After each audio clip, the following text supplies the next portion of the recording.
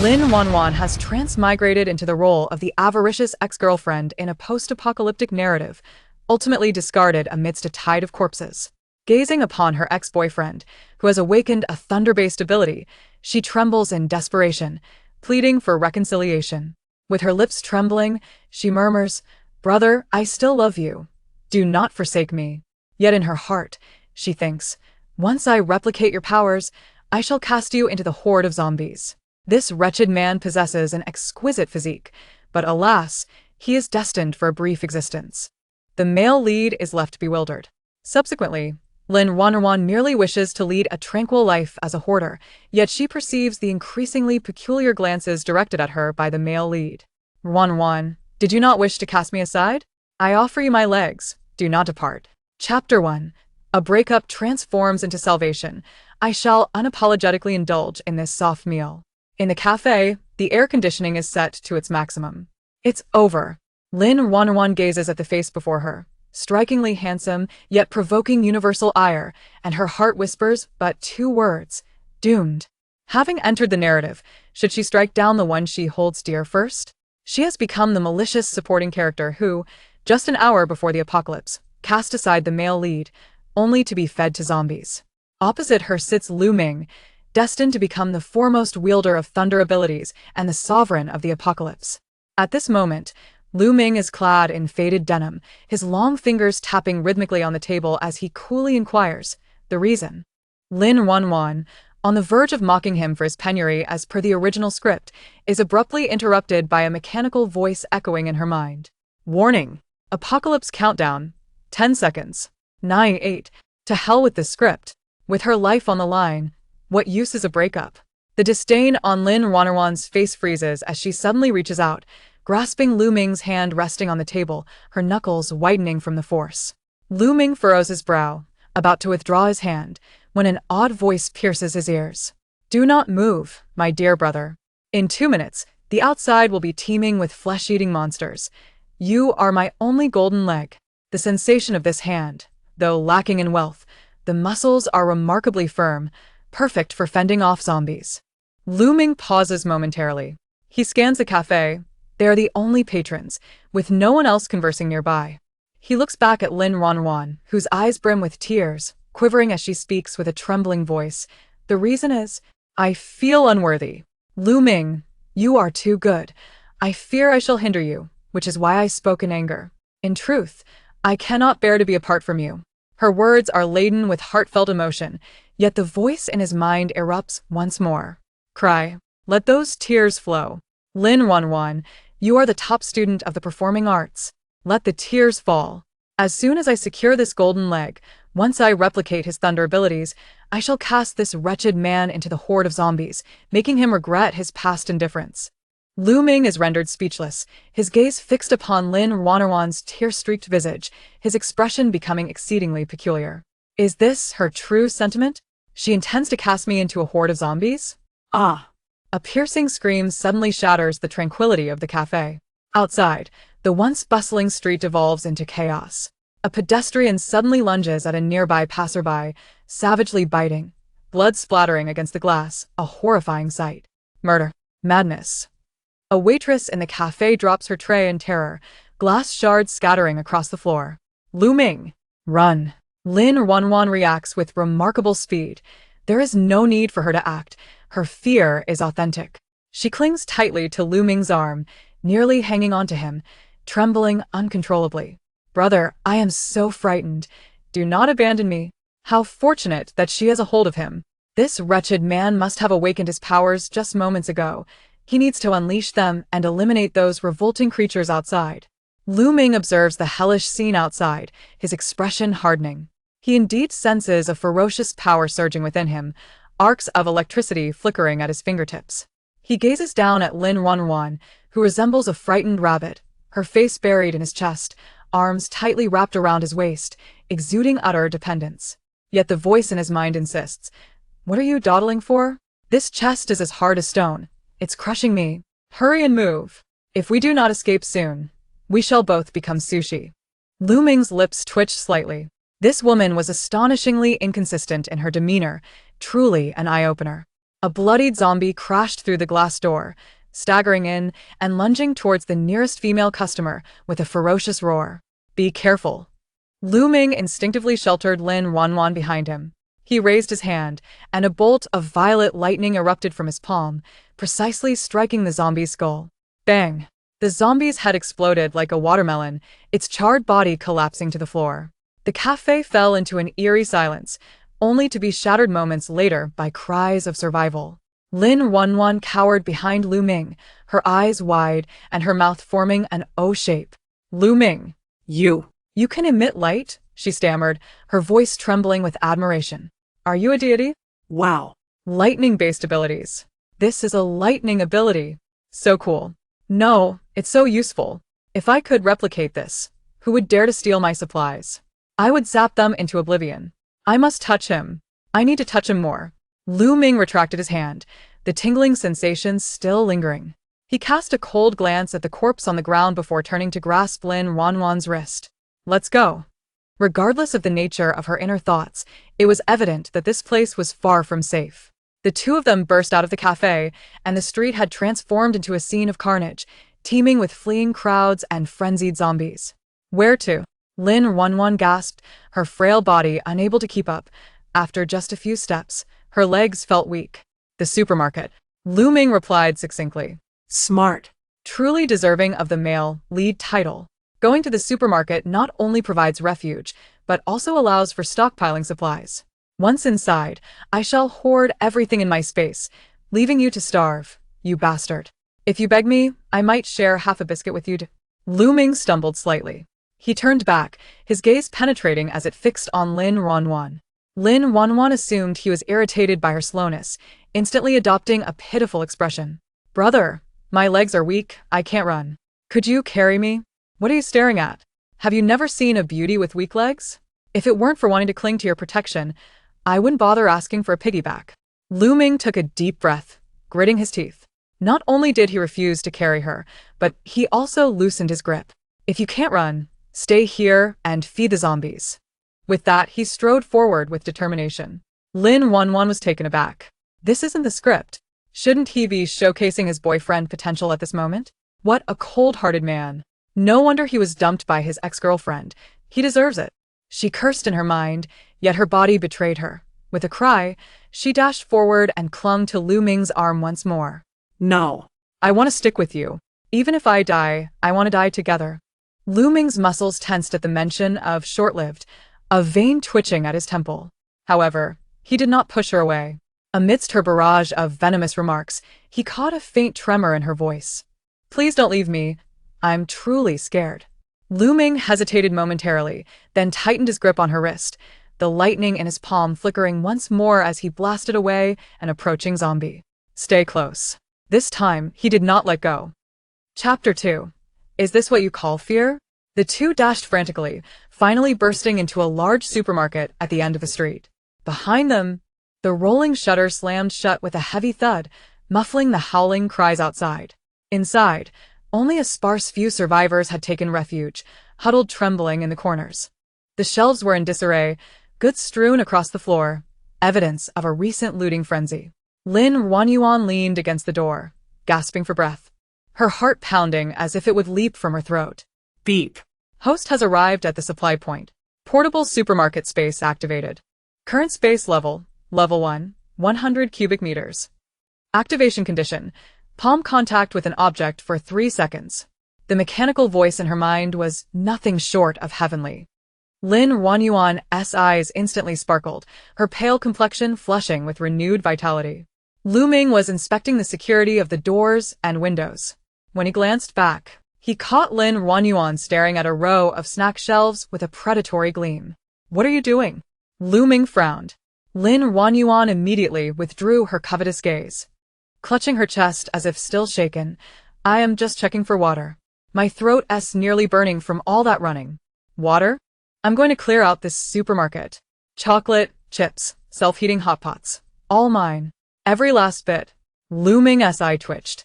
He moved aside to haul heavy objects to barricade the door, deliberately turning his back to Lin Ruanruan. Seeing his inattention, Lin Ruanruan slithered like a slippery eel into the depths of the shelves. Her left hand steadied herself on the rack, while her right hand casually rested on a case of bottled water. Silently, she muttered, "Collect." Whoosh. The entire case of bottled water vanished into thin air. Suppressing her ecstatic joy, she maintained a facade of anxious searching. That box of ham sausages, collect. Those compressed biscuits over there, collect. Sanitary pads? Absolutely must collect. These are precious commodities in the apocalypse. Forget the condoms over there. That jerk probably won't need them, just taking up space. As Lu Ming moved a cabinet, his hand slipped, nearly dropping it on his foot. He cast an indescribable look toward Lin Ruanruan not far off. The delicate girl, tears feigned on her cheeks, appeared terrified while ruthlessly harvesting supplies. Wherever her hand passed, goods mysteriously diminished. To avoid suspicion, she left the outer packaging intact, only extracting the contents. Hee, fortune smiles upon me. That fool Lu Ming is still busy barricading the door. By the time he has done, there'll be nothing left but air. Then I'll claim it was all looted, and pretend to pull a piece of bread from my pocket to share with him. He'll be so touched. Lu Ming suddenly lost all desire to barricade the door. He wished to fling the woman out. Just then, a sharp female voice rang out from the other end of the shelf. "Lin Ruanruan? What are you doing here?" Lin Ruanruan froze. Turning to see a girl in a white dress, her face dusted with grime yet still exuding delicate charm. It was Su Wan, the original female protagonist of the story. And the White Lotus Lin Ruanruan despised most. Su Wan was momentarily stunned upon seeing Lin Ruanruan, then her gaze shifted to Lu Ming nearby, her expression instantly complex. "Lu Ming, you're here too?" Su Wan hurried over, ignoring Lin Ruanruan and turning red-eyed toward Lu Ming. "You scared me to death just now. I'm so glad you're alive. I always knew good people are blessed." Then she glanced at Lin Ruanruan, her tone tinged with reproach and superiority. "Ruanruan, how could you be so thoughtless? In that situation earlier, you still wanted Lu Ming to protect you? Do you realize you nearly got him killed? Since you've broken up, stop clinging to him and causing trouble." This barrage of moral coercion and sowing discord would have enraged the original Lin Ruanruan. Lin Ruanruan blinked, tears suddenly welling up. She lowered her head, fingers twisting the hem of her clothes, voice barely audible. "I'm sorry, Su Wan. I know I'm useless. I was just too scared. Lu Ming is my only support. I don't want to leave him." Bah. "You White Lotus. I earned my place by my own strength. What is it to you? What is that pristine white dress doing in the apocalypse pretending to be a fairy? When the zombies come, that white dress will be drenched in blood. And you say I'm causing trouble? Lu Ming's lightning just now was to save me. Who do you think you are?" Lu Ming had been somewhat irritated by Su Wan's words, but hearing Lin Ruanruan's unspoken thoughts, a faint curve tugged at the corner of his mouth. Su Wan, seeing Lu Ming smile, mistook it for agreement and grew even more fervent. "Lu Ming, look at her, still just crying. We're a team now. We can't have dead weight. Even though she's your ex, for everyone's safety," Lu Ming interrupted abruptly. Stepping to Lin Ruanruan's side, one arm draping her shoulder, pulling her closer. Lin Ruanruan stiffened. "What the hell? Has this jerk lost his mind? Or is he trying to use me as a shield? Don't think a hug will stop me from looting your supplies. Hands off. You're ruining my flow." Ignoring the clamor in his mind, Lu Ming fixed Su Wan with a cold gaze. If she hadn't been alert and pulled me away, I might still be dazed. Also, we never broke up.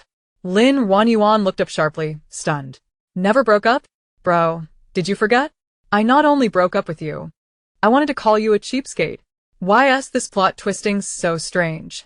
Maybe he's rekindling feelings because he just touched my 3060? Lu Ming's hand tightened painfully on her shoulder. Ah! Lin Ruanruan cried out. Leaning close, Lu Ming hissed into her ear, teeth clenched. "Shut up. Think nonsense again, and I'll throw you out." Lin Ruanruan immediately covered her mouth, eyes wide and innocent. "Why so fierce? All because you have powers? Once I copy your abilities, first thing I'll do is shock you till you foam at the mouth." Taking a deep breath, Lu Ming felt his lightning powers threatening to surge uncontrolled, not to fight zombies, but to use on people. This place isn't safe. The zombies will follow the scent soon. Lu Ming released Lin Ruanruan and ordered coldly, "Let us go to the staff break room upstairs. There's an iron door there." Su Wan's face paled. lips bitten in frustration, but she had no choice but to follow. Lin Ruanruan trailed behind Lu Ming gleefully, snagging another row of chocolates as they passed. Hee, another haul. Lu Ming paused, rubbing his temples in helplessness. What kind of trouble had he brought upon himself by saving this woman? Chapter 3. Touching abs is for scientific research. Got it? Upstairs, the staff break room. The heavy iron door shut, momentarily sealing death outside. Besides the three of them, two anonymous survivors huddled trembling in a corner. Night swallowed the supermarket. In the blackout, the space was deathly silent except for moonlight filtering through windows and distant flickering fires and roars. Lu Ming leaned against the wall, eyes closed, resting.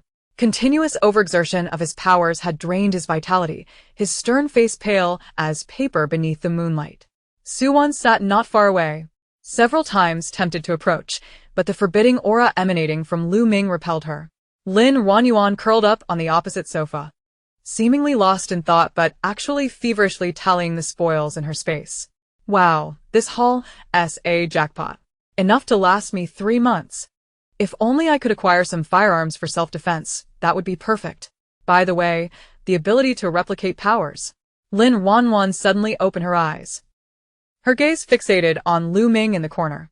A system notification popped up. To replicate powers, physical contact for over 10 seconds is required. The greater the contact area, the higher the success rate, with an increased chance of mutation. Lin Ruanruan swallowed hard, her eyes uncontrollably drifting towards Lu Ming. Did the progress bar not increase when I hugged my arms just now? Could it be because of the clothing? Is direct skin contact necessary? Her gaze fell upon Lu Ming's exposed collarbone and the faint outline of his abs beneath. This is so embarrassing. However, for the sake of survival, I suppose I must reluctantly sacrifice my modesty. Though Lu Ming had his eyes closed, Lin Ruanruan's unabashed gaze swept over him like a searchlight, her shameless thoughts rendering him unable to sleep. Just as he contemplated opening his eyes to tell her to back off, he felt the sofa sink beside him. A faint, pleasant fragrance wafted his way. Brother Lu Ming, Lin Ruanruan whispered softly, "Are you feeling unwell? You look so pale." Lu Ming remained still, ignoring her.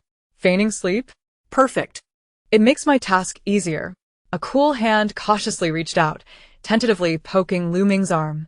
Seeing no reaction emboldened her. Lin Ruanruan's hand slipped under his shirt. Wow. This feels incredible. Is this what an 8-pack looks like? So warm. Hurry, system. Process my request. System. Contact established. Replication in progress. 12. Lu Ming's body tensed instantly. That hand roamed over his abdomen, the cool touch sending electric shivers down his spine. Had this woman gone mad? Suwon and others were still watching. Why is this taking so long? Why is this infuriating man so tense? Relax, or how can I extract the essence? Unable to endure any longer, Lu Ming abruptly opened his eyes and seized the mischief-making hand. What are you doing?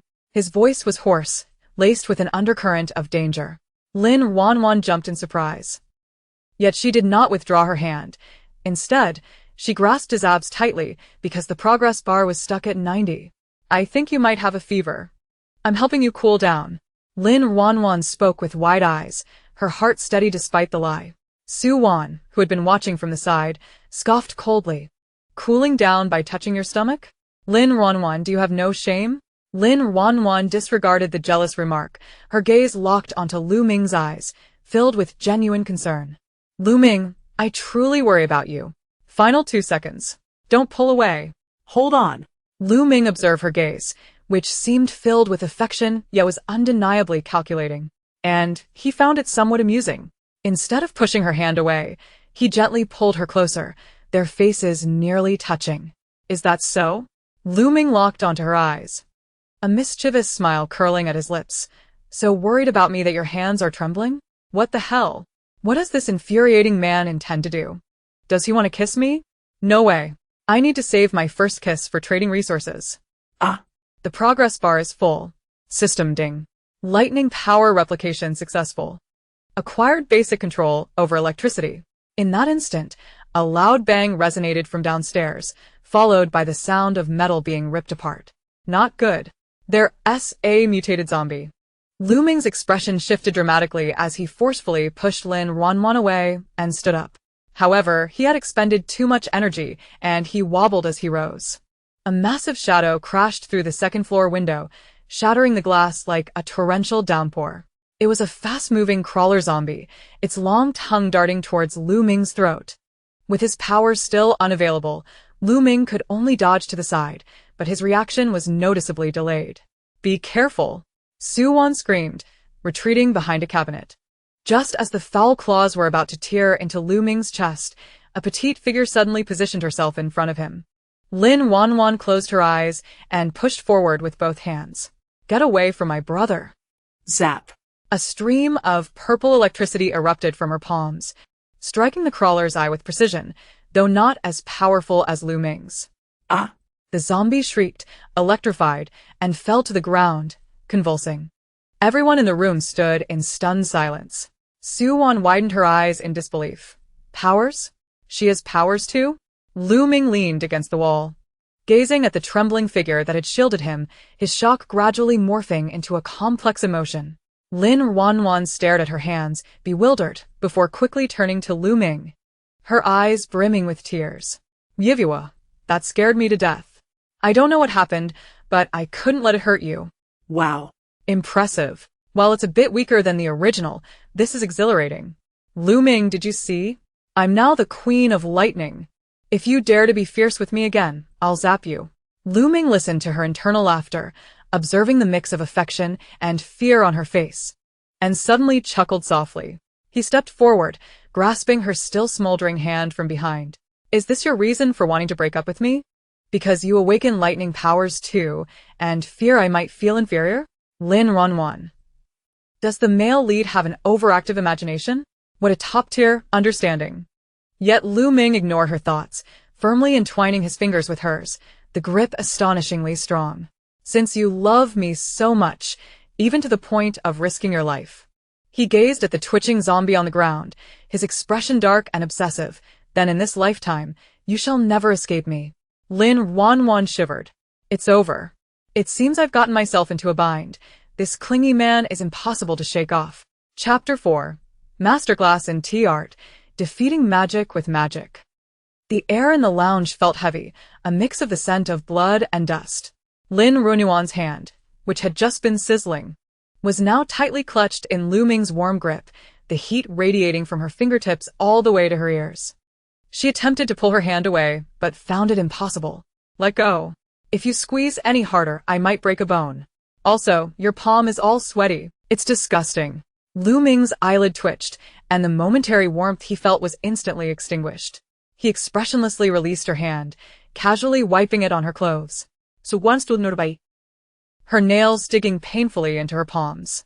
The look in Lu Ming's eyes when he gazed at Lin Ruanruan was a complexity and indulgence she had never witnessed before. How could this happen? A mere waste who could only cry, fortunate enough to awaken powers, suddenly rise to prominence? Taking a deep breath, Su Wan adjusted her expression to one of gentle charm, retrieving an unopened bottle of Evian water from her Chanel bag. She bypassed Lin Ruanruan and walked directly to Lu Ming. "Lu Ming, have some water." Su Wan's voice was sweet enough to draw tears, her eyes filled with concern. "You must be parched after expending so much energy. I saved this just for you. I've been reluctant to drink it." Upon concluding her words, she cast a meaningful glance at Lin Ruanruan, sighed softly, and remarked, "Unlike some who merely cower behind you, screaming, even after awakening their abilities, they remain burdens who only take without giving. They once scorned you for your poverty, and now that you've grown formidable, they cling to you again. Such girls harbor far too complex intentions." Though the two bystanders in the lounge remained silent, their expressions unmistakably shifted. Their eyes brimmed with disdain as they fixed their gaze upon Lin Ruanruan. Lu Ming refrained from fetching water, wearing an enigmatic smile as he observed Su Wan. Before he could speak, a stifled sob pierced the air. Lin Ruanruan's eyes instantly reddened, resembling a frightened rabbit. Tears welled up and precariously lingered on her lashes, threatening to fall. Flustered, she rummaged through her meager handbag. "I'm sorry. I'm not as capable as Sister Su Wan to hide such precious water," she stammered, trembling as she withdrew a slightly misshapen piece of chocolate, peeled back the foil, and stood on tiptoe to offer it to Lu Ming's lips. This is all I have left, Lu Ming. Please, have a bit, it'll replenish your strength. At that moment, her stomach emitted an embarrassingly loud growl, resonating sharply in the quiet room. Her cheeks flushed crimson as she bowed her head in shame, yet stubbornly held the chocolate aloft. I'm not hungry, really. You eat it. Ha ha ha.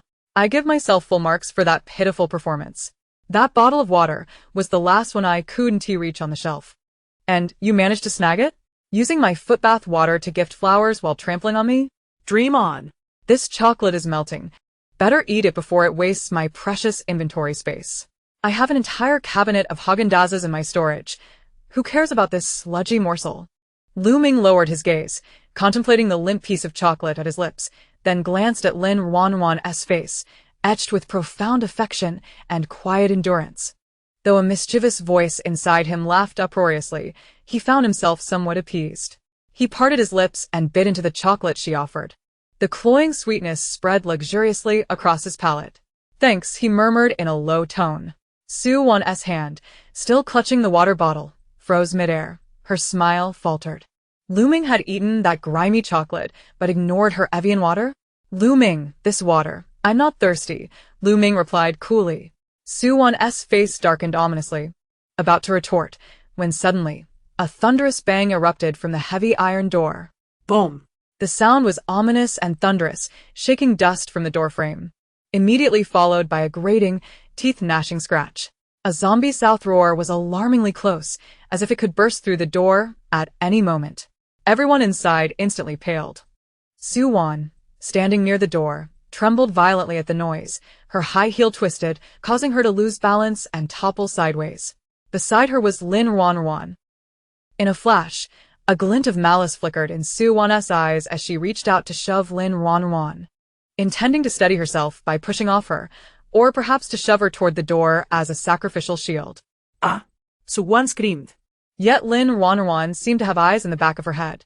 Just as Su Wan's hand neared her, Lin Ruanruan cried out in alarm, Sister Su Wan, watch out, and deftly dodged to the left, subtly hooking her right foot outward in a fluid, lightning-fast motion that even Lu Ming failed to catch clearly. Thud. Su Wan missed her target and tripped, falling heavily in a most undignified manner.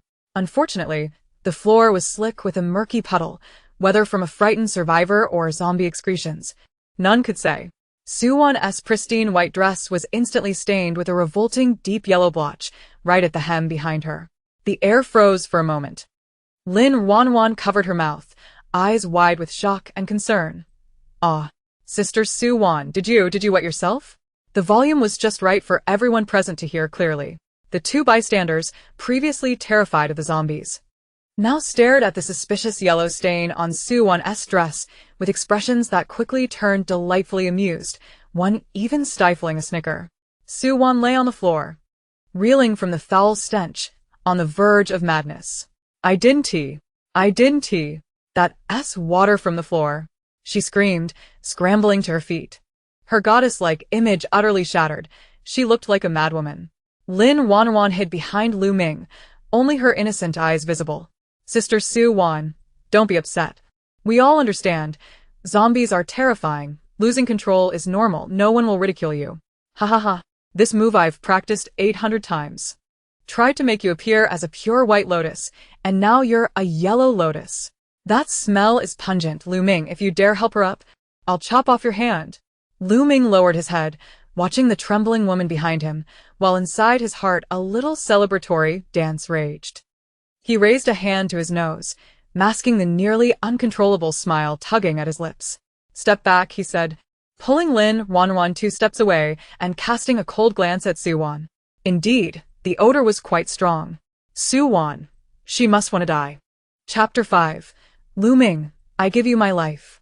The pounding against the iron door was like a death knell. The lock was severely deformed. They were forming a human ladder. Lin Ruanruan buried her face in the tactical vest behind him, her voice tinged with a cry yet resolute as if she were preparing to blow up a bunker. If we must perish, let us perish together. I would give my life for you. Lu Ming's muscles tensed instantaneously. Instinctively, he attempted to pry her hands apart, exclaiming, let go. I will hurt you. When the electric powers of the thunder system spiraled out of control, the surrounding area became engulfed in a high-voltage electric field. She was courting death.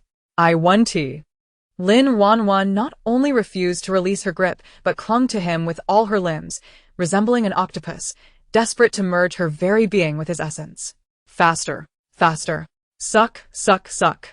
Oh my, this sensation is a bit tingling, exhilarating. Don't waste it, brother. You're leaking electricity too severely. It's a sheer waste. Give it all to me. Every bit of it. This is S-Class Thunder System essence. One sip is worth 10 days of my hard training. What a profit. The raging energy that had threatened to rupture Lu Ming's veins miraculously calmed the instant Lin Ruanruan pressed against him. The sensation was akin to gulping down a chilled Sprite on a sweltering summer day, a strange pull gently untangling his nearly collapsing meridians. Lu Ming halted, bewilderedly looking down at the small hand encircling his waist. What was she doing? Was she using her frail body to bear the backlash of his powers? The tearful oath of "I would give my life for you" detonated in his ears. His heart felt as if it had been fiercely gripped. An unprecedented pang of bitterness and heat surged to his head. This foolish woman, so terrified yet moments ago lamenting that if he died, no one would serve as her meat shield, was now truly willing to sacrifice her life for him. Was this what you referred to as clinging to one's benefactor? Lu Ming murmured softly, his previously dim eyes suddenly igniting with a terrifying brilliance. Since she dared to stake her life on him, he absolutely could not allow her to fail.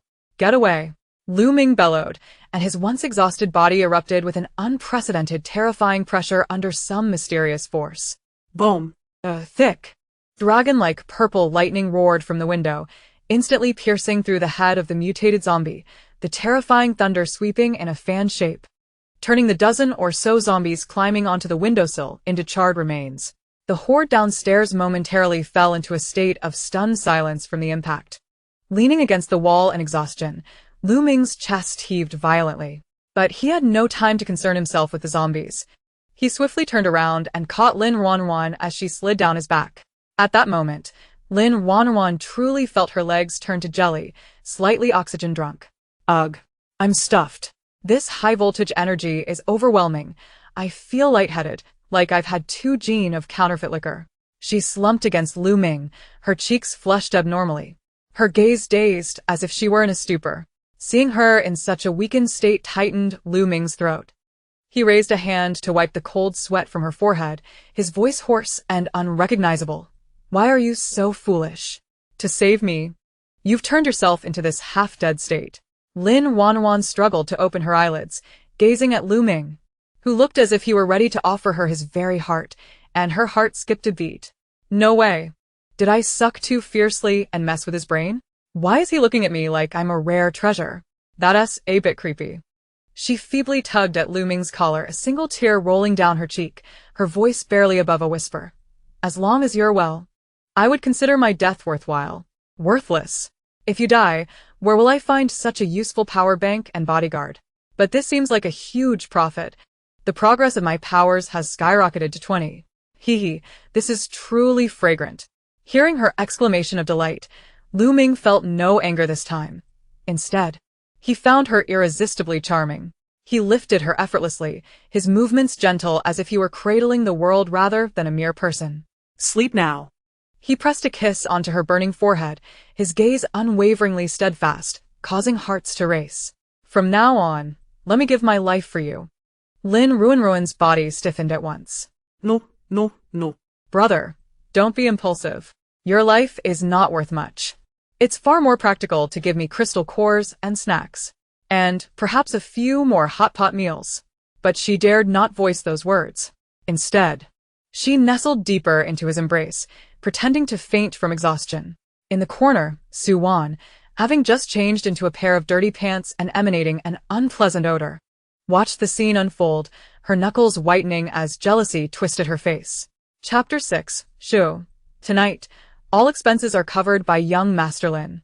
The night was as dark as indelible ink. After enduring a life-and-death battle, the survivor's strength had been utterly drained. In the second-floor lounge, Su Wan and 2 bystanders huddled in a corner, snoring like a drill, a cacophony of sounds. At the door, Lu Ming leaned against the wall. His long legs casually stretched, breathing steadily and deeply, appearing to have long departed to meet the king of dreams. Moonlight streamed through the shattered window, casting monstrous shadows of the shelves. On the sofa, Lin Ruanruan tossed and turned. She could not sleep, absolutely could not sleep. Just the thought of the vast supermarket down. Was that merely a resource? No, it was the empire she had built. They beckoned to her, calling her name. She stealthily opened one eye, glancing slyly at Lu Ming. That dog of a man seemed genuinely dead to the world, not even a tremor of his eyelashes. Heaven sent opportunity. If I don't act now, it would be a disgrace to the meal heaven has placed before me. Lin Ruanruan, like a clever cat, silently slid off the sofa, to avoid making noise. She didn't even put on her shoes, her bare, pale feet touching the cold floor. As she passed Lu Ming, she held her breath, cautiously lifting her leg, preparing to step over his long, misplaced limbs. Lu Ming remained motionless, eyes shut, looking as handsome as a statue. Well, to be fair, those legs are really long. If I were to chop them off and braise them, ugh, too gruesome. Better to keep them as a bodyguard. Lin Ruanruan tiptoed out of the lounge and darted into the passage leading to the first-floor sales area. The moment she entered the sales area, her eyes sparkled like two searchlights. If it weren't for the fear of attracting zombies, she would have howled with delight. He, my little treasures. Your sister is here to pamper you. She headed straight for the snack import section. Her hand glided across the shelves, a thought triggering an instant transformation. Whoosh! A whole row of Ferrero Rocher and Lindt chocolates vanished in an instant. To cover her tracks, Lin Ruanruan cleverly swapped out a pile of identical empty wrappers, placing them back on the shelves intact. She even took the time to blow air into the empty bags, making them appear plump and full. This is art. This is called a raccoon switching the prints. Anyone who comes next will be left dumbfounded. This wave. I'm in the stratosphere. Next was the daily necessities section. Sanitary pads? Whatever day or night, ultra-long or not, adults make no choices. She took them all. This item was worth its weight in gold in the apocalypse. Shampoo and body wash? Snagged. She aimed to be the most fragrant one in the apocalypse. Heating pads? Snatched as well. Lin Ruanruan was as ecstatic as a mouse that had fallen into a rice bin, nearly ready to take flight. As long as it caught her eye, she packed it all away, display cases included. Ding. Space capacity has reached 50. Only halfway? Help me up. I can still fit more. She ventured into the grain and oil section. Those 50-pound bags of bachang rice and barrels of jinlonggayo felt as light as feathers in her hands, disappearing with but a touch. In less than 30 minutes, she had emptied half the supermarket, as though a swarm of locusts had swept through. Only a heap of empty packaging remained on the shelves, maintaining an illusion of prosperity that mocked the next unfortunate soul. Lin Ruanruan, feeling quite satisfied, clapped her hands and casually tore open a bag of Lay's chips, shoving a couple of pieces into her mouth. Delightful. This sensation of acquiring for free is simply intoxicating. Even if I were to lie flat for 10 years in this apocalyptic world, I would still be a wealthy woman. Glancing at the time, she realized it was nearly 3 a.m. She needed to make a swift exit, otherwise, it would be difficult to explain to that perverse Lu Ming when he awoke. Lin Ruanruan tucked the unfinished chips into her bosom and stealthily retraced her steps. At the lounge door, Lu Ming remained in the same position as before, the creases of his clothes unchanged. Lin Ruanruan exhaled a sigh of relief, her anxious heart finally settling back into her chest. What a fright! Thankfully, this pig sleeps like he is in a coma. She moved cautiously, lifting her foot to step over the obstacle once more and return to the sofa. Just as her ankle crossed over his knee, a scorching hand shot out without warning, gripping her ankle with precision and strength like a vice. Lin Ruanruan gasped in surprise, losing her balance and pitching forward, his eyes at some point. The other encircled her waist, trapping her in his hold as if she were prey.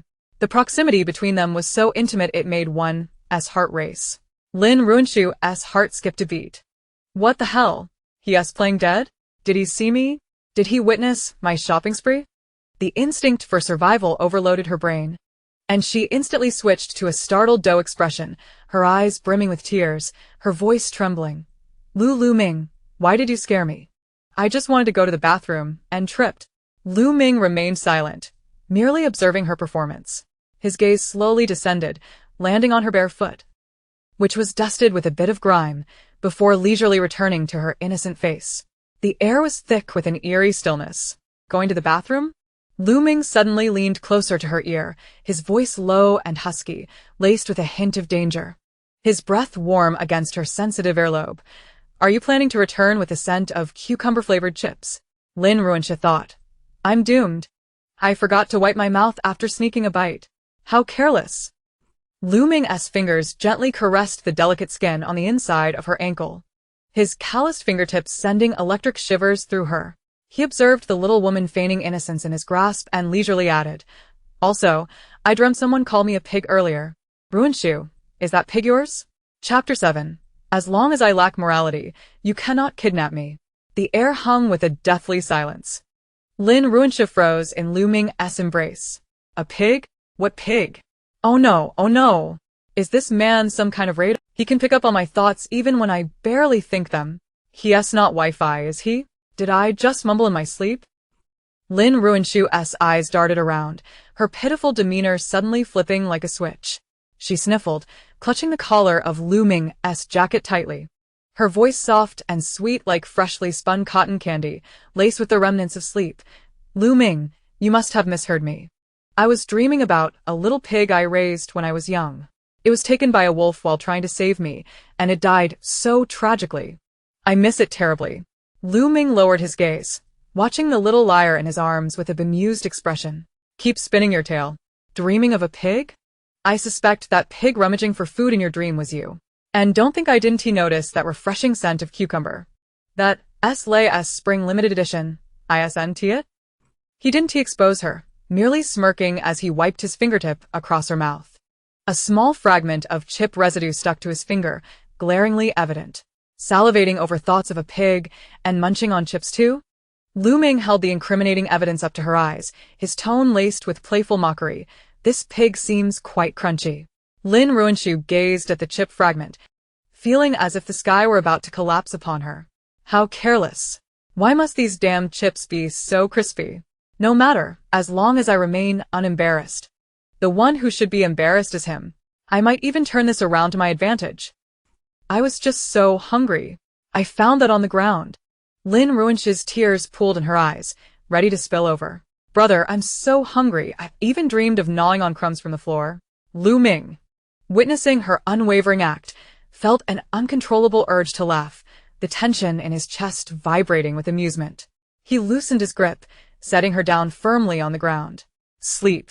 If you run around again, I'll toss you out to feed the real pigs. Lin Ruanruan, feeling as if she had been granted a reprieve, scrambled back to the sofa, pulling the blanket over her head and wrapping herself like a silkworm cocoon.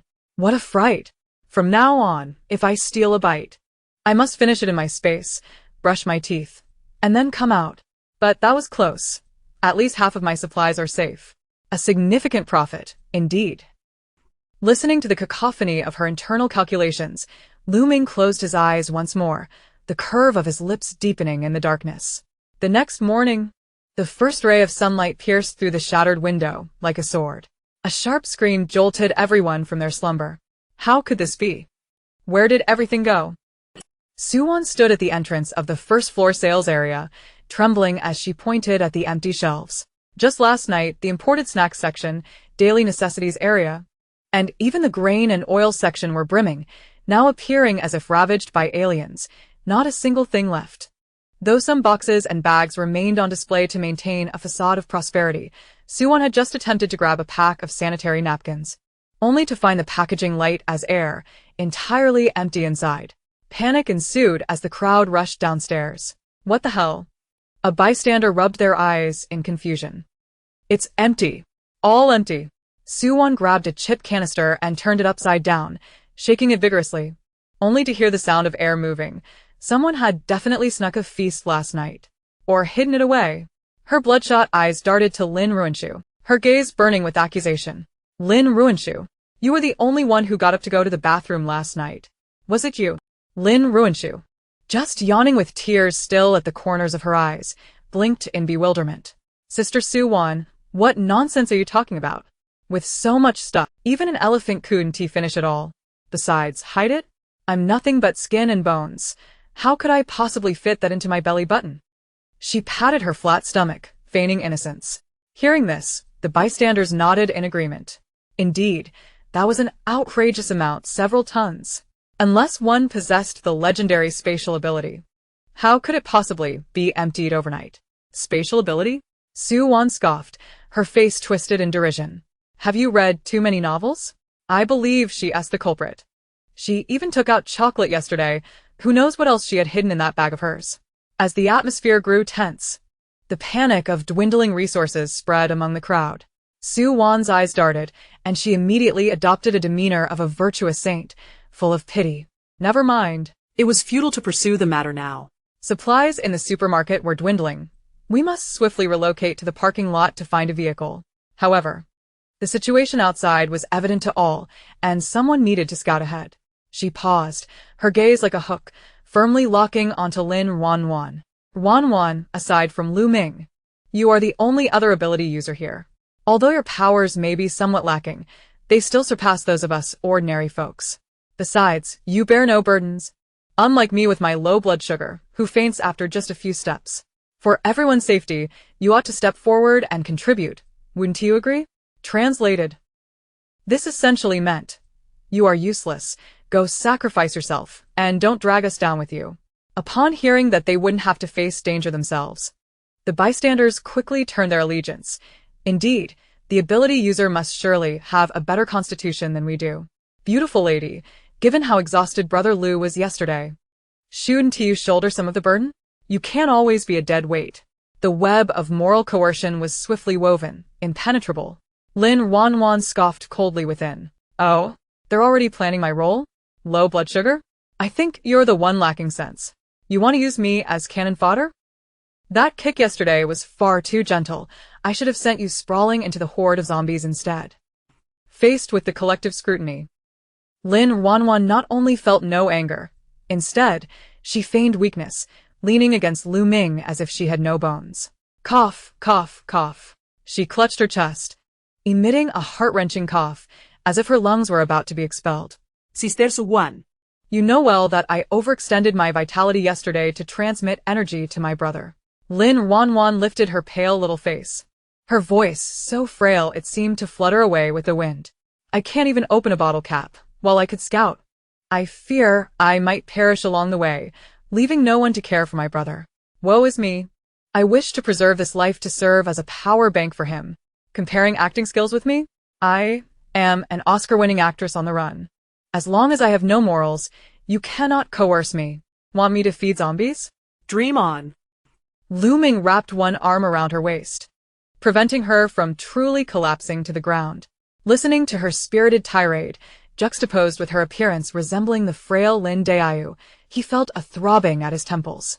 Overextending one's vitality. Last night, when you were sneaking chips, your vitality appeared quite robust, as if you could compete in a food-eating contest. Yet, he maintained a cold expression, his gaze sweeping towards the aggressive Su Wan. His fingertips flickered, and a purple arc of electricity crackled in the air with a sound that, though not loud, carried an aura of destruction that sent shivers down the spine. Crack. Su Wan recoiled in fright, as if her tail had been stepped on, her face blanching instantaneously. Who dares to voice dissent? Lu Ming's voice was as chilling as ice freshly retrieved from a frozen cavern. The bystanders immediately fell silent, huddling like quails, wishing they could bury their heads in their laps. Lu Ming casually adjusted his sleeves, his gaze landing on Su Wan's exquisitely hypocritical face, his eyes devoid of warmth.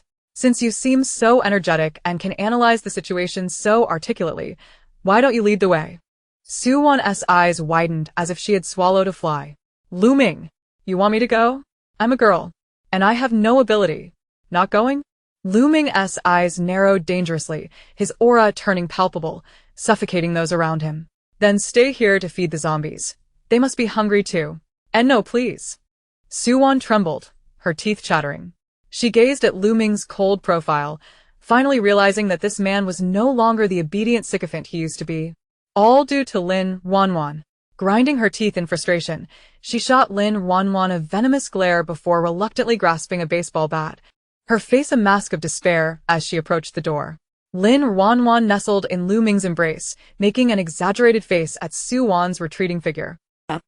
Infuriating you is delightful. Having a strong ally is a joy.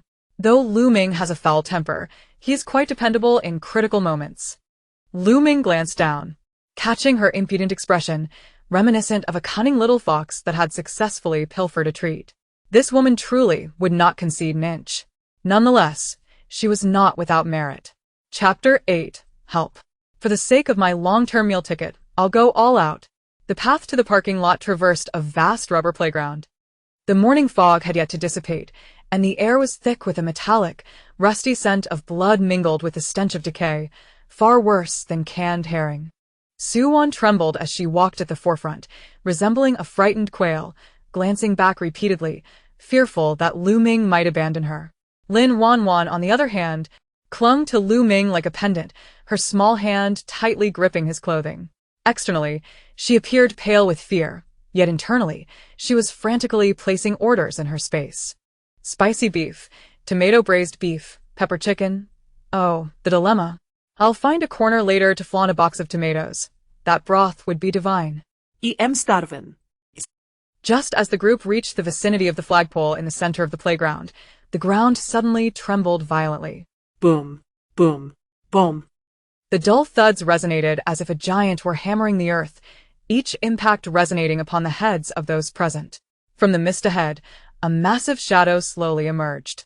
Standing nearly 3 meters tall, clad in a form-fitting blue tracksuit stretched to its limits, a rusted whistle hanging around its neck, its skin exhibited an eerie grayish hue. Muscles bulging grotesquely, veins protruding like worms, this figure resembled a monstrous version of the Hulk, fueled solely by protein powder. Roar! The giant zombie let out a deafening roar, the stench overwhelming, nearly rendering people unconscious. It's the PE teacher. One bystander's legs turned to jelly. Collapsing to the ground, their voice trembling. He mutated. This guy could bend steel bars with his bare hands before. Now, he could probably tear apart a Gundam. Su Wan, paralyzed by fear, screamed, "Ah! Help!" Tossing the baseball bat aside, she turned and fled, her movements fluid and graceful. Showing no sign of the weakness she had just pretended. This scream inadvertently bestowed the zombie with a taunting buff. Boom. The mutated PE teacher kicked the ground, the rubber track exploding into a crater. It launched forward like a cannonball, accompanied by a whistling wind. The speed was such that even Newton would be shocked. The nearby bystanders had no time to react before that gigantic hand, akin to a paddle, seized one of their heads. Crack. A crisp sound echoed. There was no chance for a scream. The bystander's head burst open like a ripe watermelon, splattering red and white across half the playground. Lin Ruanruan felt her stomach churn violently, nearly losing the chips she had sneaked the night before. Good heavens! This is too much of a violent aesthetic. This muscle-bound brute is disgusting. Just looking at him makes me nauseous. Is this the strength-type mutated zombie? Lu Ming, can you handle this? Your physique seems a tad precarious. Lu Ming's expression hardened, and he swiftly pushed Lin Ruanruan towards the nearby parallel bars. Get to safety, and don't cause any trouble. Before his words had fully registered, his palm crackled with lightning, a robust purple lightning whip lashing out towards the mutated zombie. Zap. The lightning struck the zombie's tough skin, leaving only a faint charred mark. It didn't even breach its defenses. The thickness of its hide is astonishing. How many layers of armor has it amassed? The mutated zombie, feeling the pain, instantly erupted into a frenzy, seizing a nearby lead ball rack and hurling it with the casualness of tossing a toy. Lu Ming deftly rolled to the side, his movements fluid.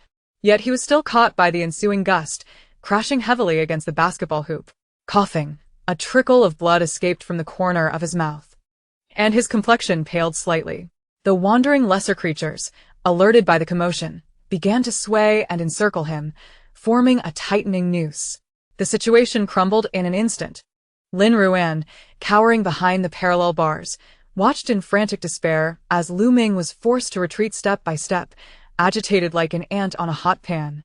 As for Su Wan, She had long since scurried into the distant equipment room, the door locked tight, too fearful to even peek out. This is it. That wretched man truly seems unable to prevail. If he falls, I will be left to confront this grotesque horde alone. My mobile air conditioner. My long-term sustenance. My bodyguard. System. Come to my aid. Is there any enhanced pesticide available? Or perhaps an atomic bomb would suffice. The system's electronic voice responded coldly. System alert. The host can replicate the abilities of the target through physical contact. The current target is an S-class strength mutant zombie, with significant risk involved. It is advised that the host evacuate immediately. Survival is paramount for offense. Evacuate? To hell with that. I haven't even consumed a fraction of my supplies. How can I survive without my bodyguard? Lin Ruan's frustration mounted as she watched Lu Ming. Just then, the mutant zombie seemed to tire of its game of cat and mouse. It casually picked up a solid lead ball from the ground, weighing it in its hand, and then, like a baseball pitcher, hurled it with ferocity towards the newly steadied Lu Ming. The ball whistled through the air if it struck. Lu Ming would undoubtedly be reduced to a mere puddle of flesh. At that moment, two agile little zombies latched onto Lu Ming's legs, rendering him unable to evade. Lu Ming! Lin Ruan's pupils dilated in horror. Before her mind could process the implications, her body acted faster than her thoughts, rushing forth. Damn it! I'm all in. What is the point of living without my long-term sustenance? For my chips. For my hot pot. Charge. Chapter 9. Out of power? Come to sister for a recharge. The lead ball, heralded by a deadly whistle, drew near. There was no avenue of escape. The atmospheric pressure around Lu Ming plummeted as he prepared to forcibly overdraw his life force to unleash a devastating blast, resigned to a mutual destruction. Just then, a petite figure darted in from the side, wielding a dark frying pan, as if it were a ladle. Clang! The thunderous clash of metal reverberated as the lead ball collided violently with the pan's base. Lin Ruan felt as if her arms had been struck by a massive hammer. Propelled by a terrifying force into Lu Ming's embrace like a cannonball, the once proud frying pan now bore a deep dent, its glory shattered. Ruan! Lu Ming's grip tightened around her hand, his breath momentarily suspended in shock. He had envisioned a multitude of scenarios, yet he could never have expected this woman, known for her cowardice and quickness to flee danger, would sacrifice herself to absorb such a blow. Lin Ruan, overwhelmed by pain, felt her insides dancing a chaotic jig. Ouch. Ouch, ouch. This is excruciating. The quality of the super is appalling. Where's the promised military-grade quality? Scammers. Refund. Lu Ming, you big fool. Why are you dawdling? My bones are about to shatter. I demand compensation for workplace injuries. Hearing her familiar, vibrant voice, Lu Ming's once cold, rigid body finally began to thaw. If she still had the energy to curse the brand, he must be safe after all. However, the powers within him had completely drained, leaving him unable to muster even a spark. The mutated zombie, enraged by its failed strike, let out a furious roar, barreling toward them like an out-of-control tank. Despair washed over him like a tidal wave. Lu Ming! Lin Ruan glared at the looming behemoth, her teeth clenched in determination. If he didn't receive a recharge soon, this long-term sustenance would be lost. Ignoring the searing pain in her arms, she pivoted sharply, cupping Lu Ming's blood-stained yet still strikingly handsome face in her hands. Brother! Look at me! She shouted, giving him no time to react. She pressed her forehead firmly against his. To an outsider, it might appear as a poignant farewell in the face of death, a profound embrace amidst the desolate ruins of the apocalypse. In reality, get up. Stop playing dead. System. Initiate reverse transmission. Transfer all the energy he left with me yesterday and the backup power supply directly to him. This is my hard-earned stash. I'm giving it all to this spendthrift of a man. I'll remember this debt. You owe me 20 meals at Heidailau in return. Zing. Electricity surged. A weak yet remarkably pure bolt of lightning coursed through their foreheads, flooding Lu Ming's drained body with invigorating energy. Lu Ming's previously foggy mind instantly cleared, as if a parched traveler had stumbled upon an oasis. No, it was even more intense. This energy, though of the same origin, was gentler and purer than his original powers, as if it had undergone meticulous refinement. He gazed incredulously at the girl, so close before him. She was eyes closed, long lashes trembling with pain, her small face as pale as a sheet, yet she maintained her grip unwaveringly. Reverse transmission of abilities? In this apocalypse, that was akin to carving oneself to feed the eagles. Lu Ming swallowed hard, his voice hoarse and raspy. For him, she was willing to go this far? Hurry up. Are you done? This pose looks so cringe. And his lashes are so long. They're tickling my face. Forget it, I'm all in. Everything to you. Lin Ruanruan felt a pang of regret. This was her lifeline, practically slashing her own artery. With the last shred of energy injected, the once dull depths of Lu Ming's eyes erupted into a brilliant, deep purple, a terrifying wave of energy radiating from him, causing nearby debris to levitate. Boom. The approaching lesser zombies were swept away by the force, akin to kites severed from their strings. Lu Ming grasped Lin Ruan's head. Securing her tightly against his che, Lin Ruanruan peeked out from Lu Ming's embrace, her gaze fixated on the still smoldering pit. Her mouth forming an astonished O, ample enough to accommodate an egg. What on earth? This is not merely a supernatural ability, it's akin to a human nuclear bomb. This venture is a tremendous profit. Lu Ming, exhausted, knelt on one knee yet stubbornly held onto the girl in his arms. As if cradling a rare treasure, he had recovered. Lowering his head, he beheld her dust-covered face, the aloof mask she typically wore utterly shattered, leaving only an overwhelming tenderness in his eyes. Ruanruan, he uttered, his voice hoarse, laced with an unprecedented solemn promise. From now on, even if you desire the stars in the sky, I shall pluck them for you. Lin Ruanruan blinked, utterly bewildered. Forget the stars. They can't be eaten and weigh less than 2 taels of meat. Can you get me that crystal core? It looks like an S-rank and must be quite valuable. Hearing her blunt thoughts, Lu Ming found himself amused rather than angered, his chest vibrating with a low chuckle. Chapter 10. The Power of Love? No. It's the will to survive. Thick clouds of smoke lingered in the air. Following the terrifying thunderous Kylan's dispersal, a charred scent permeated the atmosphere. Everyone gasped for breath, their eyes glued to the massive crater. Had they triumphed? Lu Ming knelt, his chest heaving violently. That last strike had drained him of all energy. Even lifting a finger felt laborious. Lin Ruanruan, poised to exhale a sigh of relief, was already calculating in her mind. This is a sure win. With the S-rank crystal core in hand, I'll upgrade my space when we return and plant some strawberries. A piercing scream suddenly erupted from the depths of the pit, shattering her reverie. The sound was not of a living creature but rather akin to the wails of a vengeful spirit from the underworld. A charred figure catapulted from the pit. It was not dead. The mutated zombie, half its body carbonized, was missing its left arm and half its head, yet its remaining single eye shone with a more frenzied red light. It recognized that the man who emitted electricity was formidable. Thus, its lone remaining claw targeted Lin Ruanruan, the most delicate and seemingly vulnerable morsel in Lu Ming's arms. The speed was blurring. Watch out! Lu Ming's pupils constricted as he instinctively sought to expend his life force to forcibly activate his powers once more. However, his body's exhaustion delayed his movements by a mere half-second. In that fleeting moment, the stench of blood rushed toward them. The gaping maw, dripping with foul saliva, loomed before Lin Ruanruan, revealing bits of flesh lodged between its jagged teeth. Fear coursed through Lin Ruanruan, her body bristling as tears streamed down her face. Ah! Brother! Help me! She cried out, but her body reacted more honestly than her mind. The instinct for survival seized control at that moment. Save you? You want to eat me? I'll smash your teeth. Her hands flailed in the air, as though paralyzed by fear. Yet unbeknownst to anyone, a solid threaded steel rod from the spatial hardware zone materialized in her palm. Without a moment's hesitation, fueled by a fierce resolve, she thrust it forward. A muffled thud echoed as metal pierced through rotten flesh.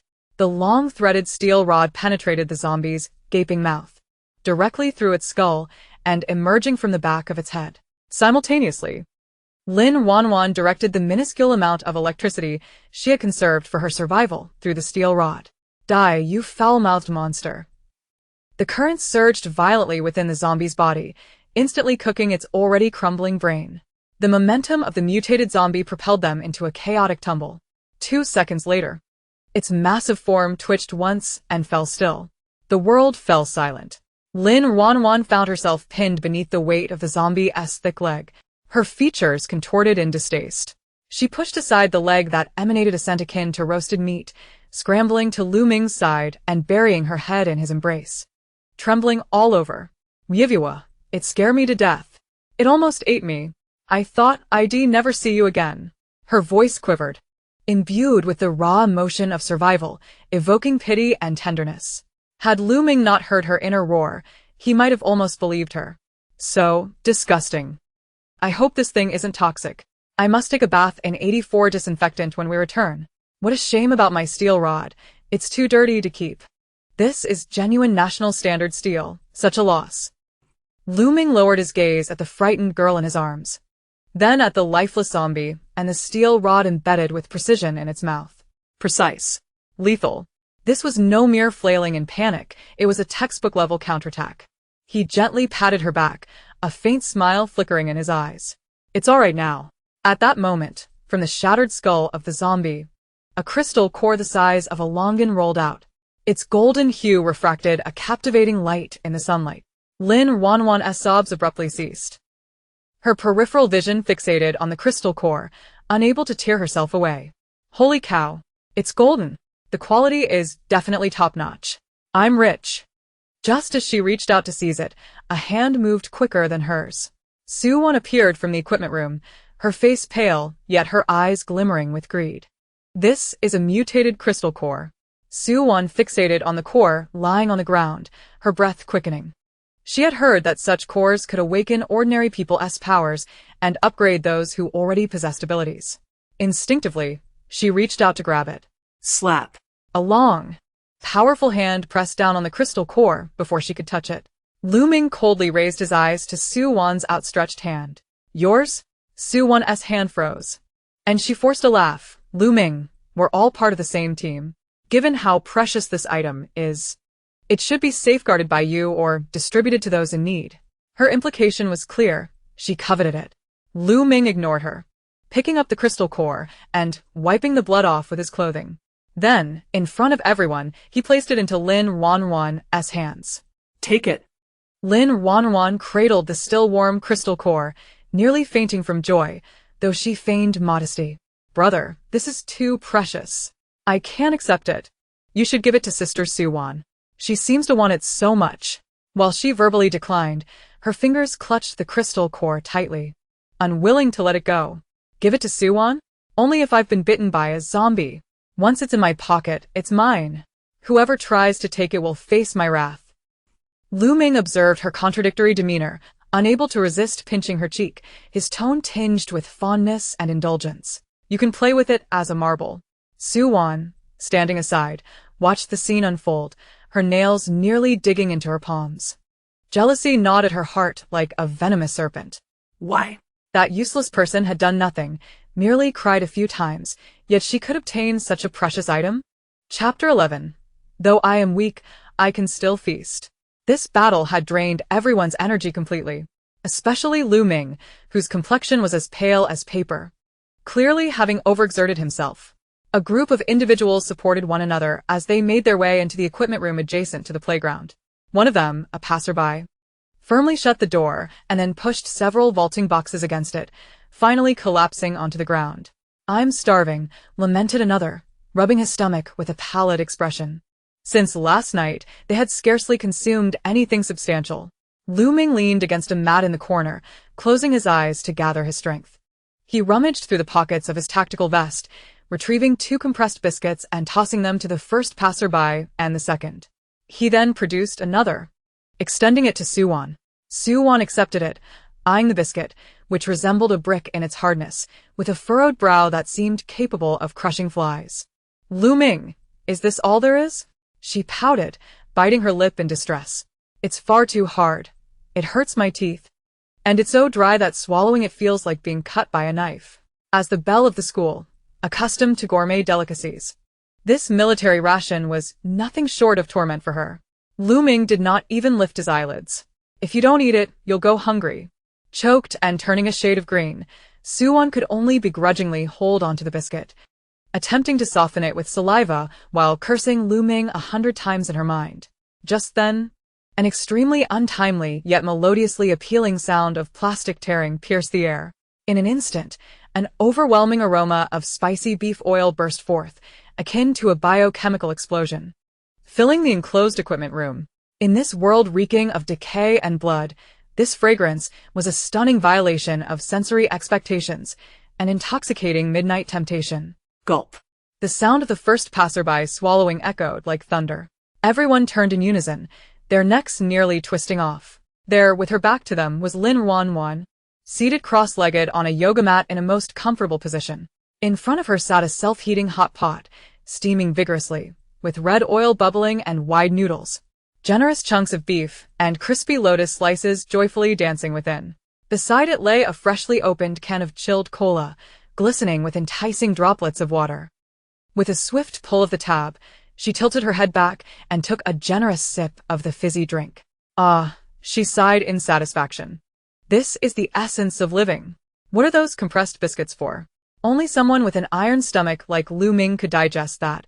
My delicate constitution deserves better. The compressed biscuit in Suwon's hand instantly lost its allure, almost prompting her to discard it. She widened her eyes, incredulous, staring at Lin Ruanruan. Where on earth did you get that hot pot? Lin Ruanruan turned back, her lips flushed from the spice, wearing an expression that suggested there was nothing extraordinary about it. I brought it in my bag. She pointed to her seemingly tiny backpack, which appeared to hold no more than 2 books. You must be joking. Suwon Sriketh, utterly exasperated. That bag is so small. How could it possibly contain a hot pot and cola? Do you think you're Doraemon? Lin Ruanruan tilted her head defiantly, spinning a tail with conviction. Sister Suwon, a girl's bag is a realm of its own. Don't you know? It's common knowledge. Humph. It infuriates you. I have space. So, I can be willful. Don't just talk about hot pots. If I wanted, I could pull out a durian to smash you. I have resources. And I take pride in it. What can you do about it? Suwon was left speechless, her gaze fixated on the pot of bubbling red oil, her mouth watering uncontrollably. The aroma was simply irresistible. She couldn't help but step forward 2 paces, adopting a tone of righteous indignation. Ruanruan, this is a critical time. Resources should be distributed evenly. We are a team, and it isn't fair for you to indulge alone. Though the first and second passers-by said nothing, their eyes were unmistakably pleading for a share. Lin Ruanruan picked up a piece of tender beef, waving it enticingly in the air, the scent wafting around them. But there's only 1 box, she sighed dramatically, feigning difficulty, and this was specifically saved for my brother to regain his strength. With that, she moved to Lu Ming's side, as if presenting a treasure. She picked up the piece of beef, blew on it to cool it down, and offered it to his lips. Brother, open wide. Her voice was sweet to the point of being syrupy. I saved this for you. You must be famished after battling that monstrous creature. You need to replenish your energy. Lu Ming opened his eyes, gazing at the morsel near his mouth. Then at Lin Ruanruan's sparkling eyes, brimming with affection. Her internal monologue echoed in his ears. Eat. Quickly. Stuff yourself. Only when you're full will you have the strength to protect my resources. This is an essential investment, you understand? A long-term patron must be maintained. Oh. The agony over this piece of meat. It's one of the last boxes of spicy flavor. Lu Ming, you better not disappoint me. A hint of amusement flickered in Lu Ming's eyes. Investment? Long-term patron? Quite an apt description. He opened his mouth, taking a bite of the beef, inadvertently nibbling at the tip of her chopsticks as well. The flavor was delightful. He chewed leisurely, yet his gaze remained locked on Lin Ruanruan's face, carrying an ambiguous intensity. Lin Ruanruan flushed, feeling a jolt as she quickly withdrew her chopsticks. What a dog of a man. If you're going to eat meat, why look at me? Your gaze could spin silk. This is unfair. Suwon watched the 2 of them flaunt their affection without a care in the world, her frustration reaching a boiling point. She bit down harshly on the compressed biscuit, venting all her grievances upon it. Crack. The crisp sound resonated sharply in the quiet equipment room. Holding her jaw, tears instantly welled in Suwon's eyes. My tooth cracked. Just then, a deep, powerful roar of an engine echoed from the far end of the playground, followed by an audacious honking. Beep beep. Someone's coming. The first passerby leaped up in excitement, recognizing the sound of a high-powered vehicle. We're saved. Lu Ming swallowed the last of the wide noodles, his expression turning icy. At this moment, to drive into the campus with such fanfare would require either foolishness or madness, or perhaps it was the audacity of nefarious villains. Chapter 12. A Hummer at our doorstep? Such good fortune. The iron door of the equipment room swung open with a resounding clang. At the entrance to the playground stood a heavily modified black Hummer, resembling a rampaging steel beast, reeking of blood. A fresh severed zombie thigh hung from the menacing bumper. Dark red blood trickling down the headlights. A ring of welded steel spikes glimmered ominously in the sunlight, sending shivers down one's spine. With a dramatic drift, the tires screeched against the ground, leaving 2 black skid marks as the Hummer came to a halt in the center of the playground. The door swung open, and several boys armed with fire axes and baseball bats leaped out, swaggering with an air of bravado. Leading them was Zhao Kuo, known for his buzz cut and a necklace that resembled a thick golden chain, his flabby face quivering with arrogance. The notorious rich bully of the school. He surveyed the scene with a condescending grin. Oh, aren't these our school survivors? Quite good at hiding, aren't we? He jingled the car keys in his hand, his gaze sweeping over the group before landing on Lu Ming, whistling playfully. Lu Ming, I've heard you awakened lightning abilities. Was that commotion earlier you're doing? Quite impressive. With a wave of his hand, the underlings behind him immediately dispersed, forming a fan-shaped encirclement. Lu Ming rose, brushing the dust off his clothes, and discreetly shielded Lin Ruanruan behind him. What's the matter? Speak plainly. Zhao Kuo grinned, revealing a set of smoke-stained teeth. I've taken a liking to your abilities. How about teaming up with me? I have a vehicle, supplies, and a broader vision. Together, we could thrive in this apocalypse. As he spoke, his murky gaze slid past Lu Ming and fixated on Su Wan and Lin Ruanruan, his eyes turning lecherous and overtly crude. Perfect timing. My brothers have been restless lately. That girl in the white dress is mine, and the younger one can be a consolation prize for the boys. The color drained from Su Wan's face in an instant. However, in the next moment, her eyes darted between Zhao Kuo's heavily armed Hummer and Lu Ming. Though Lu Ming was formidable, he was currently unarmed and unable to provide even a meal. Zhao Kuo had the vehicle, the manpower, and a truckload of supplies. Without a hint of hesitation, Su Wan wiped away her tears, tidied her disheveled hair, and forced out a pitiful smile, rushing out from behind Lu Ming. Is that you? Alco. How wonderful! I knew you would come to rescue me.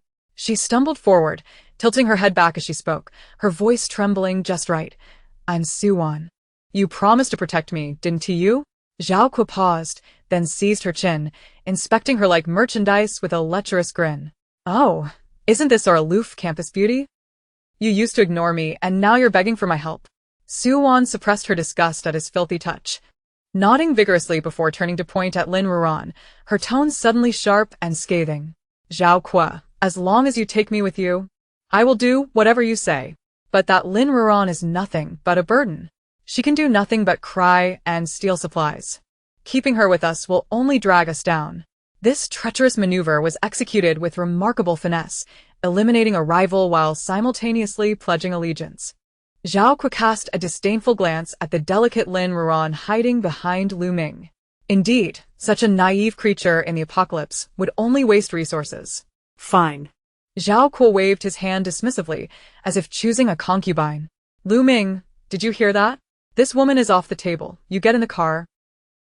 And we leave. The air seemed to freeze at that moment, all eyes fixated on Lu Ming. Lin Ruanruan's fingers tightened around the hem of Lu Ming's shirt. This is it. Zhao Kuo may seem foolish, but he's heavily armed. Lu Ming wouldn't he actually abandon me for his own future, would he? If he dares to throw me aside, I'll unleash the stinky tofu from my storage. Let us take them all down together.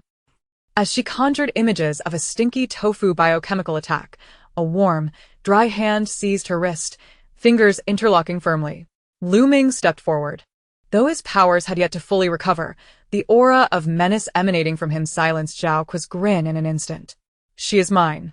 Lu Ming's voice was low yet icy, each word striking like a hammer to the heart. He glared at Zhao Kuo, his gaze sweeping over the Hummer. His tone as calm as if stating a fact. The vehicle is also mine. The crowd fell into stunned silence. This was audacious. Zhao Kuo took a moment to regain his composure, his face contorting with rage. You're asking for death. Since you want to die, I'll make it happen. Brothers, Attack. kill the men and take the women. With that, several underlings brandished baseball bats and axes, charging forth with wild shouts. Suvan screamed in terror. Retreating behind Zhao Kuo, but a glint of malicious delight flashed in her eyes. Lu Ming, this is all you're doing. How foolish to offend Zhao Kuo over a useless Lin Ruanruan. The chaos was about to erupt. Lin Ruanruan, protected behind Lu Ming, appeared to tremble like a frightened quail. Yet her wide eyes darted around with alarming intensity. She fixated on the bulging pocket on Zhao Kuo's left side, where a black car key was partially exposed as he raged. Let the fight begin. What an opportunity. That's a Hummer. All-terrain, with bulletproof modifications. If I get that vehicle, I won't have to worry about spilling hot pot on the road. Lin Ruanruan swallowed hard, her mind racing with calculations. If I can just get within 10 meters, my space can reach 5 meters, but I need to get closer. Lu Ming, move 2 steps to the left. Yes. That's the direction. You're my savior. She feigned panic, screaming, "Aw, how terrifying," while subtly tugging at Lu Ming's belt to steer him towards Zhao Kuo. Lu Ming blocked a bat aimed at him with one hand, feeling her incessant chatter at his back, and his lips twitched in exasperation. This woman. At a time like this, she was only thinking about how to steal the car keys? Did she really see him as a versatile bodyguard and errand boy? However, with a steely gaze, Lu Ming kicked a charging underling aside and surged towards Zhao Kuo. If she wanted it, he would seize it for her, as a toy. Chapter 13. Reject the saintly mother. The Green Tea Campus beauty is thrown to the zombie horde. The wind whipped through the playground, stinging faces with grit. At Zhao Kuo's command, 5 armed underlings lunged forward like ravenous wolves. Kill him. The vehicle and the woman are ours. Lu Ming remained rooted in place.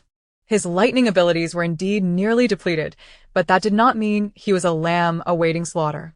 The yellow-haired thug charging at him let out a scream before Lu Ming's knee collided with his abdomen, sending him flying back like a cooked shrimp, toppling his 2 companions in the process. Lin Ruanruan clung tightly to Lu Ming's belt, peeking out from behind him, seemingly terrified, but her eyes darted calculatingly. Zhao Kuo is still 10 meters away. Too far. My spatial reach won't make it. As she mentally computed coordinates, she shouted, "Brother, be careful." To your left. No, wait, there's someone on your right too. It's too scary. Lu Ming elbowed an attacker into unconsciousness, his temples throbbing at her incessant noise. This woman was directing everything by guesswork, relying solely on shouting. Yet, he maintained his composure, subtly adjusting his position, appearing to retreat while actually inching closer to Zhao Kuo. At that moment, only Zhao Kuo and 2 hesitant underlings remained. Zhao Kuo glared at the moaning bodies strewn about, his expression dark enough to curdle milk. He anticipated this pretty boy to be such a formidable opponent. You useless fools. Lu Ming, I'll personally send you to your grave. He picked up a discarded metal pole from the ground, swinging it with a whoosh as he charged forward like a raging bull. Lu Ming's eyes glinted coldly as he leaned back, the iron rod narrowly missing his nose. Lin Ruanruan, hiding behind him, brightened as if illuminated by 200-watt bulbs. Now's the time. I've closed in. She used Lu Ming's body as cover and subtly made a grabbing motion in the air with her right hand. Zhao Kuo was about to launch another attack. Blinded by rage, he didn't notice the faint sensation at all. Zhao Kuo roared, raising the iron rod high and bringing it down. But this time, Lu Ming didn't dodge. His pitch-black eyes showed no trace of panic, only a hint of mockery. Idiot. Before the word even fully left his mouth, a faint yet dazzling purple arc of electricity flickered at Lu Ming's fingertips. Crack. The current struck Zhao Kuo's wrist. Half his body went numb, and the iron rod clanged to the ground. He staggered back in terror, realizing he had underestimated Lu Ming's recovery. Seeing the situation turn against him, he suddenly grabbed Su Wan, who was trembling nearby, and roughly locked an arm around her neck, pulling her in front of him as a shield. Don't come any closer. One more step, and I'll snap her neck. Su-won was completely stunned. Srokwa. What are you doing? It's me, Su-won. She struggled, her face flushed red. Shut up, you bitch. At a time like this, you're supposed to take the hit for me. Zhao Kuo snarled viciously. While dragging Su-won backward, he cast a glance at the Hummer. Lu Ming, weren't you trying to play the hero? If you don't want her to die, get out of my way. Lu Ming stood with his hands in his pockets. Expression indifferent. Be my guest. Su-won felt as if she'd been struck by lightning. She stared at him in disbelief. He really didn't care whether she lived or died. Zhao Kuo was also momentarily stunned, then gritted his teeth. Fine. Ruthless enough. If you don't want her, then I'll take the car.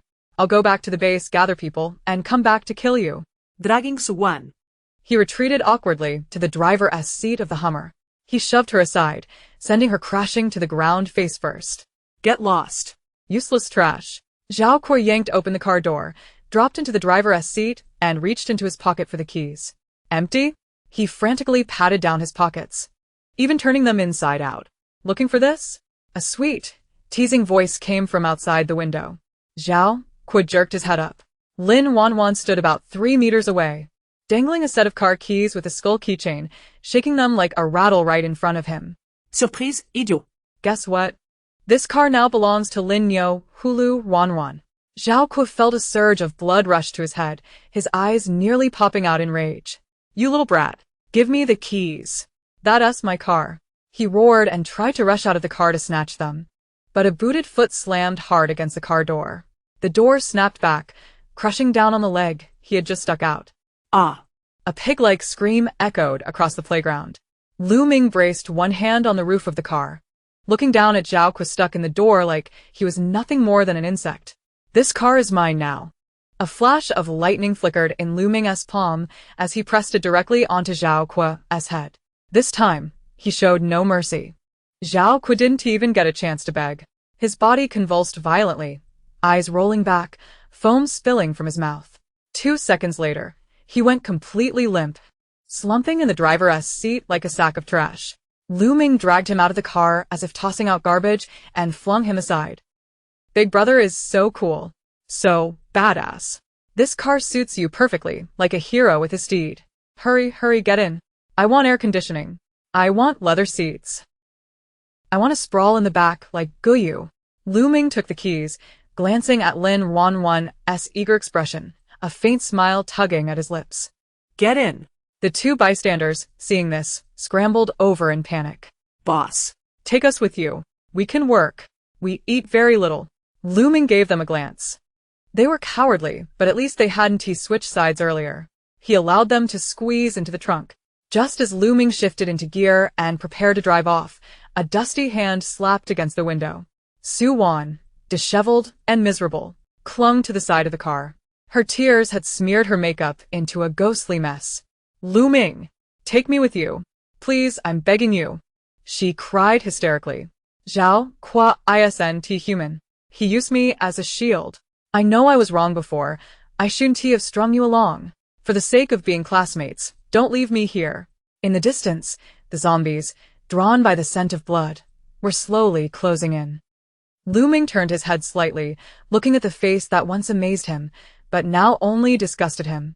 He didn't roll down the window. His gaze didn't even flicker. He stepped on the gas. Vroom. The Hummer shot forward like an arrow, the sudden force knocking Sue onto the ground. She lay sprawled in the dust, watching in despair as the black steel beast sped away, leaving only a trail of exhaust behind. Lu Ming! Lin Ruanruan! You'll die horribly.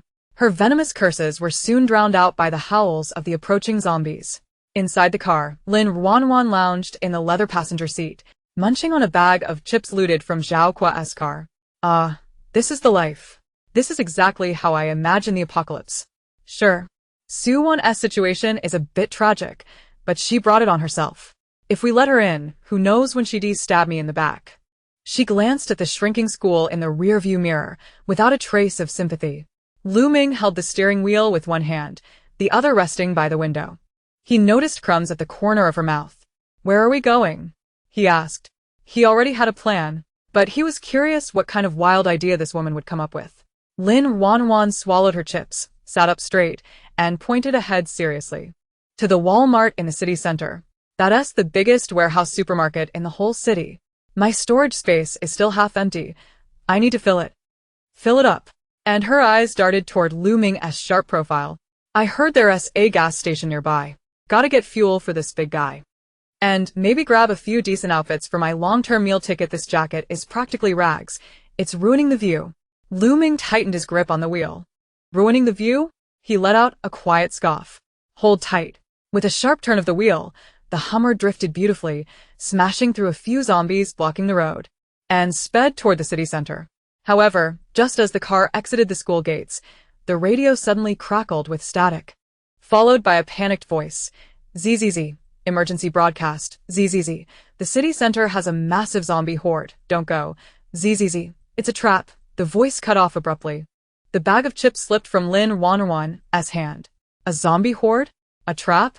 That wasn't in the script. Is this a butterfly effect? Chapter 14. This car is too crappy. It hurts my but the Hummer's engine let out a low growl as its massive all-terrain tires rolled over the gravel at the school gate.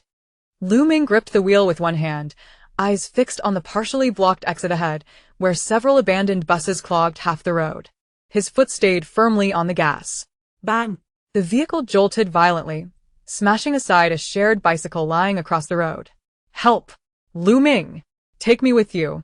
From behind, a shrill voice pierced through the wind. Su Wan, driven by sheer desperation, somehow found the strength to scramble back to her feet and chase after them. Her once elegant silk gown now lay in tatters, exposing large swaths of her abrasion skin, resembling a deranged woman freshly unearthed from a pit. Lu Ming did not reduce his speed. His gaze was frigid and unyielding. However, despite the imposing nature of the Hummer, it could hardly accelerate amidst the dense obstacles at the school entrance. Boss, perhaps we should lend her a hand?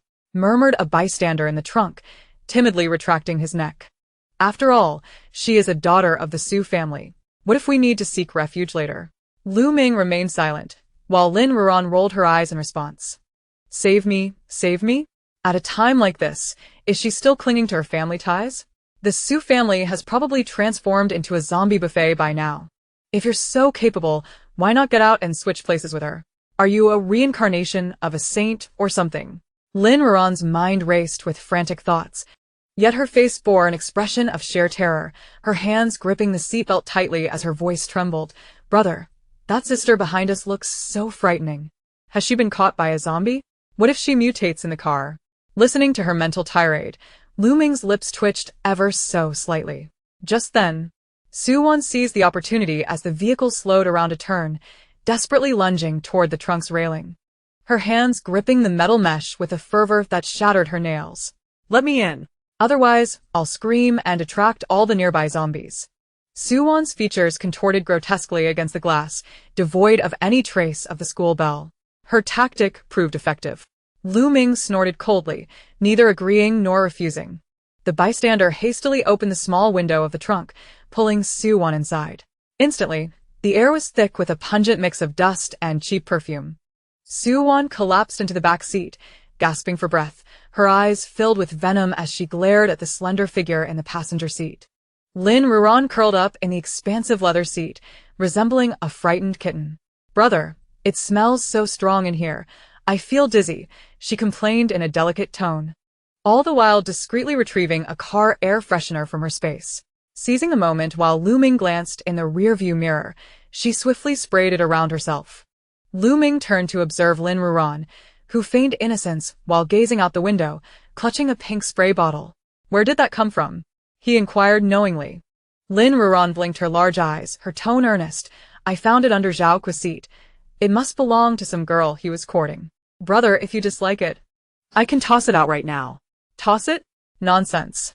That is the most expensive fragrance in my space. If you dare to throw it away, I will spray durian scent on your pillow.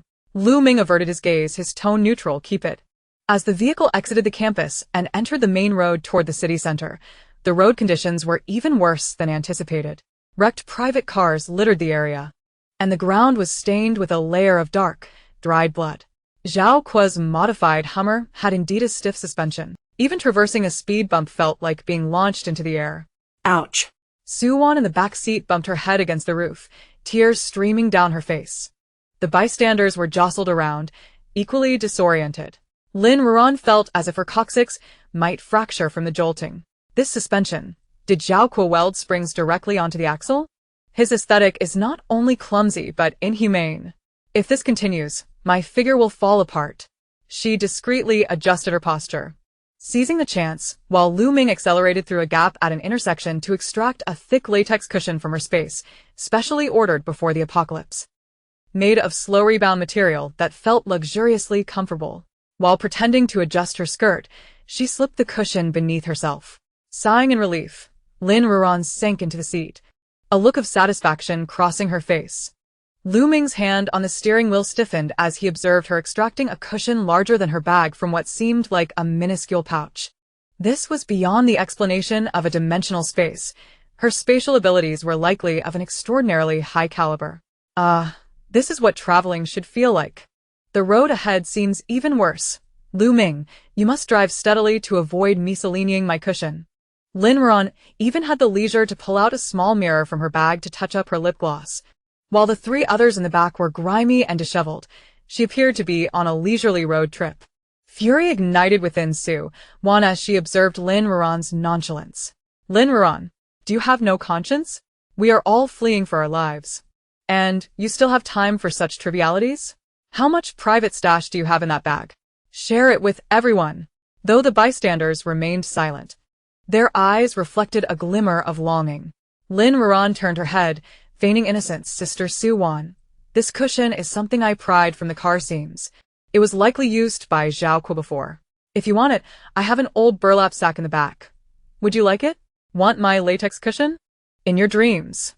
That is exclusively for my posterior. Offering you a burlap sack is merely an act of humanitarianism. Suwon trembled with rage. You're talking nonsense. I clearly saw you. Be quiet. Lu Ming interjected coldly, his voice low yet imbued with an authority that brooked no dissent. Suwon shrank back, silenced, fixating her gaze on the back of Lin Ruanruan's head, wishing she could bore a hole through it with her glare. The Hummer surged forward, the scenery outside increasingly desolate. The once bustling commercial street had transformed into a hellish landscape. The long-absent car radio suddenly crackled back to life. This is the Central Hospital. We are trapped. It's not zombies. They are evolving. Do not enter. The transmission abruptly ceased. Lu Ming's brow furrowed in concentration as he pressed the brakes, halting the vehicle at the center of an intersection. Ahead lay the only route to Walmart in the city center. The once wide 8-lane road was eerily quiet, devoid of wandering zombies, abandoned vehicles, or even the sound of wind. The street appeared unnaturally pristine, as if meticulously swept clean. Lin Ruanruan nearly dropped the mirror from her grasp. Something's off. This is too suspicious. According to the script, the city center should be the area with the highest zombie density. How could it be this clean? Lin Ruanruan's playful demeanor vanished, instinctively inching closer to Lu Ming. Brother, it's so dark ahead. I'm scared. This time, her fear was genuine. Lu Ming disregarded her whining, closing his eyes to expand the range of his telepathy. His mind surged with an overwhelming influx of sounds from within 100 meters, the rustling of leaves, the rhythm of heartbeats, Suwon's rapid breaths, and, from beneath the earth, the faint, overlapping sounds of countless teeth grinding. Suddenly, Lu Ming's eyes flew open, his pupils constricting to pinpoints. Brace yourself, he shouted, throwing the vehicle into reverse and flooring the accelerator. What is happening? The bystander gasped. Boom. At that very moment, the previously smooth concrete road ahead abruptly crumbled. A colossal, barbed, dark red tentacle surged violently from the depths of the earth, crashing down upon the very spot where the Humvee had recently halted. Instantly, the ground fissured, revealing a seemingly bottomless chasm as a nauseating stench enveloped the air. Lin Ruanruan found herself staring at the tentacle, which was as thick as a barrel, her mind blank. What the hell? Is this the onset of the apocalypse? How can there be such a formidable mutated beast? This script has gone awry. Author, come out. I want to let you off lightly. Lu Ming's gaze remained fixed on the gaping hole, his palm crackling with electric energy. He sensed it, a terrifying consciousness lurking deep underground, greedily eyeing their metallic refuge. Even worse, the manhole covers surrounding the intersection were being pried open one after another. Pale, featureless faces of parasitized zombies began to emerge from the darkness. "We are about to be encircled," Lu Ming's voice was chilling. He cast a glance at Lin Ruanruan. Though her complexion was ashen, she had already reached for a fire extinguisher beneath the passenger seat. "Damn it, it's time to fight back. Since we can't escape, I'll pour out all those hundreds of crates of high-proof liquor from my space and set them ablaze." A flicker of something unusual sparkled in Lu Ming's eyes. This woman was surprisingly resolute in critical moments. "Lin Ruanruan. Hold on to me." Lu Ming grasped her wrist tightly, unleashing his powers in an instant. A violet lightning barrier erupted around the Humvee, exploding with a thunderous roar. Simultaneously, from the depths below, a muffled voice seemed to resonate within their very souls. "Food has arrived." Chapter 15. Leaving the campus, the true apocalypse begins. The violet arcs of electricity crackled through the air, charring the dark red tentacle until it smoldered. Inside the vehicle, Suwon's scream pierced the air, nearly shattering eardrums. Passers-by huddled in the corners, their faces as pale as death. Lin Ruanruan sat in the passenger seat, her body numbed by the residual thunder. She gazed out at the writhing mass, her inner turmoil reaching a boiling point. What on earth is this? Just days into the apocalypse, and a boss of this caliber appears to assert its dominance. This is utterly absurd. It defies logic. This is undoubtedly a product of the author's delirium, attempting to forcefully usher in the main character's demise. Lu Ming had no time to ponder her thoughts. He gripped the steering wheel, a sheen of perspiration forming on his brow. That last strike had drained him of a significant portion of his energy. "We can't get out." Lu Ming's voice was grave. The front of the Humvee was already ensnared in the fissure, the rear wheels spinning futilely, emitting plumes of black smoke. The ominous voice from below continued to reverberate, jarring their bones. "I want to get out. I'll be devoured." Suwon shrieked, frantically recoiling, her hands clutching the seat for dear life. Lu Ming ignored her, forcefully kicking open the car door. Lin Ruanruan was quicker to act. She understood that feigning weakness now would lead to her demise. Grabbing the fire extinguisher beneath the passenger seat, she discreetly retrieved a bottle of high-concentration alcohol from her space, concealing it within her sleeve. "Stick close. I need to stay close. Lu Ming, this power bank of yours is running low. I must recharge you, or we'll all become fertilizer." The moment Lu Ming landed, he felt a soft hand slip into his palm. Lin Ruanruan, as though boneless, pressed against him, her voice trembling. "Brother, my legs are weak. Don't abandon me. Quick. Absorb. Draw in the lightning energy. Not only that, but I must also funnel the thunder energy I just collected back into him." An overwhelming surge of power coursed through their clasped hands. Lu Ming felt his previously exhausted core rejuvenated by a refreshing current. Moreover, there seemed to be an inexplicable resilience added to his lightning abilities. He glanced down at Lin Ruanruan. The woman appeared pale, tears brimming in her eyes, as if she might faint at any moment. Yet, what he heard in her heart was, "Absorb, absorb. I'm investing heavily this time. Lu Ming, if you can't defeat this enormous beast, I will dance on your grave." Lu Ming pulled her into his embrace, a hint of amusement flickering in his eyes. "Stay behind me." At that moment, the tentacle below lashed out once more. This time it was not one, but 3 tentacles. They lashed like enormous whips, snapping the nearby lampposts into twisted shapes. "Lin Ruanruan." "Fire," Lu Ming suddenly declared. Lin Ruanruan paused, quickly grasping his intent. "Of course, lightning and fire are inseparable. I have plenty of accelerants in my space." She feigned panic, rummaging through her bag, while actually tossing the hundreds of crates of high-proof liquor and gasoline barrels toward the base of the tentacles. "Brother, this is all I have left. You must save me." Dozens of bottles soared through the air. Lu Ming's eyes hardened. He flicked his fingers. Boom! A bolt of violet golden lightning struck the airborne bottles with precision. In an instant, the intersection transformed into a sea of flames. The The dark red tentacles loathed such intense heat. The flames surged along the viscous slime, burrowing into the depths, filling the air with a nauseating odor of charred flesh. An enraged roar erupted from the abyss, shattering the glass of nearby buildings. Seizing the opportunity while the creature retreated, Lu Ming pulled Lin Ruanruan and sprinted toward a relatively intact off-road vehicle. Get in. Lu Ming violently tore apart the wires beneath the steering wheel, a spark igniting as the engine roared to life. Su Wan and the other passers-by scrambled to follow, disregarding their disheveled state as they tumbled into the back seat. The vehicle surged forth like a rampaging bull, bursting through the inferno. After driving a few kilometers, the flames in the rear-view mirror gradually diminished. Lin Ruanruan slumped at her seat, gasping for breath. Good grief, that was terrifying. The city center is truly no place for humans. There's no way we can reach Walmart now. It's probably turned into a monster-esque cafeteria. As Lu Ming maneuvered the vehicle, avoiding obstacles, he listened to her mutterings. Where to now? He asked. Su Wan, recovering from her shock, immediately suggested, let us go to my family's villa. It has a professional security system and bodyguards. Lin Ruanruan scoffed. Your house? To be your bodyguard or cannon fodder. With the Su family's current state, they've likely been reduced to nothing. Brother.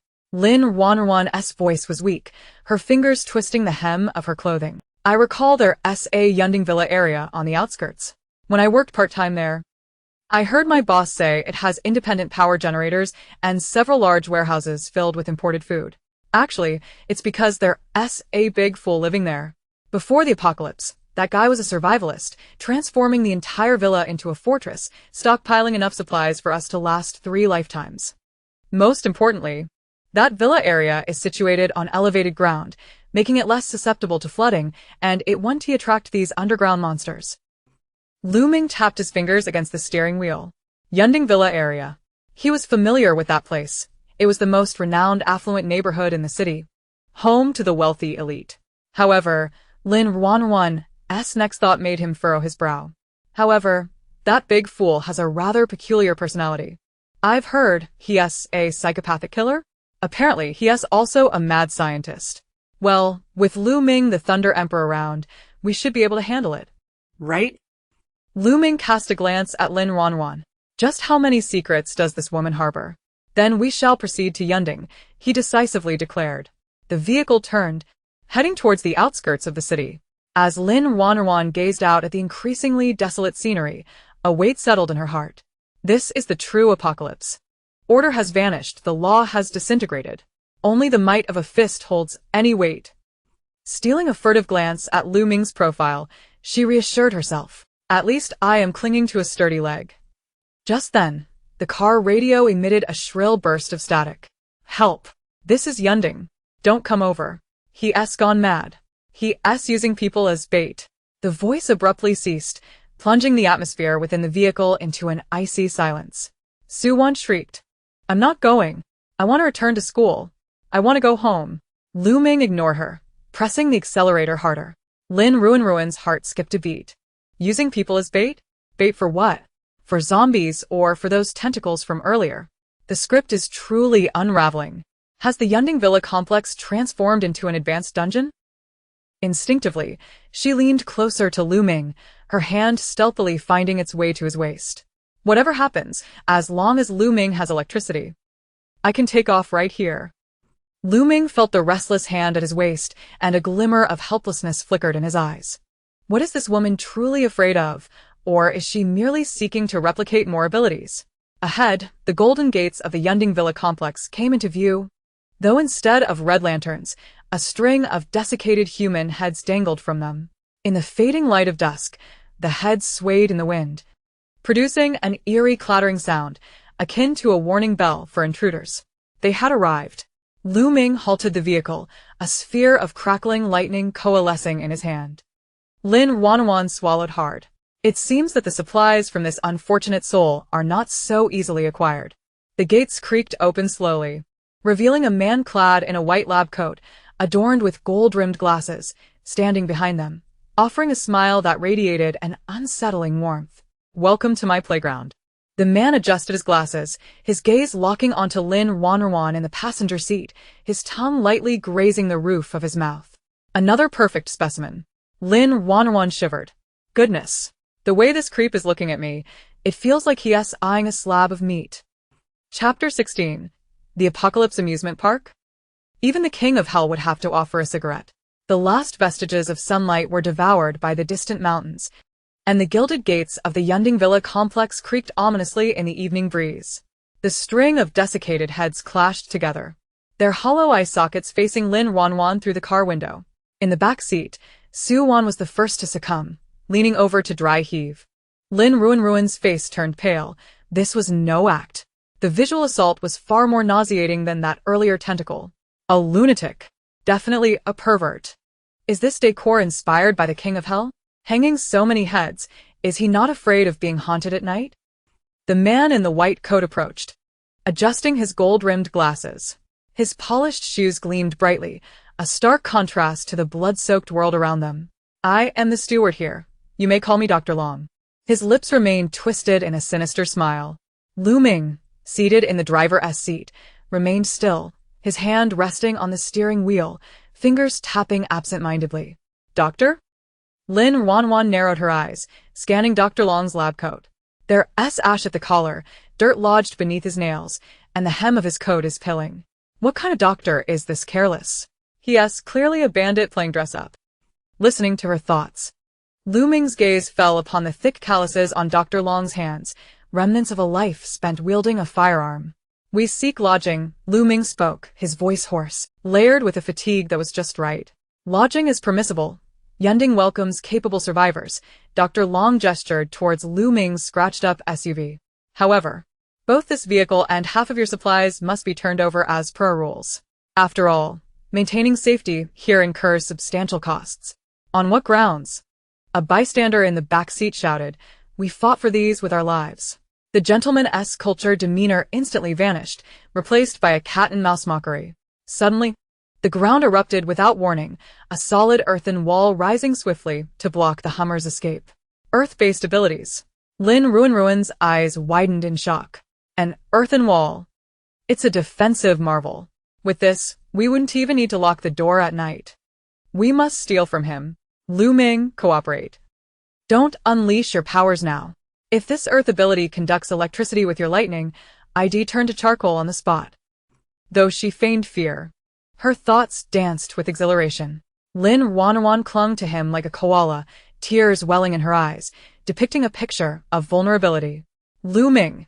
He closed his eyes, forcing back the electric arcs gathering at his fingertips.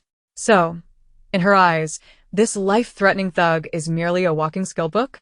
Seeing Lu Ming suppress his powers, Lin Ruanruan sprang into action. She hesitantly opened the car door, her feet barely touching the ground before she stumbled, falling into Lu Ming's embrace, burying her face in his chest, revealing only her frightened, doe-like eyes. Dr. Long, we will comply.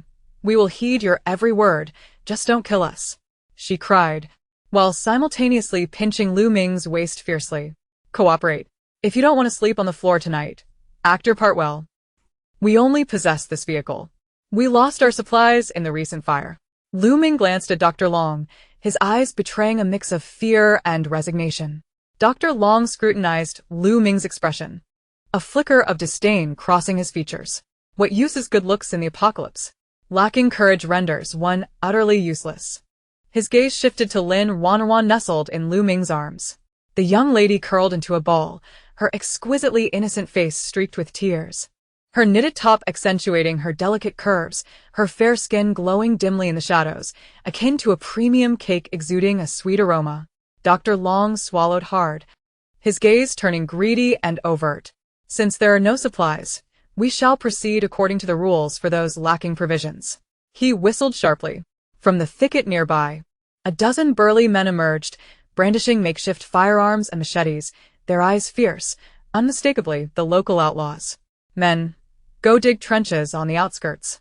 Working 12-hour shifts for a thin gruel, Dr. Long pointed at Lu Ming and the two bystanders in the back. Then, his lewd gaze zeroed in on Lin Ruanruan and Su-wan. As for the women, they must visit the disinfection room. For everyone's safety, They must undress for examination of any bite marks. Upon hearing this, Su Wan's face drained of color as she shrieked, "I am the daughter of the Su Corporation. Do you dare to lay a finger on me? The Su Corporation?" Dr. Long scoffed. "Here, I am the law. Take her away." Two hulking men lunged, one on each side, dragging Su Wan inside despite her frantic struggles, her nails screeching against the ground. Another brute reached for Lin Ruanruan. Lu Ming's eyes turned cold, about to unleash his fury, when Lin Ruanruan swiftly pressed down on his hand concealed in his pocket. "Don't act rashly. My earth abilities aren't ready yet. Endure. A small compromise now can lead to a grand strategy later. Should that filthy hand dare to lay a finger on me, I shall ensure his existence henceforth shall be that of a mere grandfather." Lin Ruanruan wept, her tears cascading like delicate petals. "Brother, save me. I do not wish to undergo an examination. I truly have not been bitten. Dragon brother, my girlfriend is rather timid." Lu Ming forcefully suppressed the murderous intent surging within him, his voice low and resonant. "Could we perhaps exercise some leniency? I shall conduct the inspection myself. I assure you it will be without issue." Dragon brother observed Lu Ming's constrained demeanor, delight surging within him. "You wish to inspect personally?" He approached the car window, peering through the glass at Lin Ruanruan's alluring visage, a wicked grin spreading across his face. "Very well. Considering your fine vehicle, I shall grant you this opportunity." He extended his hand, aiming to caress the tender nape of Lin Ruanruan's neck. Just then, she abruptly sneezed, her body swaying to avoid that filthy hand, her small hands clutching Dragon Brother's sleeve in desperation. "Achoo. My apologies, I have a cold. Woe is me. I've sensed it. This Earth-type ability is at least as... If I could replicate it, combined with my spatial powers, I could erect a fortress on the spot even amidst a zombie horde." Dragon Brother was momentarily taken aback by her grip, astonished by the unexpected strength of this delicate girl, yet he was soon captivated by her pitiful appearance. "A cold? Then it is all the more essential to conduct a thorough examination. What if it is a sign of mutation?" Dragon Brother smirked lewdly, gesturing to his subordinates to escort them to Villa Number 3. Lu Ming's pupils constricted sharply, the violet lightning in his palm nearly bursting forth. Lin Ruanruan nestled back into Lu Ming's embrace, her inner self fervently celebrating. "This is it, dragon pervert. You have truly kicked a steel plate this time." With Lu Ming's current fury, he could likely reduce the entire Yunding Villa area to ruins, couldn't he? "Lead the way." Lu Ming slowly raised his head, the faint terror in his dark eyes evaporating entirely. There was no furious roar, only a chilling calm that sent shivers down the spine. Dragon Brother believed he had intimidated Lu Ming into submission, letting out a triumphant laugh as he turned to board a patrol vehicle. The off-road vehicle followed the convoy, gradually entering the interior of the villa district. Lin Ruanruan gazed through the car window, witnessing the roadside no longer adorned with manicured lawns, but rather pockmarked black earth, littered with severed limbs and dismembered arms, as if nurturing some grotesque crop. Behind the windows of the villas, countless numb, despairing eyes were fixated on the newly arrived vehicle. On the third-floor balcony of a villa, a woman clad in a purple gown cradled a decaying cat corpse, directing a sinister smile towards Lin Ruanruan.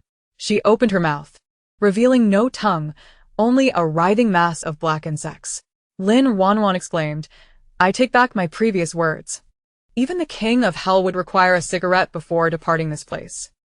Chapter 17. I shall not be the canary. I wish to be the caretaker. The door to Villa Number 3 stood wide open, resembling a gaping maw eager to devour its prey. The woman on the third-floor balcony released her grip, the decomposing cat plummeting to the ground with a resounding thud beside Lu Ming's feet. Dark crimson blood splattered forth, and several plum maggots squirmed in panic across the cement floor. Lin Ruanruan buried her face in Lu Ming's chest, her body trembling uncontrollably. What a unique welcoming ceremony. That woman lacks a tongue? It seems Dragon Brother is not only lecherous, but also fearful of loose lips from his bedfellows. Tisk, a ruthless individual. But he has crossed paths with me, a werewolf. Lu Ming, expressionless, stepped over the cat's corpse, his arm tightening around Lin Ruanruan, his fingertips gently tapping her waist, both a warning and a comfort. Upon entering the grand hall, a wave of warmth enveloped them. mingling high-end perfume with the scent of spoiled food and something indescribably foul. The originally minimalist Italian decor had been grotesquely altered. The expensive wool carpet bore dark footprints and wine stains, while several scantily clad women knelt on the floor, scrubbing, each adorned with a dog collar. In the center of the hall stood a massive European-style long table, where Dragon Brother sat confidently, swirling half a glass of red wine. Behind him loomed 2 rows of armed thugs, their weapons trained indiscriminately towards the entrance. The guest rooms were on the left side of the second floor. Dragon Brother gestured towards the staircase, his gaze, akin to a hook, scraped a layer off Lin Ruanruan, as if he were in a control room, warning against any tricks. A dinner was scheduled for 6 o'clock, a warm welcome for new friends. 2 subordinates stepped forward, shoving Lu Ming and the other 2 bystanders upstairs. Among them, Su Wan, who had been dragged in and now slumped against the wall, witnessed the women kneeling on the floor, her mental defenses collapsing utterly. She did not wish to become like them, nor did she wish to die. Dragon Brother. Su Wan suddenly staggered towards the long table, kneeling with a thud. I can sing and dance. I am the daughter of the Su family. I understand many of the rules of high society. I can serve you. Dragon Brother took a sip of wine, his eyes gleaming with amusement. Daughter of the Su family? In this day and age, a status holds less value than a pack of instant noodles. However, he appraised Su Wan's disheveled yet undeniable beauty and her exposed thighs beneath her tattered skirt, nodding slightly. You are indeed superior to those common harlots. Since you understand the rules, you shall remain tonight to pour wine. Su Wan was overjoyed, repeatedly bowing her head. As she rose, her resentful gaze swept over Lin Ruanruan, who was being protected by Lu Ming. Why should this wretched girl be sheltered by Lu Ming? Why was she not required to kneel? If they were to descend into hell, then let them go together. Dragon Brother. Su Wan pointed at Lin Ruanruan, her voice shrill. She is the true gem. She is the campus belle of Jing University, her skin is even more delicate than mine, and she is the girlfriend of an ability user. She would be far more thrilling. The air froze for a moment. Lu Ming halted, the surrounding lightning elements suddenly agitated, even his hair standing on end. This foolish girl truly seeks death, does she? I had initially intended to let you linger a bit longer as a mere pawn, but since you court destruction, do not blame me for being unkind. Lin Ruanruan cursed inwardly, yet externally, she feigned excessive fright. She abruptly turned, clutching Lu Ming's garment tightly, tears streaming down her cheeks like pearls on a broken string. Brother, I fear Sister Su Wan. Why must she say such things? Dragon Brother's interest was piqued. He set down his wine glass and strode to the staircase, his gaze traversing Lu Ming and locking directly onto Lin Ruanruan's innocent visage. This little girl was indeed a treasure. The fragility that seemed to invite destruction scratched at the most sensitive part of his heart. Since she was the campus belle, she must be invited. Dragon Brother reached out, attempting to pull Lin Ruanruan closer. Little sister, do not be afraid. I have delicious treats and hot baths available. Lu Ming stepped forward, placing himself between them. Dragon Brother, we agreed this was merely a place to stay. Lu Ming's voice was low, suppressing the seething anger within. The thugs surrounding them immediately cocked their weapons, the dark muzzles all aimed at Lu Ming's head. The smile on Dragon Brother's face faded, and he drew a desert eagle from his waist, pressing it against Lu Ming's forehead. Kid in Yunding, my word is law. If I desire your woman, it is a courtesy to you. Do not overstep your bounds. A flicker of ferocity flashed in Lu Ming's eyes. Should he wish it within a second, everyone in this room could be reduced to cinders. Just then, he felt a sharp pinch at his lower back. Act. Hurry and act. Lin Ruanruan's urgent thoughts exploded in his mind, tinged with a sense of desperation. That fat fool possesses an S-rank Earth ability. His skin hardening is a passive skill, only vulnerable when he relaxes his guard or engages directly. I cannot reach him now. I must attend that dinner. Lu Ming. Your current persona is that of a pathetic leech. In the apocalyptic world, one survives merely by luck, a delicate and feeble figure. Quickly, reveal your cowardice, your ineptitude, your utter helplessness. Lu Ming exclaimed. Hurry. For the sake of the earth element ability. For the turtle shell. Consider it for our children. No, for our future. Lu Ming inhaled deeply, his temples throbbing. He gazed at Brother Long's greasy visage, striving to recall the soft-footed shrimp he had encountered before.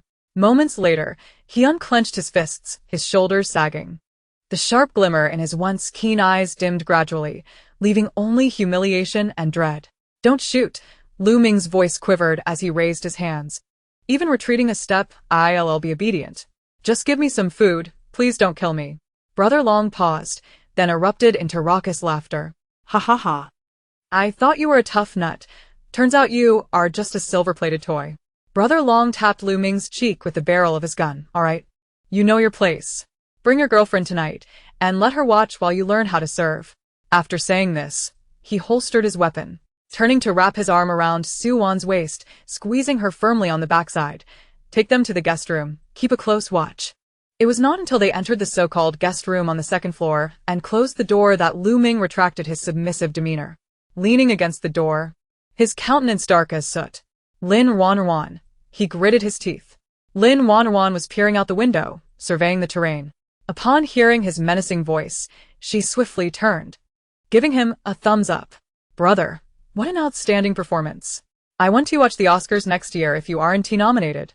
That cowardly act was so convincing. "I almost wanted to kick you myself." Lu Ming chuckled in exasperation, striding over and resting one hand on the windowsill. Enveloping her in his embrace. "You want to kick me?" Lin Ruanruan shrank her neck, blinking her large eyes innocently. Oh dear. Why is this man so sensitive to flattery? But that scene of enduring humiliation was quite exhilarating. "Don't try to change the subject." Lu Ming grasped her chin firmly. "What do you intend to do at the banquet tonight?" Lin Ruanruan dropped the pretense, gripping Lu Ming's wrist in return, her fingertips gliding lightly over the patterns in his palm. "Of course, we are going to procure supplies," she replied, her gaze piercing through the floor as if she could see the buried secrets beneath. Upon entering, her spatial awareness had been sounding alarms frantically. Just beneath this villa, there was an intense metallic reaction, a magnetic field generated by a substantial accumulation of firearms and ammunition. Moreover, there was a pulse of energy that made her heart race, as if some living creature was imprisoned underground. Lin Ruanruan licked her lips, her eyes gleaming with avarice, her demeanor no longer that of a meek victim. "I want the earth element ability and I want the armory. Whoever wishes to be the canary can do so. I shall be the keeper, locking these beasts in cages." She stood on tiptoe, leaning close to Lu Ming's ear, her warm breath cascading against his neck. "Brother, follow my lead tonight. Let us teach Brother Long a lesson about inviting wolves into the home." Lu Ming gazed at her cunning little fox demeanor, and the anger within him inexplicably dissipated. He pulled her slender waist closer, whispering in her ear, "All right. If we botch this, I'll toss you to the zombies." Lin Ruanruan rolled her eyes. "Humph. If you truly dared, you wouldn't have almost lost control for me downstairs." You contradictory man. As Lu Ming listened to her unwavering confidence, a subtle smile tugged at the corners of his lips. Outside, night descended. The streetlights in the Yunding Villa area flickered to life, casting a dim yellow glow, under which the wandering patrols resembled upright beasts. A hunting game masquerading as a banquet was about to commence, yet the identities of the hunter and the prey remained unclear. Chapter 18. Brother Long's Banquet, a confluence of technology and ruthlessness. At 6 o'clock sharp, in the dining room of Villa Number 3, the air was suffused with a cheap greasy scent, mingled with a hint of mustiness. Brother Long had donned a dark red velvet robe, his belly straining against the sash. Su Wan had changed into a scanty sequin dress, kneeling at Brother Long's feet, cautiously using a corkscrew to open a bottle of red wine. The bruises on her exposed shoulder indicated that the previous moments had not been easy. As Lu Ming descended the staircase with Lin Ruanruan, Brother Long's gaze was fixated on Lin Ruanruan's legs. Today, she wore a white knitted top paired with a pleated skirt. With her head bowed, her hands twisted the hem of her skirt, resembling a little white rabbit unwittingly stumbling into a den of wolves. "What are you staring at? Keep looking, and I'll scoop your eyes out and flush them down the toilet." This fat man dresses like a madam from a red light district. His taste is truly exceptional. Lu Ming stifled a laugh at the sharp retorts echoing in his mind, barely managing to suppress a grin as he adopted a submissive expression. "Please have a seat." Brother Long beckoned, patting the chair beside him, indicating for Lin Ruanruan to sit. Lu Ming quickly interposed, pulling out a chair for Lin Ruanruan to take her place. Positioning himself between her and Brother Long's expression darkened, but, recalling the evening's entertainment, he repressed his ire. With a grand gesture, several women entered, bearing trays. "Come, taste this. It's the finest fare in the apocalypse," Brother Long proclaimed proudly, gesturing toward the plates on the table. On the plates lay several slices of dried toast, yellowed and marred by tiny greenish mold spots. Next to them was a platter of thickly sliced luncheon meat, its hue an unnatural dark red, coated in a sticky layer of grease. At the center there was even a plate of wilted greens, the leaves yellowed as if scavenged from a garbage pile. The finest fare? This wouldn't even entice my dog before the apocalypse. This luncheon meat is nothing but starch and lymph, dyed red. How much sodium nitrite was used? And the bread, those mold spots are practically a forest. Brother Long, are you attempting to establish a penicillin cultivation base here? Help! In my space, I have boxes of Wagyu beef, deep-sea prawns, and freshly picked organic lettuce. Any one of them would make your guests kneel and call you ancestor. Lin Ruanruan's mind raced with thoughts, yet her face feigned astonishment. Gazing at the platter of luncheon meat, her voice barely above a whisper, she exclaimed, "Wow, Brother Long, you are truly remarkable. To be able to enjoy such delicacies at this time, you must be a deity sent by heaven to save us." Lu Ming lifted the murky juice before him, bringing it to his lips, when Lin Ruanruan's comment about the penicillin cultivation base made him tremble, nearly spilling it. He set the cup down, coughing to mask his amusement. Brother Long was buoyed by Lin Ruanruan's flattery, feeling lighter than air. He cast a sidelong glance at Lu Ming, seeing his silent, naive demeanor. And his sense of superiority soared. "Little sister, stay with Brother Long, and you shall feast and enjoy every day." Brother Long turned to Lu Ming, his tone growing cold. "Brother Lu, why aren't you eating?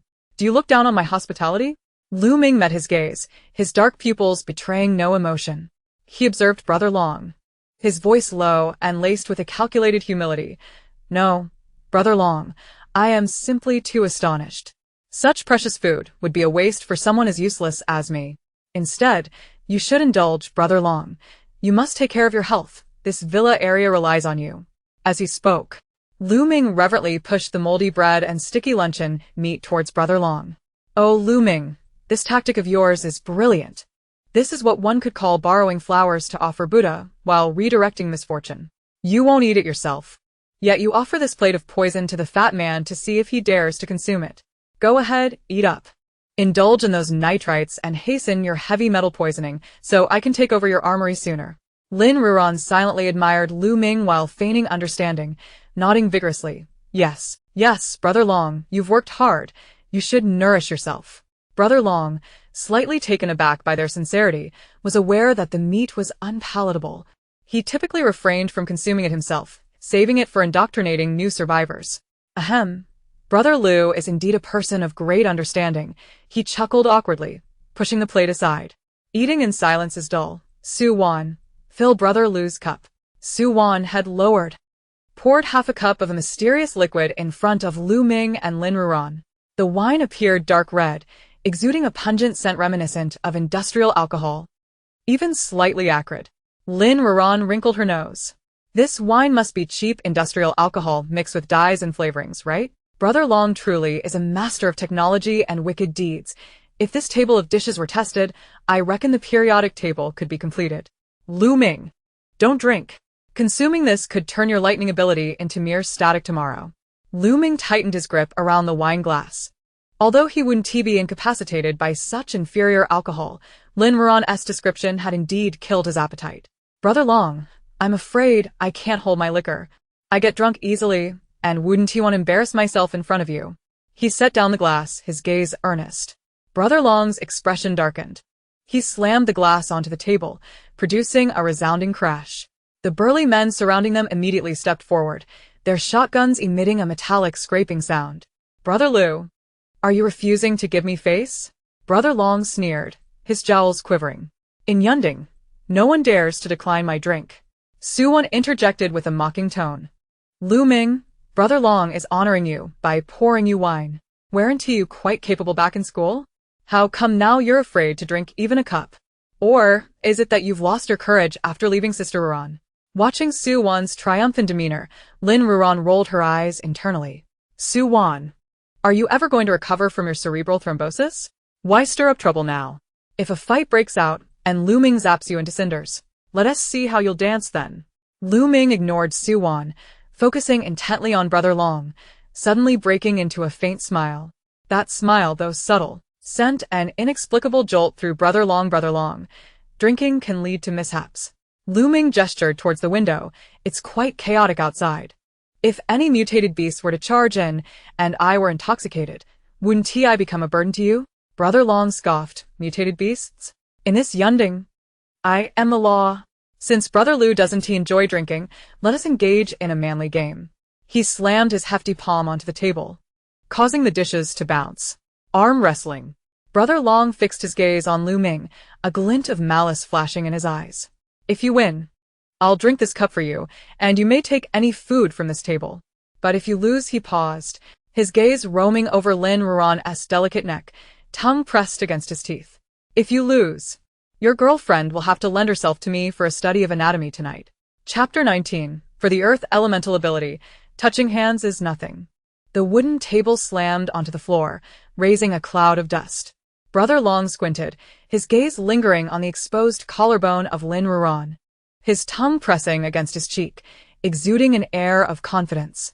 His portly hand rested in the center of the table, resembling a piece of pork skin freshly pulled from hot oil. Lu Ming stood before the table, fingers slightly curling at his sides. In just a second, he could turn that mass of fat into a heap of smoldering charcoal. But he couldn't. The voice of that woman in his mind was incessantly echoing, causing a throbbing pain in his head. Don't act out.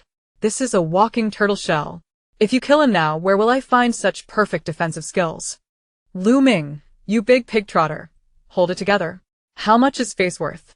Abilities are the real deal. Lu Ming forcefully suppressed the surge of murderous intent.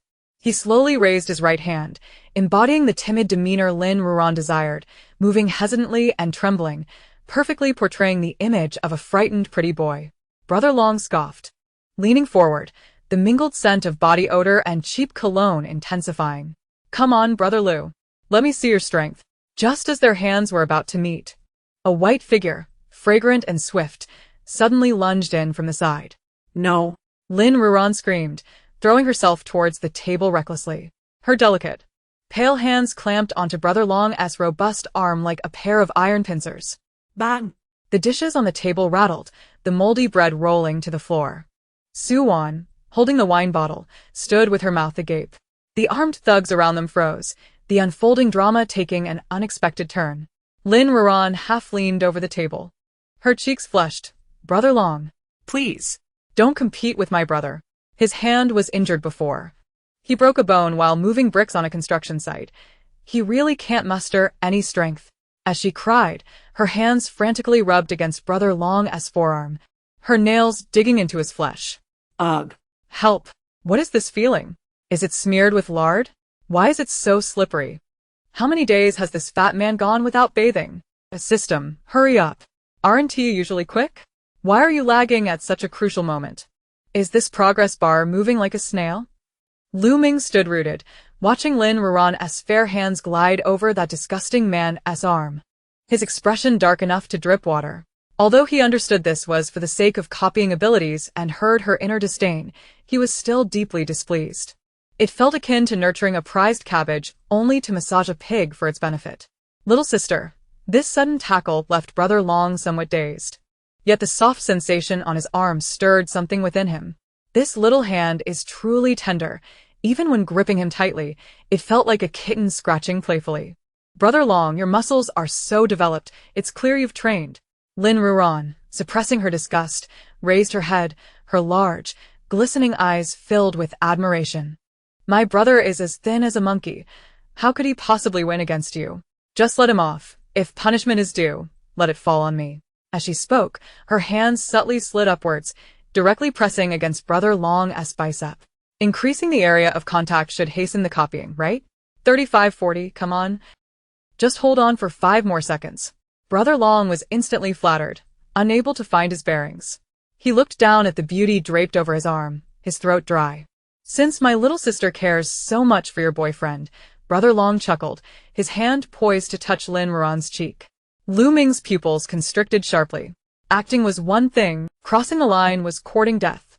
Ruan. Lu Ming suddenly spoke, his voice low yet laced with a chill. He stepped forward as if to pull Lin Ruanruan back, but his palm crashed heavily onto the solid wood table. Stop the antics. Don't let Brother Long see the joke. At the very moment his palm made contact with the surface of the table, a slender, thread-like purple current surged through the metallic reinforcements within the wooden table leg, precisely transmitting its energy to the iron chair upon which Brother Long was seated. Brother Long's body stiffened, and the hand he intended to reach out to Lin Ruanruan twitched as if struck by lightning, his entire arm instantaneously rendered numb. The tingling sensation racing up his spine to his crown. This was not the lethal high voltage of electricity, but rather an exquisitely refined microcurrent that manipulated nerve conduction. Brother Long's facial muscles twitched as his salacious hand hovered in the air, unable to descend. Lin Ruanruan, entirely engrossed in the progress bar within her mind, remained oblivious to Lu Ming's subtle movements. She only sensed that the arm she held seemed to stiffen like a stone. What happened to this fatso? 859095. Brother Long? Are you all right? Su Wan, sensing something amiss, cautiously approached, inquiring if he felt unwell. Brother Long opened his mouth, his tongue slightly numb, struggling to articulate a response. In a state of panic, he attempted to summon his earth-based abilities, only to discover that the energy within him was momentarily suppressed, its flow obscured. Just then, a chime echoed in his mind. Ding. Copying completed. Congratulations, host, you have acquired S-grade Earth abilities, which can grow. Skills unlocked. Earth Shield, Earth Spikes, Quicksand Trap. A celestial melody resonated in Lin Ruanruan's mind. It worked. Almost simultaneously, she released Brother Long's arm as if electrocuted, springing backward to take refuge behind Lu Ming. Hastily, she concealed her hands behind her back, using the hem of her dress to frantically wipe away the contact. So filthy. I must soak in alcohol for half an hour upon returning. This is practically an occupational hazard.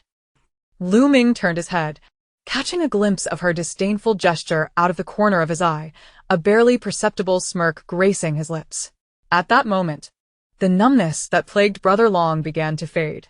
He vigorously shook his arms, gazing suspiciously at his hands, then at the table. What had just transpired? Static electricity. Wasn't that an excessive amount? Brother Long, since my girlfriend has interceded, Lu Ming interjected at the opportune moment, his tone still imbued with a deference. Let's call it a draw on this arm wrestling? I concede. I shall drink that glass of liquor. He lifted the inferior quality alcohol from the table, feigning an intention to drink. Brother Long, still reeling from confusion, felt an unsettling palpitation in his heart that made him uneasy. Enough. Brother Long waved his hand irritably, forcefully suppressing his discomfort. He glanced at Lin Ruanruan, who was huddled behind Lu Ming, trembling. Although his desire to conquer lingered, his physical unease dulled his enthusiasm. Since his sister was so protective of her, he would let her have this one. With a cold snort, he rubbed his still-numb arm, adding, however, "This meal is not without cost. Tomorrow morning, you all must report to the construction site in the north." Lin Ruanruan peered from behind Lu Ming, her innocent face still glistening with tears, exuding an air of utmost harmlessness. "Thank you, Brother Long. You are truly a good person." Lin Ruanruan gritted her teeth, but smiled sweetly, like a blooming flower. Brother Long was momentarily dazzled by her smile, his doubts entirely dissipating. All right. It's around here. If you hear any noises, do not run about. Lu Ming lowered his head, repeatedly affirming, and quickly ascended the stairs with Lin Ruanruan. It was only upon closing the door, severing the nauseating atmosphere from below, that Lu Ming released his hold on Lin Ruanruan. Was that enjoyable? Lin Ruanruan was startled, her face contorting in disdain as she pulled out a bottle of hand sanitizer from her pocket, vigorously squeezing it into her palm. "Oh dear, brother, what are you saying? My hands are almost marinated by that fatso. I got it. Earth abilities. In the future, we shall be the overlords of land. Anyone who displeases us shall be sent skyward by an earth spike." Observing her combination of avarice and disgust, Lu Ming's irritation remarkably subsided. He grasped Lin Ruanruan's hand, took some tissue, and meticulously helped her wipe away the foam from the sanitizer, his movements tender to an almost excessive degree. Such matters must not occur again, he stated, his tone firm and uncompromising. How can I upgrade if I don't? Should I rely solely on that power bank of yours? Lin Ruanruan pouted, yet his gentle touch caused her heart to skip a beat. Is this man feeling jealous? Oh dear, the aloof Thunder Emperor can feel jealousy too? This contrast is rather endearing. Lu Ming's hand froze. That damn mind-reading ability. As the night deepened, the entire Yunding Villa area was enveloped in an eerie silence. Only the vent of Villa number 3 faintly echoed a beast-like growl. Click. Lu Ming's keen hearing detected a faint sound, the lock being gently tampered with from the outside. Chapter 20. Suanes bitre? A double superaction. The small half-burned candle on the table extinguished, plunging the room back into darkness. Lin Ruanruan curled up in her bed, contemplating how to refine the earth abilities she had just acquired. Lu Ming sat in the shadow at the bedside, pressing down on Lin Ruanruan's shoulder, signaling her to remain silent. His senses reached out through the crack of the door. Lin Ruanruan, how can you sleep soundly while I must serve others? Why do you have Lu Ming to protect you? If I were to divulge your spatial abilities to Brother Long, he would surely confine you for experimentation. At that point, Lu Ming would belong to me, and all resources would be mine. It was Su Wan, awkwardly jabbing at the lock with a piece of wire she had procured from somewhere, her thoughts consumed with curses. Lu Ming's expression darkened instantly. He heard everything clearly. This woman not only sought Lin Ruanruan's life, but also coveted him. Su Wan is outside. Lu Ming leaned close to Lin Ruanruan's ear, speaking in a voice so low that only the two of them could hear. She intends to inform Brother Long about your spatial abilities. Lin Ruanruan turned over, her eyes gleaming like a cat's in the darkness. This sister hasn't given up yet? How did she guess about the spatial ability? Could it be that during our previous escapade in the car, my handling of the resources was too seamless, revealing a flaw? Since she wishes to play, then I shall indulge her in a grand game. Lin Ruanruan swiftly donned an outer garment and patted Lu Ming, saying, Brother, cooperate with me. Before Lu Ming could grasp the situation, Lin Ruanruan leapt out of bed, swiftly crossing to the door, and abruptly flung it open. Su Wan, fully engrossed in her lockpicking, stumbled forward as the door swung open, losing her balance and crashing inside, landing in a rather undignified manner. Sister Su Wan, why are you up in the middle of the night, lurking at my door? Lin Ruanruan rubbed her eyes, her voice thick with sleep, feigning a dazed demeanor as if just awakened. Su Wan clumsily picked herself up, the wire falling from her hand and clattering on the floor. Her gaze darted around, forcing a cold smile onto her face. I was just checking to see if you were sleeping soundly. After all, this villa isn't very safe. Is that so? Lu Ming emerged from the shadows, his towering figure blocking the corridor's light, exuding an oppressive presence. Su Wan took a step back in fright, her heart racing like a drum. No, she couldn't confront him head-on now. She needed to call Brother Long to expose her in front of him. As long as Brother Long witnessed her conjuring objects from thin air, she would be doomed. Su Wan swallowed hard, feigning composure. Lu Ming, Long Go is still awake. He is waiting for you in the study downstairs. He mentioned there are important matters to discuss. Lin Ruanruan nestled behind Lu Ming, her heart filled with glee. Important matters? Are they deliberating on how to send me into the laboratory, or perhaps on how to divide the spoils? Let us go and see how this play unfolds. As the trio descended the stairs, the lights in the first-floor hall remained bright. Longa sat on the expansive leather sofa, cradling a mute woman in a purple dress. On the coffee table lay his gleaming Rolex, ostentatiously displayed. Longa, I've brought the person.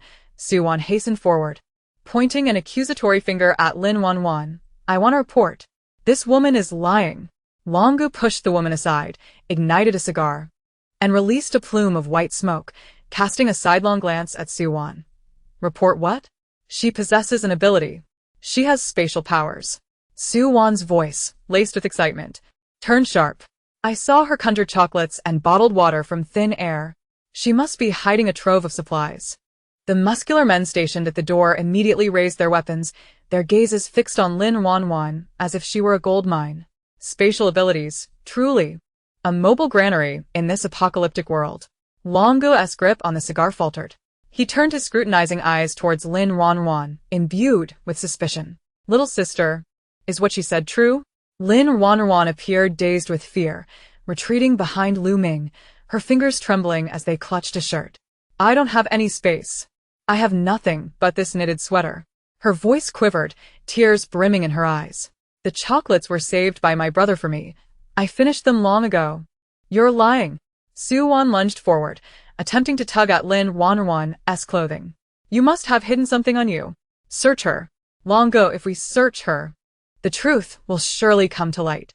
Lu Ming stepped forward, obstructing Su Wan, his voice as cold as ice. Miss Su, please maintain your decorum. Longa rose, his polished shoes creaking against the floorboards. Brother Lu, it wouldn't hurt to check, would it? If there's truly nothing, I'll personally apologize to the little sister. Lin Ruanruan scoffed inwardly. Search? Search your grandfather. Since you enjoy searching so much, allow me to grant you a surprise. As Longa approached, Lin Ruanruan feigned fear and recoiled, as if tripping over the carpet, causing her to collide directly with Su Wan. Oh no! The two women crashed into each other. And Su Wan, disgusted, attempted to push Lin Ruanruan away. In that fleeting moment of contact, Lin Ruanruan's mind stirred.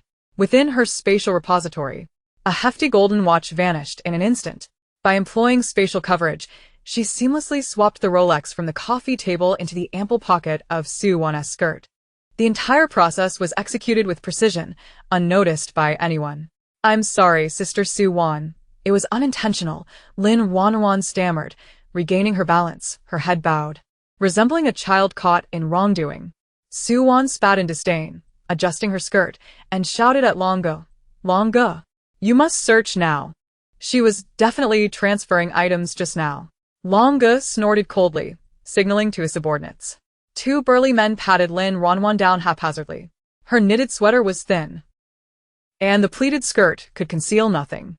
Apart from a dead phone, nothing was found. Report to Longa, nothing found. Longa's brow furrowed deeply.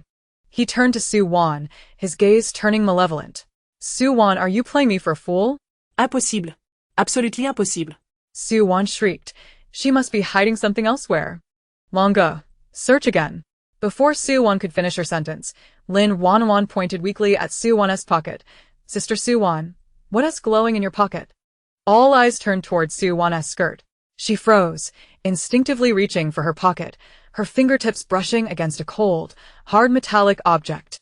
Her complexion shifted from crimson to ashen in an instant. What is this? Su Wan es tu thread. Withdrawing a radiant Rolex from her pocket, the very same watch Longa had placed on the coffee table. With a clatter, the surrounding thugs cocked their weapons in unison. Longa glared at the watch, his fury palpable, as he loathed nothing more than having his possessions tampered with, particularly luxurious items that symbolized status. Well done, Su Wan. He ground out through clenched teeth, each word like a dagger. The report was a ruse, but the real intention was to steal my watch. Wasn't he it? No. It wasn't he me. I didn't he do it. Su Wan crumpled to the ground, the watch slipping from her grasp like a hot potato. It was Lin Ruanruan. She stuffed it in when she collided with me. She's a spatial ability user. She can change things. Lin Ruanruan, hiding behind Lu Ming, sobbed, her shoulders shaking. Sister Su Wan, you stole from Longa. Why are you blaming me? I've been with you the whole time. How could I possibly steal from under Longa's nose? What a performance! Su Wan, this is what I call reverse marketing. Are you surprised? Is it unexpected? Someone like Longa is most suspicious of betrayal from those closest to him. You've painted yourself into a corner this time. Listening to the inner thoughts, Lu Ming regarded Lin Ruanruan's pitiful demeanor, and the irritation ignited by Su Wan's betrayal dissipated entirely. This woman, her cunning surpasses that of a beehive. Longa. The facts are laid bare, Lu Ming spoke coldly. This woman is a fountain of lies and seeks to sow discord between us. Keeping her in the villa could spell disaster. Longa picked up the golden watch from the ground, meticulously polishing it on his clothing. before delivering a forceful kick that sent Su Wan sprawling. "Filthy wench! Do you take me for a fool?" he bellowed at his men. "Take her away and lock her in the woodshed in the backyard. Wanga! Spare me! Wanga! She truly is an ability user." Su Wan's cries faded into the distance. The hall fell silent. In the depths of darkness, a pair of crimson beastly eyes fixated intently on the fragile glass window of Villa Number 3. Chapter 21. The Mutant Tibetan Mastiff, a dog larger than a man. In the dead of night, the wind outside howled like a ghost lamenting, occasionally mingled with distant zombie wails. In the second-floor room, Lin Ruanruan sat cross-legged on the bed, toying with the potato she had retrieved from her spatial storage. As her thoughts stirred, a thin, stone-like shell enveloped the potato's surface. Is this the S-Class Earth ability? Though merely the entry-level version, the sensation is akin to harnessing the very essence of the earth beneath my feet as my energy source. Leaning against the window, Lu Ming heard the woman's excited musings echo in his mind, pressing his temples in exasperation. This woman, her ambitions are as boundless as the sky. Just moments ago, she had wrestled a tooth from the tiger's mouth, and now she was in the mood to play with the potato. Lu Ming sheathed his dagger, his gaze drifting towards the pitch-black backyard outside the window. Since earlier, the direction of the woodshed had been punctuated by Su Wan's intermittent cries. Yet beneath the cacophony of the wind and Su Wan's curses, he sensed an undercurrent of extreme danger. It was the sound of heavy breathing, akin to a dilapidated bellows, accompanied by the brittle snap of a metallic chain breaking. With a sudden crash, Lu Ming's expression changed drastically. He dashed to the bed, yanking Lin Ruanruan upright.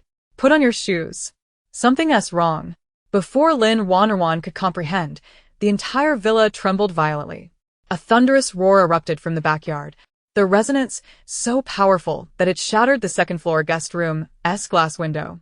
The subsequent cacophony of heavy objects smashing against the walls was swiftly followed by agonizing, ear-piercing screams. "Ah! Help! There's a monster!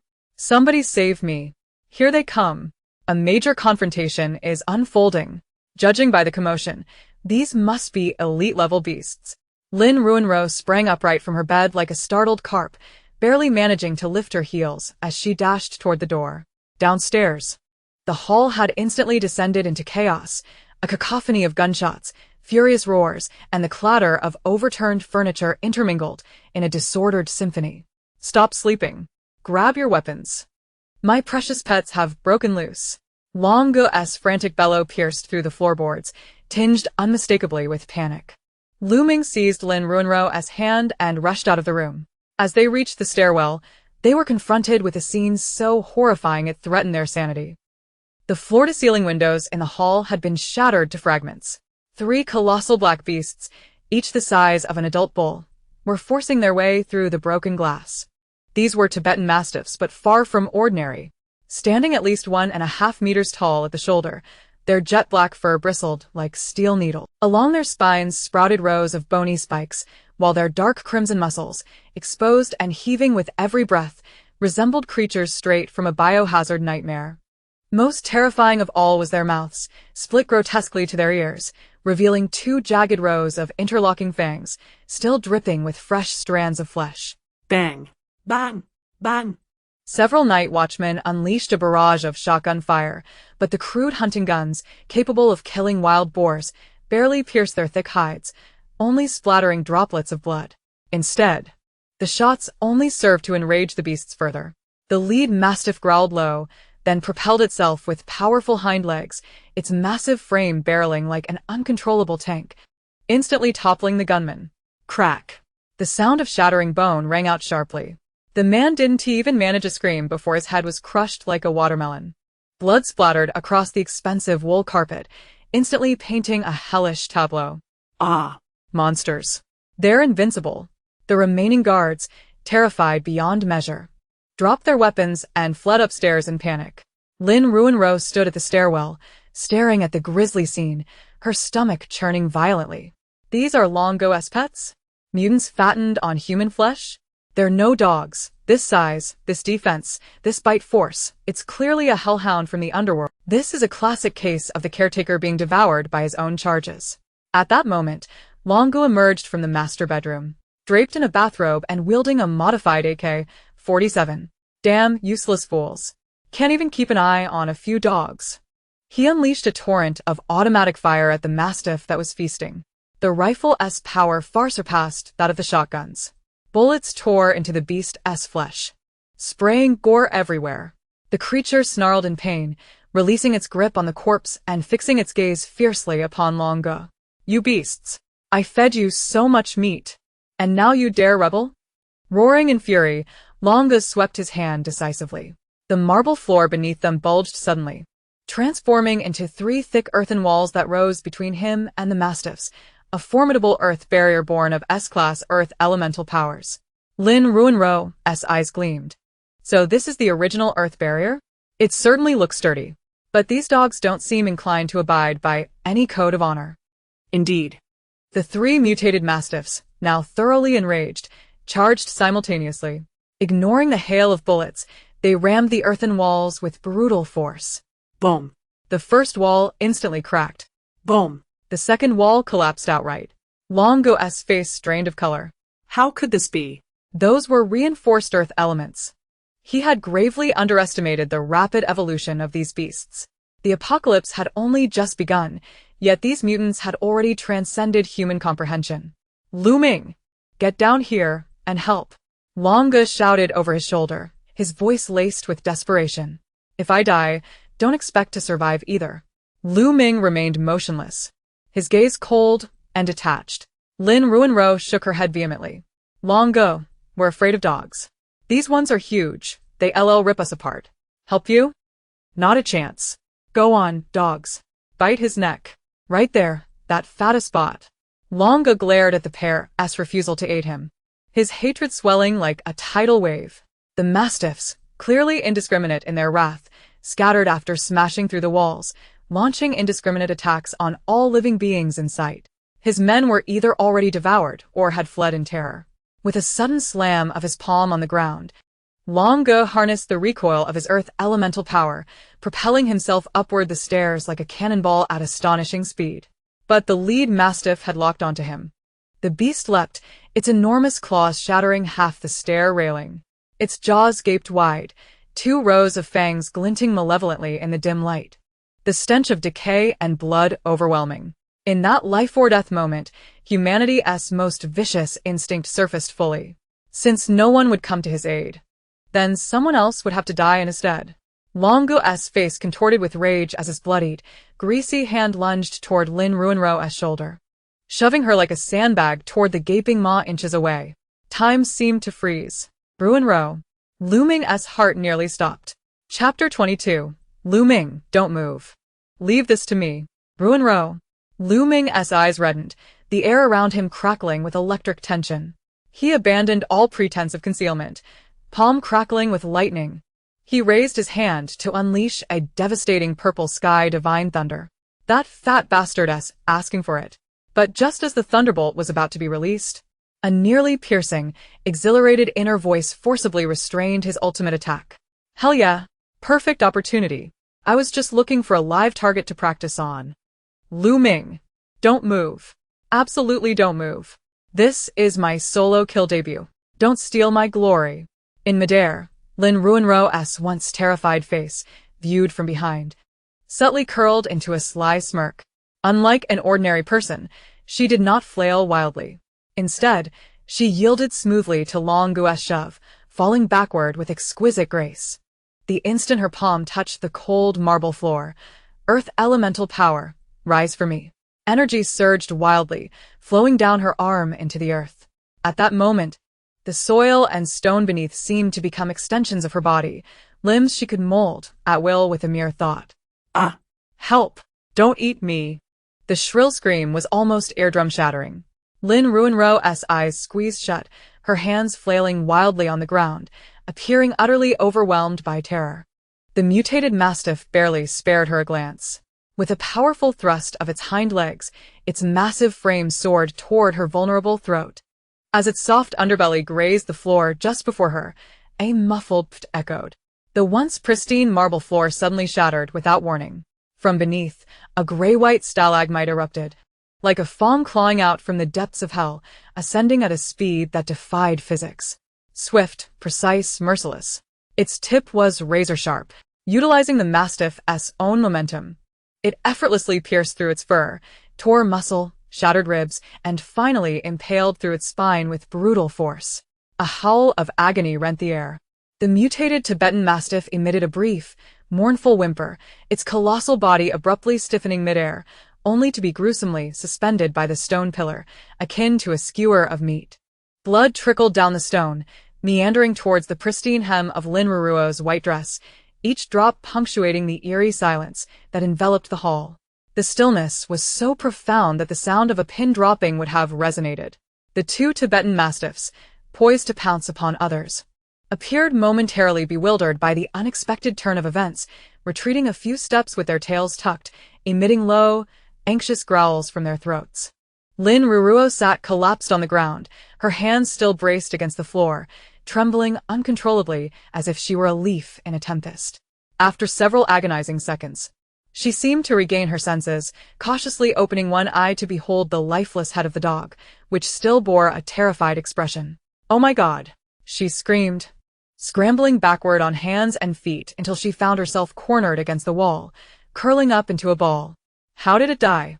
Did it kill itself? Raising her head, her large, glistening eyes were filled with confusion and terror as she glanced at Longa, who stood nearby, equally stupefied. "Did you save me, Longa?" Oh. "You scared me to death." Hee, what an acting performance. I'll give myself a 99 out of 100, 1 point less lest I become arrogant. The sensation of that stone spike is absolutely remarkable, hard and straight, far superior to that dead fatso's. A single strike to kill. This is a feat worthy of the atmosphere. Lu Ming stood at the stairway, observing the quaking woman huddled in the corner, the veins on his forehead pulsing in agitation. He had nearly suffered a cardiac arrest moments earlier. Yet, this woman not only emerged unscathed but was also internally critiquing the stone spike's texture. Longa was equally baffled, still clutching the AK-47, the barrel smoking. Yet his gaze was fixated on the stone pillar that had pierced the Tibetan Mastiff. It was undoubtedly an Earth-type ability. But who else in this villa possessed such powers besides him? Could it be that in his moment of desperation, he had unconsciously unleashed a spike from afar? Longa glanced down at his hands, then back at the stone pillar. The density, hardness, and even the metallic sheen of the spike were evidently of a higher caliber than the earthen walls he typically conjured. Had he perhaps advanced in power? A wave of ecstatic realization washed over Longa. If that were the case, his potential for dominance in this post-apocalyptic world had just amplified. Longa was formidable. Longa was incredible. One strike to annihilate a mutated beast. The few surviving subordinates, witnessing the spectacle, hastily emerged from beneath the table, fawning over him with reckless abandon. Lin Ruanruan, still curled in her corner, buried her face in her knees, her shoulders shaking, appearing to weep, but in truth, she was stifling laughter. This is hilarious. This fool genuinely believes it was his doing? Fine, take the blame for this, and when it's time to send you on your way, may you depart in peace. Of course. Longa straightened his posture, though a hint of trepidation lingered within. He maintained an air of superiority. With a cold chuckle, he surveyed the remaining 2 Tibetan Mastiffs and raised his weapon. The rest of you, die as well. However, the intelligence of the mutated beasts was not to be underestimated. The brutal death of their companion incited their rage and illuminated the threat posed by the hefty man before them. With a simultaneous roar, the 2 Tibetan Mastiffs launched their attack. One charged at Longa, while the other veered towards the stairway, targeting the seemingly weakest link, Lu Ming. Lu Ming! Get out of the way! Lin Ruanruan genuinely shouted this time. The performance was over. It was time for action. Lu Ming, stop pretending. Keep it up. And you'll be bitten by that dog. Electrocute it. I want its hide for a blanket. Lu Ming's gaze turned icy upon seeing the charging beast. He cracked his neck, producing a sharp sound. He had initially intended to toy with them a bit longer. Raising his hand, a brilliant blue-purple arc of electricity danced at his fingertips. Alas, my esteemed companion has set his sights on your skin. Chapter 23. The stone spike reveals its might. Is this truly mere coincidence? The air suddenly filled with the acrid scent of charred flesh, the aroma of meat rapidly carbonizing under high-voltage electricity. Zap. The blue-purple lightning gave the mutated Tibetan Mastiff no chance to react, striking it with the ferocity of a wild electric whip. It didn't even have time to scream. The several hundred-pound beast convulsed violently in midair, its black fur singeing, igniting, and its eyes exploding with a pop. Boom. A charred corpse, emitting black smoke, crashed heavily onto the staircase, rolling down the steps until it fortuitously came to rest at Long Ji's feet. The hall was once again engulfed in a profound silence. Even more pronounced than when Lin Ruanruan had unexpectedly slain the dog, it was as if a pin could be heard falling. The few subordinates still attempting to flatter Long Go were left slack-jawed, their eyes wide as saucers. Was this truly that soft-spoken pretty boy? The power of this lightning was even more terrifying than a high-voltage line. Could a human wield such strength? Long Go, who was desperately fleeing from the other Tibetan Mastiff, suddenly froze in his tracks. Whipping around, he fixed his gaze on Lu Ming, the man who had always cowered before him, too timid to even drink a toast. Now stood on the stairs, looking down at him with an air of superiority. Lu Ming's demeanor had transformed entirely. There was no trace of the previous meekness and trepidation. At this moment, he exuded an aura that warned others to keep their distance. His gaze as frigid as if surveying a heap of corpses. "You're an electricity-type ability user?" Long Ji's voice trembled, his teeth chattering. "You've been playing me all along?" Lu Ming leisurely retrieved a tissue from his pocket, delicately wiping his fingers, which bore no trace of dirt. With an elegance akin to attending a banquet. "Play you?" He scoffed lightly, flicking the crumpled tissue aside. "Do you even deserve that? So cool. Absolutely magnificent. This is how it should be. In such a low-tier game, who needs finesse? Just push through." Lin Ruanruan, still cowering in the corner, appeared to tremble uncontrollably. While inside, her inner self was fervently waving a glow stick, cheering. But that Long Go's expression is off, he's gathering energy. This fool intends to launch a sneak attack. "Lu Ming, be careful, that fatso is going to try and pull a fast one on you." Lu Ming needed no such warning. With his mind-reading abilities fully activated, Long Ji's dark intentions were as transparent as glass before him. Long Go truly harbored murderous intent. He had not anticipated that he would invite a terrifying existence into his midst. The electricity-type abilities possessed the most formidable offensive power, if he did not strike now. While Lu Ming was still recovering from unleashing his mighty attack, he would undoubtedly meet his demise today. Long Go bellowed, stamping his foot. He no longer cared for the Tibetan Mastiff still gnawing on the sofa, channeling all his Earth-type energy to create a massive stone spike beneath Lu Ming's feet, intending to impale him like a candied hawthorn. However, at the moment he stomped his foot, an unexpected transformation occurred. The once solid marble floor suddenly became as soft as quicksand. When Long Go stomped down, instead of gaining leverage, his entire lower leg sank into the ground. "What?" Long Go exclaimed in shock. What was happening? His ability was to control and solidify earth elements. He had never possessed the capability to transform the ground into quicksand. Before he could fully comprehend the situation, Lin Ruanruan's mischievous inner voice rang out once more. "Time to go.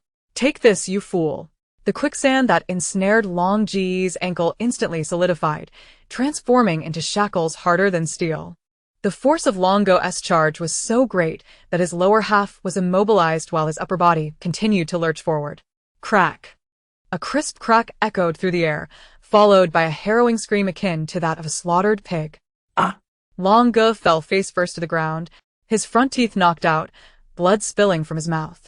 To make matters worse, the half-formed earthen spike he had conjured moments before had gone awry, embedding itself deep into his own thigh, causing blood to spurt forth.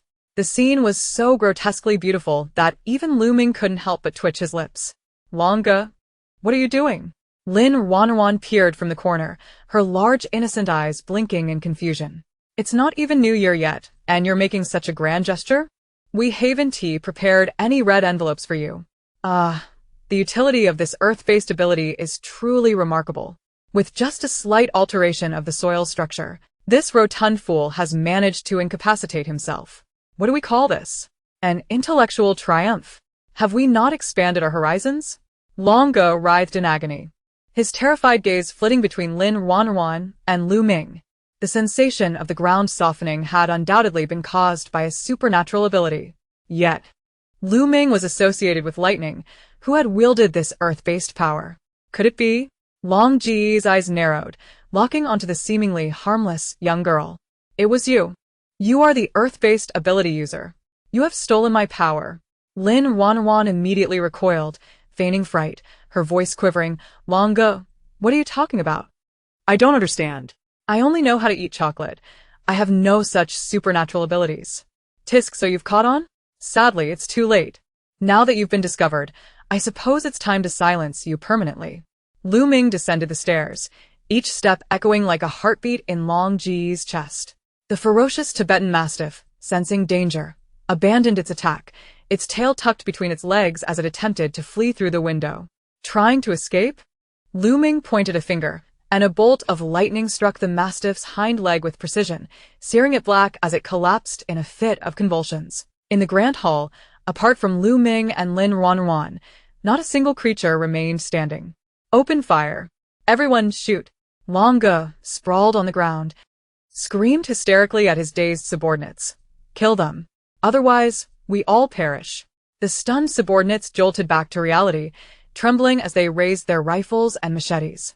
Though Lu Ming was formidable, Long Ge had long established his reputation for cruelty, and they were in the majority. Let us see who dares to make a move. Lu Ming halted, his gaze sweeping over the ragtag group. His voice, though not loud, carried an undeniable authority, akin to a sovereign surveying his subjects. Simultaneously, Lin Ruanruan rose from her corner. Dusting off her dress, the previously delicate facade vanished, replaced by a mocking smirk. Ladies and gentlemen, it's time to choose sides. She toyed with a small stone in her hand. With a flick of her finger, it disintegrated into powder, scattering in the breeze. Will you side with this soon-to-be corpse? Or will you join us in a lap of luxury? Hurry, hurry. Anyone who dares to raise their weapon will experience what it feels like to have the ground scald their feet. Chapter 24. Long Ge. Youngsters these days lack martial ethics. The subordinates, trembling with their makeshift rifles, quaked as if stricken by Parkinson's disease. On one side stood the fearsome Long Ge, known for his brutal methods, and on the other, the lightning sovereign who had just charred a mutated mastiff with a mere gesture. The choice was a perilous conundrum, tantamount to a death sentence. What are you waiting for? Fire. If you don't shoot, I'll slaughter your entire families. Long Ge lay on the ground, his legs ensnared by rock, bloodied and weak. Yet his frenzied voice continued to rise in desperation. He was gambling, wagering that even Lu Ming, powerful as he was still flesh and blood, unable to withstand a barrage of gunfire. Desperation finally drove one reckless soul to grit his teeth and pull the trigger. If death was inevitable, one might as well take a chance. Who knew what might happen? Bang, bang, bang. The gunfire erupted, lead pellets soaring toward Lu Ming with a deadly shriek. Lin Ruanruan stood by, her eyes unblinking, even whistling lightly to herself. Tisk, this batch of villains lacks composure. Look at their shaking hands. Are they artists sketching human figures? But Lu Ming is holding up remarkably well as a target. If he were to be riddled with bullets, I would reluctantly have to inherit his estate. Lu Ming, oblivious to the heartless musings in his mind, did not even lift his eyelids. He merely spread his fingers wide. The ambient electric charges responded instantly, weaving into an impenetrable violet-blue electric net before him. The hair-raising crackling sound drowned out the gunfire. Lead pellets collided with the electric web. There was no gory explosion as one might expect. The high-velocity metal projectiles seemed to plunge into a thick, molten substance of extreme heat, instantly melting into droplets of searing iron that plummeted to the floor, leaving behind small char holes. The gunman stood frozen in shock. Long Ge was equally bewildered. Was this truly a supernatural ability? It was nothing short of a miracle. Physical immunity? Was it over? Lu Ming retracted his hand, the electric net dissipating into the air, leaving only a lingering warmth. He strode forward, his polished shoes crunching on the glass shards and blood-stained floor, each step resonating ominously as he approached the prostrate Long Ge. Since the shooting had ceased, it was now his turn. Long Ge gazed up at the grim reaper advancing toward him, his mental defenses crumbling entirely. Please spare me. I am an S-class ability user. I am valuable. I can serve you. I can help you build a base. Longo clawed desperately at the ground, attempting to drag himself backward, but the rocky shackles Lin Ruanruan had summoned held him fast, leaving him writhing like a fat worm pinned to a cutting board. Lu Ming halted 3 meters away, looking down at him with an indifferent gaze. Serve? Your previous pets did not fare too well. Long Ge's face turned ashen, a flicker of malice flashing in his eyes. If softness wouldn't work, then they would perish together. He secretly summoned every last vestige of his energy, preparing to detonate the surrounding earth elements, collapsing the villa's foundation and burying them all. Just then, Lin Ruanruan's cheerful voice exploded in Lu Ming's mind. Oh, dear. This fat fool is planning to self-destruct. He is about to unleash a grand move. Lu Ming, look. The floor beneath him is glowing. To the left, attack his left side. His left hand has been trembling, clearly broken from the fall. That's his weak point. And also, seal his escape. Don't let him channel energy underground. Lin Ruanruan fervently directed from her mind while simultaneously hiding behind a pillar, her small hands gesticulating toward Longo. Just as he was about to infuse energy into the ground, he suddenly felt the floor beneath him give way. The once sturdy rocky shackles morphed into quicksand, rapidly solidifying and sprouting sharp spikes that pierced into his thigh. Ah! His spell disrupted, Longo emitted a heart-wrenching scream as the pent-up energy surged chaotically within him, causing him to spit blood. You wretched girl! You're sabotaging me! Longo whirled around, casting a venomous glare at Lin Ruanruan, who innocently covered her mouth. Oh dear! Longo, why are you spitting blood? Are you feeling unwell? Let me show you what Earth-based backlash truly means. You think you can play with Earth before me? You're still too green. Lu Ming. Now, that's your chance. Electrify him. Cook him to medium rare. No, well done. Lu Ming's lips twitched slightly. This woman was even more impatient than he was. However, it was indeed time to bring this to an end. In the next life, may he reincarnate as a virtuous person. Lu Ming raised his hand, gathering an extraordinarily brilliant lightning sphere in his palm. Its radiance illuminating the entire dim hall and stretching the shadows of everyone present to great lengths. Boom! A thunderclap erupted within the room.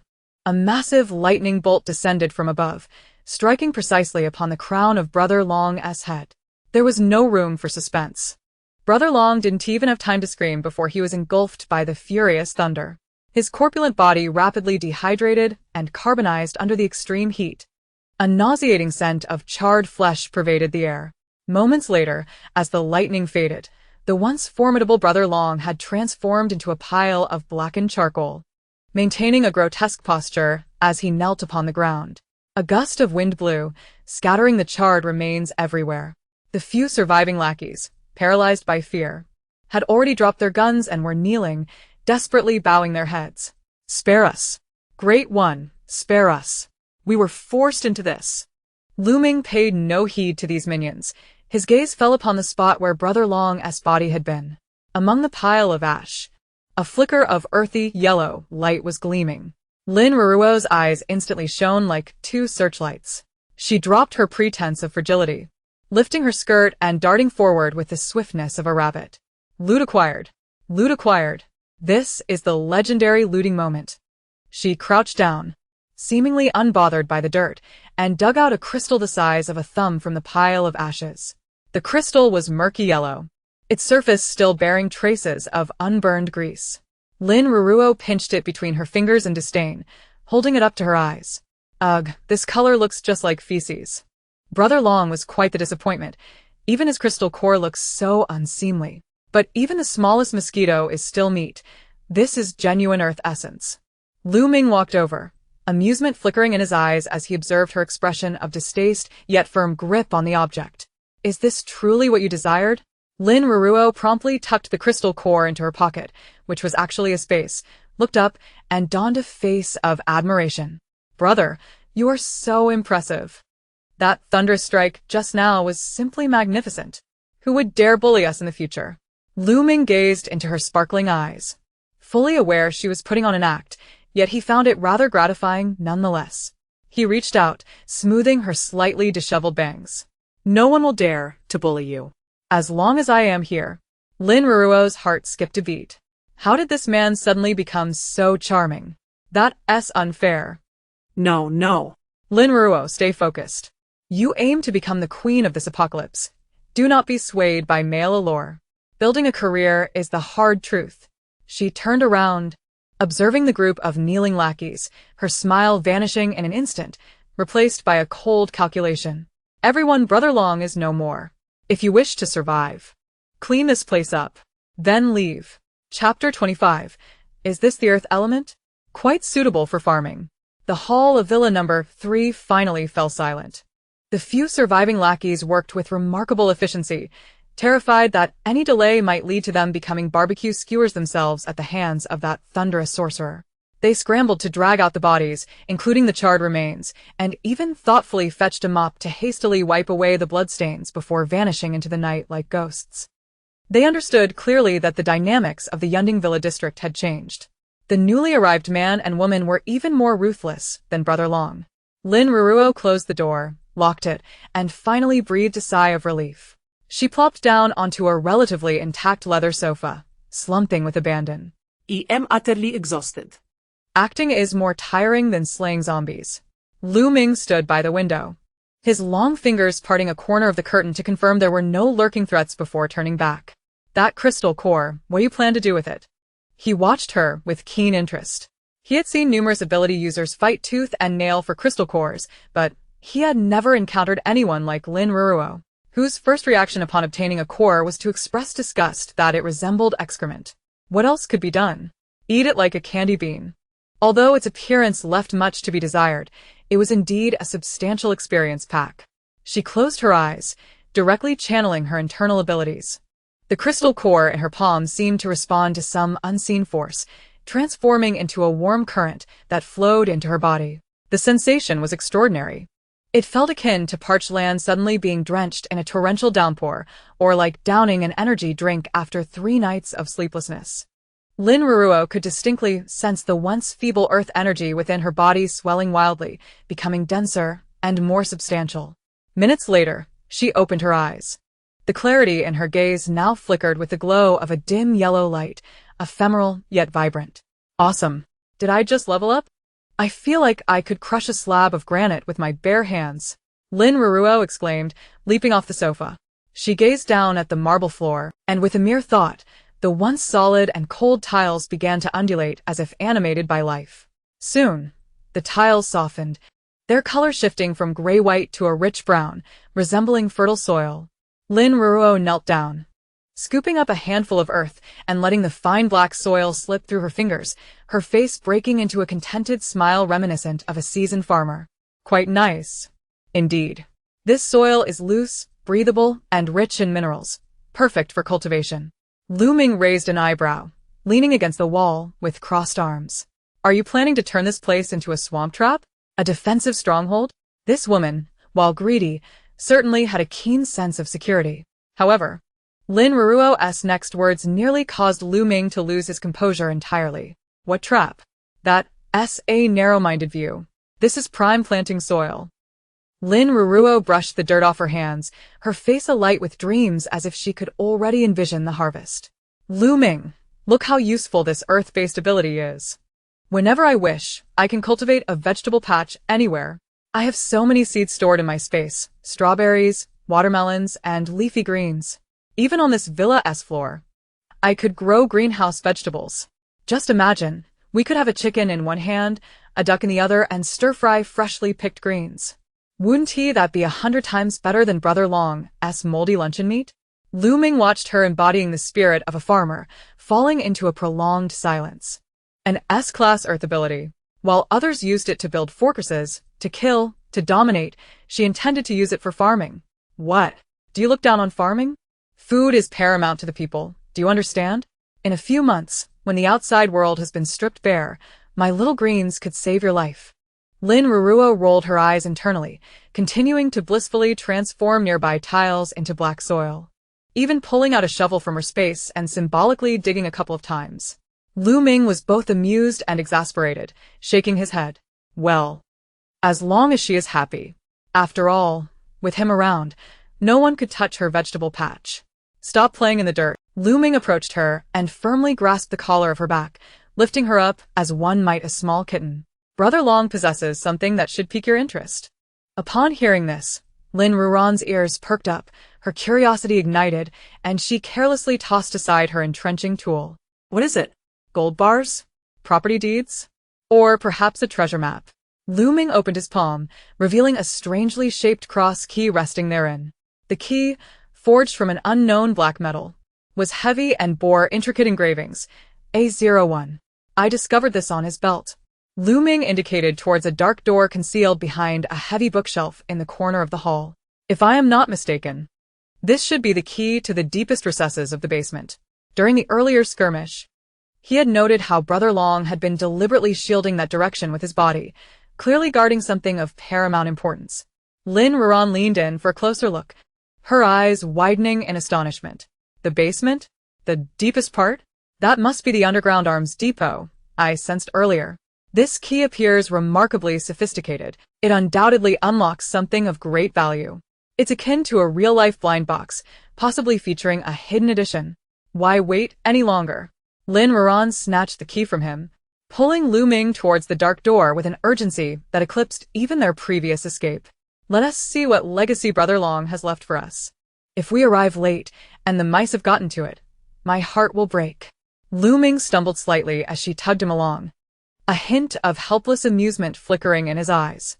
This woman, whenever supplies were mentioned, seemed to be fueled by an unquenchable zeal. Together, they heaved aside the heavy redwood bookshelf, revealing a robust blast-proof door. Lin Ruanruan inhaled deeply, inserting the key into the lock and turning it gently. With a crisp click, the sound of the mechanism springing open resonated in the stillness of the night, akin to a celestial melody. The door began to creak open, releasing a chill metallic scent mingled with an aroma reminiscent of a certain desiccant. Peering inside, Lin Ruanruan froze in place. 2 seconds later, a scream powerful enough to rattle the very roof echoed throughout the basement. Holy cow! We've hit the jackpot. Chapter 26. The Arms Depot in the Basement. Bring it on! The heavy blast-proof door slid open with a resounding thud, the hydraulic arm groaning in protest. Rows of sensor lights flickered to life, illuminating this clandestine space buried deep underground with a stark white glow. Standing at the threshold, Lin Ruanruan's mouth fell slightly agape.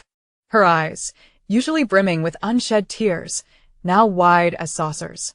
Even with her mental preparation, the sight before her sent her adrenaline soaring. Neatly arranged weapon racks lined the walls, adorned with gleaming black automatic rifles. From the classic AK-47 to the precision-engineered M4A1, and even several heavy sniper rifles equipped with scopes. The center of the room was cluttered with olive-green ammunition boxes, some of which stood open, revealing gleaming yellow bullet belts that caught the light with a captivating metallic sheen. Most astonishingly, a 60mm mortar stood in one corner, flanked by 2 neatly stacked boxes of shells. The air was thick with the distinctive dry scent of gun oil and gunpowder. In peaceful times, this aroma might be overwhelming, but in an apocalyptic world, it represented safety and life itself. We've struck gold. Did Brother Long rob the armory? Lin Ruanruan mused excitedly. With this many guns, I could easily form an enhanced squad. Anyone who dares raise their voice at me will know the truth. That might is the only law. Her mind raced with possibilities. Yet her face quickly morphed into one of feigned shock. She nestled closer to Lu Ming, pointing at the wall of firearms, her voice trembling. Brother, these dark objects are quite terrifying. What if they misfire? Lu Ming gazed down at her, bemused. Is she addicted to theatrics? Her heart races like a drum, and her eyes are nearly overflowing with greed, yet she pretends to fear the guns? If she's scared, she should stand back. He wrapped an arm around her waist, his tone nonchalant. Let me handle it. No way. Lin Ruanruan tugged at his sleeve, her expression resolute. Brother, you've been injured. How can you do such heavy work? Though I am frightened, I can conquer my fear for you. With that, she dashed into the pile of weapons, not giving Lu Ming a chance to respond. As she moved through the arsenal, not a single item was left untouched. Her hands moved with such speed that they left traces in the air. Her left hand swept past a row of AK-47s, claimed. Her right hand glided over several boxes of grenades, secured. with her mental faculties fully engaged. Her spatial power acted like a voracious maw, devouring everything within her sight. This barret is splendid. I shall reserve it for that taciturn fellow, Looming. This MP5 submachine gun is lightweight, perfect for a delicate maiden like myself to defend against threats. Wow. And several boxes of C for explosives? I'll take those. Anyone who annoys me will find themselves sent skyward. In less than 3 minutes, the once crowded basement was left emptier than a freshly renovated shell of a building. Not only had she cleared the firearms and ammunition, but Lin Ruanruan even stripped away the iron racks used to hold the guns and the wooden boxes meant for bullets. And she didn't spare the industrial dehumidifier in the corner. A true plunderer, she left Brother Long with nothing. Looming leaned against the doorway, observing the vacant room with a twitch at the corner of his eye. He had even seen Lin Ruanruan pick up a few stray shell casings from the ground and tuck them into her pockets. Was she some sort of treasure hoarder? Brother, I've collected everything. Lin Ruanruan brushed off non-existent dust from her hands, turning to him with a beaming face. Now these evildoers want to be able to use these items to cause harm. Am I not wonderful? I'm utterly exhausted. This mental exertion has been quite taxing. Yet, gazing at the trove within my space makes it all worthwhile. I could dream of this and awaken laughing. Looming stepped forward, offering her a bottle of water, effortlessly twisting off the cap. Well done. From now on, you shall manage the household finances. Lin Ruanruan accepted the water, gulping down several mouthfuls, her heart swelling with pride. At least you have some sense. Such heavy lifting should fall to someone like me, the diligent manager. Just as they prepared to depart, a faint sound echoed from the empty corner of the room, a barely audible clinking of chains. The sound was soft, yet in the stillness of the basement, it rang out sharply. Looming's eyes narrowed, and he swiftly drew his tactical dagger, positioning Lin Ruanruan behind him. Who goes there? The pile of tattered waterproof cloth in the corner shifted slightly. Moments later, the fabric was pulled aside to reveal a curled-up figure. It was a pudgy youth, appearing to be in his 20s, clad in a soiled anime t-shirt and wearing a pair of black-rimmed glasses with only one lens intact. A hefty dog chain was fastened around his neck, the other end tethered to a heating pipe in the corner. Upon seeing the gleaming dagger in Looming's hand, the young man trembled, his corpulent form quivering as he raised his hands protectively over his head, letting out a wail akin to a slaughtered pig. Please don't kill me. I'm not tasty. I'm tough. I have health issues. I'm unhealthy. Lin Ruanruan peered around Looming's protective stance, scrutinizing the peculiar sight. Is this what Brother Long hid in the deepest recesses? A pitiful couch potato? It is quite perplexing. One would naturally assume that someone like Brother Long would have discarded useless individuals long ago. The fact that this rotund fellow is still confined here suggests he possesses some merit. Looming clearly shared this sentiment. He approached, lifting the chubby man's chin with his dagger. who are you? Why are you here? The portly man trembled and opened his eyes, only to be met with Looming's icy visage, glancing over at the seemingly innocent Lin Ruanruan beside him, before bursting into tears. My name is Wang Go. Everyone calls me Little Fatty. I was merely delivering food when I was captured. Woe is me. Brother Long says I am some sort of awakened one, and intends to keep me as a radar. He exclaimed, Big brother, big sister. I swear I haven't done anything wrong. I wouldn't dare, even kill a chicken. Radar? Lin Ruanruan keenly seized upon the keyword. She brushed aside Looming's hand and crouched before Little Fatty, her expression transforming into one reminiscent of a cunning wolf. Little Fatty, you say you're a radar? Then tell me, what commotion is occurring outside at present? Chapter 27. Acquiring a little brother named Little Fatty, the human radar.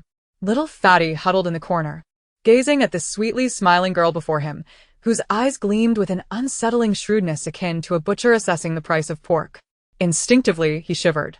Though timid, he possessed keen intuition. This seemingly fragile girl was far more dangerous than the knife-wielding man. I have enhanced hearing. Little Fatty swallowed hard, his ears twitching like those of a rabbit. I can hear everything within a 5-kilometer radius if I concentrate. Lin Ruanruan raised an eyebrow. Eavesdropping? That ability sounds intriguing. It's akin to having a live map, isn't it? With him around, we would have precise knowledge of the whereabouts of zombie hordes, survivors, and supplies. This is even more useful than a drone and requires no charging. Then listen closely. What is the situation outside the villa district? Lin Ruanruan rummaged through her space and produced a bag of tomato-flavored Lay's chips, waving it enticingly in front of little Fatty. Upon seeing the chips, little Fatty's eyes widened in astonishment. He had been confined in this basement for half a month, subsisting on stale buns daily. This snack was akin to a lavish feast. I'll listen. I'm listening right now. He closed his eyes, his ears quivering. A few seconds later, his complexion drained of color. Beads of sweat appearing on his forehead, his body trembling even more violently than before. And no, something is not right. What is it? Lu Ming furrowed his brow, retracting his dagger. There are so many footsteps. Little Fatty's voice quivered with fear. To the north, approximately 4 kilometers away, a massive horde is advancing toward us. The footsteps are heavy, unlike those of ordinary zombies. There must be at least several thousand of them. Several thousand? Lin Ruanruan's heart raced. Although the Yunding Villa district was remote, it shouldn't attract such a substantial tide of the undead, should it? Then little Fatty's eyes flew open, filled with terror. Among that group, there's a strange sound. It doesn't resemble the usual zombie growls, it's a rhythmic banging sound. It's as if someone is commanding them. Commanding? Lu Ming and Lin Ruanruan exchanged a grave glance, recognizing the seriousness in each other's eyes. Zombies have evolved into a commanding type? This mutation typically emerges in the mid-stages of the apocalypse. If a commanding zombie truly exists, this is no mere tide of the undead, but rather an organized and tactical army. This script has truly fallen apart. The difficulty has escalated from easy mode to hell mode. Yet several thousand zombies equate to several thousand crystal cores. If we could collect them all. Lin Ruanruan licked her lips, a glint of madness flashing in her eyes. The greater the risk, the greater the reward. She tossed the bag of chips into little Fatty's lap and swiftly severed the iron chain around his neck with a gust of wind. Eat. Once you're full, come with us. Little Fatty, clutching the chips, stared incredulously at the broken chain before glancing at Lin Ruanruan. Big sister, no. Big sister-in-law. From now on, I'll follow you. If you tell me to go east, I won't dare go west. If you tell me to steal a chicken, I won't touch a dog. He tore open the packaging and devoured the chips ravenously, pledging his loyalty with each bite. Lu Ming observed this scene with a slight smile. Though the boy appeared cowardly, his abilities were indeed rare. Moreover, the way he addressed Lin Ruanruan as big sister-in-law was quite pleasing to him. Having acquired a little brother, they ought not to linger idly. Lu Ming turned and strode toward the exit, intending to return above ground. This place was no longer safe. The trio returned to the first-floor hall, where dawn was breaking on the horizon. Following a night of fierce battle and the grim news brought by little Fatty, none of them felt inclined to sleep. Lin Ruanruan glanced at Lu Ming, whose clothes were stained with blood, then looked down at the mud on her skirt, wrinkling her nose in distaste. So filthy. I reek of roasted meat. If I don't wash soon, I'll start to stink. Given that the horde is still 4 kilometers away, it should take at least an hour or 2 to arrive. Since this villa is equipped with a generator and a water tank, it would be a disservice to Brother Long's efforts not to take a shower. Lu Ming, I want to wash up. Lin Ruanruan tugged at his hand, gazing up at him with eager anticipation. I want to take a fragrant hot bath. Lu Ming looked at her adorable demeanor, fully aware of her intentions. Go ahead. The master bedroom has a large bathtub. He ruffled her hair. I'll check the villa's defenses while allowing little Fatty to continue listening. With a cheerful exclamation, Lin Ruanruan darted upstairs like a joyful little bird. Little Fatty, clutching the remaining half-bag of chips, watched her retreating figure, marveling. Big brother, big sister-in-law is truly full of energy. Even at a time like this, she's in the mood for a bath. Her mental fortitude is impressive. Lu Ming shot him a sidelong glance, his expression icy. If you wish to live, keep your mouth shut and remain attentive. Little Fatty shrank back, hastily silencing himself and perking up his ears to continue his role as a radar. Upstairs, in the master bedroom, despite having been ransacked by Brother Long, the bathroom was surprisingly luxurious. A massive circular massage bathtub, vintage brass faucets, and even a wall of floor-to-ceiling mirrors adorned the space. Lin Ruanruan locked the door. retrieved disinfectant from her space, and thoroughly sprayed the bathtub inside and out 3 times, ensuring no bacteria remained before confidently turning on the faucet. The clear, hot water flowed abundantly, steam rising. She sprinkled a handful of dried rose petals from her space into the water, followed by a dash of lavender essential oil. Instantly, the entire bathroom was filled with an enchanting fragrance. Disrobing her filthy knitted top and little white skirt, Lin Ruanruan stepped into the bathtub, letting out a contented sigh. Chapter 28. The ultimate tension in the bathroom. Male lead. I can barely hold on. The hot water enveloped her collarbones, every pore rejoicing in blissful relief. Lin Ruanruan submerged herself completely, leaving only her damp head above the surface. The water was adorned with brilliant red rose petals, steam swirling around her, rendering her cheeks a rosy hue akin to a perfectly ripe peach. She sighed contentedly, scooping a handful of water and watching the droplets glide down her arm. This is truly the life. Out there, people are fighting over scraps, while I'm luxuriating in a rose bath. Oh. How I wish Lu Ming could come in and help me scrub my back. No, I must maintain my modesty as a proper lady. Outside the door, Lu Ming leaned against the wall, holding an unlit cigarette, listening to the sounds of splashing water within, alongside the woman's unabashed musings. He tightened his grip on the cigarette, causing it to twist and deform. Inside the bathroom, Lin Ruanruan's thoughts wandered freely. Speaking of which, Lu Ming's physique is truly impressive. The contours of those abdominal muscles, tisk, appear as if they have been meticulously chiseled by a sculptor. The firm texture, one can only imagine, would feel exceedingly warm to the touch. Lin Ruanruan, what are you thinking? You are a respectable person. You cling to others merely for survival. How could you indulge in such tempting thoughts?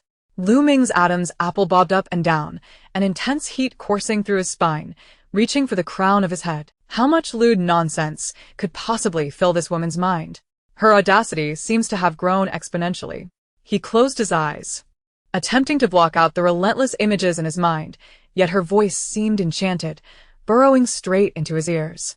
Click. The bathroom door lock clicked.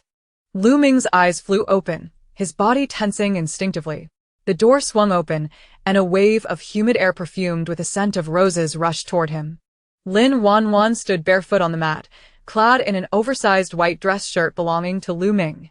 The hem barely concealed the upper part of her thighs, exposing her long, slender legs to the air, their pallor almost blinding. Her damp hair cascaded over her shoulders, droplets trickling down, dampening the fabric at her chest and faintly revealing the allure beneath. Lu Ming's breath instantly became erratic. Lin Ruanruan lifted her head, her doe-like eyes glistening with moisture as she gazed at him, her cheeks flushed from the bath. Brother, she spoke in a soft, honeyed tone, laced with a hint of playfulness. I forgot to grab my change of clothes, so I had to wear yours. You don't mind, do you? Mind? What nonsense. This is what I call boyfriend charm. A quintessential technique from romance novels. Look at my legs. I have applied body lotion. They are so white and smooth that no man could possibly resist. Lu Ming's gaze involuntarily swept over her legs before he hastily averted his eyes, fixing them on the wall behind her. Go put on some pants. His voice was hoarse, as though he had swallowed gravel. Lin Ruanruan pouted, stepping closer, tugging gently at his shirt. But my dress is dirty. Brother, could you help me dry my hair? My arms are sore. As she spoke, she thrust the hairdryer into Lu Ming's hands and turned her back to him, completely exposing the delicate nape of her neck. As long as he takes the bait. I'll feign a loss of balance and fall backward. At that moment, Lu Ming gripped the hairdryer, the veins on the back of his hand standing out. He gazed at this seemingly defenseless yet calculating woman, the tension within him taut as a bowstring. He was acutely aware that she was performing, that she was enticing him. Yet he found himself maddeningly captivated. Sit still. Lu Ming sighed, pressing her down onto a nearby chair and plugging in the device. Hot air whooshed forth. His long fingers glided through her damp hair, the touch astonishingly gentle. Lin Ruanruan squinted her eyes in bliss, resembling a cat being stroked. Just as the atmosphere grew increasingly enchanting, Lin Ruanruan prepared to execute her feigned tumble. Bang! The door was violently flung open. Xiao Peng rushed in, panting heavily, his face a mask of terror, neglecting to knock. Big brother. Big sister. It's bad. Lu Ming shut off the hairdryer, his expression dark enough to draw ink. He glared at this unwelcome interruption, his eyes seething with menace. Xiao Peng trembled under his gaze, nearly collapsing to the floor, yet he pressed on. They're here. They surrounded the entire villa area with zombies. Lin Ruanruan abruptly emerged from her pink reverie, springing to her feet, the shirt swaying with her movement. So soon? Didn't you say they were still 4 kilometers away? Are these zombies on steroids? The numbers? Lu Ming pulled Lin Ruanruan behind him, hastily snatching a towel to wrap her securely, shielding her from Xiao Peng's wandering gaze. I can't count them. At least 5,000. And the commanding voice is right at the front door. It's knocking. No sooner had he finished speaking than a thunderous crash resonated from downstairs. It was the sound of the villa's outer iron gate being brutally breached. Following that, the deafening roars of countless zombies surged in like a tide, shaking the very floor beneath them. Lin Ruanruan tightened her grip on the towel, the warmth and affection in her gaze evaporating, replaced by an icy calmness and insatiable greed. 5,000? That's 5,000 crystal cores. However, that number is rather excessive. A direct confrontation would be unwise. We need to flee. But before we run, we must first deal with the hidden danger posed by Su Wan. She glanced at Lu Ming, their eyes locking in silent understanding. No words were needed. Lu Ming comprehended the intent in her gaze. Get dressed. Lu Ming retrieved a set of tactical gear from the space Lin Ruanruan had secretly given him earlier and tossed it to her. Prepare for a breakout. Chapter 29. Su Wan's exit. This boxed meal is scalding hot. The night was torn asunder by flames. The courtyard of Villa 3 had transformed into a veritable battleground. Those high-voltage electric fences, originally intended for security, succumbed to the onslaught of thousands of zombies in less than 10 seconds, short-circuiting and failing. The dark horde resembled a swarm of piranhas drawn by the scent of blood, frantically surging through the gates, trampling over their fallen comrades. Lu Ming held the Barrett rifle he had acquired from the basement. Bang! A muted thud echoed as the head of a powerful zombie exploded like a rotten watermelon. Yet he did not continue firing. There were simply too many zombies to kill. Is the vehicle started? Lu Ming pressed into his earpiece, his tone as cold as ice. It's started. Big brother. This Hummer is incredible. I've already raised the machine gun turret. At that moment, a commotion erupted from the direction of the shed in the backyard. A disheveled woman, covered in mud, stumbled out. Her sequin dress was torn into strips, one foot bare while the other was shackled by a broken chain, making her look more like a ghost than the zombies outside. It was Su Wan. She was covered in straw and dirt, her face bearing an unhealthy gleam of ecstasy. Lu Ming, take me with you. Su Wan's eyes lit up with a mad fervor as she spotted Lu Ming, who was about to push open the car door. She lunged at him like a rabid dog. I'm Su Wan. We're classmates. You can't leave me behind. Lu Ming halted, turning slightly, his gaze as indifferent as one would bestow upon a discarded piece of trash. Lin Ruanruan cowered behind Lu Ming, peering out with wide, tear-filled eyes, her body trembling as if in a chill. Sister Su Wan, what happened to you? You're so frightening. Goodness, what a unique— Did you just crawl out from a coal mine? Yet your vitality is remarkably resilient. You must be akin to a cockroach. Even in such a state, you still emerge to repulse others. Su Wan paid no heed to Lin Ruanruan. Her focus was singularly on the Hummer, her only escape route. She dashed in front of Lu Ming, reaching out to grasp his sleeve, her hand smeared with black mud and dried blood. Lu Ming, I realize I was wrong. It was Long Ge who forced me. I was coerced. Su Wan wept inconsolably, her cries sharp and grating. I possess abilities. I am of the water element. Although my powers are currently feeble, I can provide water for you to bathe. I am still of use. Do not abandon me. Lu Ming retreated a step, evading her filthy hands. Around him, tendrils of faint purple electricity danced, emitting a sizzling warning. Leave. Just a single word, simple and direct, devoid of any emotion. Su Wan froze, her gaze meeting the unmasked disdain in Lu Ming's eyes, her despair instantaneously morphing into bitter resentment. If gentle persuasion failed, then she would resort to force. If you do not take me with you, I will scream. I will attract the zombies. We shall all perish together. Su-won shrieked, feigning a rush towards the entrance to shout. A quintessential example of misery loves company. The portly boy beside her stomped anxiously. Damn. This woman has lost her mind. Brother, you must eliminate her. Otherwise, we will truly attract that commanding zombie. Lin Ruanruan rolled her eyes internally. Tisk, tisk, her intellect is truly unparalleled. Threatening the thunder element powerhouse at this juncture? Does she wish for a swift demise? Lu Ming, do not waste your breath on her. Do you see the puddle beneath her feet? That is the water, she cried out earlier. Water conducts electricity, if you catch my drift? As Lu Ming absorbed the tactical guidance echoing in his mind, a cold smirk graced his lips. With a subtle movement of his fingers, a delicate current surged into the ground, effortlessly following the water stain on the floor, precisely leaping up to Su-won's ankle. Ah! Su-won convulsed, her body shaking violently as if struck by lightning, her hair standing on end, froth spilling from her mouth as she collapsed to the ground. However, the current was expertly controlled, merely incapacitating her temporarily, without claiming her life. Get in the car. Lu Ming cast not a single glance at the twitching Su-won as he swung open the garage door and strode inside. The Hummer H2 stood silently at the center of the garage, its modified frame resembling a colossal iron beast, exuding a chilling metallic sheen. The portly boy nimbly slipped into the driver's seat, igniting the engine and shifting gears in one fluid motion. Lin Ruanruan opened the passenger door, just as her peripheral vision caught sight of Su-won crawling towards them with great effort. The numbing effect of the current seemed to be waning. Wait for me. Don't leave me behind. I beg you. Su-won's voice was hoarse, her nails scratching bloody trails across the floor.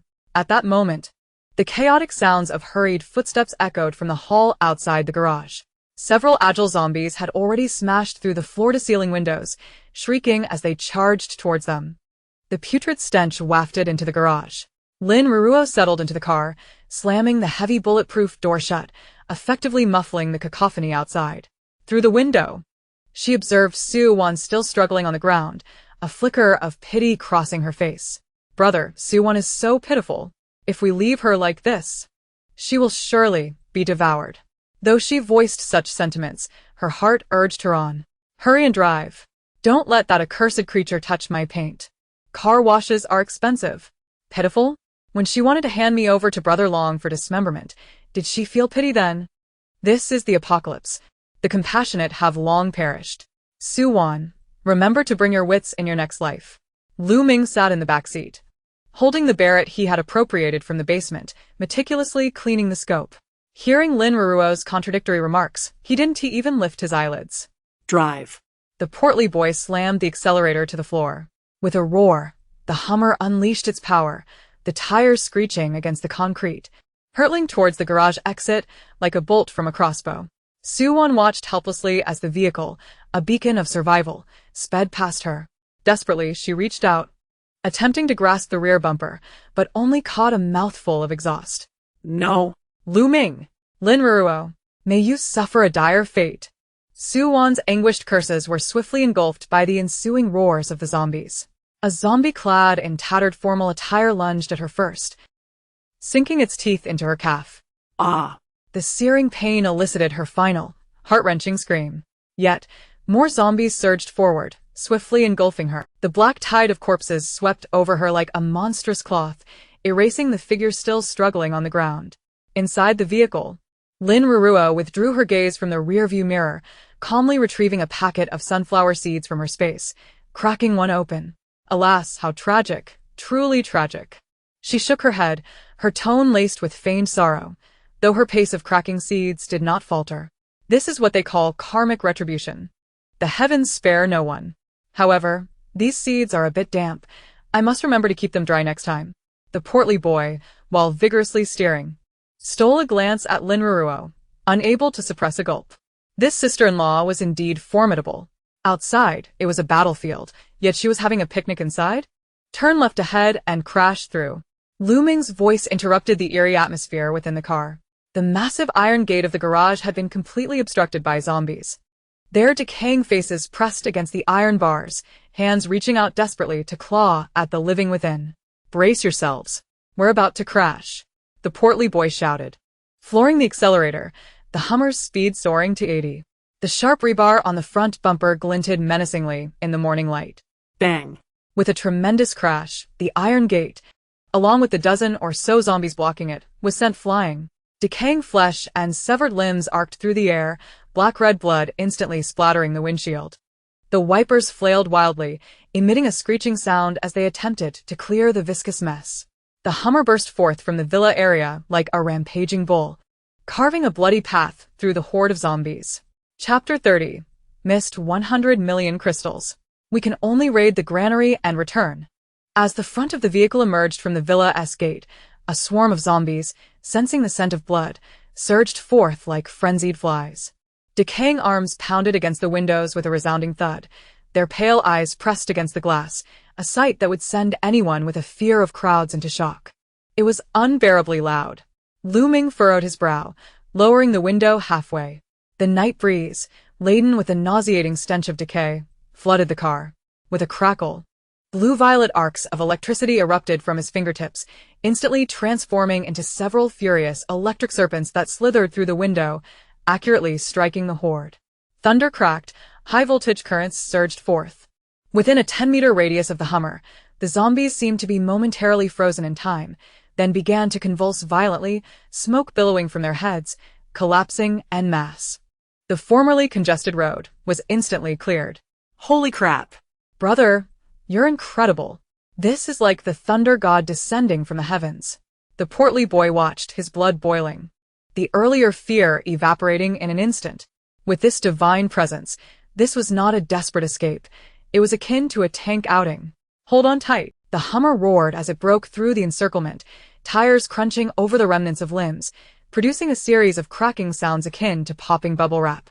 Lin Ruanruan peered through her fingers at the rapidly retreating scenery, her expression one of mock horror, but internally, her mind was racing with calculations. Ah! My crystals. So many crystals left behind. This is akin to throwing money away into the abyss. The anguish is palpable. It feels as though not only have I missed out on a fortune, but even the act of breathing is a torment. Yet, fret not. Horizons must be broadened. Ahead lies a broad avenue. As long as we draw breath, sustenance will be secured, and the crystal core shall be ours. The vehicle ascended onto the main road, leaving the suffocating horde of corpses far behind. The chilling sounds of that eerie commander gradually faded away until they were completely lost to the wind. The dawn broke on the horizon, the first rays of sunlight piercing through the clouds, illuminating the devastated cityscape. Most of the shops along the roadside lay in ruins. Abandoned vehicles were haphazardly strewn across intersections, and occasionally, a solitary zombie could be seen wandering aimlessly, reminiscent of a weary worker after an all-night shift. Xiao Peng reduced the speed of the car, wiping the cold sweat from his forehead. At this moment, he held Lu Ming in the highest regard. This golden opportunity must be firmly embraced. Suddenly, a jarring electrical buzz erupted within the car. One hand steadied the steering wheel while the other fumbled with the knobs of the car radio. Wait, there's a signal? In this broken world, there's still a broadcast? As he twisted the knobs aimlessly, the crackling noise diminished, giving way to a deep, resonant male voice. This is Hope Base. To the surviving compatriots, do not relinquish hope. The government has not abandoned you. The military is mobilizing. We have established a temporary safe zone at the eastern gymnasium of the city, which is stocked with ample food, water, and is protected by fully armed troops. Most importantly, our research team has made significant breakthroughs. The first phase of the anti-zombie virus vaccine is currently undergoing clinical trials.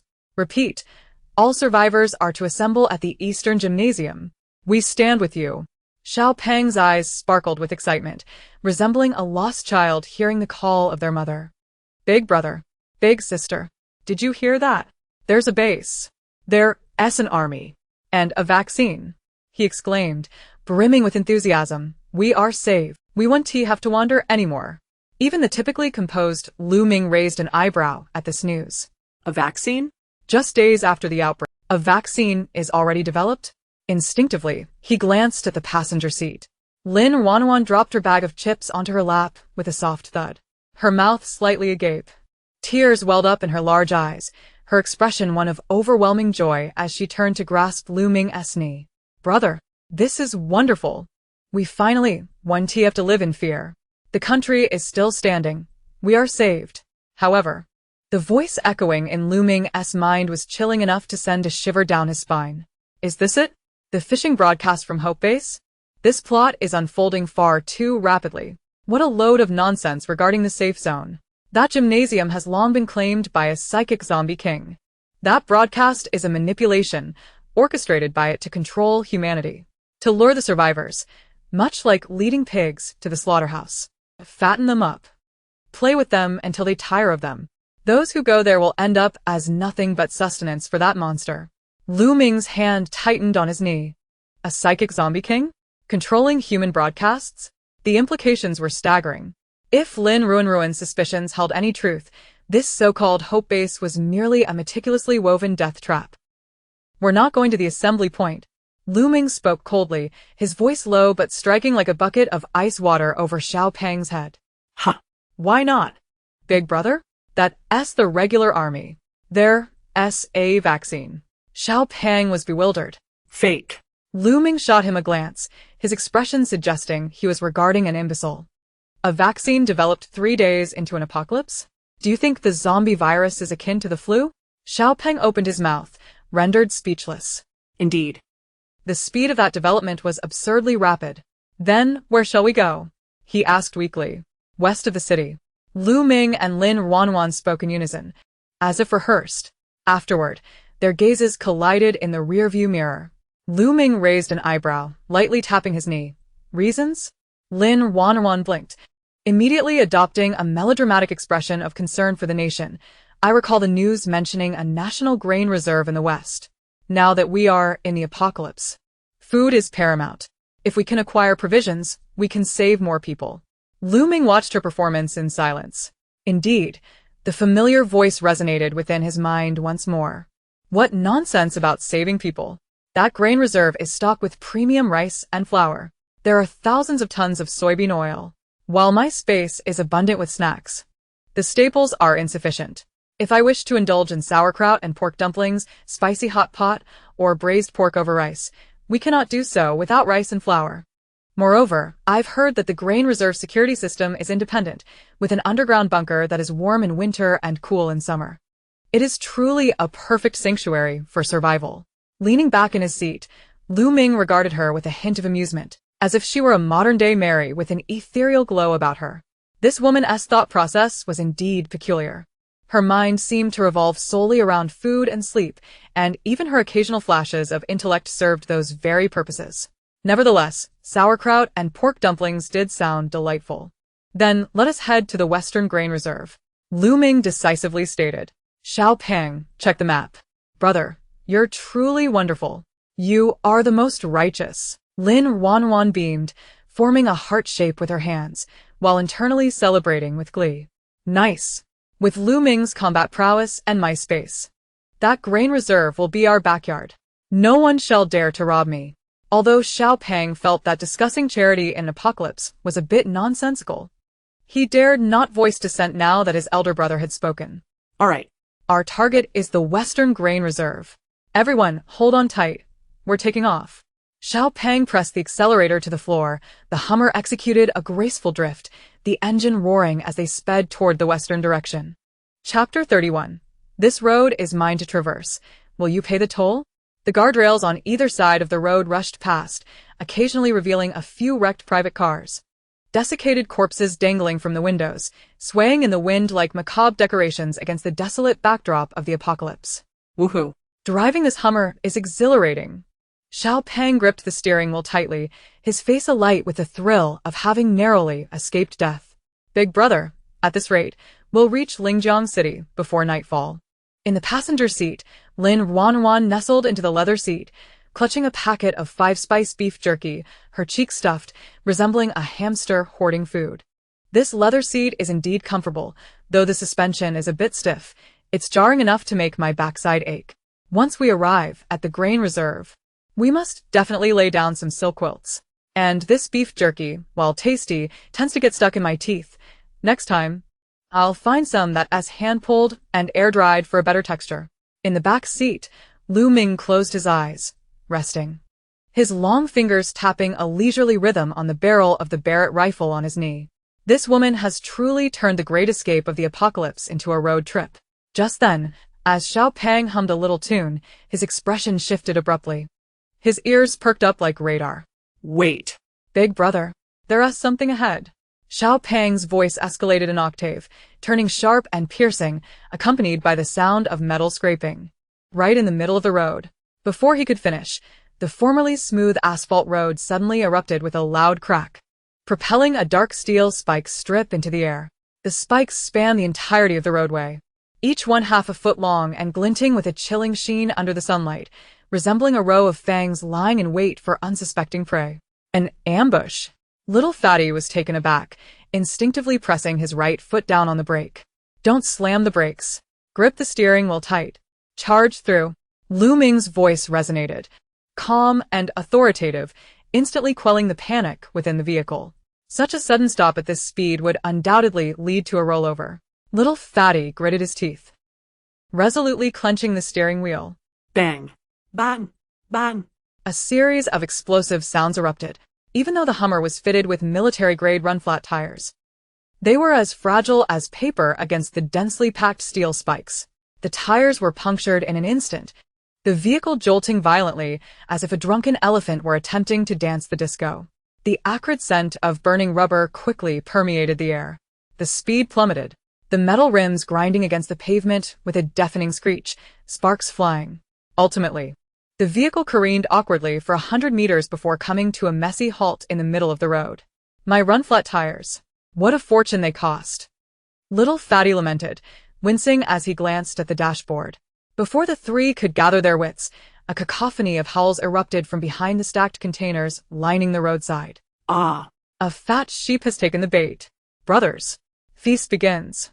Accompanied by the piercing roar of engines, a dozen bizarrely modified motorcycles and off-road vehicles surged forth.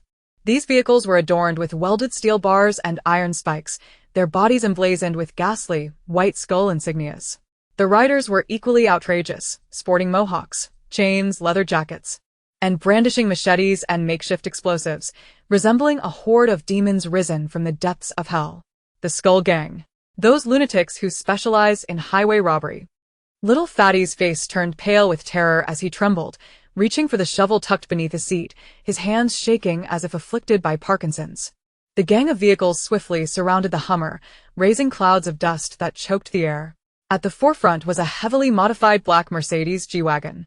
The roof had been cut open, a machine gun mounted atop, and the front was reinforced with a massive ram. Its matte black finish rendering it even more fearsome than Lu Ming's Hummer, an armored tank of the apocalypse. A man with a green mohawk and a face studded with piercings leaped down from the G-Wagon, twirling a butterfly knife with such speed that only an afterimage was visible. Clearly a speed-type ability user. The Mohawk man approached the Hummer, delivering a swift kick to the deflated tire, his greedy gaze sweeping over the vehicle's body and its occupants. Get down. Leave the supplies. The surrounding thugs erupted into laughter, brandishing their weapons as they advanced menacingly, the atmosphere thick with brutality. Lu Ming's expression hardened as his hand hovered over the door handle, a faint crackle of lightning dancing in his palm with a soft sizzle. However, a delicate hand, soft as if devoid of bones, suddenly pressed against his hand. Brother, don't be impulsive. Lin Ruanruan turned her head, her eyes glistening with tears. Her pitiful demeanor enough to arouse any man's protective instincts or sadistic tendencies. They outnumber us. We must outsmart them. Don't risk harm to yourself. Though she spoke thus, Lu Ming's mind was filled with another scene. These paupers dare to puncture my tires?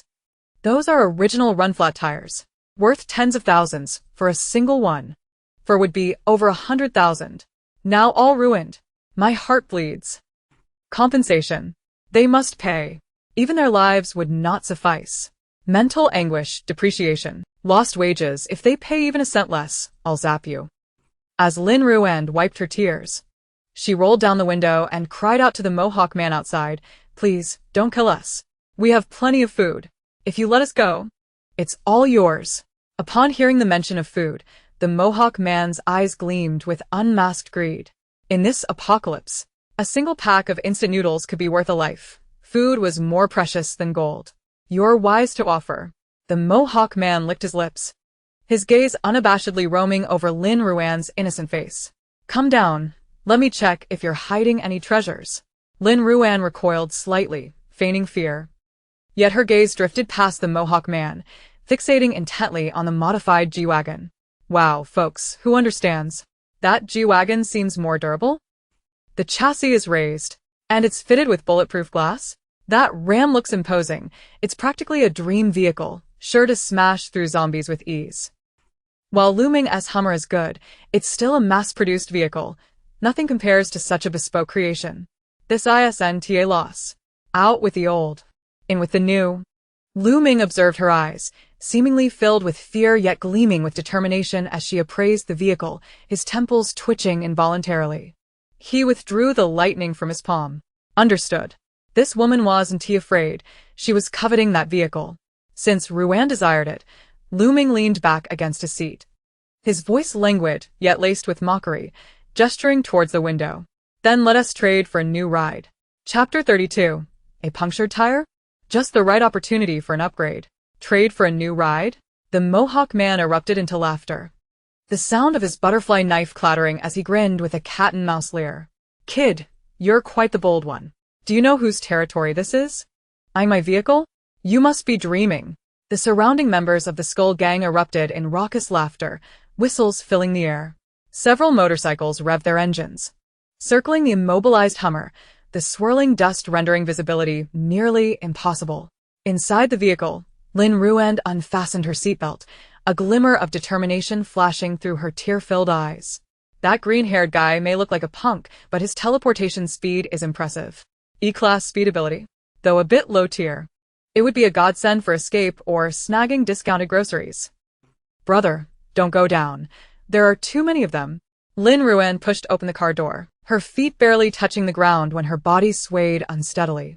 Clutching the half-eaten pack of beef jerky as if it were a precious treasure, tears streamed down her cheeks. Big brother, please don't kill us. I have food. This is premium 5-spice beef jerky. I'll give it all to you. Please, let us go. She stumbled forward a few steps, her fear causing her left foot to trip over her right, and she cried out as she fell straight toward the Mohawk man. Oh. Is this an embrace being offered? The Mohawk man's eyes gleamed with lust, dismissing the frail girl entirely. He sheathed his knife and spread his arms wide, ready to catch this soft and fragrant offering. Just as Lin Ruan's palm brushed against the studded collar of the Mohawk man's leather jacket, a peculiar jolt of electricity coursed through her fingertips. Ding. E-class speed ability detected. Contact duration 0. 1 seconds. Replication successful. Current proficiency. Novice. Got it. Retreat. Instead of collapsing into the Mohawk man's arms, Lin Ruan's expression shifted from one of weakness and fear to one of cunning triumph the moment her fingertips made contact. Whoosh. Only an afterimage lingered in the air. The Mohawk man's lewd grin faltered as he found himself embracing nothing but empty air. He stood bewildered, glancing down at his hands, then back to the desolate ground before him. Where did she go? Just moments ago, the little lamb, which was eagerly seeking affection, had inexplicably teleported behind that dandy. How could he move with such speed, surpassing even his own? Your rooster crown had jerked upward, disbelief radiating from your eyes. Brother, he reeks. I dislike him. Lin Ruanruan cowered behind Looming, disdainfully rubbing her hands against the fabric of his black tactical jacket, as if she had just touched something filthy. A foul stench of body odor mixed with cheap tobacco nearly knocked me unconscious. Looming, hurry, electrocute him. That big G is beckoning to me. Since she found him repugnant, Looming lifted his gaze, his previously languid black eyes transforming into an eternal, frigid abyss, his voice low and icy, then let him vanish. He raised his right hand, his long fingers delicately pointing towards the rooster-crowned figure. Boom. A blinding bolt of blue-purple lightning erupted, akin to a sword of judgment descending from the heavens, striking precisely at the crown of the rooster's head. E-grade speed? Before the S-grade lightning ability, he had no chance to flee. The rooster-headed man couldn't even emit a cry of despair. He exploded into a charred mist, akin to a punctured balloon. His signature green crest was instantly carbonized, dispersing in the wind. The surrounding ruffians, who had been jeering and howling, suddenly fell silent, as if their throats had been grasped by an unseen hand. They stared, wide-eyed, at the smoldering pit left behind, along with the pair of studded boots that had been reduced to mere soles. "Is the boss gone? One strike to annihilate him?" "Ghostly," a voice called out, and the remaining thugs, terrified, turned their vehicles around to flee. "Don't let them escape. That's my compensation for mental anguish," Lin Ruanruan shouted internally, yet maintained her delicate facade, covering her eyes and screaming. "Ah, how terrifying! So much blood." Lu Ming shook his head in resignation. "Little fatty." "All right, big brother."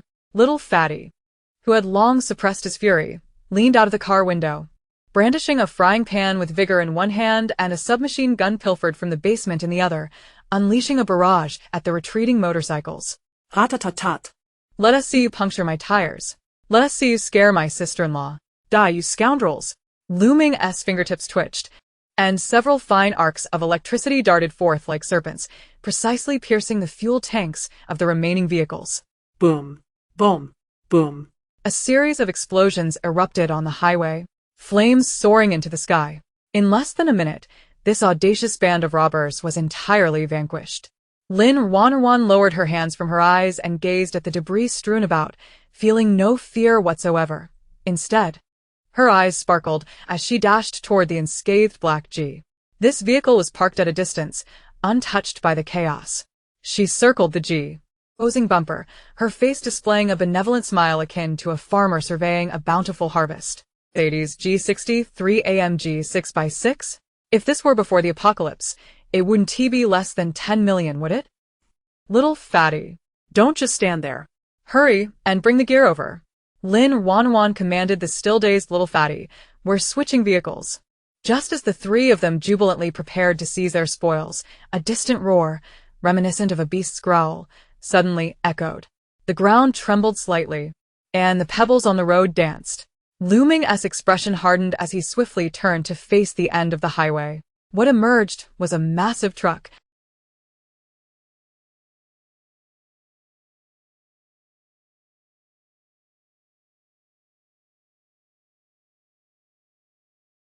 Speed was astonishing, the trailer behind leaving a trail of black tire marks on the road, as if it would topple over at any moment. "Holy smokes! What deity is this?" Little fatty, terrified, dropped his frying pan, bewildered by how a flaming vehicle could still be in motion. Lin Ruanruan's heart skipped a beat as she beheld the approaching infernal vehicle. "This truck is even more formidable than the G." Chapter 33. The sister driving the heavy truck is so dashing. Screech. The braking sound was nearly deafening. The flaming heavy truck did not collide head-on but executed an exceptionally graceful drift, its massive frame blocking the road, halting mere 10 meters from Lin Ruanruan and the others. A wave of heat washed over them. This vehicle was not ablaze due to malfunction. Rather, it appeared to be enveloped by a visible shield of flames, which danced and flowed across the metallic surface, inflicting no harm whatsoever. Bang! The door of the driver's cabin was kicked open. A long leg clad in black combat boots stepped out. Following that, a woman with a high ponytail, dressed in a tight black leather suit, leaped down. In her hand, she wielded a blood-dripping fire axe, with a tactical dagger strapped to her thigh. Though her face was smeared with soot and blood, it did not diminish the primal ferocity radiating from her. Most striking was a deep, visible gash on her left arm, blood trickling down her leather sleeve. Yet she showed no sign of pain, as if her nerves had become desensitized. The fierce woman left little fatty mesmerized, instinctively swallowing hard. If Lin Ruanruan was a delicately nurtured white rose in a greenhouse, this woman was a wild rose blooming in the wilderness, replete with thorns. Upon landing, the woman wasted no words. With a swift motion of her right hand, a wall of crimson flames erupted, instantly sealing off the road behind them. Immediately, the cacophony of gunfire and engine roars was silenced by the infernal barrier. Clearly, a deadly pursuit trailed closely behind the heavy truck. The main forces of the skeleton gang are right behind. The woman turned, her gaze sharp as a blade sweeping over Lu Ming and the others. Pausing for a moment on the pile of corpses and the G, a flicker of surprise crossing her features before urgency took over. "If you don't want to die, get on my truck.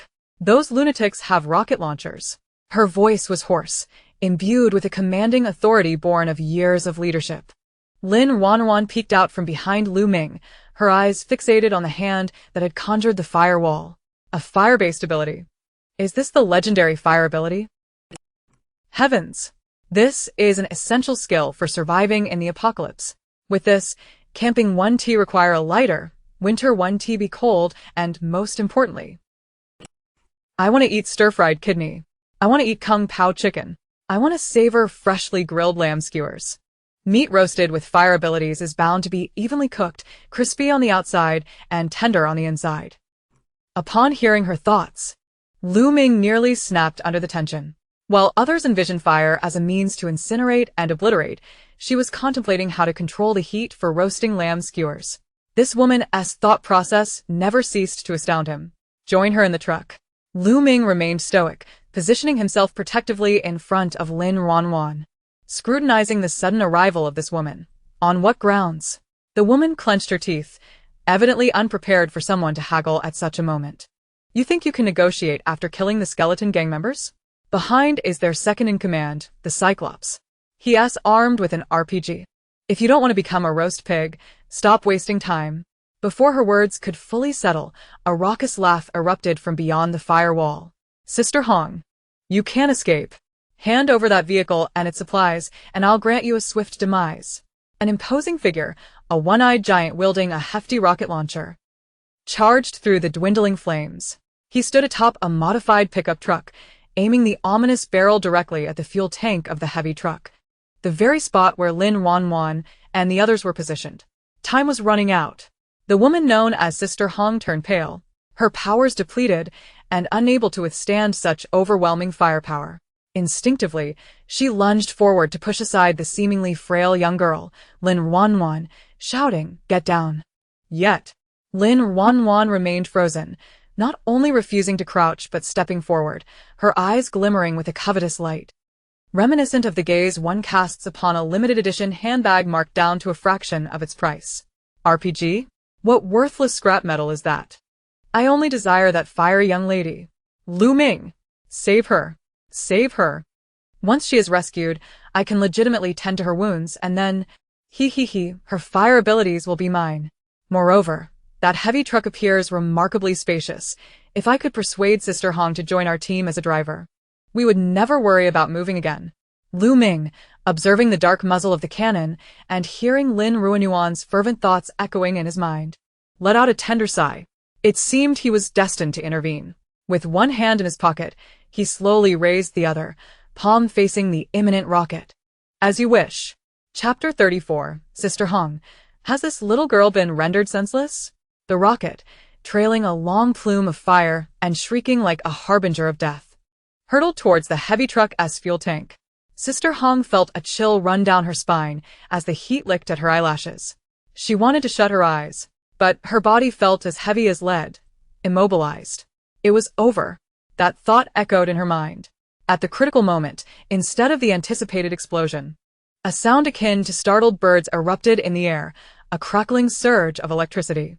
Sister Hong blinked in disbelief. The man clad in a black tactical jacket stood with one hand raised, fingers splayed. A massive net of blue-purple lightning appeared, suspended between the heavy truck and the rocket. The rocket, capable of leveling half a city block, collided with the net as if it were a mere insect ensnared in a spider's web. Boom. Lu Ming's lips parted, uttering a single word. The net contracted instantly, the high-voltage current igniting the rocket's warhead. Boom. Flames erupted in the air, dazzling as fireworks, yet leaving the heavy truck unscathed. The shockwave lifted sand and debris from the ground, striking the vehicle with a resounding crackle. Sister Hong gaped, her jaw nearly hitting the ground. To catch an RPG barehanded? Was he even human? Stop staring. They're coming. The one-eyed giant, furious at his failed shot, swung his machete and charged forward with a dozen motorcycles, like rabid dogs. Brothers, that man's abilities must be spent. Charge. Seize the truck and supplies. Sister Hong gritted her teeth, struggling to reach for the fire axe on the ground. At that moment, Lin Ruanruan, who had been cowering behind Lu Ming like an accessory, suddenly leaned out, her eyes red and voice trembling with a hint of tears. Sister, hide. Don't look. It's too bloody. My boyfriend has a terrible temper. If he hurts you, it would be a tragedy. Sister Hong was taken aback. Was this girl truly dazed? Even now, she was worried about her. However, in Lu Ming's mind, the scene was entirely different. The one on the Harley to the left has a Molotov cocktail. Take him out first. Don't let him ruin my truck as paint. The two on the right with the shotguns are too noisy. Short-circuit them. Leave the one-eyed giant for last. He.S. wearing a chunky gold chain around his neck. It looks substantial. Don't electrocute him. That's money. Listening to this precise tactical guidance, Lu Ming nearly burst into laughter. This was no innocent little rabbit. She was a strategist in her own right. With a flick of his fingers, he executed his plan with the elegance of a pianist. Several bolts of lightning, like serpents emerging from their lair, deftly avoided the truck's vital components and struck the thugs instead. Bang! The Harley's fuel tank exploded, engulfing the rider and bike in flames. Ah! The shotgun wielder, unable to pull the trigger, found his weapon electrified, his hands instantly charred. As for the one-eyed giant, Lu Ming's gaze hardened, and a powerful bolt of lightning struck the ground beside him. The immense current coursed through the earth, causing the giant to convulse, foam at the mouth, and tumble from his pickup. The man was incapacitated, yet the gleaming gold chain remained. In just 10 seconds, the once menacing front line of the Skull Gang lay sprawled across the ground, perfectly aligned. The battlefield fell silent, save for the sizzle of charred bodies. Sister Hong leaned against a tire, gripping the fire axe tightly, her mind in a daze. She glanced at the man, who resembled a god of death. Then at the girl covering her eyes, peeking through her fingers while exclaiming how frightened she was. An absurd sensation washed over her. Is this truly the temper you speak of? Sister Hong swallowed hard, her throat dry. Indeed, Lin Ruanruan lowered her hands, revealing her big, watery eyes. A look of concern etched on her face. Brother usually isn't like this. It must be that these people were too wicked and scared him. Phew. Thank goodness the truck is intact, and the gold chain is still here. This round is a sure profit. Lu Ming withdrew his hand, the arcs of electricity gradually dissipating. He turned to Sister Hong, noting her bloodied arm, and glanced at Lin Ruanruan. With the trouble resolved, his voice turned frosty. It's time to collect my reward. Lin Ruanruan understood immediately. She lifted her skirt and hurried over to Sister Hong, retrieving a first aid kit from her small bag, which was, in fact, a spatial storage. Sister, you've lost so much blood. She knelt down. Concern and empathy etched on her face. Let me bandage you, otherwise, it will get infected. She extended her delicate, pale hand towards Sister Hong's wound. Sister Hong instinctively wanted to withdraw her hand. In this apocalyptic world, allowing a stranger to get close was taboo. Yet, seeing the girl's innocent and harmless gaze, combined with the man beside her, who, despite his stern demeanor, clearly bore no malice, her tense nerves inexplicably relaxed for a moment. Thank you. Thank you. Sister Hong did not flinch. As Lin Ruanruan's fingers gently brushed against the skin surrounding Sister Hong's wound, fire abilities, here I come. Chapter 35. Bandaging wounds and replicating abilities. The moment her fingertips contacted the skin, Lin Ruanruan did not rush into action. A warm sensation coursed through her fingertips. Unlike a typical human's body temperature, it felt akin to pressing her hands against a radiator in winter, the heat continuously emanating. Is this the constitution of a fire ability user? Self-warming properties? I adore it. In her heart, the little figure was rolling with excitement, yet her expression remained focused and gentle. She took out an iodine swab, carefully cleaning the gruesome wound on Sister Hong's arm. Ugh. Sister Hong gasped sharply, her muscles tensing. Just bear with it a moment, sister. It may sting a little. Lin Ruanruan lifted her head, her doe-like eyes brimming with remorse, resembling a child who has erred. I'll be gentler, just a little more gentle. This soft and tender demeanor would melt anyone's heart, even that of the coldest stone. Beside her, the chubby boy, clutching a frying pan, leaned in closer, unable to restrain his admiration. Don't worry, Sister Hong. My sister-in-law is renowned for her kindness. She wouldn't harm even a mouse. In fact, she would spare it some food to send it on its way. Lu Ming leaned against the car door, listening to the boy's rambling, his eyelids twitching. Spare a mouse? If memory serves, This woman once threatened to detonate the mutated Rat King with C4 in the basement. However, Sister Hong was moved by his words. In this dog-eat-dog apocalypse, such unadulterated kindness was rarer than a giant panda. She gazed at Lin Ruanruan's downcast brows, and her mental defenses crumbled entirely. "What is your name, dear sister?" Sister Hong's voice softened. "I'm Xiao Hong. Everyone on the road calls me Sister Hong. I am Lin Ruanruan." Lin Ruanruan smiled sweetly, yet her hands remained busy. As she wiped away the blood, her palms intimately pressed against Sister Hong's skin. "Activate fully. System. Absorb for me. Don't hold back." Copy progress. 30. A surge of searing energy flowed into her body through her arm. Lin Ruanruan felt as if a small flame had ignited in her dantian, warm and pleasant, making her want to hum with delight. Yet, the process of copying was a tremendous drain on her mental strength. Soon, beads of perspiration formed on her forehead, and her complexion paled. Sister Hong noticed, and felt a pang of guilt. "Ruanruan, if you're tired, you can take a break. I can manage on my own." "I'm not tired." Lin Ruanruan shook her head stubbornly, biting her lip, her expression resolute. "If the wound isn't treated well, it could become infected. You were hurt to save us. I must help you." "Almost there. 80. Just a little longer." "This fire energy is quite potent. I feel I could roast meat and become a human flamethrower." At long last, ding. Copy successful. Acquired ability, Fire, C grade. Current proficiency, Novice. Lin Ruanruan felt a warmth in her palm, as a flickering flame almost leapt forth. Startled, she quickly withdrew her hand, using the motion to grab some gauze and conveniently extinguish the spark against her thigh. "Phew, that was close. I almost revealed everything." "All done. Bandaged up." Lin Ruanruan tied a neat bow, exhaling a sigh of relief, her whole being feeling drained as she sank back. Sister Hong gazed at the bow, then at Lin Ruanruan's pale face, her eyes misting with emotion. "Thank you, Ruanruan. This kindness, I shall remember." Sister Hong was straightforward. Once she considered someone a friend, she would open her heart entirely. She pointed to the heavy truck behind her. "There's water and food on the vehicle, though it's not much. As long as I have a bite to eat, I won't let you go hungry." Lin Ruanruan's eyes sparkled. Perfect.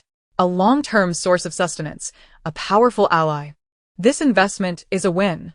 Just as she intended to express her gratitude, the vigilant chubby boy suddenly changed color. "Something's wrong."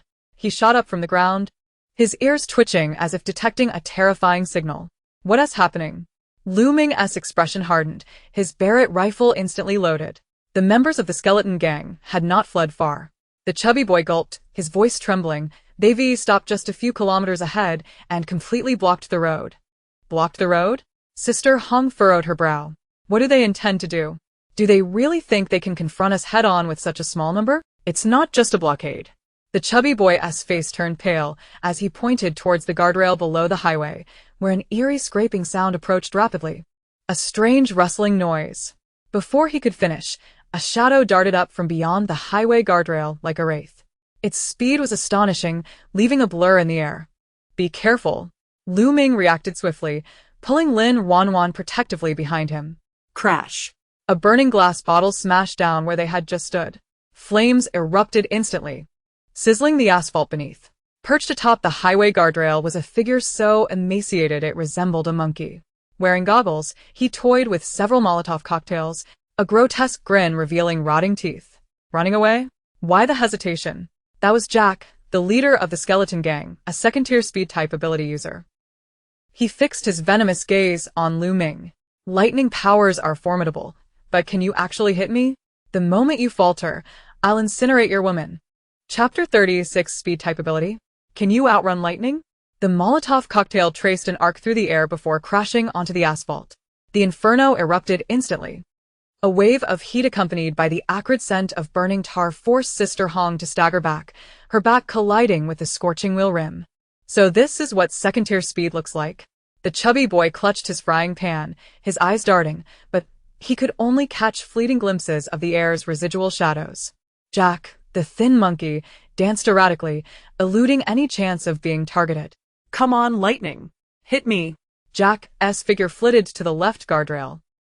casually juggling a new Molotov cocktail, his laughter shrill and grating.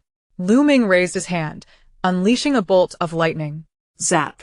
The thunderbolt tore through the air, but merely struck a piece of rusty metal. Jack had already teleported to the top of the right streetlight pole. Crouching there, he flipped Lu Ming the bird, his expression one of utter arrogance. Too slow. Is this the so-called Lightning Emperor? You can't even graze my clothes. You're nothing but a firework-wielding fool. Lu Ming remained expressionless, merely brushing his fingers lightly against his side. Targeting such a highly agile moving target was indeed troublesome, especially with obstacles all around. Lin Ruanruan, crouched behind Lu Ming, peeked out. She watched the thin monkey leaping chaotically on the metal rail and rolled her eyes dramatically. Is this guy a product of the 9-year compulsory education system? Engaging in a battle against lightning on a highway surrounded by metal railings. And he dares to jump on them?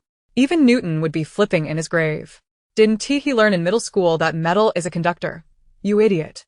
Lu Ming, stop aiming at him. Just electrify the guardrail. Give him a full electrotherapy package. Hearing the frustrated tirade echoing in her mind, Lu Ming's previously tense lips curled slightly. I see now. Concern breeds chaos. He had been focused solely on pursuing Jack with lightning, forgetting the fundamental nature of electricity. Since this monkey enjoyed using the guardrail as a stage, he would turn the stage into an electric chair. What? Oh, 2 words escaped his lips, accompanied by a jarring crackle of electricity. A serpentine bolt of blue-violet electricity surged from Lu Ming's palm, racing into the unending metallic guardrails. In an instant, the guardrails flanking the highway blazed with blinding arcs of electricity, transforming into a serpentine high-voltage web stretching for miles. Jack, who had just stepped onto the guardrail for leverage, suddenly froze. The high-voltage current surged through the soles of his shoes, striking straight for his brain. Ah! The piercing screams drowned out even the sizzling sound of the electricity. Jack convulsed violently in midair, his bones cracking audibly, and the Molotov cocktail he held slipped from his grasp. Boom! Flames erupted beneath him, instantly igniting his pant leg. The combined agony of electric shock and fire was indescribably excruciating. The once indistinguishable figure now resembled a kite with its string cut, plummeting straight down from the guardrail to crash heavily onto the pile of rubble below. Smoke billowed from his charred body, teetering between life and death. I told you, mastering physics and chemistry makes one fearless in the world. Lin Ruanruan silently commended Lu Ming in her heart, though her face bore the expression of a startled little rabbit. She patted her chest, her voice trembling. You scared me. Brother, you're amazing. I didn't even see what happened, and the bad guy just fell. Lu Ming withdrew his hand, the arc of electricity in his palm gradually extinguishing. He stepped towards the edge of the roadbed, preparing to deliver a fatal blow. He never spared the lives of those lunatics who sought to burn them alive. However, just as he approached the roadbed, Jack, who had been lying in the weeds, charred and blackened, suddenly stirred. A face, grotesquely burned and unrecognizable, twisted into a vengeful grin. A charred hand trembled as it raised to his lips, clutching a stark white bone whistle. Let us die together. Jack expended his last ounce of strength to blow the whistle. No sound emerged. It was an infrasonic wave, imperceptible to the human ear. Yet Lu Ming's expression shifted drastically, an unprecedented sense of impending doom sending chills down his spine. The ground began to tremble. It was not an earthquake. Something colossal was awakening from the forest beneath the highway. Retreat. Lu Ming bellowed, darting backward. In the next moment, boom, the roadbed collapsed, and countless thick green vines, resembling giant serpents, erupted from the ground with a terrifying rush of wind. Chapter 37. Mutated climbing vines, plants versus zombies? The earth cracked, and debris flew. Countless dark green tendrils surged from the depths, each as thick as a thigh, adorned with dark red barbs and pulsating flesh tumors, reminiscent of tongues extending from the depths of hell. They writhed madly, instantly blotting out the sky. What in the world is this? The chubby fellow, frightened, plopped down onto the ground, his frying pan clattering to the floor. Mutated climbing vines. Sister Hong's face turned pale, her gaze fixed on the writhing tendrils, her fire axe trembling in her hand. It's a level 2 mutated climbing vine. These things are bloodthirsty. No sooner had she spoken than several vines, like predatory serpents, lashed out towards the nearby skeletal henchmen who were not yet dead. "Help! Help!" cried the legless henchman in despair. The vines immediately ensnared his body, the flesh tumors contracting violently, resembling a massive syringe piercing a vein. A chilling sound of suction filled the air. In the blink of an eye, the burly man visibly withered, his flesh collapsing until he became a mere skeleton, skin stretched taut over bones. Crack! The vines released him, the dried corpse crumbling to the ground like a pile of weathered wood. The blood-sated vines gleamed with a vibrant hue, their flesh tumors pulsating rhythmically, as if cheering in excitement. This scene sent a shiver of dread through everyone present. "Get in the car. Hurry up." Lu Ming yanked the still-dazed, chubby fellow towards the Hummer. Lin Ruanruan had already dashed to the side of the truck, scrambling into the passenger seat, her heart racing at the sight of the dancing tendrils outside. "Oh my god. Even Plants vs. Zombies isn't this terrifying. These things suck blood more fiercely than capitalists. If they wrap around me, my delicate skin won't be enough for them to feast on." Boom. The ground shook violently once more. More and thicker vines erupted from below, seemingly more interested in the fresh blood bags than the dead henchmen, surging toward the truck and Hummer in droves. A sizzle. On the roof of the vehicle, Lu Ming's gaze turned frigid as he pressed down with both hands. Several powerful bolts of lightning struck down, accurately hitting the encroaching vines. However, this time, the once invincible lightning seemed to meet its match. The vines were coated with a thick, dry, keratinous layer, serving as a natural insulator. The lightning merely charred the surface, failing to penetrate the internal fibrous structure. Moreover, the sheer number of vines was overwhelming. For every one severed, 2 more would take its place. This won't do. They don't conduct electricity. Lu Ming's brow furrowed, cold sweat beading on his forehead. If they were metal or living organisms, his lightning would be devastating. But these mutated plants were his nemesis. "Sister Hong, burn them. Plants fear fire." The chubby fellow shouted from the driver's seat, attempting to start the vehicle, but several thick vines had already wrapped around the axle, causing the tires to spin in place and emit plumes of white smoke. Sister Hong gritted her teeth, raising her uninjured right hand, attempting to conjure a fireball. Yet only a pitiful flicker of flame emerged, sputtering out almost immediately. Out of mana, Sister Hong leaned back in despair against the seat. She was exhausted from blocking the rocket. It would take at least half an hour to recover. A deadlock. Lightning was ineffective, and she had no mana for fire. Dozens of thick primary vines lunged towards the truck's cabin, like sharks sensing blood. Creak. The sharp barbs scraped across the bulletproof glass, leaving deep white marks, even cracking it. Lin Ruanruan huddled in her seat, watching the glass about to shatter, her heart aching. No. This vehicle is my mobile warehouse. I can't let these rotten leaves destroy it. Sister Hong is out of mana, but I still have some. The fire ability I copied earlier is only entry level. But with my space ability, haha, I can add some seasoning for you rotten leaves. She couldn't directly breathe fire. That would expose her. She had to devise a way to ignite flames without incriminating herself. Lin Ruanruan's eyes darted, landing on the hundreds of crates of high-proof liquor and medical alcohol stored in the corner of her space. "Brother, help! There are bugs." Lin Ruanruan suddenly rolled down the car window, her face filled with terror, grabbing several glass bottles and tossing them out with her eyes closed.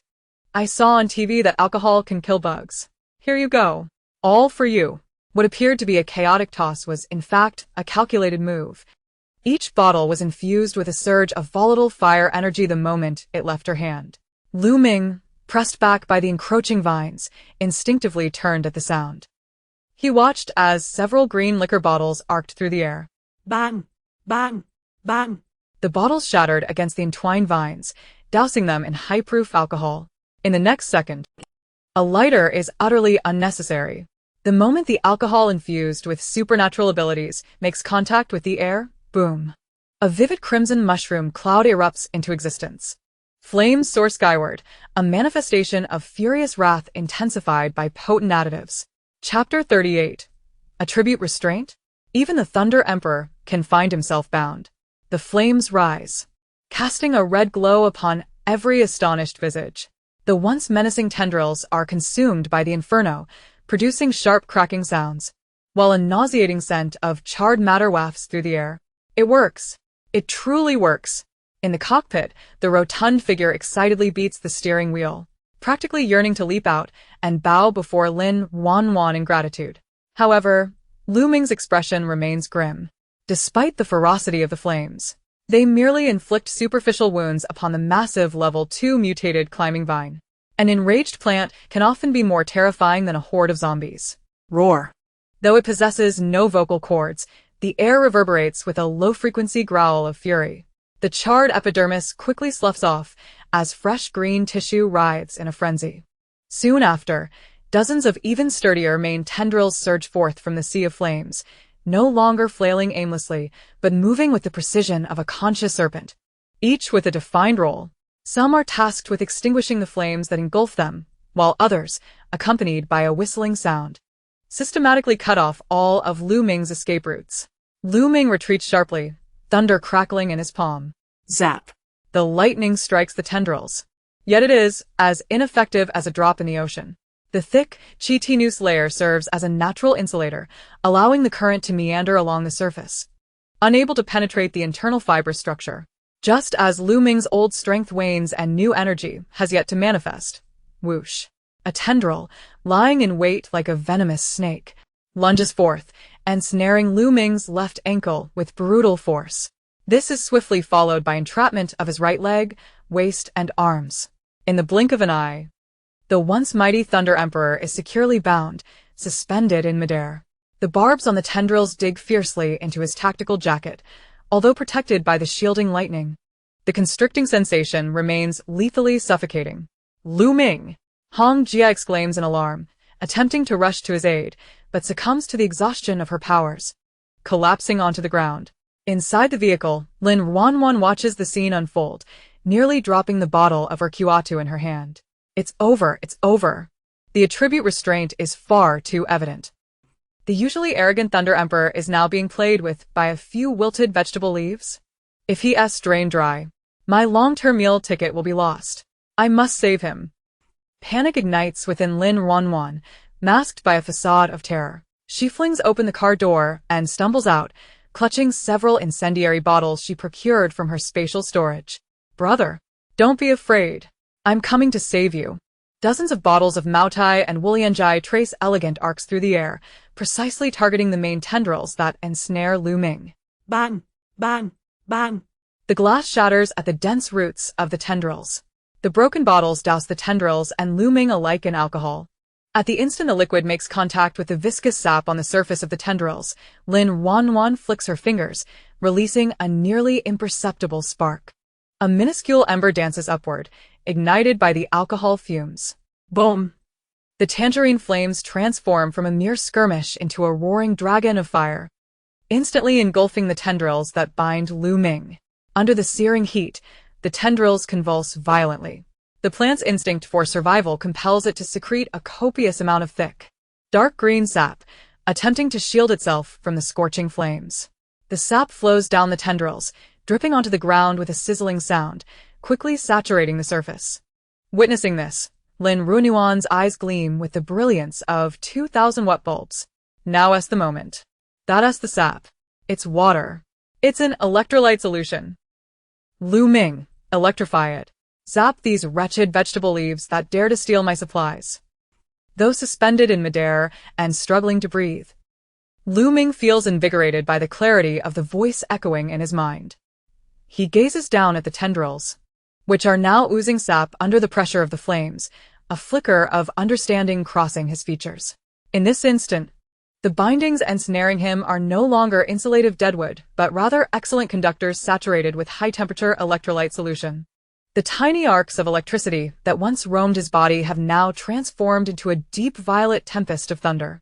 The tendrils, in agony, instinctively attempt to release Lu Ming. But now is not the time to flee. Drenched in lightning and fire, Lu Ming resembles a deity of chaos descending upon the earth. It is too late. He clenches his fist tightly.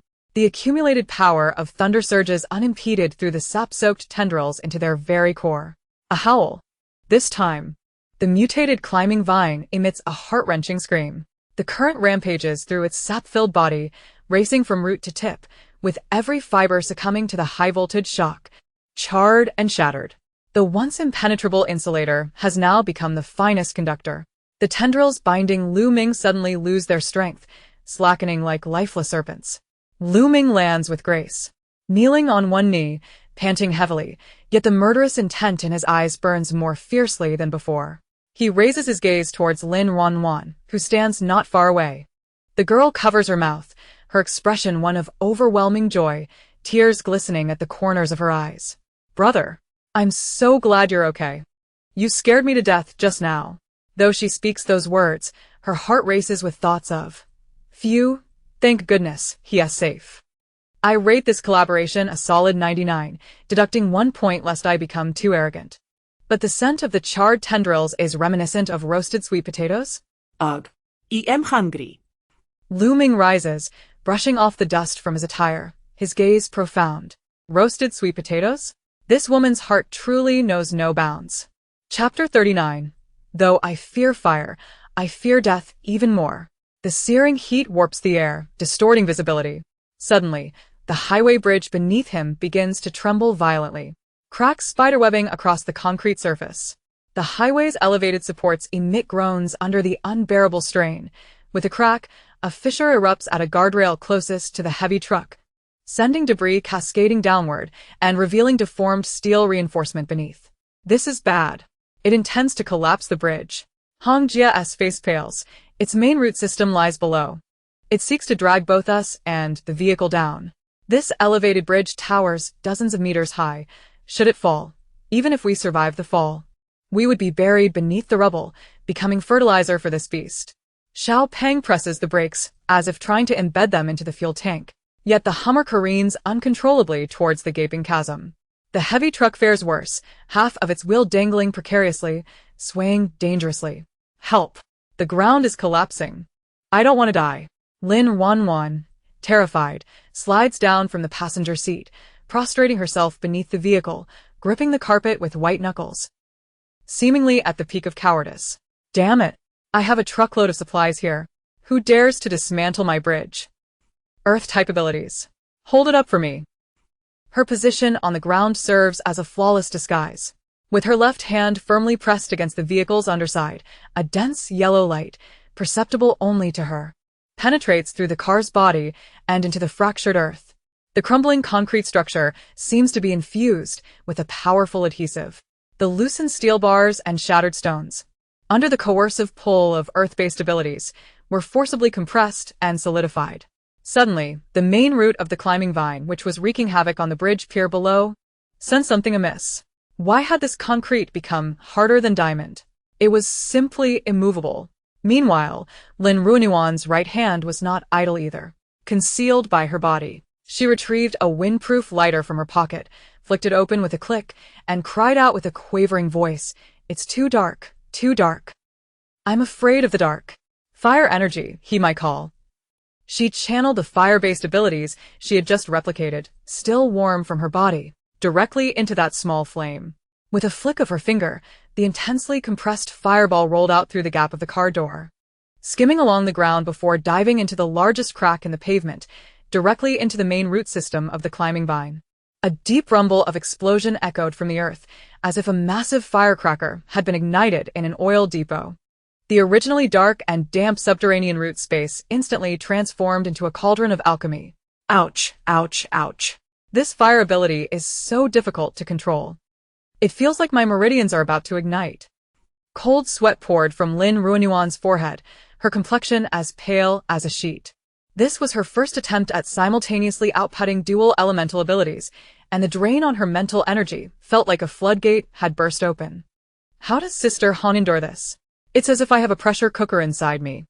But for the sake of survival, for my snacks, for my Hummer, I will persevere. Ignite it all. To the outside observer, Lin Ruanruan appeared to be merely a frightened young girl frozen in fear. Yet, in reality, she was maintaining a delicate balance on the precarious bridge with her singular strength. With her left hand, she stabilized the world, and with her right hand, she unleashed a wildfire. Lu Ming stood atop the car, feeling the sudden stability of the bridge beneath him and the searing heat rising from the depths below. He cast a glance at the curled-up figure inside the car. This woman never failed to surprise him. The inferno below compelled the climbing vine to unleash its final means of survival. In a desperate attempt to extinguish the flames, it mobilized every drop of its internal sap, secreting it frantically. A copious amount of green slime surged from the cracks, quickly saturating the entire bridge surface, even rising above the ankles. Wet, sticky, and exuding a pungent stench. But this was precisely the moment Lu Ming had been waiting for. The mutated climbing vine, now akin to a colossal battery steeped in saline, had every single cell infused with conductive medium. Is this the path you have laid before me? Lu Ming inhaled deeply, the lightning in his eyes surging, transforming his formerly black pupils into a dazzling blue-violet. Since the stage had been set, to not perform a splendid act would be to squander her painstaking efforts. Little fatty. Sister Hong, close your eyes. Lu Ming's voice, though soft, penetrated the cacophony of battle. In the next moment, he raised both arms, as if to embrace the stars above. The sky darkened abruptly, and storm clouds began to churn. Chapter 40. Thunder and Fire Unite. This is the romance of a mage. The clouds above twisted like boiling ink, completely swallowing the last remnants of dawn light. The air became thick and oppressive, as if something terrifying was brewing behind the clouds. Lu Ming stood atop the car, the fierce wind billowing his black trench coat, resembling a banner unfurled for battle.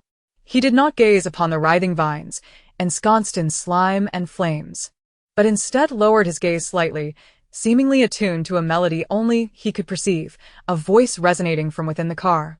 The heart of a little woman who yearned for resources, yet craved destruction. Quick, quick. I've burned through several cases of alcohol already. If you don't strike down soon, and this fire damages my car's paint, I'll melt your barret down into a frying pan. Lu Ming's lips curled into a broader smile at her words. Melted into a frying pan? What a creative thought. As you wish, he murmured softly, pressing his right hand downward with force. Boom! The thunderous roar was not from the heavens, but rather a growl from the depths of hell. A deep purple lightning bolt, as thick as a barrel, tore through the pitch-black sky, wielding the weight of annihilation, and pierced straight through the enormous mutated climbing vine. In that instant, the world fell silent. What followed was a visual feast. The bright orange flames, fueled by alcohol, seemed to be injected with a stimulant the moment they encountered the high-pressure lightning. The electricity surged through the green slime, rich in electrolytes, racing throughout the vines. The high temperatures generated by the current combined with the flames was no mere 11. It was an overload reaction akin to nuclear fusion.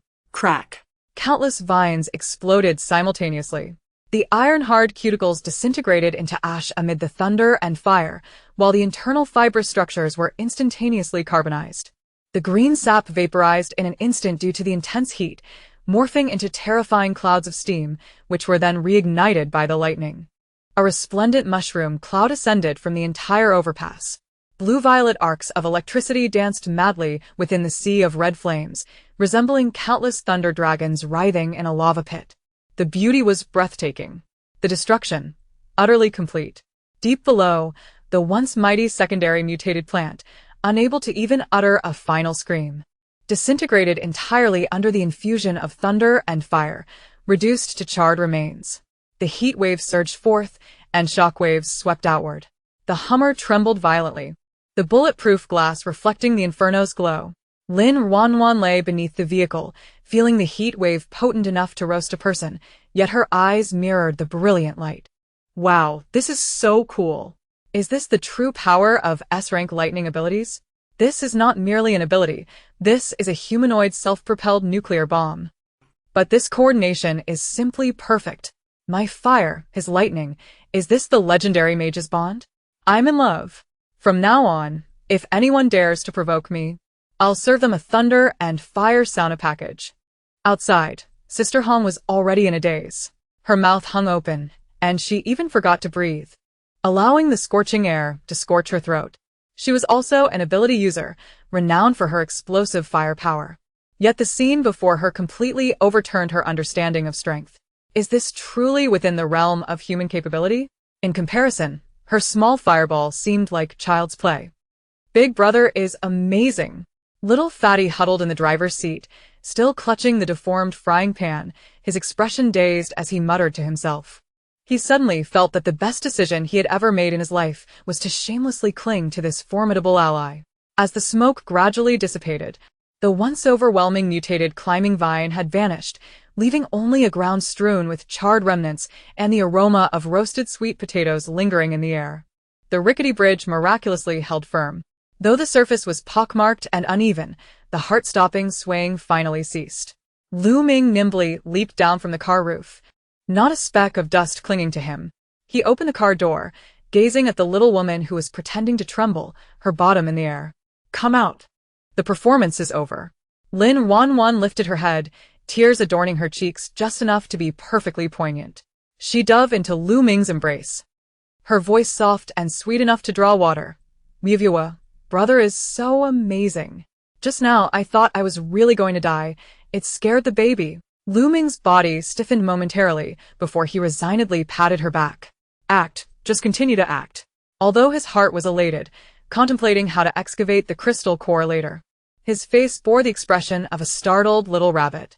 Just then, an exceedingly abrupt roar of an engine shattered the post-battle tranquility. Buzz. From the smoke and dust not far ahead, a heavy Harley motorcycle that had previously toppled by the roadside suddenly surged forth. On it was a figure, charred all over, resembling a specter that had crawled out of a coal heap. It was Skull Jack. This wretch had somehow survived. The life force of a second-tier speed-type ability user was indeed tenacious. He had managed to evade the onslaught of thunder and fire by hiding behind a sturdy concrete block. And though he was singed, he still clung to life. Cough, cough, cough. "Just you wait."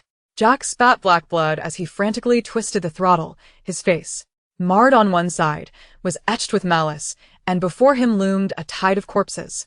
"You can't escape. I will return with the Zombie King to hunt you down."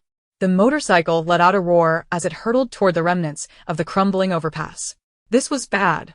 He was trying to flee. Hong Jie panicked, eager to pursue. But her legs felt weak and wouldn't support her. Lu Ming's gaze turned cold as he prepared to deliver a finishing blow. Yet, a voice brimming with disdain and murderous intent echoed in his mind. "Running away? Since you've come, you shall pay with your life as compensation for my mental anguish. Villains perish from excessive chatter. The ancients do not deceive me. Did you really think my Earth-type ability was merely for farming?" Lin Ruanruan buried her head in Lu Ming's embrace, and no one noticed the flicker of earthy yellow light that flashed in her eyes. Her fingers gently curled. Chapter 41. Captain Jack? No, the skewered captain.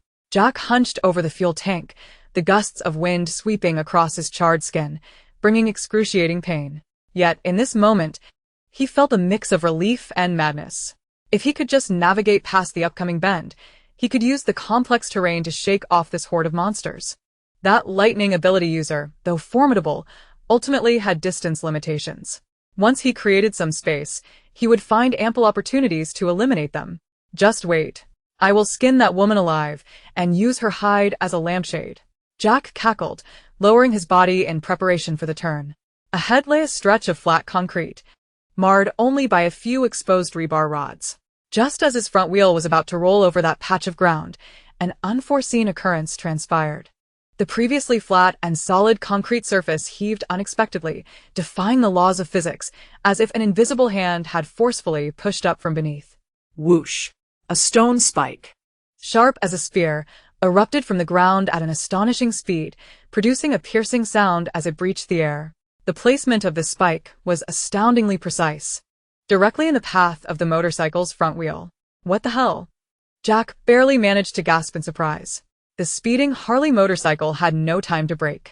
The front wheel collided violently with the stone spike. Bang! With tremendous inertia, the entire motorcycle was hurled as if it had slammed into a wall. The rear end instantly lifting, executing a complete 180-degree somersault. Jack, who was sprawled across the bike, was flung into the air like a bowling ball forcefully thrown, tracing an ungainly parabolic arc. Yet, that was not the end of it. If it were merely a fall, a second-tier ability user's physique might not be fatal. However, Lin Ruanruan's calculations never faltered.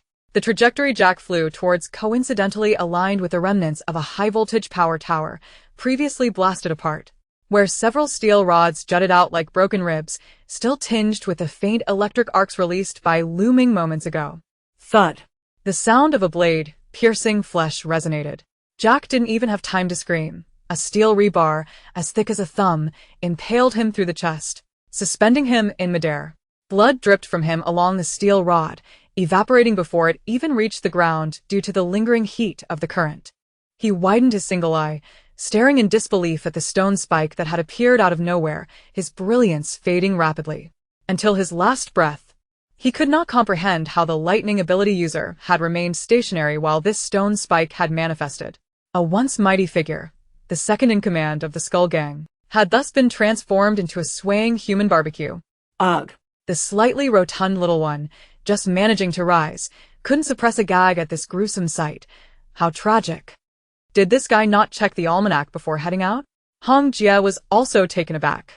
She instinctively glanced back at Lin Ruanruan, who was still huddled in Lu Ming's embrace, trembling, and then at the spike, which was now beginning to crumble and revert to ordinary rubble. An extremely peculiar intuition surged within her heart. For a fleeting moment, she felt a disturbance in the earth-type elements.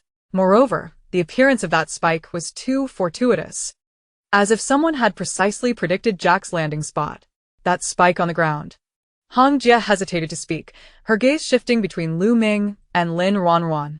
Lin Ruanruan poked her head out from Lu Ming's embrace, seemingly unaware of the gravity of the situation, casually munching on a packet of sunflower seeds. That must have been a shoddy construction job, right? With an innocent expression, she blinked her large eyes. I said the road wasn't built solidly. Look, the stone just popped up on its own. Truly, evil people have their comeuppance. It seems one should always do good deeds. He, a perfect hit. 10 rings. What a pity about that Harley motorcycle. It looked quite new, and now it's completely totaled. Such a waste, truly a waste. Lu Ming listened to her serious absurdities, the corners of his eyes twitching imperceptibly. A shoddy construction job?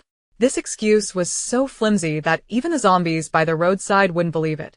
However, he chose not to expose her. In this apocalyptic world, Lin Ruanruan's seemingly harmless demeanor, which concealed a wealth of cunning, amused him. In fact, it provided a sense of reassurance. At least he didn't have to worry about her being sold off while counting money for someone else.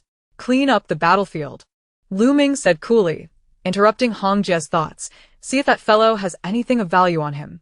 I'll take care of it. Let me handle this rough work. Little Fatty perked up at the mention of looting the body, scampering eagerly toward Jack's corpse. Though this guy had met a grizzly and he was still a second-tier ability user and a bandit leader, there must be plenty of spoils on him. Hong Jia observed Lu Ming's indifferent profile, then glanced at Lin Ruanruan, who was still munching seeds as if nothing had transpired. The question that had risen to her lips was swallowed back down. Forget it. In this world, who didn't harbor a few secrets? As long as they weren't enemies, the stronger the better. Sister, Hong Jia approached, examining the charred marks on the ground with a complex expression. That fire from earlier seemed a bit off, didn't it? Oh no, Lin Ruanruan's heart sank, and the seeds in her hand suddenly lost their appeal. Oh dear, that last wave of fire output was too fierce. It seems we've exposed ourselves. Hong Jia is an expert. She will surely discern the difference between ordinary alcohol fire and ability fire. What should we do? What should we do? Chapter 42. Hong Jia shock. Are you a master of all elements? Lin Ruanruan abruptly lifted her head, her delicate face pale as a ghost, with her nose flushed bright red, resembling a startled floppy-eared rabbit. Weivua, Hong Jia, you frightened me to death just now, she sobbed, clutching tightly to Lu Ming's collar as if it were her only lifeline. That fire erupted so suddenly. I even saw Grandma waving at me from the bridge. It was terrifying. Truly terrifying. Hong Jia was momentarily taken aback by her outburst, her intended questions choked back. No, sister, I meant the fire. Fire? Lin Ruanruan blinked her tear-filled eyes innocently. That was set by my brother. He asked the smartest. It must have been the lightning igniting the alcohol, and then a chemical reaction happened.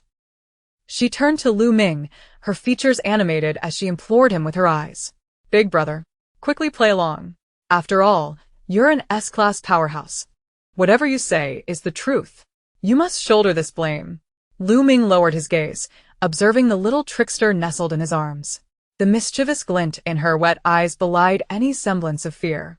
The corners of his lips twitched almost imperceptibly before he raised his head, swiftly adopting his usual aloof and unapproachable demeanor.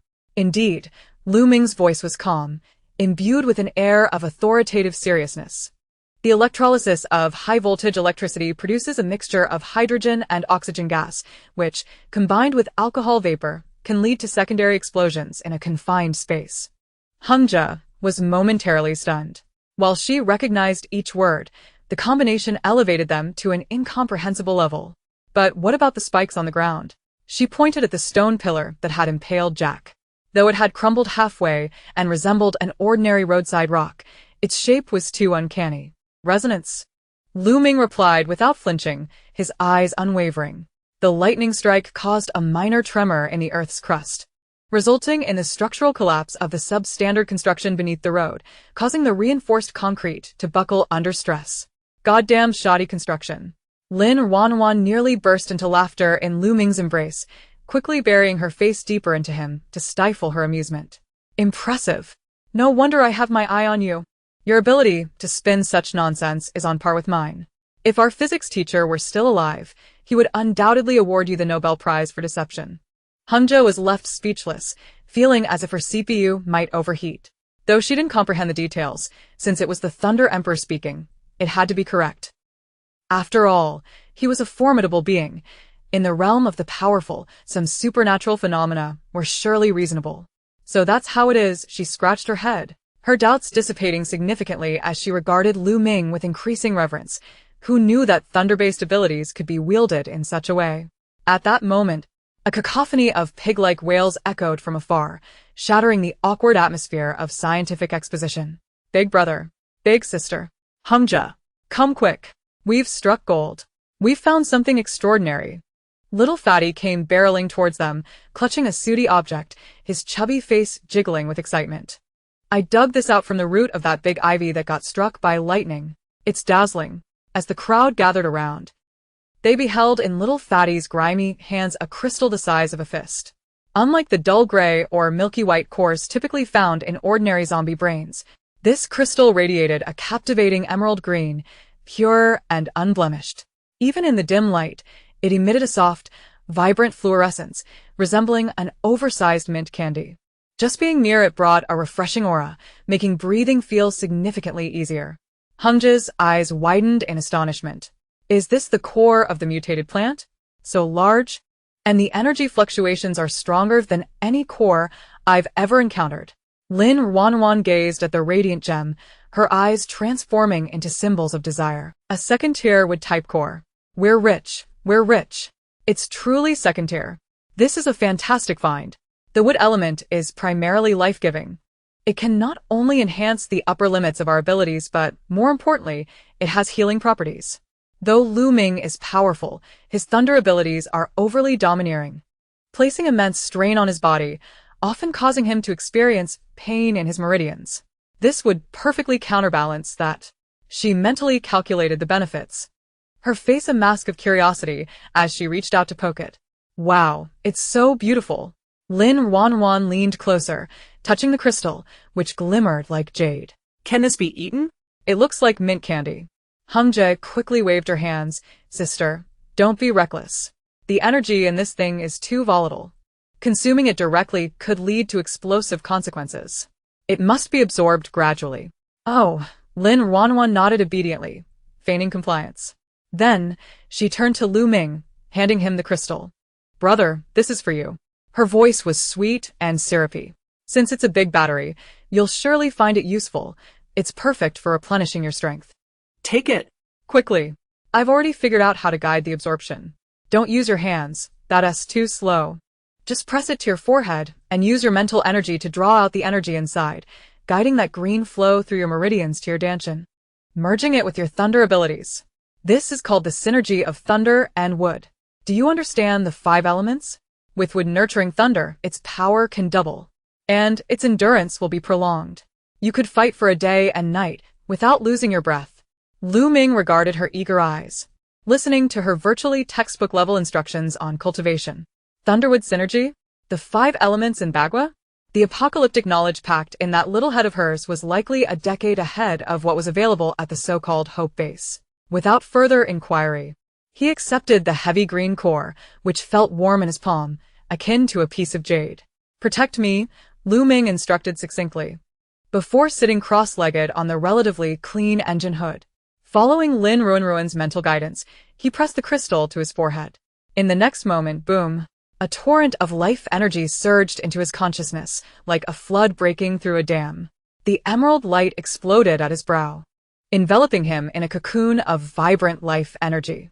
This was not a typical energy absorption. Hungja and Little Fatty stood dumbfounded. In the past, when they absorbed core, they would hold them in their hands, painstakingly squeezing energy into their bodies like toothpaste, fearful of overwhelming their meridians. They had never witnessed such an audacious method, pressing it directly to the forehead, especially a second-tier core, in such a ravenous manner. Is he going to explode? Little Fatty clutched a frying pan, instinctively shrinking back, a worried expression on his face. Shut your crow's mouth. Lin Ruanruan held a handful of sunflower seeds, vigilantly stationed by Lu Ming's side, appearing relaxed while her mental energy was acutely focused, constantly monitoring Lu Ming's condition. Steady, steady. Though this energy is forceful, it is gentle. Let it wash through your meridians, especially the hidden injuries left from overusing thunder. Yes, exactly. Merge the thunder abilities with the wood energy. At that moment, Lu Ming found himself in a state of profound transcendence. He could distinctly hear Lin Ruanruan's heart guiding the tumultuous energy within him. That refreshing green energy felt like a gentle hand, soothing the long-standing agitation coursing through his veins, a result of years of torment from the raging thunder. The once restless, deep purple lightning, under the calming influence of this verdant essence, surprisingly became docile. Its hue underwent a subtle transformation, shifting from a destructive deep purple to a beguiling shade of bluish purple, reminiscent of a forest post-thunderstorm, both destructive and yet birthing new life. Chapter 43. Are we all villains? No. We are the zero-cost purchase team of the apocalypse. Approximately 10 minutes passed. Suddenly, a soft crack echoed. The once vibrant, emerald-hued crystal core now entirely lost its luster, crumbling into a heap of grayish-white powder that slipped through Lu Ming's fingers, scattering in the breeze. Lu Ming slowly opened his eyes. In that instant, it seemed as though a bluish arc of electricity flickered deep within his pupils. He rose to his feet, inhaling deeply. The charged air around him seemed to rejoice, rushing toward him in eager anticipation. How do you feel, big brother? Little Fatty bravely edged closer. Did you level up? Do you feel invincible?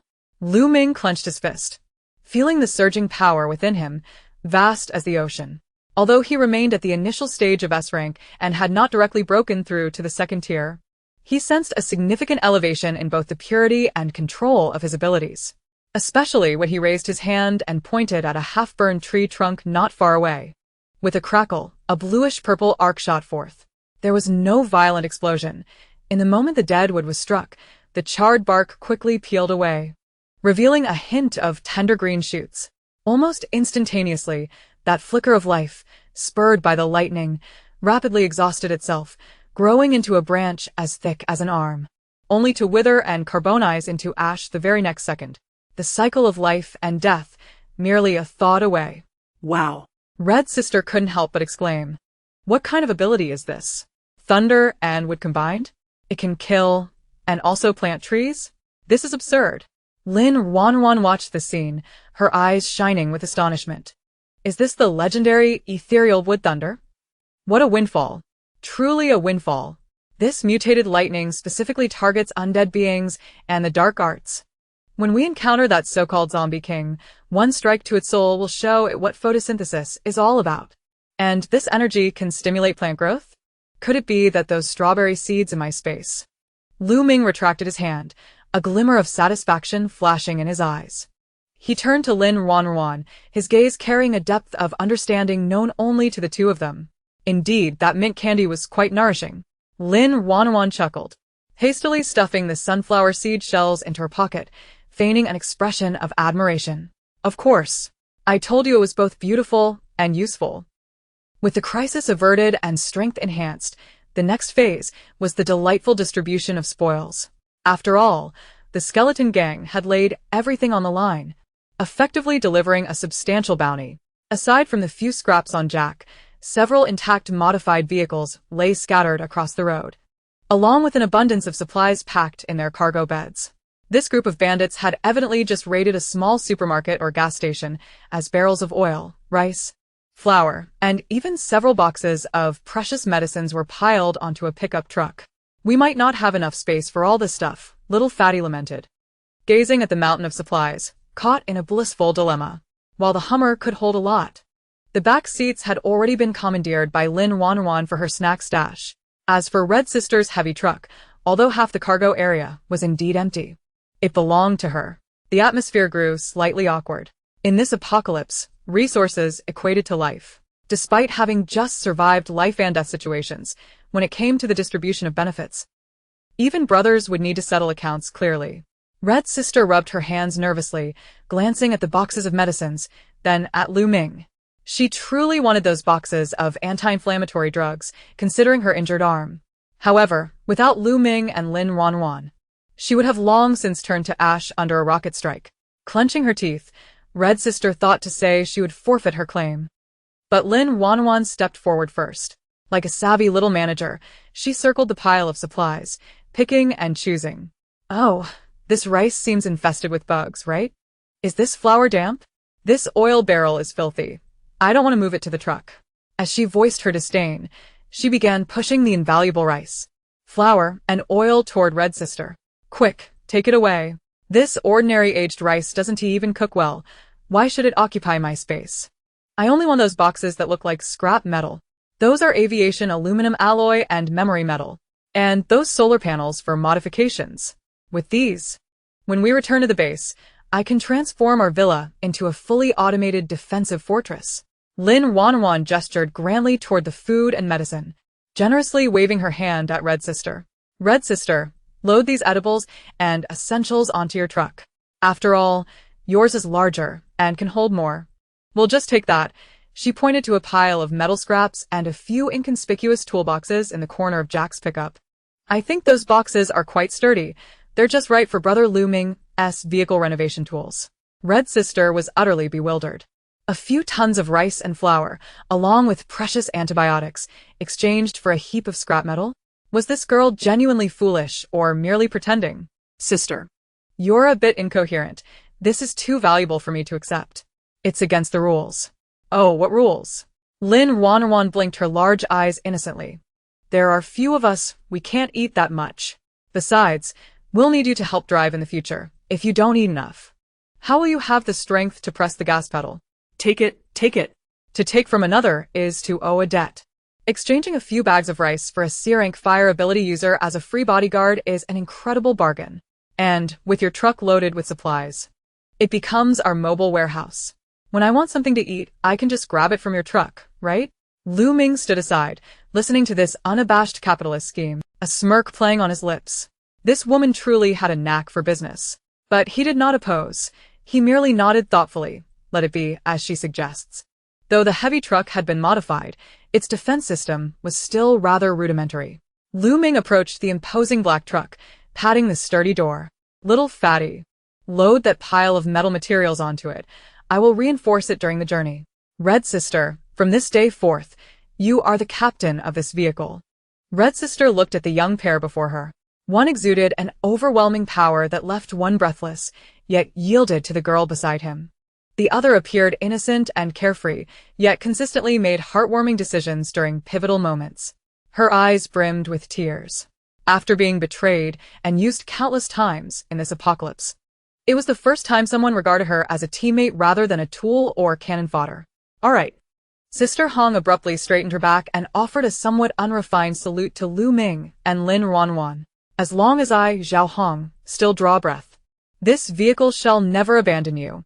Whoever dares to lay a hand on you must first trample over my corpse. Observing Sister Hong's fervent demeanor, Lin Ruanruan internally cheered. Mission accomplished. Loyalty max. Long-term supporter 1. Formidable Enforcer 1, Seasoned Driver 1.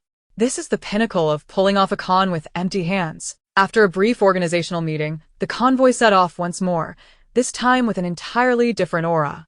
Sister Hong, piloting a heavy-duty truck laden with supplies and reinforced at critical points, led the way. The massive shovel at the front resembled an enraged bull, careening through abandoned vehicles and scattering wayward zombies into the air. Following closely was Little Fatty, driving a Hummer that, despite having a blown tire, sported upgraded wheels. Lin Ruanruan languidly reclined in the back seat of the Hummer, savoring a can of yellow peaches she had surreptitiously acquired from Sister Hong's truck. As twilight descended, the convoy traversed a desolate highway. A weathered sign riddled with bullet holes leaned precariously at the roadside. Illuminated by the vehicle's headlights, the inscription became discernible. 50 kilometers ahead. National Grain Reserve of Linjiang City, West Side. Chapter 44. Why is Linjiang City so eerily quiet? Something is amiss. The night was as heavy as a block of iron, pressing down upon the desolate expanse. Only two beams of white headlights cleaved through the darkness like swords. Nestled comfortably on the leather sofa of the back seat, Lin Ruanruan held the diminutive canister, relishing every morsel. The recent fire on the mountain drained my energy. I urgently need a sugar boost. Alas, there are only 2 boxes on Sister Hong's truck. Once we reach the granary, I must clear out the candy section. Little Fatty, driving up front, could not help but swallow hard at the sound of her chewing. The earlier battle had left him with stomach cramps, and now that he had relaxed, hunger surged like a tide. Sister, could you refrain from smacking your lips? I'm trying to drive here. It's easy to faint from low blood sugar. Lin Ruanruan reached into her backpack, nearly emptied from her previous scavenging, and generously tossed a pack of compressed biscuits onto the passenger seat. Here, beef-flavored. It'll fill you up. Little Fatty retorted, the disparity in treatment is glaring. You have yellow peaches and I have compressed biscuits? Lu Ming, seated in the passenger seat, was fiddling with a tactical flashlight he had pilfered from Skull Jack's vehicle. Upon hearing Lin Ruanruan's inner thoughts, he glanced at the rear-view mirror. There, he observed the woman surreptitiously drinking the last remnants of syrup from the can, licking her lips with lingering delight. A hint of amusement flickered in Lu Ming's eyes. A glutton. The convoy continued its swift journey. After about half an hour, the monotonous scenery of the wilderness began to fade. Buildings started to emerge more densely along the roadside, and through the ruins, the outlines of the former city became vaguely visible. The battered sign briefly flashed by, "Welcome to Linjiang City." These words appeared particularly sinister under the night sky. Logically, as one approached a densely populated urban area, the number of zombies should increase exponentially. After all, to the undead, a city is akin to a grand buffet. Yet, peculiarly, since crossing the boundary marker, an unsettling silence enveloped the surroundings. Not a single zombie, not even a solitary stray, could be seen. The entire street was hauntingly desolate. "Brother, this atmosphere feels off," Little Fatty remarked, glancing nervously at the rear-view mirror. His ears twitched anxiously. "We must have been in Linjiang City for 10 minutes now, yet not a soul in sight? Fortune favors the brave." Lin Ruanruan swallowed the final piece of yellow peach, stowed the empty canister in her space, and wiped her mouth with a tissue. It must be that our earlier display of prowess scared them off. While she spoke lightheartedly, her large, perpetually moist eyes remained fixated on the shadowy alleys flanking the road. Her vigilance heightened. Something is amiss. Where have all the zombies gone? Unless there exists something more ferocious than zombies here, capable of consuming them all or frightening them into hiding. If we consider the timing, the current ruler of Linjiang City cannot be the zombie king. Then who? Lu Ming leaned back, eyes closed, and upon hearing her musings, lightly tapped his fingers on his knee. Something more vicious than zombies? Highly reproductive? He had a hunch. Reduce speed, Lu Ming suddenly instructed, his voice resonating clearly in the quiet cabin. Inform Sister Hong to maintain distance and avoid speeding. Upon hearing the command, Little Fatty, despite the seemingly smooth road ahead, immediately eased off the accelerator and grabbed the walkie-talkie, calling out, "Sister Hong, slow down. Brother says there's something up." Sister Hong's cheerful voice crackled through the radio. Received. "This godforsaken place is indeed uncomfortably silent. I have goosebumps." The convoy's speed dropped to 40 miles per hour. It was at this pace that, As the headlights swept across the roadside greenery, some chilling details finally came to light. There lay a pile of bones. No. To be precise, an extremely fragmented heap of white bones. Unlike the remains typically left by zombies, adorned with decaying flesh and sinew, these bones were pristine and reflective, akin to specimens treated in a medical school. Each bone was covered with a multitude of tiny bite marks, which were unmistakably not made by humans or large predators. They resembled countless tiny knives, meticulously scraping away every morsel of flesh. "Stop the vehicle," Lu Ming commanded. The two vehicles gradually came to a halt. Little Fatty peered at the pile of bones, his complexion draining to a pallid hue, his stomach churning. This looks like it has been devoured by someone. Right? How could it be so clean? Lin Ruanruan leaned against the window, her small hand covering her mouth as she let out a brief gasp. Ah, how terrifying. What kind of monster could have done this? Those bite marks can only belong to rodents. And considering the cleanliness, how many must have feasted together to achieve such a result? Frightened, she quickly retreated to her seat, burying her face in Lu Ming's arm, trembling slightly. Just then, a faint yet intensely unsettling sound began to echo in the air. It was not the sound of the wind, but resembled countless claws scraping rapidly against rough concrete, akin to thousands of nail clippers snipping nails simultaneously. The source of the noise was not from the buildings lining the street, but from beneath their feet. Little Fatty felt the seat beneath him tremble slightly. "Brother, is there an earthquake?" His voice quivered. As the vibrations intensified, the circular cast-iron manhole cover at the intersection suddenly jolted, shifting to reveal a 2-finger-wide gap. In the inky darkness of the gap, pairs of crimson eyes began to glimmer. Chapter 45. A zero-cost shopping spree at the granary? Is this atmosphere too eerie? Scarlet orbs whirled within the crevice of the manhole cover. And before anyone could discern the sight, the cover clanged shut with a resounding thud. The tremors beneath their feet ceased, as if that fleeting glimpse had merely been a figment of collective imagination. What was that? Did it flee? Little Fat rubbed his eyes, his back already drenched in cold sweat. The sensation of being scrutinized by countless unseen eyes was far more unnerving than facing a horde of zombies. Lu Ming withdrew his gaze from the ground, his expression unchanged, though his finger on the trigger tightened ever so slightly. "Move," he commanded succinctly. The convoy roared to life once more, rolling over the ominous manhole cover and accelerating towards the granary located several kilometers west of the city. This time, no one was in the mood for jest. The very air grew thick and oppressive, with only the engine's growl echoing through the desolate streets. 10 minutes later, the iconic colossal cylindrical structures of the western granary came into view. A dozen white columns, each towering over 30 meters, loomed in the night like a row of silent giants. Surrounding them was a 3-meter-high concrete wall, topped with barbed wire. This facility was a national strategic reserve, boasting an exceptionally high security level. Yet now, the gates stood firmly closed, and the vicinity was eerily silent. Not a single zombie was in sight, not even the shadow of a stray cat or dog. Only the cold wind swept across the barren concrete, producing a sound reminiscent of a low, mournful whimper. The convoy halted at the entrance. Lin Ruanruan pressed her face against the car window, gazing at the rows of massive granaries, her breath quickening. My heavens! This isn't just a granary, it's my joyful homeland. So quiet? Not even a trace of a zombie? Could it be that the heavens, seeing how hard I worked to set the mountain ablaze, have cleared the area for my loot? How much rice must be stored here? 5,000 tons? 10,000? And over there, the square granaries must be filled with flour and cooking oil. If I could empty this place, I could run a chain supermarket in the apocalypse.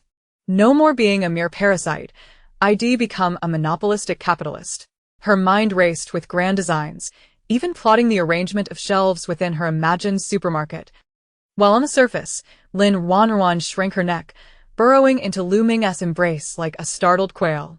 It's so dark and quiet here, brother. Could there be ghosts? Her voice trembled as she pointed towards the ominous entrance of the granary. Should we not go in? It feels so eerie. Lu Ming lowered his gaze to the woman nestled in his arms, who professed reluctance while her heart yearned for what lay beyond. Her acting skills had grown increasingly refined. Since they were already here, they might as well embrace it. Lu Ming pushed open the car door and stepped out. Lil Fat checked the door. Lil Fat, clutching a frying pan, gulped nervously as he approached the heavy electric sliding door. Constructed from solid steel, it exuded an aura of despair.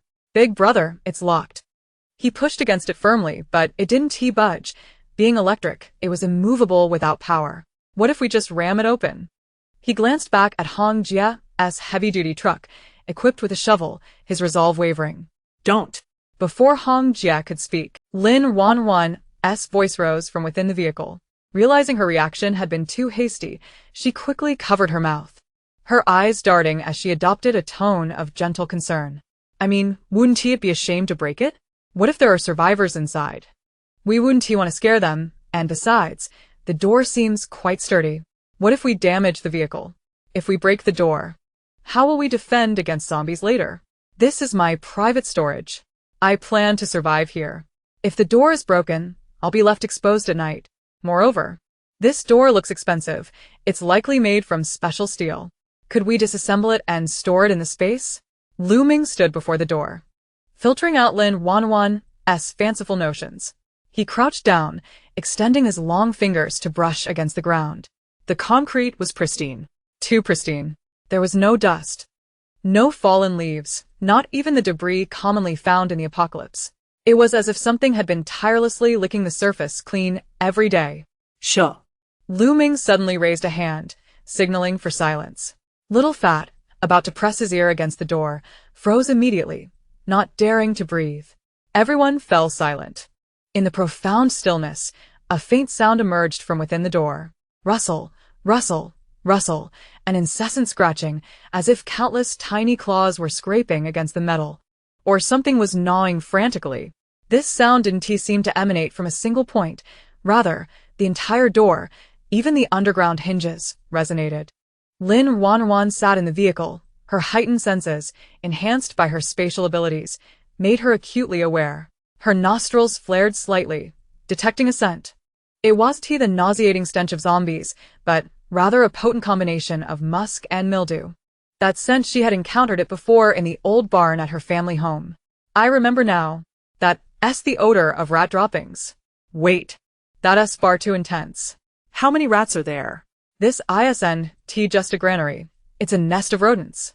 Now I see why there are no zombies. They must have been devoured by these creatures. Lin Ruanruan's expression shifted as her fingers clutched the seatbelt tightly. This is bad. They're behind the door. They're gnawing at it.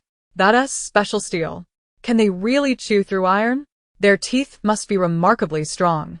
Chapter 46. This is too hardcore. Even the security door is being gnawed? Why not just use explosives? Hong Jie stared at the immovable, heavy steel door, the lid of her nearly empty lighter snapping ominously.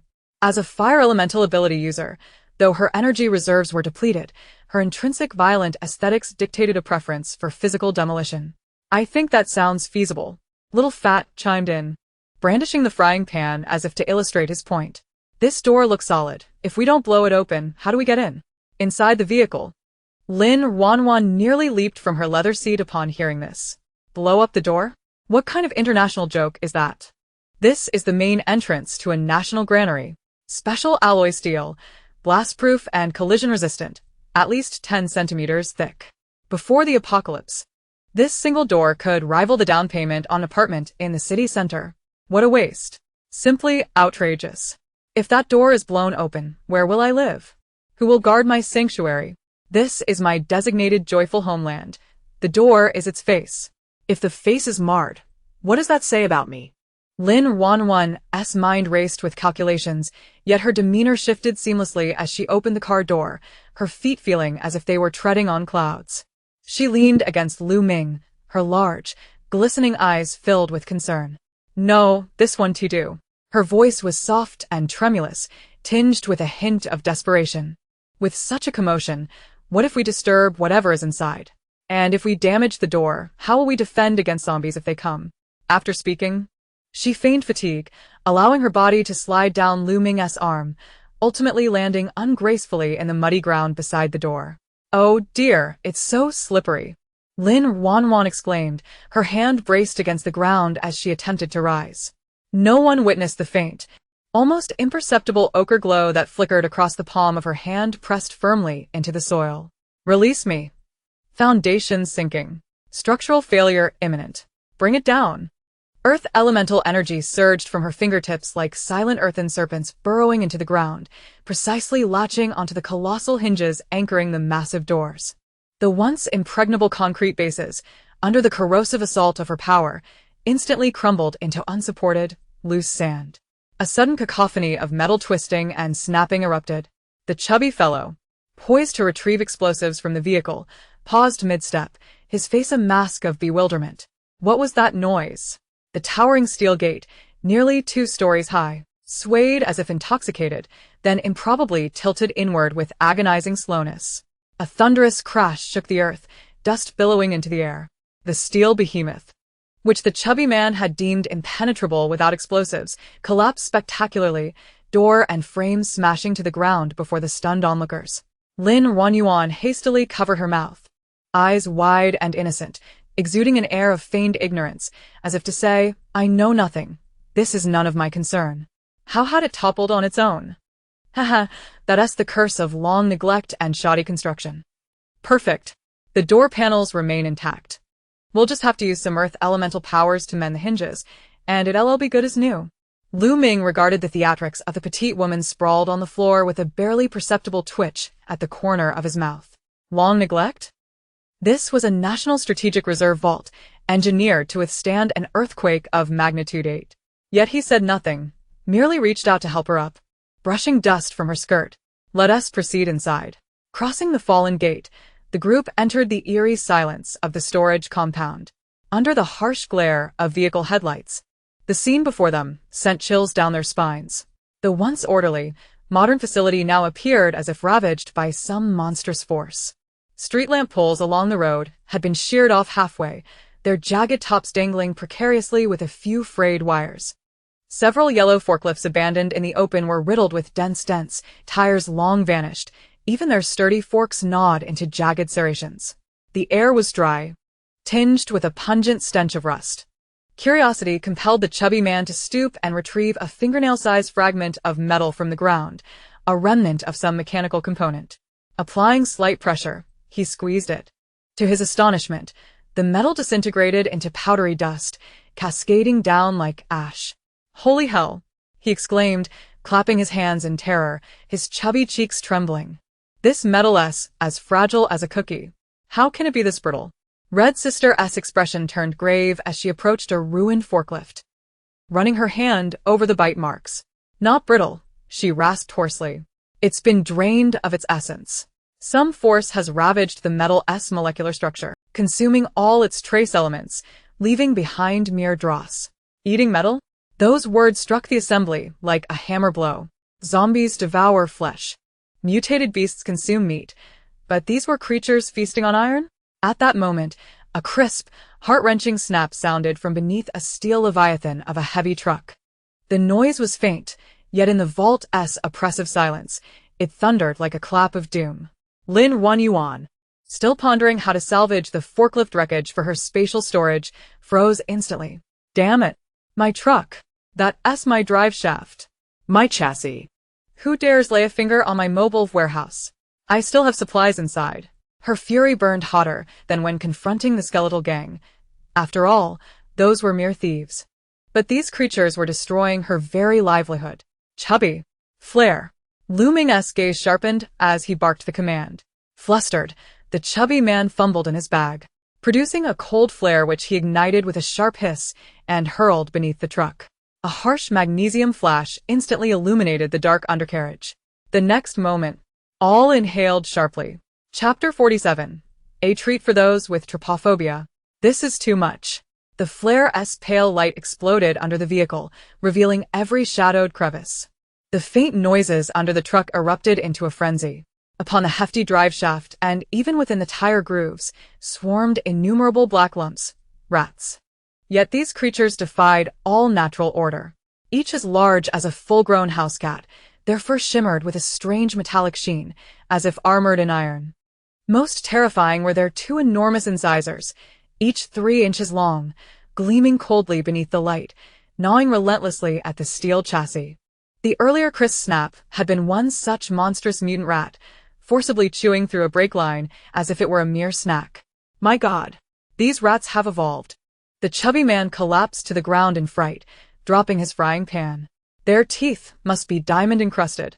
The intense light enraged the metallic diners feasting on the iron banquet. Hundreds of gleaming red eyes swiveled in unison, locking onto the few fresh morsels outside the vehicle. Their gaze lacked any biological fear. It was pure, ravenous hunger. Like the souls of the starved returned. A piercing shriek rent the air, the signal to commence the feast. Watch out! Lu Ming snapped, swiftly pulling the stunned Lin Ruanruan behind him. In the next instant, the surrounding shadows erupted fully. Manhole covers were heaved aside, ventilation ducts burst open. Even fissures in the massive granaries disgorged countless black shapes, surging out like a tidal wave of darkness. If the rats under the truck had been mere appetizers, this overwhelming onslaught was the full imperial banquet. The ground vanished beneath a writhing black tide. The sound of claws scraping concrete blended into a bone-chilling roar. Fire! Red sister. Burn them. Roast the rats. The chubby man scrambled toward the Hummer, crying out amid tears. Though her elemental reserves were not fully replenished, Red sister could no longer hesitate. Gritting her teeth, she thrust her hands forward, squeezing out the last embers of fire energy. A fan-shaped inferno burst forth, instantly consuming dozens of the leading mutant rats. Yet despair followed. As the flames died away, no tantalizing scent of roasted meat filled the air. Though scorched, the rapid heat conduction means that as long as there is no prolonged burning, it is nearly impossible to incinerate them. Their physical defenses are extraordinarily high, capable of withstanding extreme temperatures, and they possess innate armor-piercing attributes. This is no mere rodent. It is evidently a battalion of heavily armored infantry. Crackling. A blinding blue-violet lightning bolt erupted in Lu Ming's palm. Since physical fire attacks proved ineffective, he resorted to magical electric therapy.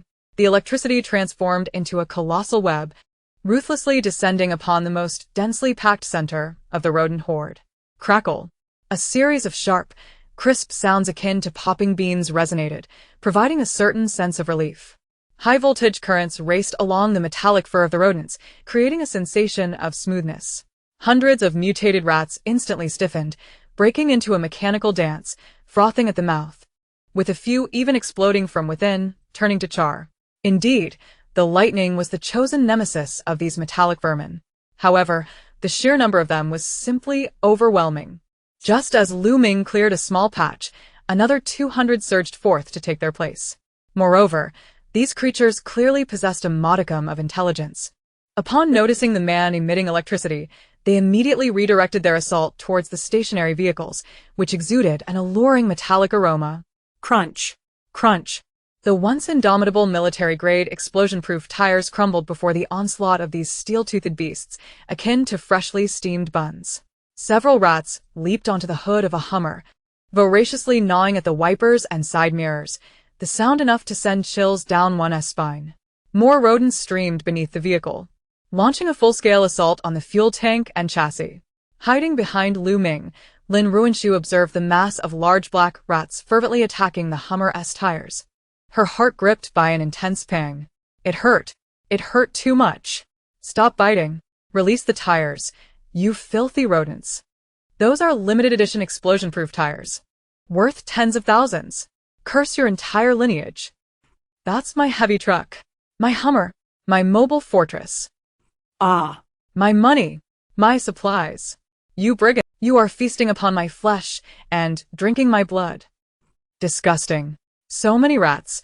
I'm about to have a panic attack. Lu Ming, electrocute them. Annihilate them all. Although the inner turmoil screamed for her to charge forth and confront the rodents head-on, on the surface, Lin Ruanruan could only cling desperately to Lu Ming's clothing, burying her face into his back, emitting pitiable whimpers. Yivua, brother. So many rats. They're so ugly and revolting. They're eating our car. If it breaks down, will we be trapped here, feeding the rats? As Lu Ming unleashed lightning to repel the encroaching rodents, he felt the slight tremor radiating from her body. Trembling? Surely, it was born of anger. Listening to her heart's outcry, there was no trace of fear. She was merely calculating the costs of vehicle damages and repairs, devising strategies to preserve their transport. Remaining calm, Lu Ming issued a command, his voice laced with a hint of exasperation. Xiao Peng, get in the car and guard the driver's seat. Meanwhile, within the towering grain warehouse in the distance, a terrifying shadow as massive as a calf slowly advanced through the impenetrable darkness. It was cloaked in golden mane, exuding an air of opulence in the night, with elongated incisors glistening like daggers and crimson eyes akin to searchlights in the dark. An aura of regality enveloped the area. Chapter 48. Do not bite my tires. Those are limited edition. With a sharp shriek from the Rat King, the horde of rodents bowed in reverence. The once chaotic tide of rats, akin to headless flies, transformed into a disciplined battalion upon receiving the supreme command.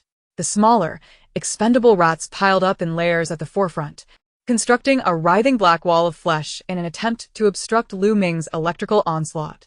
Meanwhile, the larger, elite rats, their teeth gleaming with a metallic sheen, charged towards the two vehicles in a frenzied rampage. Crunch! The left front explosion-proof tire of the Hummer finally succumbed to the relentless gnawing of the demolition crew, emitting a heart-wrenching wail as the vehicle lurched downward, losing its balance. Xiao Peng, seated in the driver's seat, gripped his frying pan tightly. His face contorted in despair. It's over. We're truly going to have to walk home now. These beasts are utterly unscrupulous, targeting our lower defenses. Sister Hong stood atop the heavy truck, hurling fireballs without restraint, but to the endless sea of rats, it was akin to tossing cigarette butts into the ocean, yielding no audible effect. There were simply too many. The slaughter was never-ending. Sister Hong's voice, strained from shouting, was tinged with desperation. Inside the vehicle, Lin Ruanruan gazed at the deflated tire, her eyes instantly welling with tears. It wasn't fear, it was pure rage. Her heart bled at the sight. Dare to gnaw at my car? Those are custom explosion-proof tires. One bite, and thousands of points are lost. You dare to engage in tactics against me? If you're so eager to feast, then I shall provide you with a lavish banquet. With that, she abruptly released her grip on Lu Ming's clothing and, in a frenzy, stumbled towards the mass of rats burrowing beneath the vehicle. Ah! Stay away. Go away, she cried, her voice breaking as she flailed her arms wildly, resembling a terrified girl who had completely lost her senses. I'll crush you, wicked rodents. As she spoke, she reached into her already depleted bag, her mind directly connecting with her spatial warehouse. Splash! A large bucket of mysterious liquid was carelessly splashed out. The viscous, transparent substance spread across the smooth concrete floor, instantly forming a crystalline film. The first few mutated rats that stepped upon it found their once gripping claws rendered useless. Squeak! The rodents slipped and slid as if treading on banana peels, crashing into one another in a chaotic heap, akin to a server experiencing a glitch. The sheer number of rats that followed, unable to halt their momentum, collided violently into the ones ahead, resulting in a cacophony of chaos. A full 50 liters of industrial-grade, heavy lubricant, originally stockpiled by Lin Ruanruan for generator maintenance, she was now willing to sacrifice it all for the sake of their supplies. And there's more. Yivua, I'll make you all burn. Lin Ruanruan raised her hand once more, scattering a cloud of red powder into the air, akin to spreading ashes. With a whoosh, a massive plume of red powder soared, saturating the air with an intense spiciness. This was extreme hot pepper powder, a prized commodity she had saved for hot pot in the apocalypse, now repurposed to enhance the feast for these wretched rodents. The powder, incredibly fine, infiltrated every crevice of the rats' nostrils and eyes. Squeak, squeak, squeak. The once ferocious and disciplined horde erupted into chaos. They clawed at their eyes in desperation, sneezing loudly, rolling in agony upon the ground. The once coordinated advance disintegrated into a chaotic dance party. Even those elite rats gnawing happily on the tires were overwhelmed, tumbling down into the lubricated ground, their legs flailing helplessly as they struggled to rise, merely paddling in the slippery mess. Lu Ming observed the unexpected biochemical weapon assault with a flicker of astonishment in his eyes. What a cunningly devious strategy. He could even distinctly perceive the arrogant, maniacal laughter echoing within Lin Ruanruan's mind. Slip away. Cry out. Scream all you want. This is an extra spicy, twisted torment. You want to open your eyes for at least 3 days and nights. A faint smile curved at the corner of Lu Ming's lips. Raising his hand, he summoned a concentrated bolt of lightning, its violet arcs dancing through the air. The swirling dust of red chili pepper suspended in the atmosphere now served as the perfect accelerant. Boom. Un meuflet d'explosion écude. The minuscule particles were instantaneously ignited by the high-voltage electric arc, though its force paled compared to that of explosives. The resulting shockwave and intense heat blasted the sneezing rats apart like popcorn. More devastatingly, the searing temperature amplified the potency of the chili powder, saturating the air with a pungent spiciness capable of coughing up one's lungs, akin to tear gas. Cough. Even within the sealed confines of the vehicle, Little Fat was choking, tears and mucus streaming uncontrollably. Yet, watching the rats writhe helplessly outside, he eagerly slapped his thigh in admiration. Awesome. Big Sister is incredible. This move is brilliant. A double strike of physical and magical assault. The onslaught of the rat horde was momentarily checked. But the Rat King was clearly enraged. The colossal golden rodent lifted its head and howled piercingly, the sound shattering the glass of several nearby street lamps. Squeak. At its command, even more rats frantically piled atop one another, attempting to overwhelm the largest heavy-duty truck. They climbed over their comrades' bodies, layer upon layer, almost reaching the vehicle's roof. Red Sister anxiously stamped her feet atop the truck, her psychic energy nearly depleted, barely able to conjure another fireball. At this critical juncture, a sharp crackling of electricity resonated through the deserted warehouse district.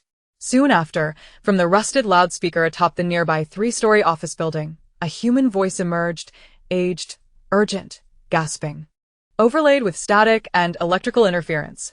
Here, run this way quickly. The office building's outer wall has an independent high-voltage electric fence. It can hold for a while longer. Hurry. Forget the vehicle. Your lives come first.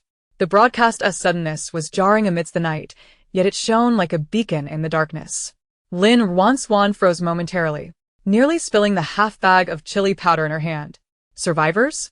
In this rat-infested den where not even mosquitoes dared to enter, there were still living humans?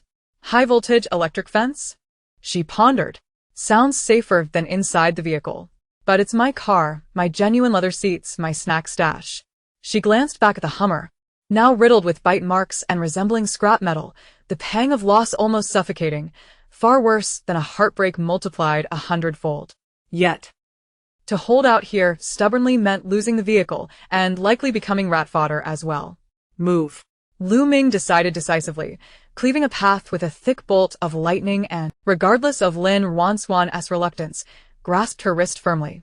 Abandon the vehicle. Head for the office building. At the mere mention of abandoning the car, Lin Ruanruan's face puckered like a steamed bun, tears threatening to spill. Yet, confronted with Lu Ming's unwavering gaze, she clenched her teeth, silently consigning the few rats still gnawing on the tires to death. Wait. When I get back, I'll roast you all into rat jerky. Chapter 49. Full withdrawal.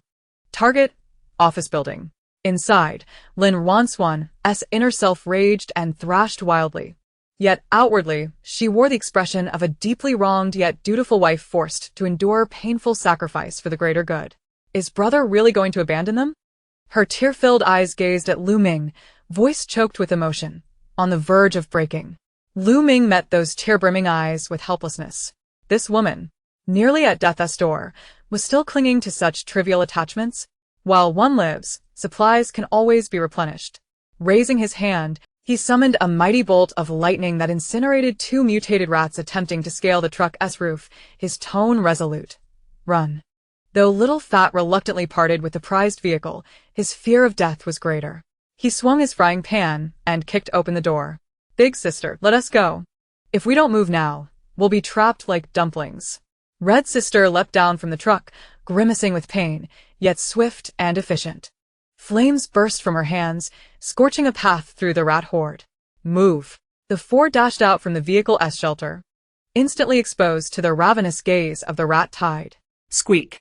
Countless pairs of glowing red eyes locked onto these moving morsels. Lu Ming led the charge, his body crackling with electrifying energy, transforming into a walking humanoid high-voltage tower. Any rat venturing within 3 meters was instantly charred to a crisp, cradled protectively in his arms. Lin Ruanruan pressed forward with the group. Yet, after only a few strides, she abruptly halted. What's wrong? Lu Ming turned back, furrowing his brow. Lin Ruanruan wrenched free from his grip, turning toward the 2 vehicles besieged by the rat swarm, her face set with resolute determination. No, no. Those are our belongings, she shouted, then unexpectedly darted back into the dense mass of rats. Ruanruan, Lu Ming's heart clenched. Big sister, you're crazy. Little Fat's terror was palpable, his jaw nearly hitting the ground. This was a rat tide, dense, weighing tons of mutated rodents. Against that black wave, Lin Ruanruan's slender figure resembled a withered leaf about to be swallowed by the abyss, destined to be chewed to nothing. Yet, this leaf moved swifter than a rabbit. Feet seemingly propelled by the wind, her body enveloped in a thin spatial barrier that instantly repelled any rat attempting to bite her ankles. Closing in. The steel beast-like, heavy-duty truck loomed before her. Although its tires were ravaged, it was her mobile warehouse, filled to the brim with supplies procured free of charge from the skeleton gang. Even a single screw was her private property. Store. Lin Ruanruan slammed her palm onto the dented, bite-marked door. Without any flashy effects, the massive truck vanished into thin air, along with the mountain of supplies in its bed, disappearing into a static 100-square-meter spatial pocket. Next was the Hummer. Although its tire was blown and chassis gnawed to ruin, it was a modified H2. Repairs could render it usable. Store again. With another instant, it too disappeared. Where 2 colossal vehicles once stood was now an empty concrete expanse littered with hundreds of bewildered rats, crashing into one another as they lost their targets. All this took Lin Ruanruan less than 3 seconds. The next moment, she clasped her head with both hands and emitted a high-pitched scream capable of piercing eardrums. Ah. Where's the car? Why is it gone? So scary. Ghosts. Screaming, she staggered and spun around, wildly sprinting toward Lu Ming, her face a mask of terror. Tears streaming, a picture of a naive girl frightened by a supernatural event.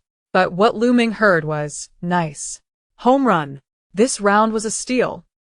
He was amused to the point of laughter, truly, laughter born of exasperation. He abruptly reached out, pulling this reckless woman into his embrace, slapping her back firmly. Stop running around, or I'll break your legs. Though the tone was fierce, reminiscent of a domineering CEO chastising a disobedient little wife, the ensuing thunder was even more ferocious, obliterating the pursuing horde of mutated rats into mere fragments. Let us go.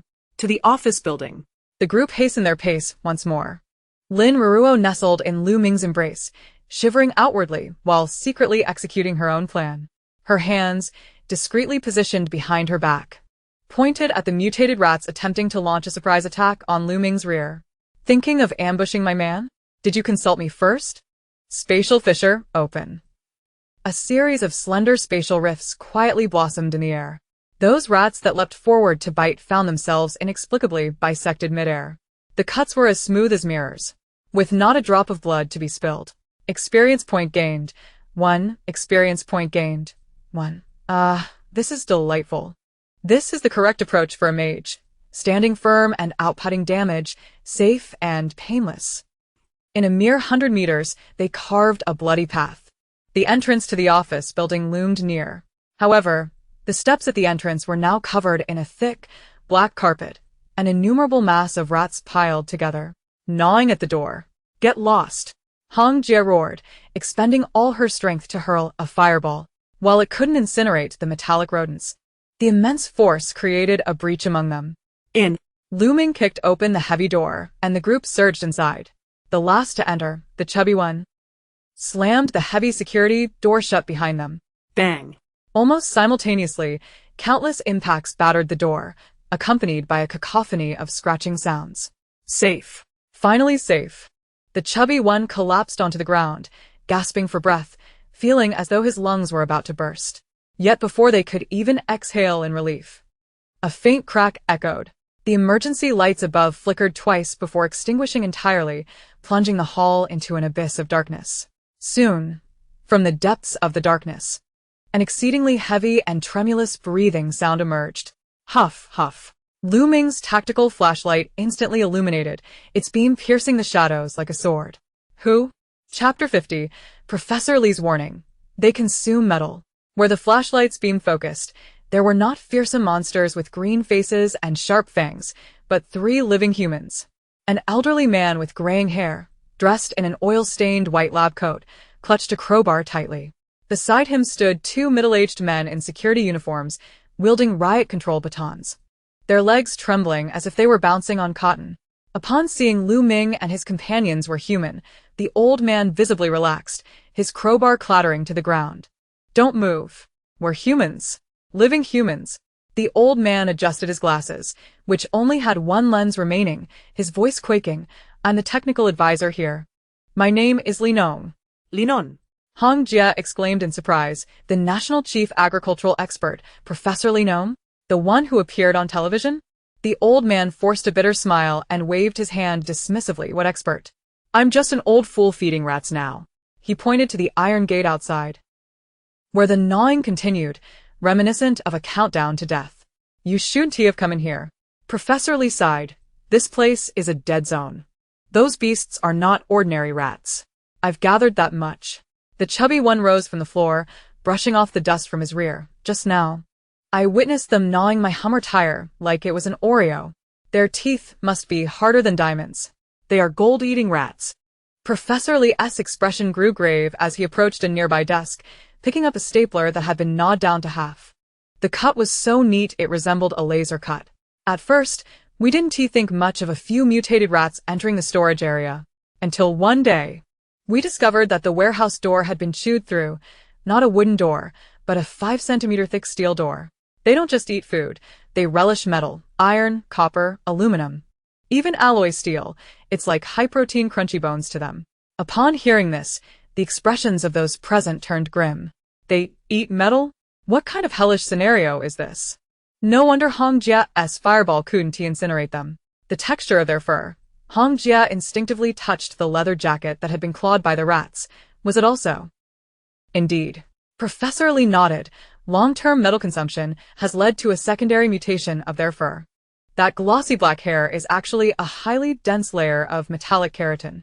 This keratin layer is not only incredibly hard, but also resistant to high temperatures. For them, ordinary flames are merely a warm bath as long as it hasn't reached the melting point. Hong Jia's face turned ashen. This explained why her fire abilities were utterly ineffective. With full physical defense and maximum resistance against fire, how are they supposed to fight? Lin Ruanruan tilted her head, seemingly pondering a profound question. These foolish rats have turned themselves into walking iron lumps. Wouldn't that make them the perfect lightning rods? As long as we electrify them, wouldn't that create a series circuit? One gets electrocuted, the whole family goes up in flames? In her mind, Lin Ruanruan's inner self was laughing wildly, though she maintained a facade of innocence. Lu Ming turned to Lin Ruanruan, his previously cold gaze suddenly brightening. Since they can chew through steel, why haven't they rushed in? Lu Ming's words struck to the heart of the matter. If they could gnaw through steel, the walls of this office building should be as flimsy as a wafer to them. Professor Li pointed to the ground beneath them because of the electricity. Beneath this office building lies the high-voltage power cable for the entire granary. While those rats have tough skin, they seem to be wary of the high-voltage electric field here and have not dared to dig through directly from below. However, Professor Li sighed. The external power grid is about to fail. Boom. Just then, the ground beneath them suddenly shook violently. Dust rained down from the ceiling. It's over. The security guard screamed, his voice cracking. The external wall's electric grid has failed. They're digging through the load-bearing wall. Then, with a loud crash, the louvered vent in the corner of the hall was violently dislodged. Several large, black-furred rats plummeted from above, landing heavily on the polished floor. They shook off the dust from their bodies, their small, crimson eyes fixated intensely on the gathered crowd, their glistening incisors dripping with an unknown viscous substance. Lu Ming stepped forward, shielding Lin Ruanruan behind him. He gazed at the unaware advance party, a violet-blue lightning orb silently coalescing in his palm. The ventilation duct resembled a ruptured beehive, with more and more shadows spilling from the narrow opening, thudding to the ground. Even the drain in the corner was pried open. and the hard cement floor began to bulge and crack. Guard the vent. Don't let them scatter. Lu Ming commanded, and he hurled the lightning orb. The violet-blue lightning exploded in midair, instantly striking the first few mutated rats that landed. Just as Lin Ruanruan had surmised, these rats, having consumed excessive metal, were natural conductors. The moment the lightning hit them, it met no resistance and coursed through their bodies. Squeak. The unfortunate rodents scarcely had the chance to emit a cry before their innards were instantaneously cooked and ruptured under the high-voltage current. The acrid scent of charred flesh permeated the air. Little Fat joyfully raised his frying pan and brought it down forcefully upon a mouse that had just poked its head out of the drain. With a resounding crack, the mouse was momentarily dazed, its eyes spinning, yet its skull remained intact, merely swaying in a stupor. Goodness, this one is truly resilient. Little Fat rubbed his numbed wrist. Let me handle this. Red Sister, suppressing her weakness, conjured a small fireball to assist Lu Ming's thunderous onslaught. The battle erupted in an instant. Lu Ming, as the primary offensive force, stood guard over the largest vent, his lightning transforming into a web that thoroughly suppressed the invading foes. Little Fat and Red Sister focused on addressing any gaps, while the two security guards and Professor Li tremulously wielded their anti-riot forks, hurting the stragglers against the wall. Suddenly, a segment of the ventilation duct above broke loose, and a massive elite mouse, roughly the size of a corgi, plummeted down. As fate would have it, it landed right by Lin Ruanruan's feet. The foot clad in white sneakers appeared to kick out in a panic, but just before it made contact with the mouse's head, a heavy, earthy glow flickered at her toes. Earth-based ability, rock enhancement. That kick was akin to a sledgehammer. Bang! A dull thud resonated. The once ferocious elite mouse was sent hurtling backward at thrice its original speed, as if struck by a speeding truck. Thud. It collided violently with the concrete pillar, its head sinking into its chest cavity, dying instantly without even a twitch. The onlookers were left utterly astonished. If only the national football team could harness even half that kicking power, they would have already claimed the World Cup. Lin Ruanruan seemed to finally grasp the situation. She withdrew her foot, glanced at the dead mouse plastered against the pillar, and burst into tears. What? How could it die by crashing into the wall? So pitiful. It must have been terrified by my brother's lightning. Lu Ming, with a palmful of lightning, obliterated the last few intruders and turned to look at the woman feigning tears while covering her face. Died by crashing into the wall? He had heard the whoosh of her kick from 5 meters away. He walked over and tousled her disheveled hair, his tone laced with a hint of exasperation and an unmistakable amusement. Indeed, how tragic. Next time, remember to cry softly. You wouldn't want to lose your voice. Lin Ruanruan peeked at him from between her fingers, locking eyes with his inscrutable dark gaze. Oh no. It seems I miscalculated the force of that kick. Never mind. As long as I cry loudly enough, no one will suspect I'm a powerhouse.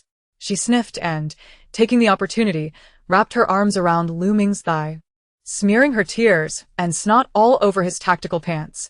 Brother, I'm scared. Lu Ming's body stiffened.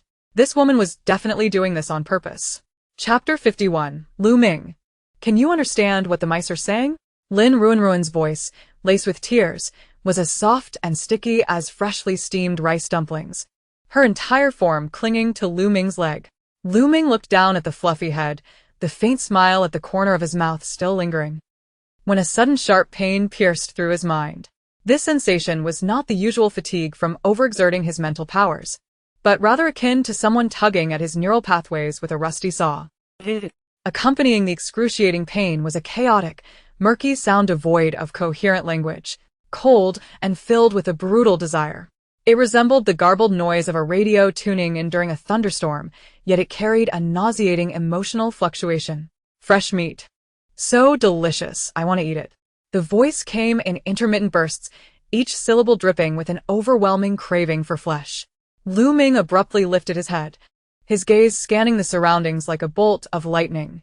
Little Fat was fiercely battling with a mouse that had just emerged, while Red Sister, pale-faced, shielded Professor Li. The two security guards had crumpled to the ground in terror. This was neither Lin Ruanruan's voice, nor that of anyone present. Lu Ming bent down suddenly. one hand tightly gripping the marble tabletop, his knuckles protruding from the force. Beads of sweat formed on his brow, and his usually calm eyes were now bloodshot. "Hate the purple light, it hurts." The voice echoed again, this time clearer, infused with an emotion of anger born from aversion. "Purple light?" Lu Ming glanced at the crackling arcs of lightning still dancing in his palm. In that instant, an incredible thought exploded in his mind. Was he hearing the innermost thoughts of a mouse? No. Ordinary mice acted purely on instinct. Even mutated beasts had chaotic thoughts. The only possibility for such a voice, imbued with clear subjective emotion and capable of basic logical reasoning, was that there existed a king born of wisdom among them. Brother? Lin Ruanruan sensed something amiss. Although she hung onto Lu Ming's leg pretending to be fragile, her large eyes, hidden beneath her tousled hair, sparkled with intensity. She could feel the once stable electromagnetic field around Lu Ming flickering like a malfunctioning light bulb. What is happening? Is this man about to short-circuit? No, big brother. This is a battlefield. If you falter now, my 100-something pounds won't be enough to fill the gaps these rodents leave. Is it overexertion of abilities? No. That second-tier crystal core wasn't he consumed for nothing. Could it be mental overload? Lin Ruanruan's mind raced with urgency, yet her hands did not falter. Those seemingly frantic little hands climbed from Lu Ming's thigh to his arm, finally gripping his icy hand tightly. In that moment of contact, a faint yet soothing warmth flowed from Lin Ruanruan's palm to him. "Brother, what's wrong? Don't scare me." Her teary voice rang in his ears. Though her performance was exaggerated, her grip was remarkably steadfast. With this external force, the maddening pain in Lu Ming's mind eased slightly. The chaotic signals began to settle, layer upon layer, until they became discernible. Lu Ming regained his composure, swiftly lifting Lin Ruanruan from his leg and shielding her behind him. "What's wrong?" Lin Ruanruan felt the shift in Lu Ming's aura. Although tears still adorned her face, her expression instantly turned vigilant. Lu Ming took a deep breath as the chaotic signals gradually became clearer. He realized that his telepathy had upgraded. This upgrade transcended species boundaries, allowing him to capture the mental fluctuations of the Mouse King lurking in the dark depths below. That creature, hidden in the shadows, was orchestrating a grand scheme with thousands of its kind, like a conductor leading an orchestra. Lu Ming did not reply but closed his eyes, extending his mental energy, swimming against that cold mental wave. Telepathy was no longer passive reception, but an active pursuit of the foe. Even through the thick concrete floor, that malevolent intent remained as clear as if it were right beside him. Dig below, collapse it, and consume everything. The voice carried a cunning delight. Lu Ming suddenly opened his eyes, locking his gaze on the seemingly solid marble floor beneath him. "Everyone, evacuate the central area." His voice erupted like thunder in the vast hall. "It's beneath us. It seeks to gnaw through the very foundation of this building and bury us alive." Xiao Peng, having just swatted a mouse away, paused in confusion. "What? The foundation?" Professor Li, who had just retrieved a crowbar, was similarly taken aback. "Young man, this building's foundation was constructed to standards befitting a bomb shelter, reinforced with steel and high-voltage cables." Before he could finish, a resounding crack echoed from the depths below. Almost immediately, the 3-story office building shook violently. Plaster rained down from the walls, and the once sturdy load-bearing columns visibly cracked, revealing menacing fissures. It felt akin to standing on a colossal ship about to capsize. With the tremors of the building, the previously aggressive horde of mutated rats suddenly retreated in unison, as though they had received a withdrawal command, scurrying back into the crevices and sewers. They were not frightened, rather, they were clearing space for the impending feast. Have these rats become sentient? They understand tactical retreats and cutting off supplies? It's all over. I haven't even emptied the granary yet. I cannot be entombed here as rat fodder. She was tightly gripped by Lu Ming as the ground beneath her feet transformed into a sloping incline. Countless small objects rolled across the floor, crashing against the walls with resounding thuds. "Hold on to me." Lu Ming's voice radiated an unusual calm amid the cacophony of collapsing debris. His right hand, fingers claw-like, plunged into the widening crack in the floor, unleashing his power in a sudden eruption. A bolt of violet lightning, resembling a spear, surged through his arm and thunderously penetrated the ground. "Come out." Chapter 52. The foundation is collapsing. Have these rats truly become evolved? The purple lightning, akin to a lance, forcefully struck into the expanding fissure. Boom. Contrary to expectations of carnage and the acrid scent of charred flesh, the scene was devoid of such horrors. The lightning collided with what felt like a thick insulated steel plate, emitting a jarring metallic clang, followed by countless tiny arcs of electricity being violently repelled, scorching a spiderweb of charred patterns into the marble floor. Lu Ming furrowed his brow, his palm tingling from the impact. Although that strike had not been at full strength, it was sufficient to penetrate tank armor. What was lurking beneath? Before anyone could react, the entire office building groaned under the strain. With a resounding crack, the fissures in the load-bearing columns spread like a centipede crawling across the walls. The floor beneath them did not simply collapse, it lurched violently upward like a seesaw. Oh no! Xiao Peng became a rolling ball of flesh, tumbling toward the corner as the building truly seemed on the verge of collapse. Professori, Already unsteady on his legs, was about to crash into the shattered glass window. Red Sister, quick as lightning, seized the back of Professor Li's collar and flung him onto her back like a chick, shouting, "Don't dawdle. Jump out the window. This building is going down." Jump out the window? We're on the 3rd floor. The 2 security guards turned pale with fright. If you don't want to be flattened into a pancake, then jump. Without a moment's hesitation, Lu Ming wrapped one arm around the still shrieking Lin Ruanruan and waved his other hand toward the window. Lightning erupted, shattering the tempered glass instantly. He leapt forward, his black trench coat slicing through the night air in a fierce arc. Ah! Help! I'm flying too. Lin Ruanruan's voice stretched into a long wail in the wind, sounding utterly tragic, yet she clung tightly to Lu Ming's waist, internally lamenting. At this height and in this position, a Princess Carrie would earn a better review. Even in the apocalypse, one must maintain a sense of ceremony. But what a pity it would be to lose the entire building. If only I could store it in my space.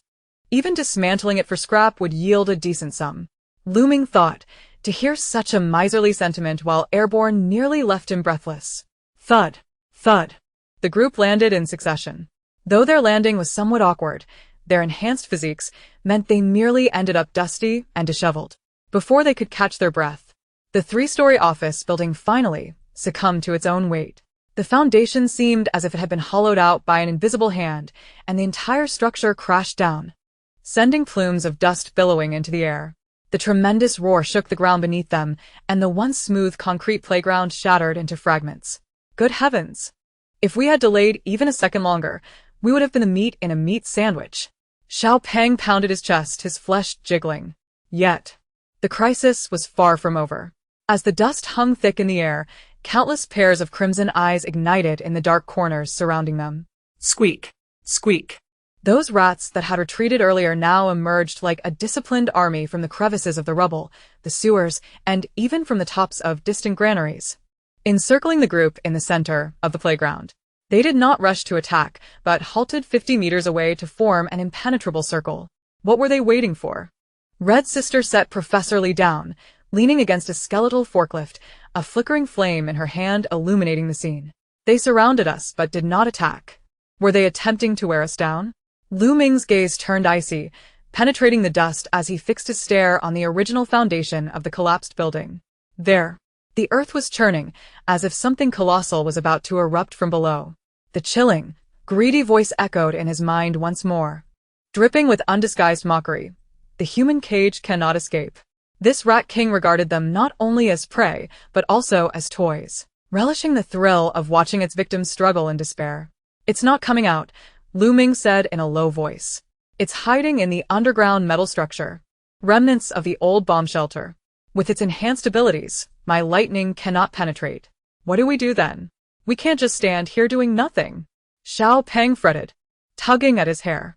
Big brother, why don't you unleash another big move, perhaps cause an earthquake? It's futile. Professor Li, who had remained silent, sighed. The reason this rat king has grown so formidable is that it has consumed all the rare metal reserves beneath the granary. Its defenses are likely thicker than that of a tank. The situation had reached a stalemate. Unable to strike, unable to flee. Just then, Lin Ruanruan, who had been hiding in Lu Ming's embrace, suddenly stirred. She released her grip and took a couple of steps forward, her usually tear-filled eyes now shining brightly as she gazed at the surging mound of earth, licking her lips. Hiding in its shell like a coward, are we? If you want to come out, then I shall lure you out. There is no cat that doesn't crave the forbidden fish. Nor is there a rat without its greed. If these rats have gained intelligence, they surely possess desires. Lin Ruanruan reached into her tattered bag, her face contorting with apparent pain, as though she were about to inflict harm upon herself. Lu Ming, brother, she turned back, her expression so sorrowful it would tug at anyone's heartstrings. I have a method, but the cost is immense. Woe unto me. Lu Ming raised an eyebrow. What method? He was willing to pay any price to resolve this menace. Lin Ruanruan sniffled, her hand slowly retrieving a small bag from her pack.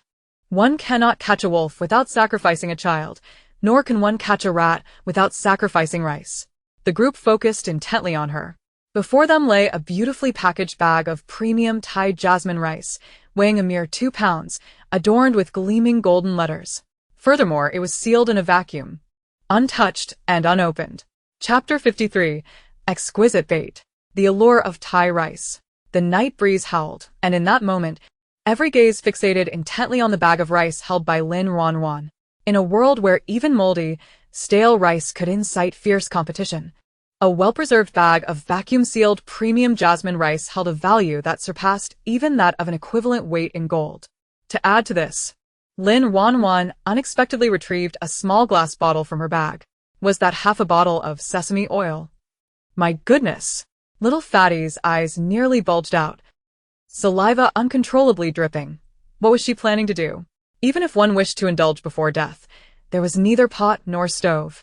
Ignoring him, Lin Ruanruan, with a face full of righteous indignation, tore open the rice's packaging. With a crisp sound, a refreshing aroma of rice wafted through the air, an essence only the freshest grains could possess, imbued with the scent of sunshine. Next, she unscrewed the cap of the sesame oil bottle, her hands trembling as if afflicted with Parkinson's, and reluctantly drizzled 2 or 3 drops into the rice bag. Quickly, she capped it, fearing she might waste even a single drop. Ah, my precious sesame oil. I wouldn't even use it for my own cold dishes. You pesky rodent. If you don't produce excellent gear later, I'll yank out your teeth to make a necklace. While Lin Ruanruan's heart bled internally, she feigned a noble demeanor, lifting the bag of rice infused with sesame oil high and shaking it vigorously. It smelled divine, truly divine. She deliberately proclaimed in a voice sweet enough to be cloying, before suddenly tossing the bag with a flourish. The priceless rice sailed through the air in a graceful parabola, landing precisely 30 meters away on an open patch of ground. Thud! The bag struck the earth, scattering grains of rice.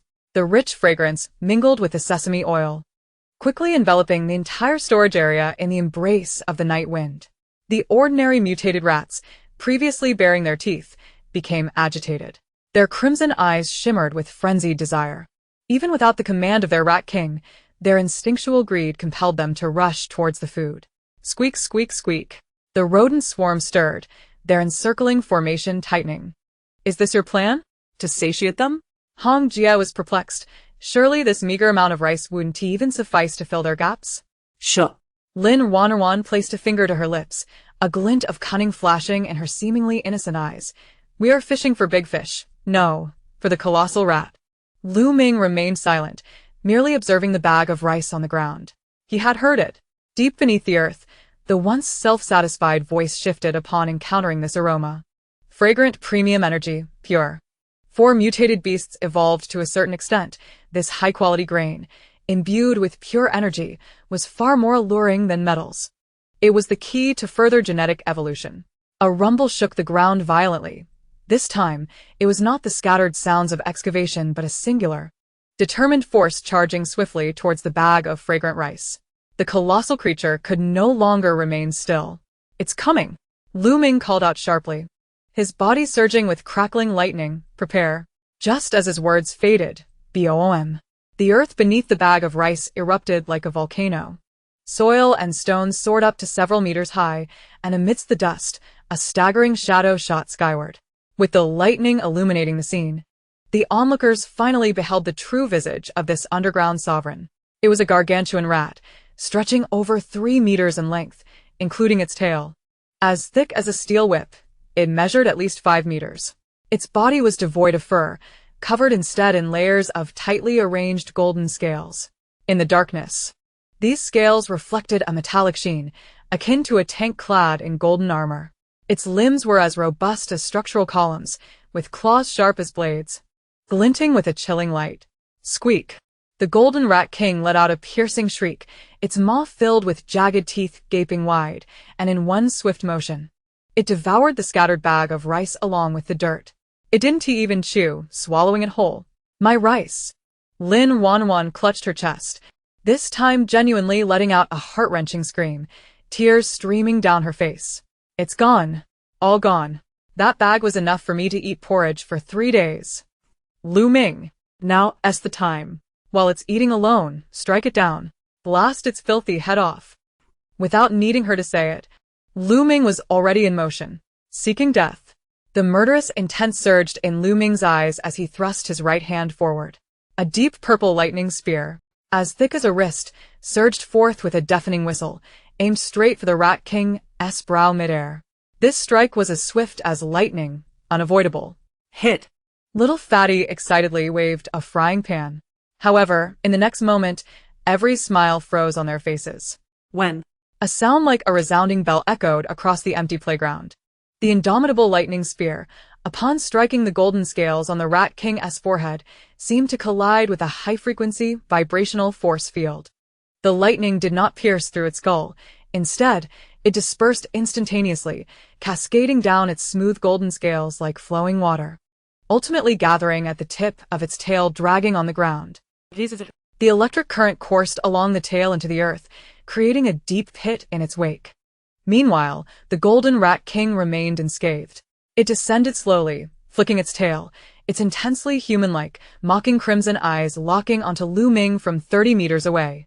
It even extended its tongue, savoring the remnants of rice at the corner of its mouth, then opened its maw wide, displaying an extremely derisive grin. Human electricity is useless. Lu Ming felt a chill run down his spine. Immune? No, not immune. It was a conductive discharge. This beast had evolved its body into a perfect Faraday cage. Chapter 54. Physical Immunity. How to defeat this BOSS. The surroundings fell eerily silent, save for a few oblivious little mice squeaking in the distance. Lu Ming's lightning strike, let alone flesh and blood, could have melted solid steel. Yet this resplendent golden rat, aside from a slight darkening of the scale on its forehead, had lost not a single hair. Oh, right, it had none to begin with. This was surely cheating. Little Fatty gulped nervously, inching back behind Lu Ming. Brother, is your lightning damp? How did it polish it? Lu Ming ignored Little Fatty's inane chatter, his gaze slicing through the Rat King like a scalpel. His mind-reading abilities were fully engaged. In his mind, the cold voice brimmed with arrogance and brutality. Fool! The golden body is invincible. Devour that electric one. It's the tastiest. It was strategizing. This mutated beast was analyzing the battle. It understood that Lu Ming posed the greatest threat and was the most potent source of energy. Be careful. It's going to attack. No sooner had she spoken than the golden Rat King sprang into action. Instead of lunging forward for a melee, it slammed its forepaws onto the ground. Buzz! A visible, earthy yellow wave rippled outward from its center. Immediately thereafter, a chilling scene unfolded. The scattered steel bars, sheets of iron, and even the chewed-up car parts strewn amidst the ruins trembled violently, as if summoned by an invisible yet mighty magnet. Whistling fiercely, countless metallic fragments soared into the air, converging into a tempestuous storm of metal that, accompanied by a piercing roar, descended upon the group with overwhelming force. Magneto? This has got to be Magneto! Someone exclaimed. Fatty! Shield! Lu Ming shouted, swiftly erecting a barrier of crackling lightning with both hands. The stout companion reacted promptly, brandishing a deformed frying pan before his chest. Though it appeared shabby, his strength-based enhancement lent the makeshift shield an imposing aura. Clang! The metallic storm slammed against the electrified barrier, showering sparks in all directions. While the lightning deflected most of the shards, the relentless high-frequency impacts caused Lu Ming's complexion to pale slightly. Squeak! The Rat King, frustrated by the failed ranged assault, emitted an impatient shriek. With a powerful thrust of its hind legs, its massive form surged forward like a golden cannonball, crashing headlong into the lightning shield. Bang! The tremendous impact cracked the ground beneath Lu Ming's feet, forcing him to slide backward several meters, leaving a deep furrow in his wake. Incredibly resilient. This rat not only maxed out its magical resistance, but boasted physical defenses that bordered on despair. Its golden scales functioned as natural reactive armor. The lightning proved few. Physical attacks were equally ineffective. Sister Hong, desperate, hurled a small fireball, which fizzled out without even leaving a mark. How could they possibly fight this? It was like confronting a bugged monster. As everyone stood dumbfounded before the Rat King's formidable presence, Lin Ruanruan, hiding at the rear, fixed her gaze upon the radiant golden scales. A faint glistening drool had inexplicably gathered at the corner of her mouth. Wow, this defense is unbelievably reassuring, she thought. Even Lu Ming's S-rank lightning can be blocked, and it can conduct electricity into the ground? This is essentially a walking human lightning rod combined with bulletproof armor. And it can control metal? Magneto himself? The little voice inside Lin Ruanruan's mind was furiously banging the blackboard. I want this. I absolutely must have it. If I can replicate this ability, what is there to fear from zombies? I'll just stand there, let them bite all they want. Moreover, with this skill, I can summon pots and pans with a mere wave of my hand. No need to walk. Truly a lazy person's divine technique. Greed, the ladder of human progress, was also the driving force behind Lin Ruanruan's reckless ambition.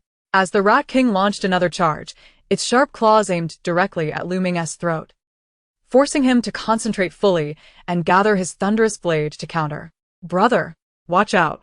Lin Ruanruan screamed, seemingly panicked and stumbling blindly, but in truth, she slipped like a headless fly from the side, tumbling into the blind spot of the Rat King's assault. That spot was less than a meter from the Rat King's thick, scaled tail. At that moment, the Rat King's entire attention was fixed on Lu Ming, completely disregarding the weak female without any aura of supernatural power. Its long, scaly tail swung carelessly behind, just brushing past Lin Ruanruan's face. Opportunity, she thought, pressing herself to the ground, feigning trembling terror while secretly extending a pale hand silently. The golden tail, cold to the touch, slid into her palm. Contact. System. Suck it in. Full power, she commanded. Ding. Detected level 2 mutated creature, gold-devouring Rat King, possessing special talent. Absolute gold defense, metamorph. Replication commencing. An unprecedentedly fierce surge of golden energy flooded into Lin Ruanruan through her fingertips. Yet, this Rat King was a level 2 boss. Its energy was overwhelmingly potent. Lin Ruanruan groaned, feeling as if molten iron had been poured into her arm, the pain nearly forcing a cry. Meanwhile, the Rat King, still attacking Lu Ming, suddenly halted its movement. It sensed something, like a vampire, frantically draining its core energy. It whipped its head around, its blood-red eyes instantly locked onto the frail woman clutching its tail. Damn fool! The Rat King roared in fury. Abandoning its assault on Lu Ming, it swung its massive tail fiercely, aiming to fling Lin Ruanruan aside. Simultaneously, it opened its jaws, a golden beam of light forming deep within its throat, targeting the woman on the ground. Ruanruan. Lu Ming's face changed drastically. This woman was truly courting death by pulling hair from a tiger's backside. Ignoring his own defenses, he transformed into a streak of lightning and dashed recklessly toward the reckless woman. But the Rat King's attack was too swift. The golden beam, capable of piercing steel, was about to erupt. Suddenly, Lin Ruanruan lifted her head from the ground. The tear-streaked face now bore a crazed smile. Absorbed it, even if it's only 10%. A faint yet remarkably resilient golden sheen appeared on her skin. Chapter 55. If you can't defeat it, join it. The golden beam erupted like liquid laser, engulfing the area around Lin Ruanruan with searing heat. Boom. The soil crystallized under the intense heat, the air warped. Lu Ming's heart skipped a beat as his lightning power tore madly through the surrounding air. He charged frantically toward the golden smoke. Fatty closed his eyes in despair. Sister Hong's fireball fell uselessly. Even the Iron Man would have melted into molten metal under the strike.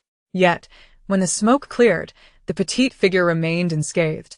Lin Ruanruan still lay on the ground, now enveloped in a gossamer-thin yet dazzling golden membrane. The lethal beam struck her as if water flowing over a polished mirror, refracted to either side, gouging 2 fathomless trenches in the earth. Squeak! For the first time, the golden Rat King's eyes, filled with human-like derision, showed confusion. It cocked its massive head, staring at the seemingly frail human female who had withstood its primal breath. Damn terrifying. Luckily, the replication progress bar moved just then. So this is absolute gold defense? Impressive.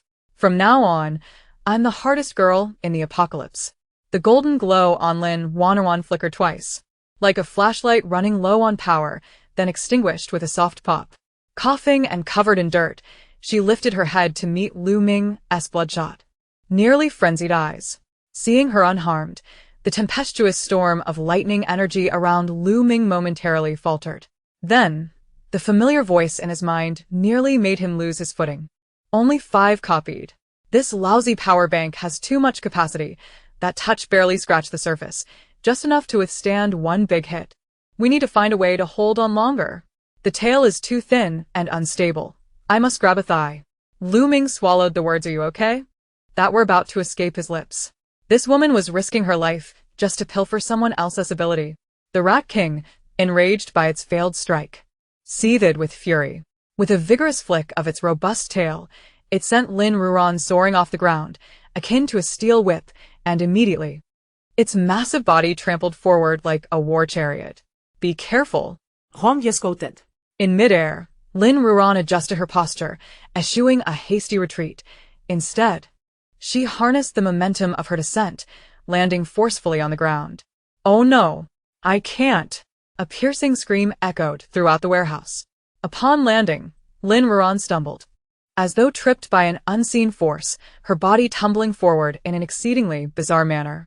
Strangely, her fall was swifter than a typical run.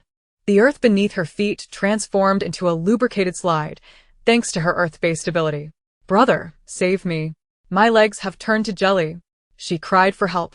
Yet her body betrayed her, moving with alarming honesty. Like a human bowling ball propelled with great force, she glided along the ground, effortlessly slipping through the gap between the 2 raised forepaws of the Rat King. This smooth maneuver would have brought tears to the eyes of a Premier League defender and rendered the national team speechless. The Rat King, too, was momentarily bewildered. Just as it intended to crush this human with its forepaw, the little creature vanished in a blink. In the next instant, it felt a weight on its right hind leg. Lin Ruanruan executed a sudden stop, positioning herself beside the Rat King's leg, as thick as a pillar. A perfect blind spot for attack. Its tail and jaws could not reach her. Using all 4s, she clung to that thick leg covered in golden scales like a koala. Please don't eat me. I'm not tasty if I don't bathe. With her face pressed against the cold scales, she wept inconsolably, her heart-wrenching cries eliciting tears from the distant Xiaopeng, who thought, my sister-in-law is too unfortunate. She has been so frightened that she has lost her wits and is now pleading for mercy by clinging to a rat's leg. However, as the sole listener in the vicinity, Lu Ming's expression was a tapestry of emotions, for he heard thoughts resonating in his mind. Suck. Suck harder. Full throttle. What a thick leg. Pure energy. Goodness, the sensation is pleasantly cool, albeit the scales are a bit sharp. Come on, system. Don't be as slow as an old lady drinking porridge. While this big oaf is still disoriented, drain its essence dry. The Rat King finally reacted. It sensed its cherished golden source energy draining away like a torrent. The sensation of weakness sent it into a panic. Squeak. The Rat King went thrashing its hind leg wildly, attempting to dislodge the pesky creature clinging to it. Boom, boom, boom. The ground trembled under its stomps, debris flying in all directions. Lin Ruanruan was tossed about like a candle flickering in the wind, yet her hands remained steadfastly glued to the rat's leg as if welded on. Ah! Help! It's going to crush me. You better not shake me off. Am I supposed to pay if I throw up? Put in more effort. We're at 30. Just hold on for another 10 seconds. Lu Ming. Quickly distract it. Don't let it lower its head to bite me. Lu Ming observed the woman, whose hair was disheveled yet tenaciously clung to the rat's leg, her mouth forming a barely perceptible twitch at the corners. This scene was too exquisite to behold. Yet he did not halt his movements. Since she had opted for this desperate act, he would play along to the end. "You beast! Look here!" Looming bellowed, launching himself into the air. Rather than directly assaulting the Rat King's indomitable form, he raised his hands high, summoning bolts of lightning. Thunder roared, multiple thick. Purple bolts did not strike the Rat King but accurately struck the ground before it. Dust billowed, and lightning flashed dazzlingly. The blinding light and thunderous noise successfully captured the Rat King's attention, momentarily halting its intended motion to bite at the foreign entity on its leg. Chapter 56. What is it like to cry while riding on the back of a BOSS? Just in this fleeting moment of opportunity, Lin Ruanruan felt as if she were a gecko dangling precariously on the edge of a cliff, her survival resting solely on her delicate hands clinging to the gaps between the scales. What a chance! But I can't stay on this leg. That clumsy oaf is bound to stomp. If I don't climb quickly, I'll be shaken into a pulp. While contemplating this, she continued her act of helplessness. "Ah! It's going to run. Save me. Don't leave me behind." Lin Ruanruan cried out, yet her limbs moved with astonishing agility. Seizing the moment of the Rat King's stiffness, she ascended its leg, slippery with metallic scales, like a seasoned climber. By the time the Rat King reacted, the flea siphoning energy from its leg had already slid down to its back like a child on a slide. There, a cluster of mutated, steel-like golden mane remained, providing the perfect handhold. Squeak! The Rat King was utterly enraged. The draining sensation of its source energy sent it into a frenzy, and it could no longer afford to pay attention to looming in the distance. It began to leap frantically in place, not the gentle hops of a rabbit, but rather like a crazed mechanical bull, its front legs lifted, hind legs kicking violently, its entire body thrashing in the air. Oh heavens, is it going to take flight? Xiao Peng watched in stupefaction, forgetting to raise the frying pan in his hands, astonished at the sheer coarse strength displayed by his sister-in-law. How could she withstand such centrifugal force without being flung away? Hong Jia was equally drenched in cold sweat, observing the figure soaring 5 meters high alongside the golden behemoth, her heart racing in trepidation. As for Lin Ruanruan, her experience was akin to being stuffed into a washing machine, especially one filled with iron weights. Ugh. I'm going to be sick. What kind of terrible road conditions are these? Where's the shock absorption system? Is this rat on a manual transmission? The gear shifts are so jarring. Warning! Warning! Stomach acid levels are too high. Imminent eruption. She cursed furiously within her mind, yet on her face, she could only bury her tear-streaked visage into the mane of the Rat King, her hands seemingly welded in place, her knuckles whitening from the grip. Woe is me! I can't hold on. I'm going to fall. So dizzy, I really want to go home. Her mournful cries rose and fell with the Rat King's movements, tinged with tremors, breaking the hearts of those below. Looming stood nearby, surrounded by crackling lightning, yet he hesitated to act. The Rat King's movements were too erratic, and coupled with its energy dissipation properties, a reckless attack could easily injure Lin Ruanruan atop its back. Moreover, he could hear the rapid-fire complaints echoing in his mind, causing his lips to twitch involuntarily. System, are you a snail? Only 50? Hurry up, or I'll lose my overnight meal here. Damn it. This mane is so prickly. My hands must be red. I'll make Looming file a work injury claim when we get back, and this will not end without 10 bags of chips. Taking a deep breath, Looming suppressed a hint of helpless amusement in his eyes and shouted, "Hold tight. Don't let go. I'll distract it." With that, he clasped his hands together, conjuring bolts of lightning that lashed against the ground beside the Rat King, attempting to confine its range of movement. The Rat King found itself in a dire predicament, beset by the relentless whip of lightning and the insatiable energy drained from the vampire on its back. It finally came to the grim realization that conventional methods were futile against this tenacious foe. A glimmer of ferocity flickered in its crimson eyes. Eliminate it, crush it. Suddenly ceasing its leaps, it dropped to all fours and emitted a low, menacing growl. With a sudden tilt of its head, it charged forward like an out-of-control heavy tank towards a ruin several dozen meters away. Once a structural pillar of a grand edifice, the ruin now stood as a jagged jungle of steel rebar and concrete, sharp as spears. Should it burst through? A roll within that mass of debris would undoubtedly reduce the soft human atop it to a mere pulp.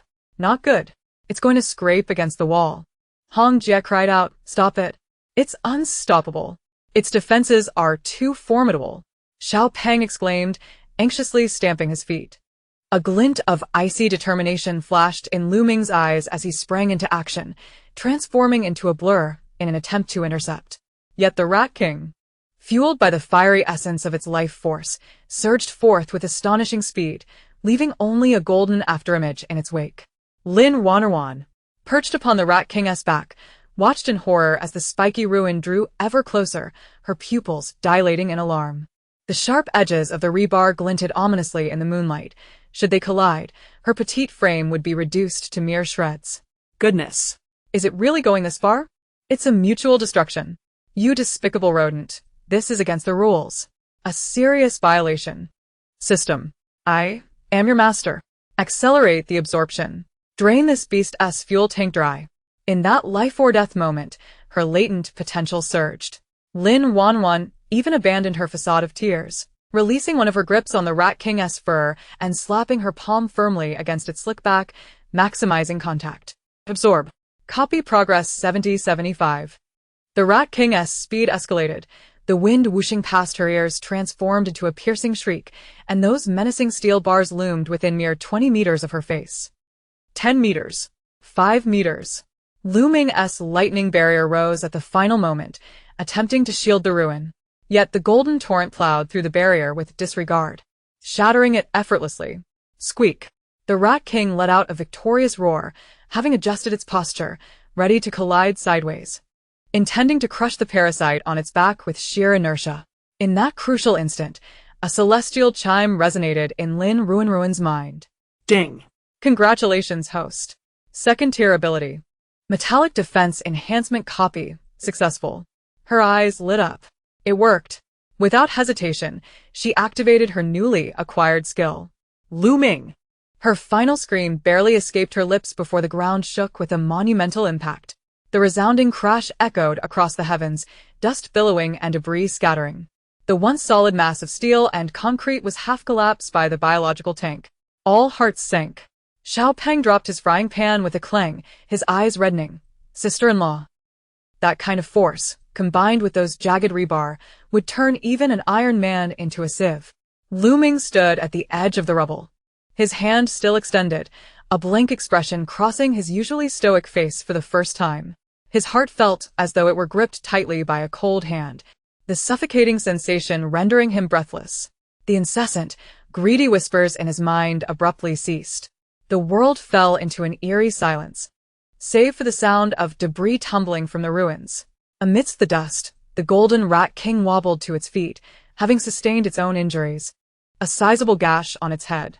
Yet it appeared exhilarated, for the annoying weight on its back had vanished. With a triumphant flick of its tail, it turned to savor the sight of the human's misfortune. Chapter 57. Ability Detachment. The system's new feature explodes. The massive golden Rat King shook its body, the golden scales producing a crisp sound. Its crimson eyes gleamed with cruelty and pride, for the loathsome parasite that had been siphoning its energy was finally gone. Not more than 5 meters away, behind a shattered slab of flooring, Lin Ruanruan lay sprawled in the dirt, gasping for breath with her hand clutched to her chest. Cough, cough, I nearly coughed up a lung. That damned rat. This collision was more exhilarating than a roller coaster without a safety belt. But worth it. She gazed at the system panel visible only to her, displaying in bold golden letters. Second-tier ability, metallic defense enhancement copy successful. Current proficiency, beginner. Yet that was not the source of her greatest delight. At the moment the progress bar reached full, a red exclamation mark window suddenly popped up on the system panel, its vivid hue causing her heart to race. Ding. Detected that the host and target creature, Golden Rat King, share a 100 ability origin. Special function unlocked. Ability, suppression detachment. Function description. The host can expend a significant amount of mental energy to forcibly disrupt a target with a shared origin ability. This can render the target's ability ineffective. Seal it or detach it, with the duration depending on the mental energy disparity between both parties. Current estimate, 3 seconds. Would you like to use it? Lin Ruanruan's eyes widened in astonishment, shining brighter than if she had stumbled upon a warehouse full of snacks. Detachment? Ceiling? This isn't just a system function. It's practically an official cheat. I was worried about how to crack this armored shell. And now you tell me I can strip it bare? 3 seconds? For a freak like Lu Ming, 3 seconds is enough to kill this rat a dozen times over. Meanwhile, on the other side of the battlefield, Lu Ming stood on the brink of fury. He had witnessed Lin Ruanruan being flung away, crashing heavily into the ruins. In that fleeting moment, his heart felt as if gripped by an invisible hand, an unprecedented panic coursing through him that chilled his fingertips. Even upon hearing her vibrant heartbeat, affirming her survival, the murderous intent in his gaze remained palpable and unyielding. Beast. Lu Ming's voice was low and hoarse, the lightning around him no longer the usual blue-violet, but now pulsating with a disquieting black hue. The lightning spear in his hand trembled, the manifestation of energy compressed to its utmost limits. Since physical and electric attacks were ineffective, he would fill the void with overwhelming energy, forcing it to its breaking point. Squeak! The Golden Rat King seemed to sense the threat emanating from this male human. It turned, disdainfully exhaling a breath, its golden glow swirling around it, clearly confident in its absolute defenses. In that tense moment, the petite figure sprawled amidst the ruins suddenly stirred. Ouch, that hurts! Lin Ruanruan groaned, clutching the broken wall as she shakily rose to her feet. Her once fair face was now smeared with dust, rendering her even more pitiful. One hand pressed against her chest, while the other weakly pointed towards the Rat King. Her voice tinged with tears. Brother, it's so fierce. Its hide is so tough, I can't hurt it. Feigning weakness, her mind raced with a countdown. System. Prepare for me. While that foolish giant is currently basking in its glory, let me strip it of its shell. Let it run bare. Lu Ming's movements, which were poised for a fierce onslaught, suddenly faltered. Strip it? Run bare?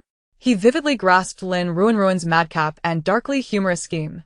Although he remained oblivious to the peculiar abilities she had awakened, his unwavering trust, cultivated through their arduous journey together, though much of it was coerced, instantly quelled the impending eruption of fury within him, reshaping it into a piercing point of utmost sharpness. His profound gaze remained fixated on the Rat King, every muscle in his body taut, akin to a bowstring drawn to its limit. He awaited that signal. As the feeble female human stood up, the Rat King's malice intensified. If it's not dead, then crush it. With its hind legs slightly bent, it prepared to charge once more, akin to a bulldozer, aiming to obliterate this farce completely. Just as its muscles tensed for the assault, Lin Ruanruan's teary eyes suddenly radiated an eerie golden light. In her heart, she unleashed a silent roar. Now is the moment. Strip it away. Buzz. An invisible wave emanated from Lin Ruanruan, sweeping across the battlefield in an instant. This wave bore no sound, no light or shadow. It directly impacted the realm of rules. The Golden Rat King, poised to leap, suddenly felt an emptiness within its body. The indomitable golden energy that coursed through it, akin to the water draining from a bathtub once the stopper is removed, vanished completely. Then, an astonishing scene unfolded before everyone's eyes. The dazzling, resilient golden scales that could repel even lightning dimmed in an instant. Its once metallic and formidable exterior rapidly softened, losing its hue, transforming into the dull, wrinkled skin of an ordinary rat. Its prideful absolute defense dissipated. Eek! The Rat King emitted a shriek filled with utmost terror. It lost its balance midair and crashed heavily to the ground, its massive form, which should have shattered the concrete beneath, now rendered disoriented and gasping in pain. It stared in horror at its claws, which had transformed from razor-sharp metallic tips to mere bone. The sensation of plummeting from a divine pedestal to the mundane world overwhelmed this sentient beast, causing it to unravel. What is happening? Where is my power? Where is my golden form? Before it could comprehend the situation, a signal only it could understand echoed from afar. Ah! Brother, look. Lin Ruanruan pointed at the drab, large rat on the ground, her face alight with delight as if she had discovered a new continent. It has lost its color. Is it sick? It looks so soft and easy to bully. Lu Ming, strike now. Only 3 seconds. Only 3 seconds. Take advantage of its weakness to deliver the final blow. Chapter 58. Thunderstrikes. The Fall of the Rat King. Lin Ruanruan's exclamation about its loss of color rang out distinctly amidst the rumbling ruins, tinged with a hint of innocent cruelty. This sound was the signal.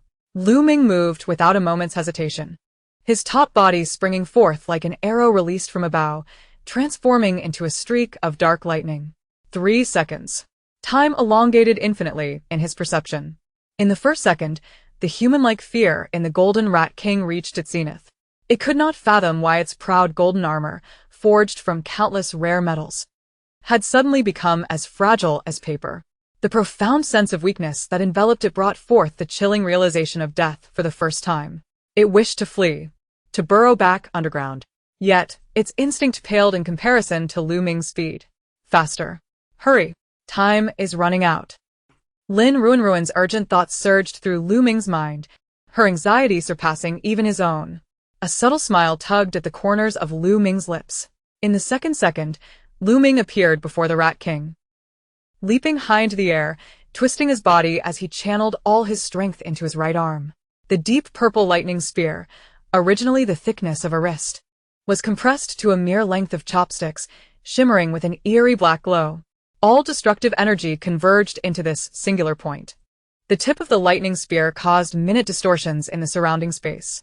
The Rat King's crimson eyes reflected that small yet lethal black. It opened its maw, unleashing one final roar of defiance. Eek. In the third second, the lightning spear was released. There was no earth-shattering boom, no dazzling light show, only a soft, buttery sound as it pierced through its left eye socket and exited through the back of its head. Time resumed its normal flow in that instant. The Rat King's colossal body stiffened abruptly, all movement ceasing. The vitality and savagery in its eyes dissipated like a punctured balloon. Then, boom. The raging electric energy contained within it erupted without the golden scales to mitigate the force, detonating from the most vulnerable point in its brain. The Rat King's massive head exploded from within, scattering red, white, and charred bone fragments in all directions. Its mountain-like form collapsed to the ground, kicking up a cloud of dust that enveloped the area. The very earth trembled beneath the impact. It was dead. This formidable beast, filled with despair, equipped with both physical and psychic defenses, had been so decisively terminated. The entire warehouse fell into a profound silence. In the distance, the ordinary mutated rats, which had been bared fangs and poised for attack, erupted into chaos upon sensing the Rat King's life force extinguished. They ceased their assault, emitting frantic shrieks as they scattered like the retreating tide, frantically burrowing into sewers and crevices of the ruins, disappearing in the blink of an eye. Xiao Peng gaped, his frying pan still raised in a defensive posture, completely petrified. He had just witnessed the nature of that black light. What kind of attack was that? It was too fast. Beside him, Professor Li adjusted his glasses, now missing half a lens, his murky eyes brimming with shock. He had lived for decades but had never witnessed such a clean, unyielding hunt. It is over, Hong Jie murmured, her tense body finally relaxing as she nearly collapsed to the ground. Lin Ruanruan poked her head out from the shadows of the ruins, gazing at the still smoldering headless corpse, her lips curving into an ecstatic smile. Beautiful. A perfect kill. That move was simply stunning. I must learn it too. Let us call it Soft Ruan's Heart Strike. Tisk tisk, a headshot. The crystal core must still be intact in the thoracic cavity, undamaged, perfect. Her mind raced with delight, yet her face betrayed a look of shock, as if she might faint at any moment. She wobbled unsteadily, taking 3 shaky steps toward Lu Ming. Brother, that voice was soft and sweet, tinged with a tremor of having survived a harrowing ordeal. Lu Ming slowly descended to the ground, dissipating the lightning that enveloped him. He did not turn around but gazed quietly at the massive corpse before him, seemingly savoring the sensation of the strike he had just delivered. Lin Ruanruan approached from behind, extending 2 fingers to cautiously poke his solid back. Brother, Ruruo's legs are weak, I can't move. Lu Ming turned around. His complexion appeared somewhat pallid, a normal reaction after intense concentration of mental energy. He looked at the small woman before him, whose face was covered in dust, hair disheveled, Yet her eyes sparkled with an alarming brightness. For a moment, he was at a loss for words. Ultimately, he merely reached out and ruffled her fluffy head. Well then, let us not move. With that, he unexpectedly bent down and, before Lin Ruanruan could react, swept her up in a classic princess carry. Ah! Lin Ruanruan gasped, instinctively wrapping her arms around his neck. The crisp scent emanating from him, mingled with a hint of charred aroma left by the lightning, made her cheeks involuntarily flush. Oh no! This feels like a crush. What is going on with this man? I thought he was supposed to be aloof and domineering? This isn't how the script goes. Suddenly showering me with affection, it's overwhelming. Lu Ming held her, enjoying the sensation of her warmth and softness in his embrace while listening to her unvoiced sentiments. Let us go see our spoils, he murmured, his tone imbued with a hint of undisguised amusement. Little Fatty was the first to regain his senses, dropping the frying pan and grabbing a military shovel, charging towards the corpse of the Rat King. Big brother, big sister, I'm going to dig for the crystal core. This is my specialty. He excitedly dashed to the massive carcass, circling it to find the best spot to dig. The skin may be faded, but it still looks quite intact. Peeling it off to make some armor should be splendid. Chapter 59. The Mental Breakdown. The granary had long been emptied. Little Fatty swung the shovel with fervor, his enthusiasm surpassing that of digging up his ancestral grave. With a sharp crack, he joyously exclaimed, I got it. Big brother, I found a premium one. A goose egg-sized dark golden crystal rolled into his palm, its sharp metallic sheen stabbing painfully at the eyes even in the dim light. A second-tier gold crystal core. Lu Ming took the crystal core, a spark of electricity flickering at his fingertips, reducing the bloodstains to ash. He turned and offered it to the small woman, who was staring blankly at the corpse, his tone indulgent. Here, take it. It's yours. If it weren't for your brilliant skinning skills, this armored turtle would been quite a challenge to defeat. Lin Ruanruan gazed at the golden nugget, her eyes sparkling with dollar signs bright enough to serve as high beams. Wow. A second-tier gold crystal. Is this the fabled rich lady's joy stone? The hue, the texture, if this were made into a diamond ring, even a pigeon egg would pale in comparison. She instinctively reached out to take it, her fingertips grazing the chilling surface when her movements abruptly halted. Wait a minute, I've already gained skills without effort. This thing would merely enhance my proficiency, perhaps upgrading a bulletproof vest to a steel plate. But if Little Fatty were to have it? Lin Ruanruan discreetly glanced at the envious Little Fatty nearby. That fellow is tough and resilient. If he consumes this gold crystal core, wouldn't he become a mobile human tank? In the future, when danger arises, I could simply hide behind him and shout 666. This investment would yield tremendous returns. Her mental calculations buzzed chaotically, yet Lin Ruanruan's expression swiftly shifted to one of disdain. She pushed Lu Ming's hand toward Little Fatty, scrunching her nose and speaking in a petulant tone that could draw water. Brother, this color is horrid. Ruanruan doesn't he like it? As she spoke, she disdainfully rubbed her fingers together. Besides, I'm practicing self-defense. If I eat this, I'll bulk up and turn into a muscular Barbie, which is unacceptable. With that, She waved at Little Fatty. Little Fatty, it's for you. Eat it, and if you can't even fend off a rat afterward, I'll dock your meals for a month. Little Fatty pointed incredulously at himself, his eyes nearly popping out of their sockets. Big sister? For me? This is a second-tier crystal core. It could trade for half a refuge on the market. Take it if I give it to you, Lu Ming said, casting a glance at the small woman beside him, barely concealing his amusement. She was clearly intent on nurturing Little Fatty into an exceptional meat shield, yet feigned a delicate aversion. This woman had an innate talent for winning hearts. He tossed the golden core, which traced a perfect arc before landing precisely in Little Fatty's arms. Thank you, big brother. Thank you, big sister. Little Fatty fumbled to catch it, nearly kneeling in gratitude. From now on, I shall be known as the Golden Shield Iron Cloak. Anyone who dares to touch Big Sister will have to get past my 200 pounds of flesh first. With the distribution of spoils complete, everyone's gaze turned toward a row of enormous cylindrical granaries not far off. This was the true objective of their desperate struggle tonight. Fortunately, the recent battle had not wreaked havoc here, as the main structure appeared relatively intact. My rice, My joyful homeland. Lin Ruanruan suddenly transformed, her previously fragile frame brimming with newfound strength. She pushed Lu Ming aside and dashed ahead with a determination that could rival any warrior, her speed so swift that it left an afterimage in its wake. Make way. Make way. My kingdom lies within. That bag of Thai fragrant rice cost me dearly. Even if there's only stale rice in there, I'm taking it all. I must recover my losses.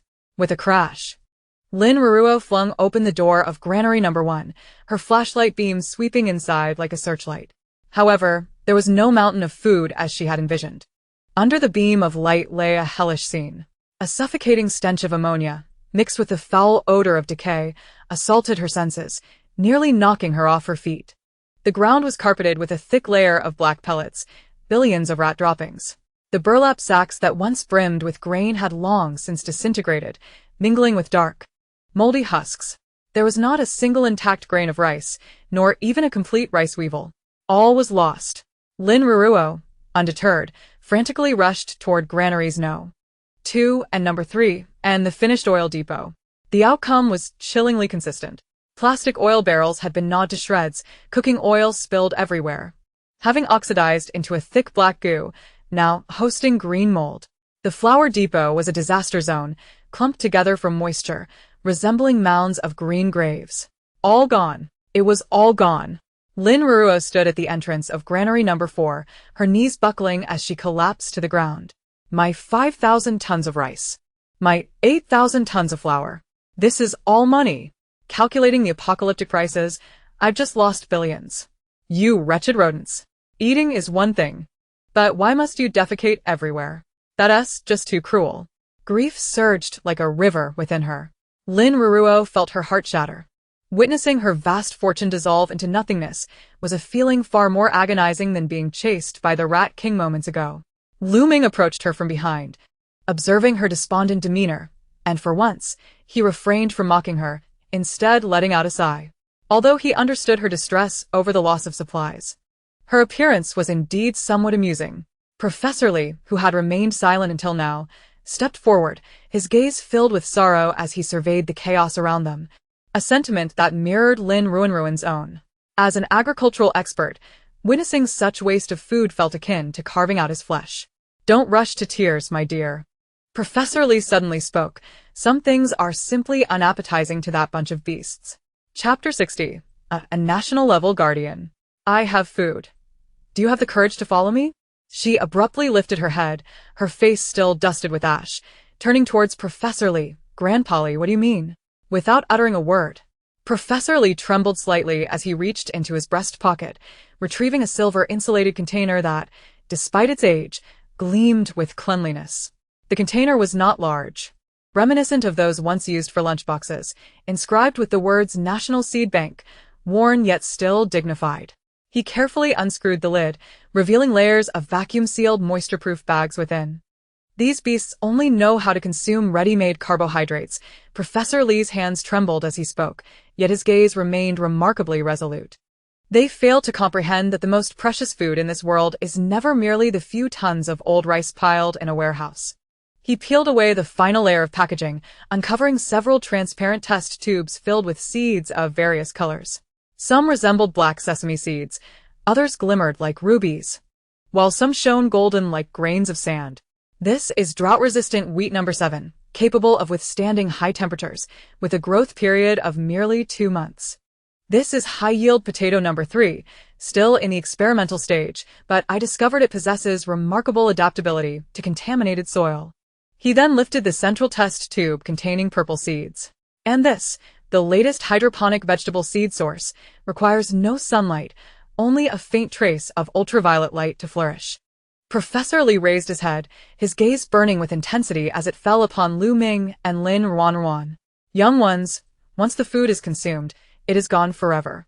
Yet, these few tubes of seeds can transform into 1,000 or even 10,000 pounds of food, given just a patch of land and a handful of water. This is the spark of life. Whether I, an old man, survive is inconsequential, but these must be brought to the dawn base.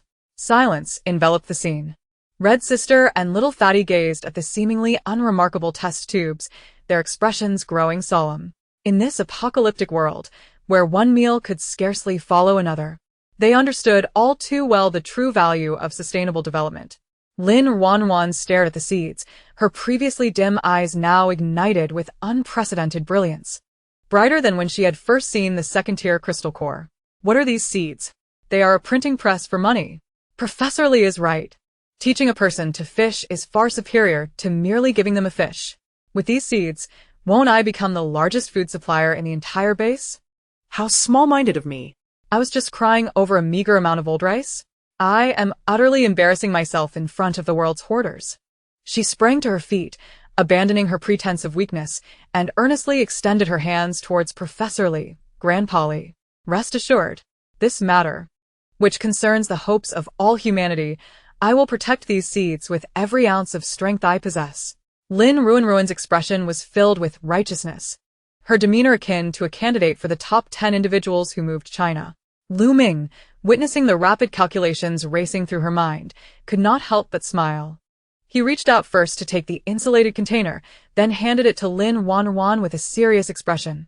Safeguard it. He turned to Professor Li, nodding solemnly. As long as we are alive, these seeds shall sprout. This is a promise. Professor Li regarded these dependable young individuals, and the deep lines etched across his face finally began to soften. Very well, very well. The old man's eyes glistened with moisture. I have not misjudged you. Since this place had already turned into ruins, lingering here served no purpose. Let us depart for the Dawn base, Lu Ming commanded. Lin Ruanruan hastily moved to an open area, raising her small hand in a sweeping motion. With a sound of 2 heavy thuds, the previously vanished colossal convoy reappeared. The 2 massive vehicles that she had stored in her space materialized out of thin air. Though the heavy truck's tires were significantly worn, a simple repair using her metal ability allowed it to run adequately. The Hummer, on the other hand, fared worse, resembling a toy car that had been gnawed on. But fortunately, its engine remained intact. Professor Li, you should ride in Sister Red's vehicle. It's the lead car, stable, Lu Ming instructed. All right. Sister Red readily agreed, preparing to assist Professor Li into the passenger seat.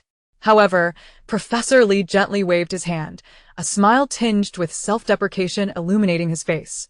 I shall not trouble you all with my frail bones. I cannot withstand the jolts of the journey. Just take me to the nearby research institute. There are a few old mates there, and it will be safe. The group understood and respected his dedication to agricultural research. After all, that was his battlefield. Once they ensured the old man was safely escorted to the research institute, the convoy set off once more. Little Fatty sat in the dilapidated Hummer's driver's seat, feeling the warmth radiating from the crystal core within him, his excitement bubbling as he gripped the steering wheel.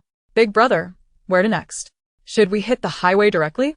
Lu Ming, seated in the passenger seat with a military map he had retrieved from Professor Li's office, traced a red line on it with his fingertip. We won't take the highway. He looked up, his gaze piercing through the shattered windshield towards the ink-black night sky in the north. We will take the national road. Cutting across here. His finger landed on a marked location labeled Qingtung City.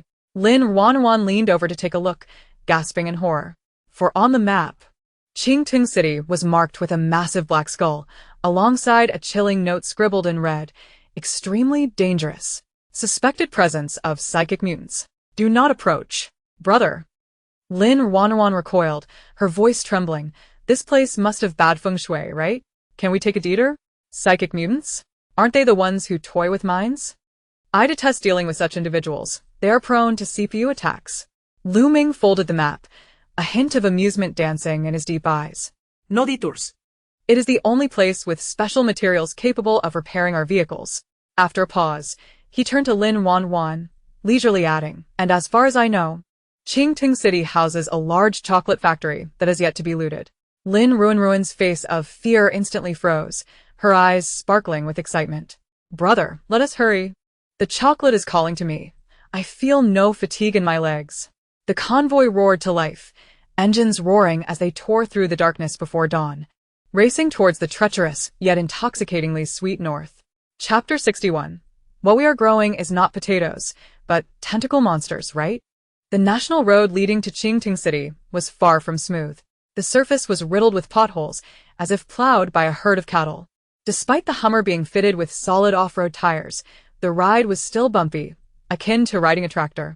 Lin Ruanruan nestled in the back seat, her body swaying with the vehicle's movements like a boneless doll. "Brother, I feel so dizzy, I want to vomit." She buried her face in Lu Ming's shoulder, her voice a mere whisper, her small hands clutching his sleeve, occasionally slipping inside for a little comfort. Lu Ming, eyes closed in meditation, adjusted his posture upon hearing her, allowing her to lean against him more comfortably while placing his hand on her forehead. "Endure a little longer. We are almost there." His voice was low and imbued with a soothing power. Lin Ruanruan feigned discontent, yet her thoughts had already soared high into the clouds. Motion sickness? Nonsense. With my current physical prowess, I could compete in a triathlon and win gold. It's just too dull. With no decent scenery to behold, only ruins and withered trees. Aesthetic fatigue, indeed. Her consciousness had already descended into her portable supermarket space. Within the 100 square meters, supplies were piled high, meticulously organized. In a corner of the space, she had deliberately cultivated a small patch of roughly 2 square meters of black soil, filled with some mutated earth she had collected previously. "Since I have some idle time, why not try the divine seed Professor Lee provided?" Lin Ruanruan manipulated the seed with her mind, carefully slicing a small bud from the high-yield number 3 mutated potato and burying it in the soil. Next, she summoned a ladle of water from her space as well and poured it over the soil. A miracle occurred, or rather, a horror show unfolded. The patch of black soil writhed violently, as if boiling. With a pop, a tender green sprout burst forth from the earth. However, this sprout was far too eager. In the blink of an eye, it shot up 1/2 meter, its leaves as thick as palm fronds, expanding at an astonishingly visible rate. Even more outrageous was that its root system did not remain submissively in the soil.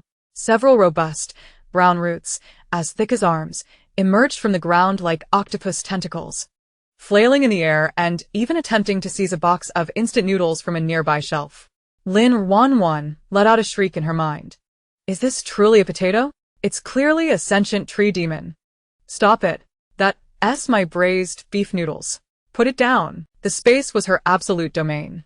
With a mere thought, an invisible pressure descended upon the potato creature, freezing it mid-motion, while its roots reluctantly retreated. Behave and grow properly. You may only develop a tuber.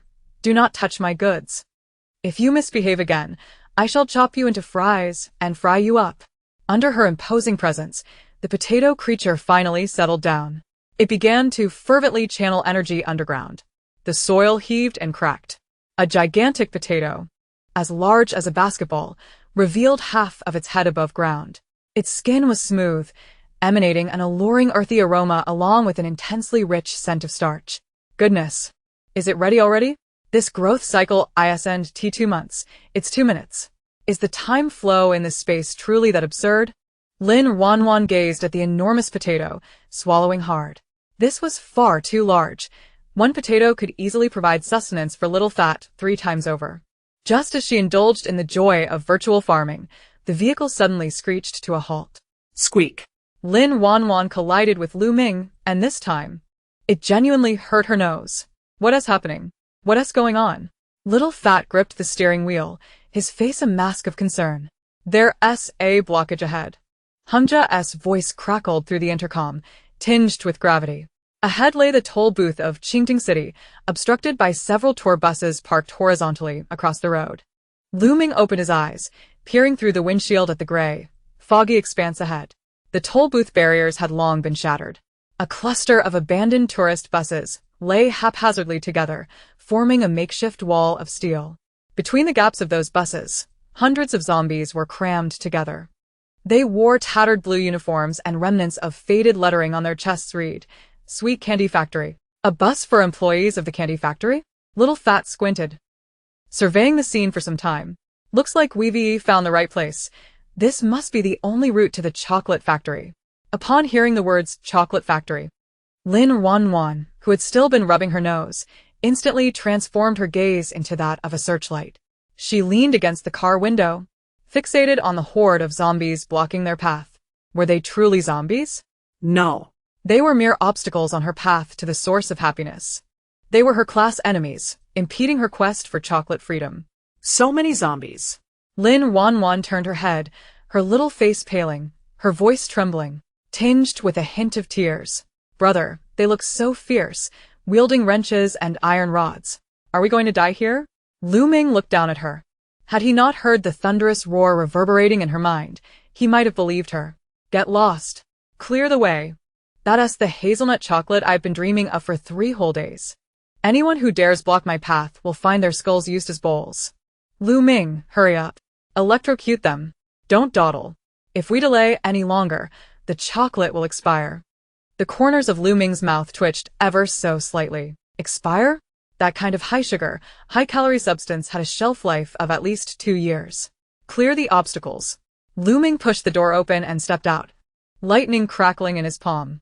Lin Ruanruan followed closely behind, though still cowering behind Lu Ming, gripping his clothing tightly. Yet her eyes roamed over the zombie horde, searching for the unfortunate soul with the brightest crystal core. A roar. Upon detecting the living, the horde of zombies erupted into chaos. They surged forward like a flood, roaring with rage.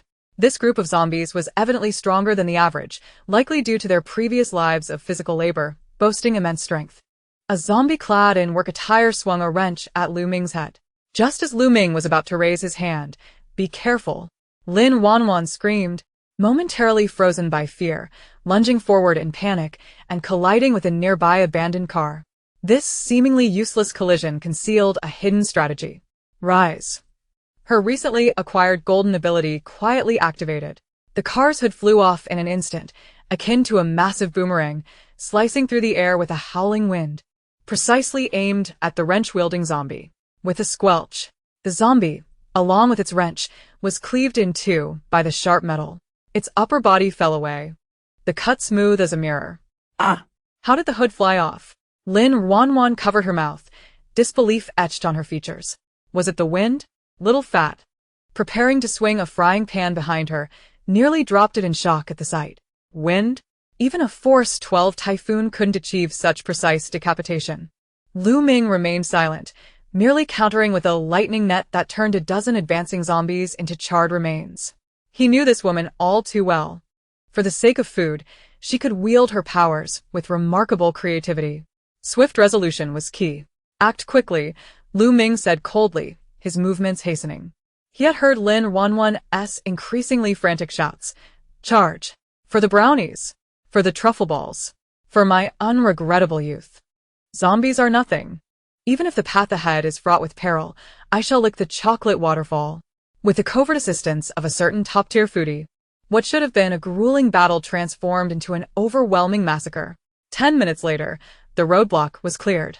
Lin Ruanruan treaded upon a sea of fallen zombies, her voice trembling with feigned terror, yet her footsteps hastened with an urgency surpassing all. She dashed towards the pathway cleared for their escape. Hurry and get in the car. Brother, she called, taking her seat in the passenger side, vigorously waving her hand. The city of Qington lay just ahead. Time was of the essence, for darkness would soon render the roads perilous. Lu Ming observed her eagerness with a shake of his head. This was no expedition, it was a venture for supplies. Chapter 62, Chronicles of the Collapse of the Psychic Zombie. This woman's mind is toxic. The convoy passed through the shattered toll booth, officially entering the territory of Qingting City. If the desolate wilderness outside was eerily silent, Qingting City was a cacophony of the bizarre. The entire city appeared submerged beneath a verdant ocean. Countless robust vines climbed the towering edifices, infiltrating through windows and transforming concrete and steel into colossal green tombstones. These vines were no ordinary flora. They exhibited a morbid, dark purple hue, their leaves laced with crimson veins resembling engorged blood vessels. The air was thick with a cloying floral scent that left one dizzy and disoriented. This place was decidedly sinister. Sister Hong reduced the truck's speed to 20 miles per hour, gripping the walkie-talkie tightly. It was unnaturally quiet, devoid of even the chirping of insects. Furthermore, the mist. Little Fatty leaned out to take a look. Why is it pink? A thin veil of pink mist swirled through the streets, visibility reduced to less than 50 meters. Lin Ruanruan, seated in the passenger seat of the Hummer, held a freshly unwrapped bag of chips, munching contentedly. Pink mist? I'm familiar with this trope. It's either highly toxic or a hallucinogen. But considering how robust these vines appear, the fertilizer beneath must be plentiful. Though indulging in her snack, her mental prowess extended outward, forming a delicate barrier around her, keeping the pink mist at bay. Seal the windows and activate the internal circulation, Lu Ming's voice came. Cold as ice. Do not inhale that mist. At that moment, a vague silhouette emerged from the mist ahead. It was a little girl clad in a white dress, cradling a tattered doll, standing in the middle of the road, her back to the convoy, weeping. Wah, mommy! Her wails echoed hauntingly through the desolate city, sending chills down one's spine. Is there a survivor? Little Fatty, being the kind-hearted soul he was, instinctively pressed the brakes. Don't stop. Drive through. Lu Ming barked, interrupting Little Fatty's actions. But it was too late. Although he hadn't slammed on the brakes, the vehicle's speed had already begun to wane. In that hesitant second, the sobbing little girl suddenly turned her head. What appeared to be a face was nothing but a blooming carnivorous flower. Its petals resembled gaping lips, lined with countless sharp fangs. The hands that once held the doll transformed into two barbed green vines, shooting towards the Hummer's windshield with lightning speed. Bang! The bulletproof glass produced a sharp crack as the vine pierced through, leaving a fissure. In the next instant, an intangible psychic wave surged forth, violently stabbing into the minds of everyone in the vehicle. Ah! Little Fatty screamed, clutching his head, his eyes turning crimson as if witnessing an unspeakable horror. Stay away! Don't eat me! I'm not ready to die. He thrashed in the driver's seat, the vehicle veering uncontrollably towards a roadside lamppost. Sister Hong in the truck succumbed to unconsciousness, her face contorted in agony.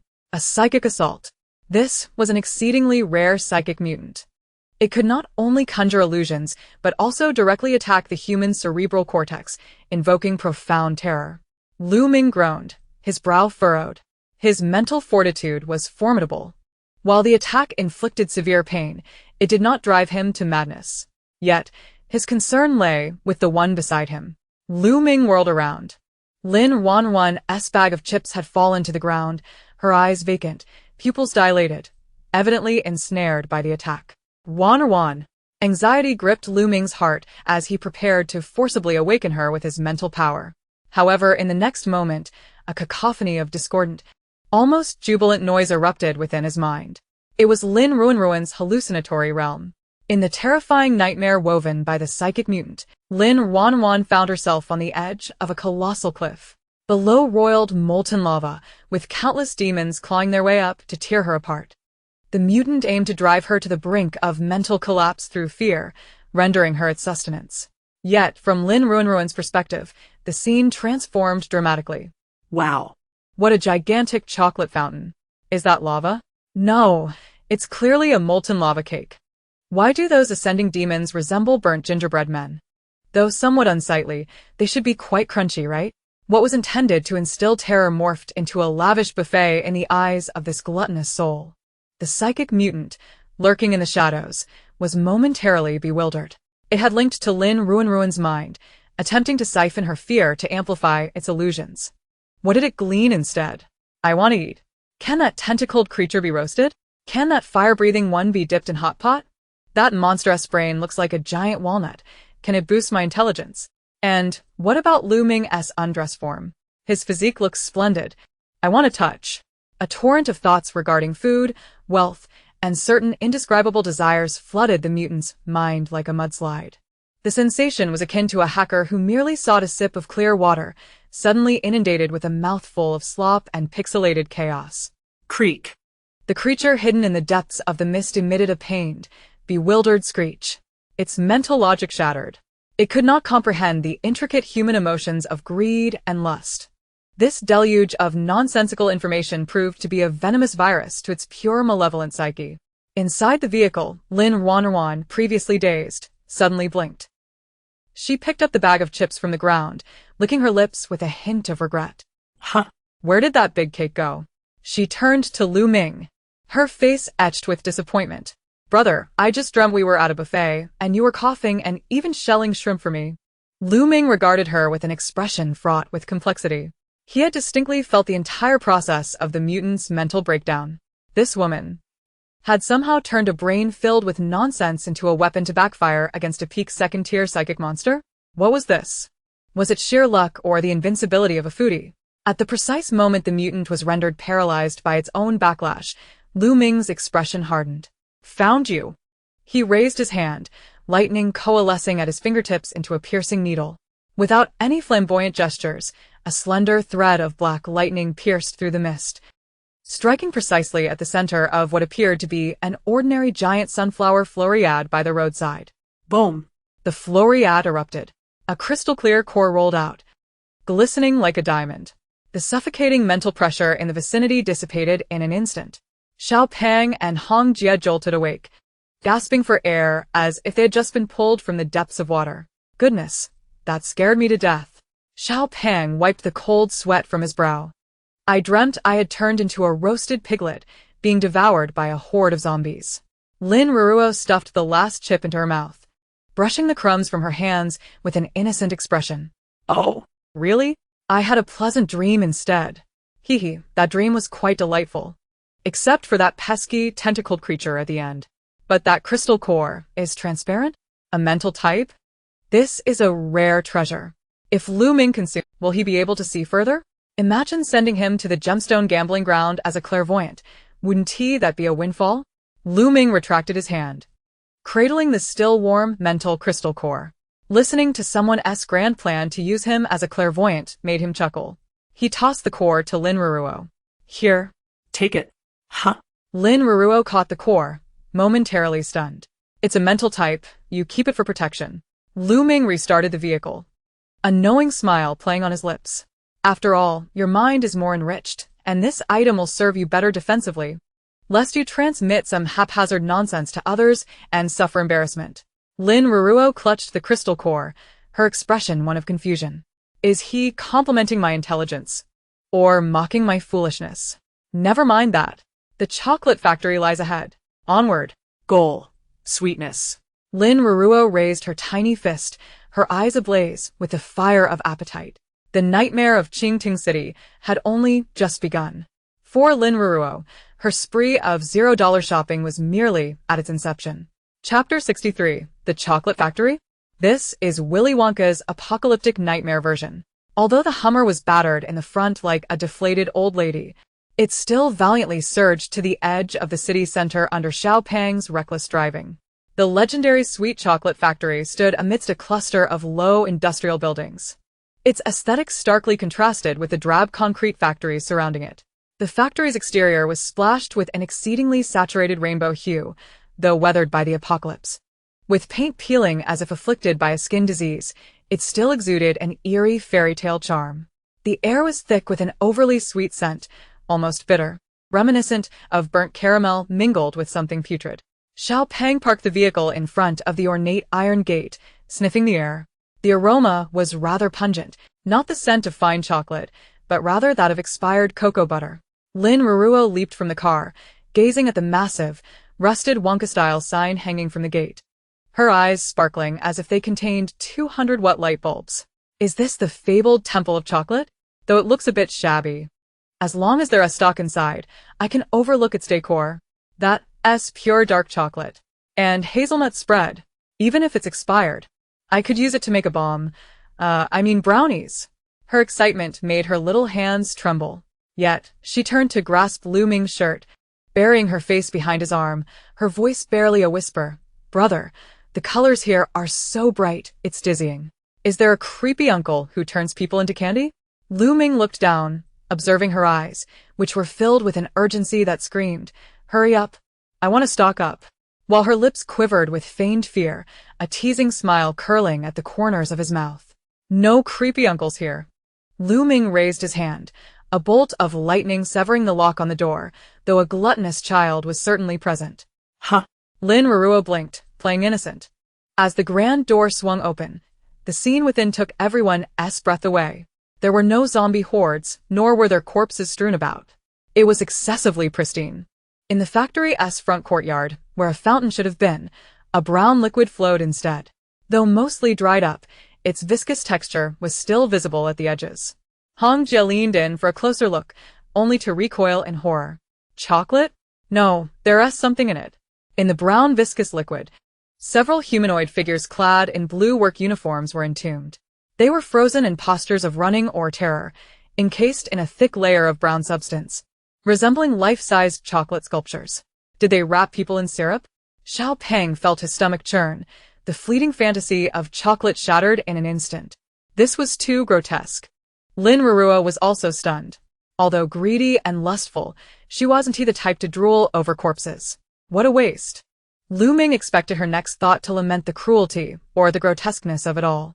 Instead, he heard, to think so much chocolate syrup is used to encase corpses? What a wasteful extravagance. If only it had been draped over strawberries or bananas, what a delectable chocolate fondue that would have made. Now it's all ruined. Don't these zombies have any sense of aesthetics? Lu Ming pressed his fingers to his temples. Indeed, one could not apply normal logic to this woman. Just then, a series of mechanical grinding sounds emanated from within the factory. The figures encased in the brown syrup began to stir. Suddenly, the sugary shells cracked open.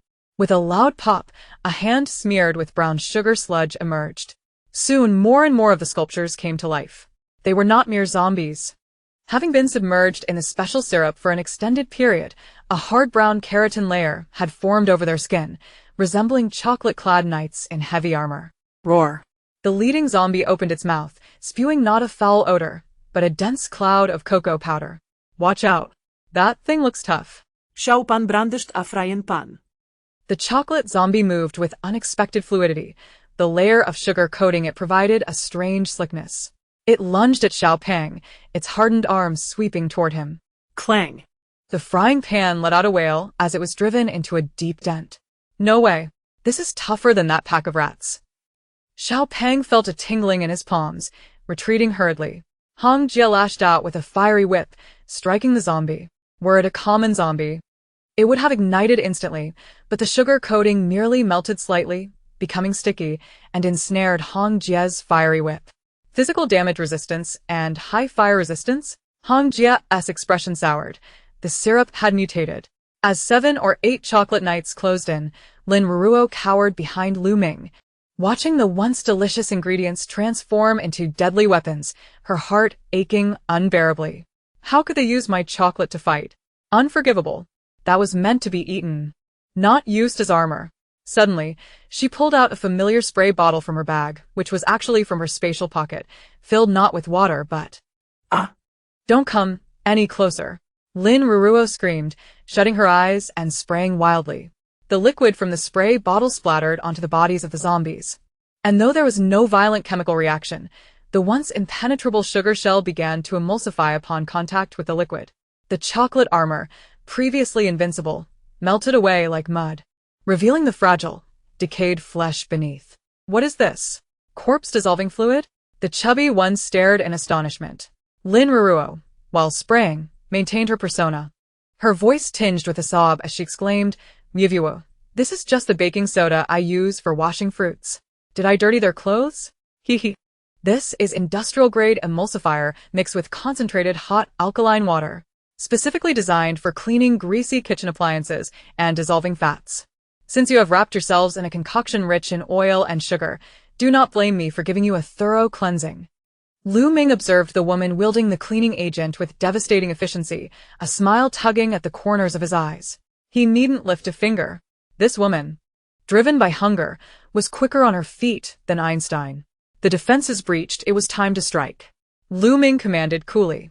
Without the protection of the sugar shell, these zombies were akin to lambs awaiting slaughter. A flash of lightning split the air, and the zombie that Lin Ruanruan had just unmasked was instantly reduced to char.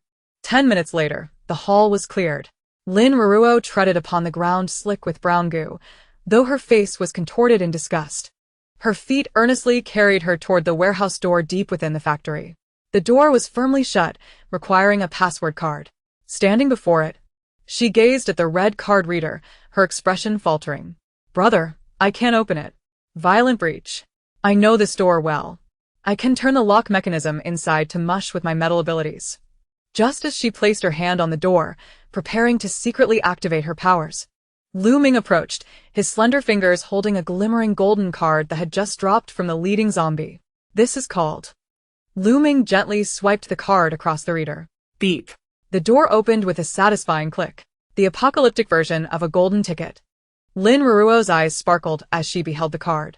You know your stuff. This is a VIP ticket to the happy home.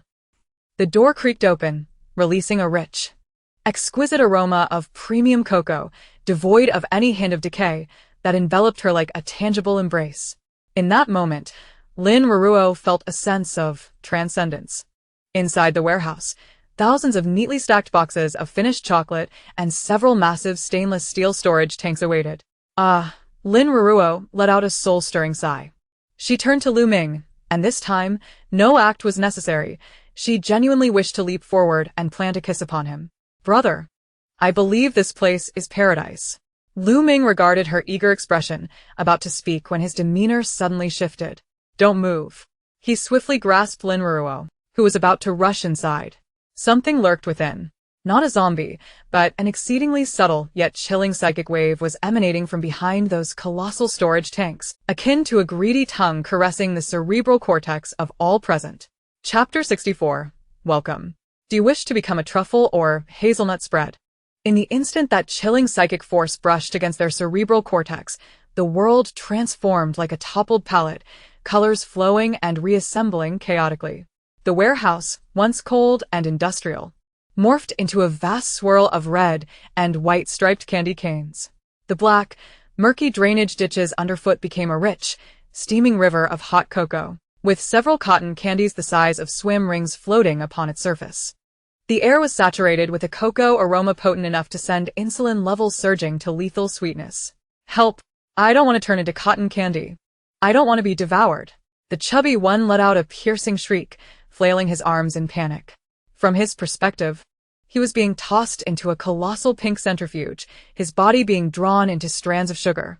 The woman beside him, Red Sister, paled, clutching her throat as though sticky malt syrup had sealed her windpipe. Only two individuals remained unmoved. Lu Ming furrowed his brow. The transparent crystal core newly acquired in his palm emitting a faint chill, preserving the last vestige of clarity in his mind. He observed the absurd fairy tale world around him with cold detachment, his gaze ultimately settling on the petite woman at his side. Lin Ruanruan remained silent, not fleeing. Her large, watery eyes were wide with disbelief as she fixed her gaze upon a nearby tree adorned with an array of colorful, spherical fruits.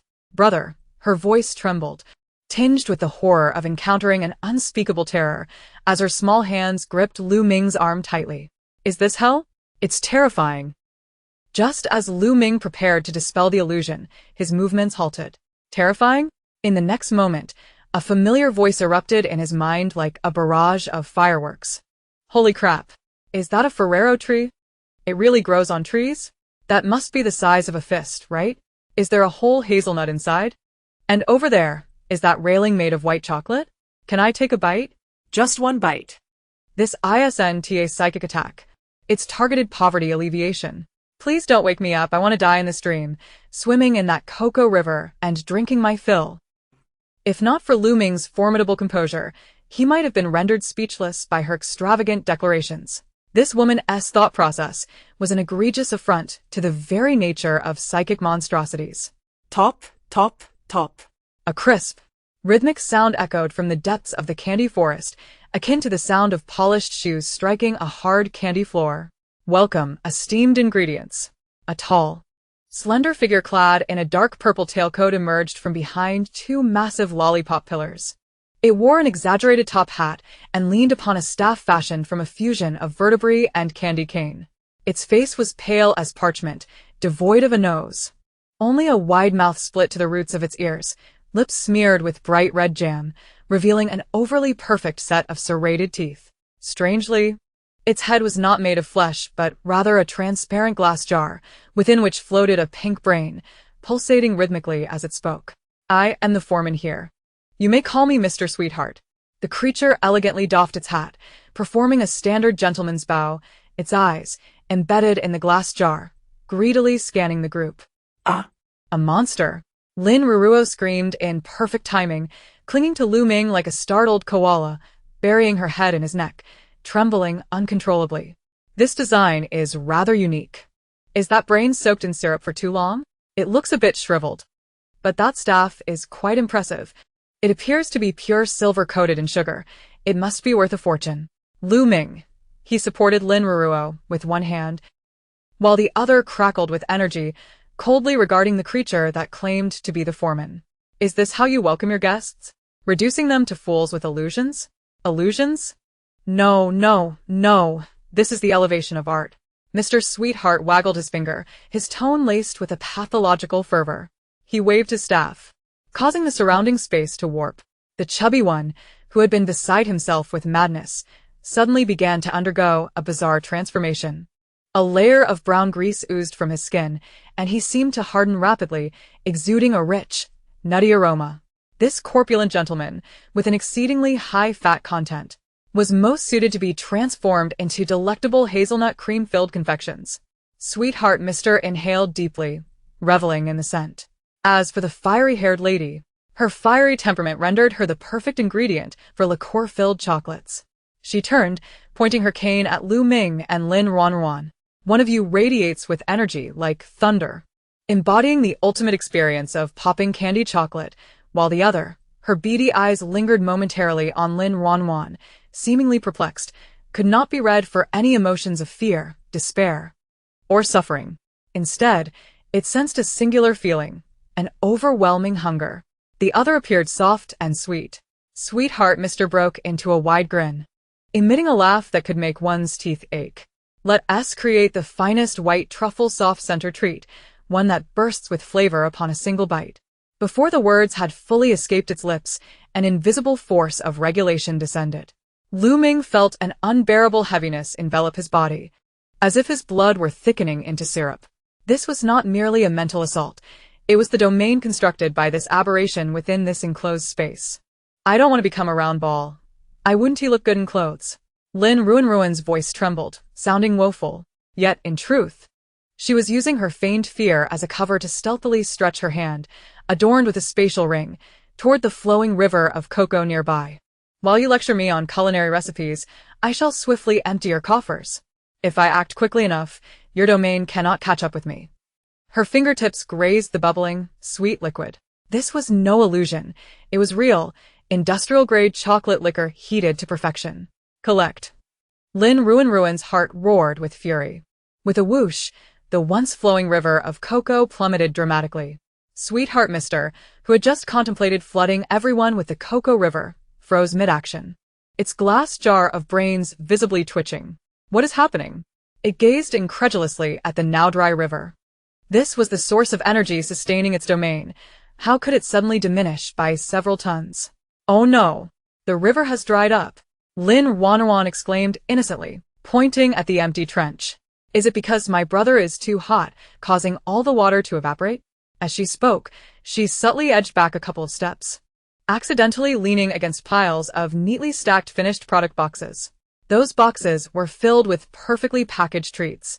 Successfully set up a scam. Collect, collect, collect. Like a magician performing a trick, everything her body touched, whether boxes, shelves, or the massive stainless steel mixing vat nearby, vanished in a most discreet manner. Sweetheart Mr. finally sensed something amiss. Its candy domain was collapsing, not due to a depletion of energy, but because the material entities constituting the domain were simply disappearing. It's you? Sweetheart Mr. emitted a sharp shriek, its beady eyes locking onto Lin Ruanruan, who was hiding behind Lu Ming. It felt it. A seemingly fragile and harmless human female was akin to a greedy black hole, ravenously devouring its kingdom. Spit out my chocolate. That's all mine. Chapter 65. How to incite Sweetheart Mr. to the point of exploding. Return my treasures. Restore my masterpieces. Sweetheart Mr. was on the verge of breaking down. Its pink brain, submerged in the glass jar, swelled to a shade resembling liver. This was not merely due to its domain disintegrating. It was also because that seemingly delicate human female was ruthlessly pillaging its masterpieces before its very eyes. Sweetheart Mr. let out a heart-wrenching wail, and with a swift motion, it swung its spine-bone staff downwards. The colorful hard candy spikes, once mere decorations, transformed into a torrential rain of projectiles, whistling through the air as they indiscriminately rained upon Lin Ruanruan's vicinity. Ah! Brother, is it trying to stab Ruanruan to death? Lin Ruanruan's face turned pale, appearing as if she were paralyzed with fear. Yet, in a manner that defied the laws of physics, she rolled gracefully onto the ground. By sheer fortune, she rolled right next to a massive column crafted entirely of pure white chocolate. Is this column made of pure cocoa butter? Given its hue, it must be sourced from imported dairy. What is the point of stabbing? If such fine ingredients were to shatter, you wouldn't be able to afford it. Lin Ruanruan pretended to tremble in fear, hugging her head while pressing her body against the colossal white chocolate column. If one did not look closely, they would not notice her palm firmly pressed against the surface, subtly rubbing it. Collect. With a thunderous boom, the giant white column that had supported half the warehouse's ceiling vanished into thin air. The ceiling, now unsupported, emitted ominous creaking sounds, and a cascade of colorful glass shards and hard candy decorations fell chaotically. The hard candy projectiles that had initially been aimed at Lin Ruanruan lost their trajectory due to the collapse of the domain structure, careening about like headless flies before crashing to the ground and shattering into a multitude of fragments. My column! My Roman column! Sweetheart Mr. S. staff froze midair, a dazed expression plastered across its noseless face. It had lived for so long, mutated for so long, witnessing fear and defiance. Yet it had never encountered someone dismantling its domain at the brink of life and death. Wah, brother, does it want to crush me? Lin Ruanruan peeked out from the rubble, her hand inexplicably clutching a palm-sized piece of colorful shards. Seizing the moment while no one was paying attention, she swiftly stuffed the fragment into her mouth and bit down. Tui, what a terrible item. It tastes like industrial saccharin. It has a plastic flavor. 1-star review. No wonder this factory went bankrupt, cutting corners. Hearing her inner thoughts, sweetheart Mr. S. brain matter in the glass jar was on the verge of boiling with rage. You're consuming my attack? How dare you eat my attack? It went mad. Abandoning its elegant long-range magic, it approached Lin Ruanruan with its long, slender legs. Like an enraged giant mantis, brandishing its staff as it charged toward her, intent on turning this gluttonous human into cocoa powder, to be made into the most inferior cocoa butter substitute. Lu Ming stood nearby, refraining from intervening immediately. He watched the little woman, her mouth still smeared with colorful sugar residue, gazing innocently at the approaching BOSS, unable to suppress the mirth in his eyes. This girl truly treated this as a free-tasting event? Be careful, Lu Ming called out symbolically, yet the lightning at his fingertips did not discharge. He had heard Lin Ruanruan's excitement grow. Perfect timing. I've had my eye on that staff of yours for ages. That must be silver. Surely pure silver coated in sugar. I saw that sheen clearly a moment ago. Facing the BOSS's devastating strike, Lin Ruanruan advanced rather than retreated. Ah! Don't hit me! I'll kneel down. Is that not enough? She cried, bending her legs and gliding forward into a smooth kneel. With a single kneel, she slid beneath Mr. Sweetheart's hips and emerged behind him, adjacent to the colossal stainless steel storage tanks. These tanks were the very heart of the factory, serving as the constant temperature reservoirs for liquid chocolate, the very source of energy sustaining Mr. Sweetheart's entire mental realm. Lin Ruanruan paid no heed to the boss behind her. Instead, her hands pressed firmly against the towering metallic behemoths, each standing at an impressive 5 meters. I was merely sipping some broth earlier, but now I'm ready to serve up the entire pot, she declared. Clear the way. A resonant hum reverberated through the air, a momentary tremor that shook the atmosphere. In that fleeting second, the 5 massive tanks, each harboring tens of tons of premium chocolate essence, vanished without a trace, not even a screw left behind. As this vast reservoir of material disappeared, the once vibrant and whimsical candy factory illusion flickered violently, akin to a holographic projection losing power before ultimately extinguishing. The rainbow-hued walls crumbled into moldy concrete, the hard candy floor transformed into a grimy concrete surface, and the river of hot cocoa was replaced by a stinking sewer. Mr. Sweetheart, poised to turn and attack with his staff raised, froze mid-motion. He felt as though his very being had been hollowed out. The agony of having his connection to the realm severed violently sent his mind into a tumultuous spasm, akin to a glass jar shattering. This was not merely the depletion of energy, it was a catastrophic blow to his psyche. With everything stripped away, Mr. Sweetheart's mental world collapsed entirely. He stared blankly at the emptiness behind him, where his proud energy reservoir had once stood. Now, even the ground had been scraped clean. Before Lu Ming could act, a sudden explosion echoed in the air.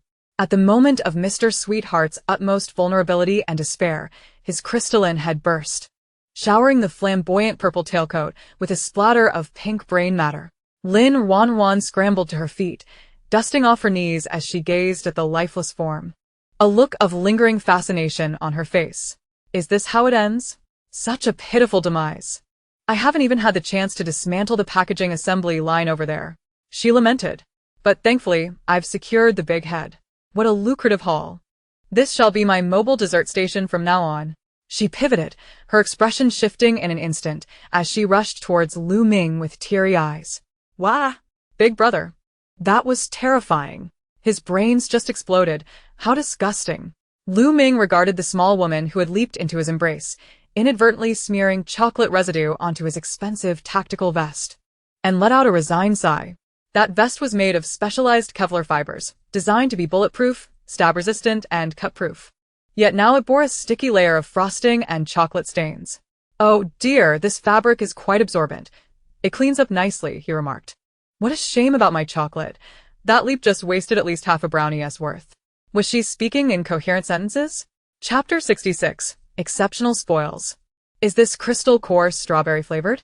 The battle concluded rather abruptly, primarily due to Mr. Sweetheart's undignified end. As a peak second-tier, nearly third-tier psychic mutant, he was meant to be a nightmarish figure that instilled fear in humanity. Instead, he encountered someone who played by a different set of rules, resulting in the physical dismantling of his dreamscape. This exemplified the principle that as long as one maintains a steadfast materialistic outlook or greed, idealism cannot inflict harm. Lu Ming grasped Lin Ruanruan by the nape of her neck, lifting her from his arms as one would a cat. Are you done yet? His voice, though cool, carried an almost imperceptible note of indulgence. Lin Ruanruan blinked her innocent eyes, her curled lashes dusted with sugar powder, resembling a young child caught sneaking candy. Brother, I didn't mean to. She pouted, her small hands twisting together. I was so frightened that my legs turned to jelly, and you smell so good, making me feel safe. As long as you flatter well, not only will you avoid paying for the clothes, but you might even score a meal, Lu Ming chuckled, exasperated. He then wiped his thumb across her chocolate-smeared lips, the motion tinged with a hint of reprimand, yet softened at the moment of contact with her delicate skin. The warmth of his fingertip brushed against her lips, sending a tingling sensation through her. Lin Ruanruan paused, instinctively licking the sweet residue lingering at the corner of her mouth. Lu Ming's gaze darkened slightly as he withdrew his hand, retrieving a wet wipe from his tactical pocket and disdainfully tossing it at her face. Clean yourself up. He turned and approached the now cold corpse of Mr. Sweetheart, casually dropping a light-hearted warning. Eat less sugar, if you end up with a toothache. Don't come crying to me. Lin Ruanruan clutched the wet wipe, watching his tall figure retreat, her heart racing with excitement. Toothache? What nonsense, she thought. I'm an ability user now. My teeth are strong enough to chew through steel. A mere sugar cannot harm me. Yet. She couldn't shake the thought. Did he just wipe my mouth for me? That blend of dominance and tenderness, the disdain mixed with affection in his gaze, oh no. Could this man be trying to use his charm to swindle my resources? Lu Ming stumbled slightly, nearly tripping on flat ground. Swindle resources? The most formidable of the Lightning faction needed to resort to such tactics? With a grim expression, he approached the shattered glass head of Mr. Sweetheart, using his dagger to pry open the sticky pink tissue. Contrary to expectations, a peculiar fruity aroma wafted forth, devoid of the expected foul stench. Nestled amidst the chaotic fragments lay a crystalline, translucent pink core, perfectly shaped like a dodecahedron, quietly resting. This crystal core was unlike any he had encountered before. Its hue was reminiscent of a strawberry confection, and its surface shimmered with a faint iridescence, as if it contained a flowing liquid within. As soon as Lu Ming extracted it, he felt a gentle wave of psychic energy ripple outward, soothing his previously strained mind from the abrupt rupture of the illusion. Another exquisite crystal core. Whoa. I'm still here. I haven't turned into cotton candy and been devoured. Little Fatty, still dazed from the earlier illusion, peered closer. Big brother, what is this? It looks just like that limited edition blush from that high-end brand. Sister Hong approached, holding her still dizzy head. This energy fluctuation is unique. Lacking any aggression. Rather, it feels quite gentle. Lu Ming held the pink crystal core and walked over to Lin Ruanruan, still struggling with the wet wipe. Before she could react, he directly shoved the pink core into her mouth. Lin Ruanruan's eyes widened. Murder. Swallowing something this large could choke me, and this hasn't even been washed. It was dug out from that monster's brain. There could be bacteria. Wait, this flavor the crystal core melted upon contact. Defying expectations, it wasn't the hard texture of stone but rather akin to a juice-filled gummy candy. A delightful strawberry sweetness erupted in her mouth, transforming into a refreshing rush that surged down her throat, reaching her very core. Whoa. Strawberry-flavored? And with a fizzy sensation? This boss had taste. Even the crystal core is fruity. Lin Ruanruan immediately ceased her struggles, even savoring the residual flavor with a few satisfied smacks of her lips. In the next instant, it felt as though a bucket of ice water had been poured over her from head to toe. That sensation of clarity and lucidity swept through her, akin to the dispersal of 2 decades worth of mental fog. The system panel on her retina reappeared, displaying the familiar golden characters. Ding! Congratulations to the host for devouring a second-tier mutated psychic crystal nucleus, anomalous type. Acquired passive talent, mental immunity, LV1. Talent description. Due to the original host's demise resulting from mental collapse and extreme agitation, this crystal nucleus has produced a peculiar mutated antibody. When the host suffers mental attacks, illusions, or hypnosis, a rebound mechanism will be triggered automatically. Note, as long as your thought processes remain unconventional, no one can manipulate you. Lin Ruanruan gazed at that note, momentarily lost in contemplation. Is this system praising me or mocking me? No matter. A rebound? Does that mean that if I encounter such mind games again, I can simply stand there and let them strike, and in the end, it will be them who goes mad? Lu Ming had been observing her reactions, and upon seeing her eyes gradually brighten with clarity, even revealing that familiar, cunning grin of a sly fox who had just snatched a hen, he finally felt at ease. How do you feel? Excellent. Lin Ruanruan exclaimed excitedly, clenching her fist. No longer feigning weakness. I feel like my mind is racing faster than a power drill. I could even recite the first 100 digits of pi. That's good. Lu Ming brushed off the dust from his hands and pointed toward the automated packaging assembly lines at the back of the warehouse that had come to a halt due to the power outage. Now that your mind is clear, don't just stand idle. That one seems to be intact. Following his gesture, Lin Ruanruan spotted several brand new, stainless steel, German-imported fully automatic candy packaging machines. The conveyor belt was neatly stacked with unboxed finished truffle balls. I was so busy gathering materials that I completely forgot about this. This is a production line. This is the golden goose. With this, once I have the materials, I could start my own factory, right? The first candy tycoon of the apocalypse. That title sounds impressive. The light in Lin Ruanruan's eyes was bright enough to illuminate the dim warehouse. With a triumphant shout, she dashed toward the assembly line like a jubilant husky. Gather. Gather. Gather. Everything belongs to me. Not even a screw can escape. Xiao Peng and Hong Jie stood rooted in place, watching the little figure that left nothing but desolation in her wake, as if she were scraping the ground clean. Xiao Peng swallowed hard, wondering, is this really my sister-in-law trying to survive in the apocalypse? Why does it feel like she's here to stock up? Lu Ming crossed his arms, leaning against the doorframe, watching the industrious figure with a smile in his eyes. Perhaps so, as long as she was happy. Chapter 67. Want to steal my power bank? Let's see if your teeth are up to it. Lin Ruanruan managed to empty the entire Sweet Honey Factory warehouse in just 10 minutes. This included the time she paused to taste 2 truffle balls, critiquing their overly sweet flavor and lack of silkiness. When that weathered Hummer once again rolled out of the factory gates, Lin Ruanruan slumped ungracefully in the back seat, contentedly belching. The air thick with the sugary aroma of high calories. Less than 5 kilometers into their drive, the entire vehicle lurched forward abruptly. That's it. This car has really given up the ghost now. Xiao Peng gripped the steering wheel tightly. his palms glistening with a faint bronze sheen as he attempted to reinforce the connections with his newly acquired metallic powers, but he quickly deflated, his face contorting into a grimace. No good, the left front axle is halfway broken, the metal structure is completely fatigued, my powers can't weld it back together. The chassis is about to wear through, if we don't fix it, we'll have to get out and push. While Lin Ruanruan was in the back, counting supplies like a miser, she almost dropped the entire box of truffle balls on her foot upon hearing this. No way. Pushing the car? Is that the kind of heavy lifting a little fairy should be doing? My feet are meant for kicking zombies and scumbags, not for measuring the earth. Just as she was about to raise her voice in protest, Lu Ming swiftly pressed down on her flailing hands, pointing ahead. We're here. Amidst the swirling gray mist, a fortress wrapped in a spiky steel exterior loomed before them. The walls were adorned with sharpened car exhaust pipes, and 2 modified machine gun towers stood atop, while a heavily pockmarked sign reading "An's Heavy Industry" hung from the massive iron gates.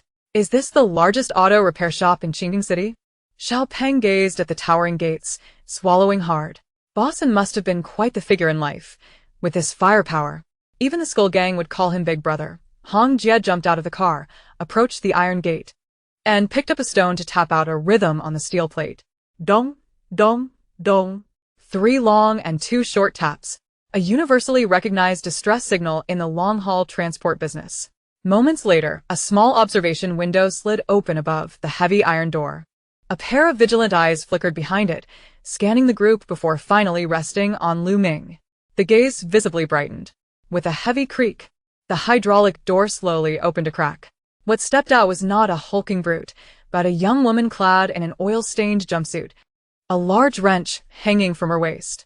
Her bobbed hair was neat, and although her face bore streaks of black oil, her features were unexpectedly exquisite and defined, exuding a wild beauty from her long interaction with machinery.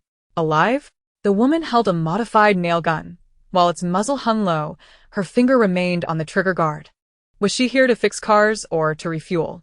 Let's be clear, at this time, gold bars are still worth more than a liter of diesel. Noticing the weapon in her hand, Hong Jie snorted coldly, flames surging in her palm, forming a fireball the size of a fist hovering beside her, asserting her identity and confidence as a power wielder. However, the woman completely ignored Hong Jie and Xiao Peng, striding directly to Lu Ming, her gaze unabashedly scrutinizing him from head to toe, as if examining a high-performance precision engine. Thunder type? She raised an eyebrow, her voice tinged with a wildness reminiscent of oil. You're the first one I've seen who can harness lightning so steadily. My name isn't Ke, and I run this factory. Lu Ming replied with a calm demeanor, nodding slightly. The vehicle is broken. I need special repair materials. The vehicle? And Ke glanced disdainfully at the battered Hummer, curling her lips. What else there to fix? The engine is the only salvageable part. However, her tone shifted as she leaned slightly forward, drawing closer to Lu Ming, the scent of oil and a hint of metal wafting towards him. If you're willing to stay for half a month as my energy supply station, helping me recharge a few precision machines in the factory, I wouldn't mind giving you a modified armored off-road vehicle. What do you think? A good deal, right, handsome? The air thickened instantly. Xiao Peng's mouth fell open in an awe shape as he glanced at his big brother and then at his sister-in-law, whose smile, though still present, was gradually freezing. Wow. Is she trying to steal the master's affection right in front of the main wife?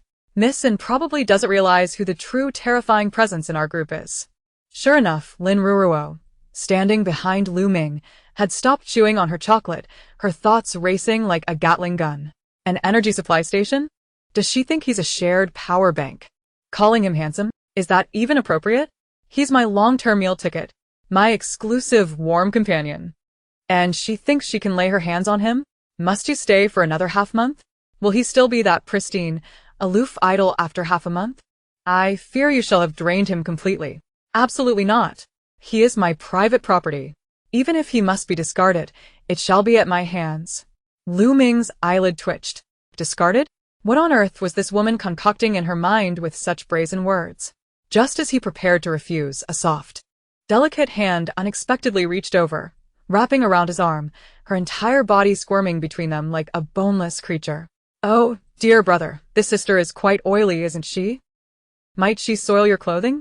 Lin Ruanruan blinked her large eyes innocently at Enko, her voice sweet to the point of being dangerously saccharine, akin to the lethal dose from a candy factory. Moreover, dear brother is supposed to accompany Ruanruan on a spring outing. So there is simply no time to attend to such trivialities as power banks, right? Isn't that so, dear brother? As she spoke, she rubbed against Lu Ming's arm, embodying the very essence of a possessive little wildcat. And Ko was taken aback by this sudden intrusion, her skin prickling with discomfort. She frowned at the seemingly unscathed flower before her, whose innocent demeanor was beginning to test her patience. Who are you? Do you have any right to speak here? And Ko scoffed, twisting the wrench in her hand. This was the technical zone. Ornamental figures should stand aside. Ornamental figure? Very well. Today I shall show you what it truly means to be adorned with golden diamonds. Lin Ruanruan inwardly smirked, while feigning a pitiful expression as she rummaged through her small handbag. Sister, you are so fierce. We merely wish to repair a vehicle. With a flick of her wrist, she produced a whole gold brick? No, it was an entire box of unopened, exquisitely packaged Ferrero Rocher chocolates, which she carelessly tossed onto the nearby oil drum lid. Then came the second box, the third. Even a tin of premium handmade dark chocolate and the coveted hazelnut spread that could incite a frenzy. In the blink of an eye, the oil-stained drum lid was transformed into a miniature mountain of confections. The aroma of chocolate, so out of place amidst the scent of motor oil, was irresistibly alluring. And Ko's eyes widened. She instinctively swallowed, her throat tightening. 3 months had passed since the apocalypse began, and she had subsisted on compressed biscuits and expired luncheon meat, her palate longing for flavor. Such high-calorie delicacies were rarer than an ability core. Her grip on the wrench trembled slightly. Is this enough to repair the vehicle?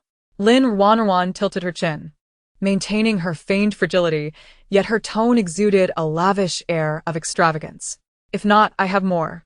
As long as you can fix the car to the point where it can dance among a horde of zombies. Smash it. Just smash it. Unworldly simpleton. I just cleared out an entire factory. I have an abundance of such things.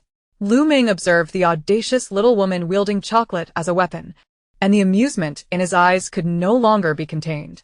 He willingly withdrew his arm and draped it over Lin Ruanruan's shoulder, addressing the now-dazed Enko with indifference. As you can see, my household is quite strict and does not permit me to take on private jobs. Moreover, Lu Ming pointed at the mound of chocolates. Her temper is rather volatile. If the vehicle isn't repaired satisfactorily, she might reclaim these treats. And Ko glanced between Lu Ming and the pile of sugary treasures that could elevate her blood sugar levels. Rationality urged her to uphold her dignity. Yet that infuriating chocolate aroma infiltrated her senses, ensnaring her very DNA. To hell with dignity. What good is it in these times? Deal. And Ko snatched a box of Ferrero, tearing open the packaging and stuffing a piece into her mouth. The long-forgotten crunch of hazelnut nearly brought her to tears. With sufficient resources, not only could she make that dilapidated vehicle dance, it could soar. However, while chewing on the chocolate, she muttered indistinctly, "The chassis of your vehicle is utterly beyond repair. To run swiftly on the wasteland, you'll need something formidable. I happen to have a barrel of nano-memory liquid metal. It's the top-tier repair material that leaked from a military lab." Upon hearing the term liquid metal, Lin Ruanruan's ears perked up like a cat upon hearing the sound of a can opening. Liquid metal? Like the Terminator T-1000? If I could obtain that, wouldn't it reinforce my space with absolute defense? Her eyes began to dart around in Ko's factory, a familiar glint of greed flashing across her gaze, reminiscent of an invasion. And Ko, mid-chocolate indulgence, felt an inexplicable chill creep down her spine. Lead the way. The ever-impatient Hong Jie could no longer bear to witness the exchange. If they continued, these two gluttons would exhaust all topics. Upon entering the factory, they discovered a hidden gem. Not only were there various heavy-duty lifting machines, but a partially modified walking mech was also parked in the corner. Though merely a skeletal frame, it sufficiently showcased Miss Anne's technical prowess. That was a legacy left by my father. And Ko noticed Lin Ruanruan fixated on the mech, her expression dimming momentarily. Unfortunately, the power core remains unsolved. It's merely a decoration. Power core? Little Fat chimed in. Are you referring to a nuclear battery? Those are quite hard to find now. No. I need a high-purity lightning crystal core as a starter source, along with a continuous stable high-voltage power input. An kasiged. Her gaze unable to suppress its drift towards Lu Ming, her eyes sparkling with desire. So, I just said, cough cough. Lin Ruanruan coughed heavily, subtly positioning herself in front of Lu Ming, blocking that covetous gaze. Do you think you can mooch off my exclusive generator? Not a chance. This is my long-term meal ticket, my personal mobile power bank. Do you think you can lay your hands on it? She reached into her bag and pulled out a blue crystal core, one she had casually lifted from the candy factory, still untested. Sister, do you think this can serve as a starter source? Lin Ruanruan innocently handed it over, resembling a large glass orb, quite lovely, and Ko casually glanced at it. In the next moment, she leapt as if a cat had stepped on her tail, soaring half a meter into the air. What the hell? A crystal core from a third-grade mutated electric eel. And Ko's voice cracked, her eyes wide as saucers. Did you blow up a dragon palace? How on earth did you get such a gem? Lin Ruanruan blinked innocently, utterly bewildered.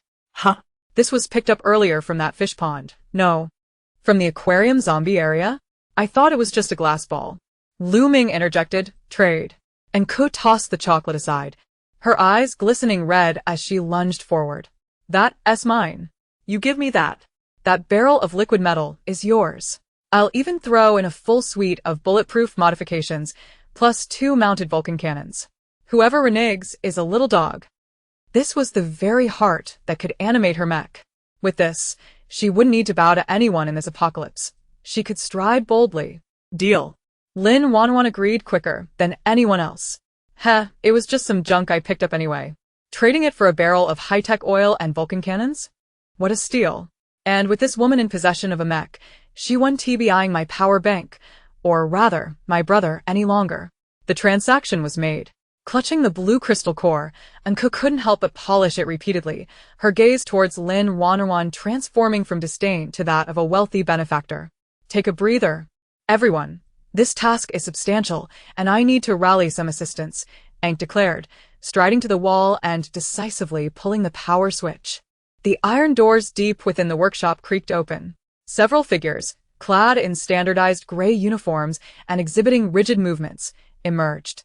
Hungjia and Xiaobang instinctively drew their weapons, while Lin Ruanruan, startled, instinctively shrank into Lu Ming's embrace.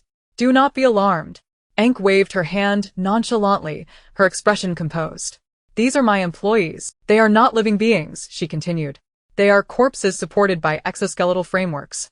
Their mouths are sealed with iron covers and metal controllers are embedded in their joints, executing a predetermined program to transport heavy tires and tools. Mechanical puppetry?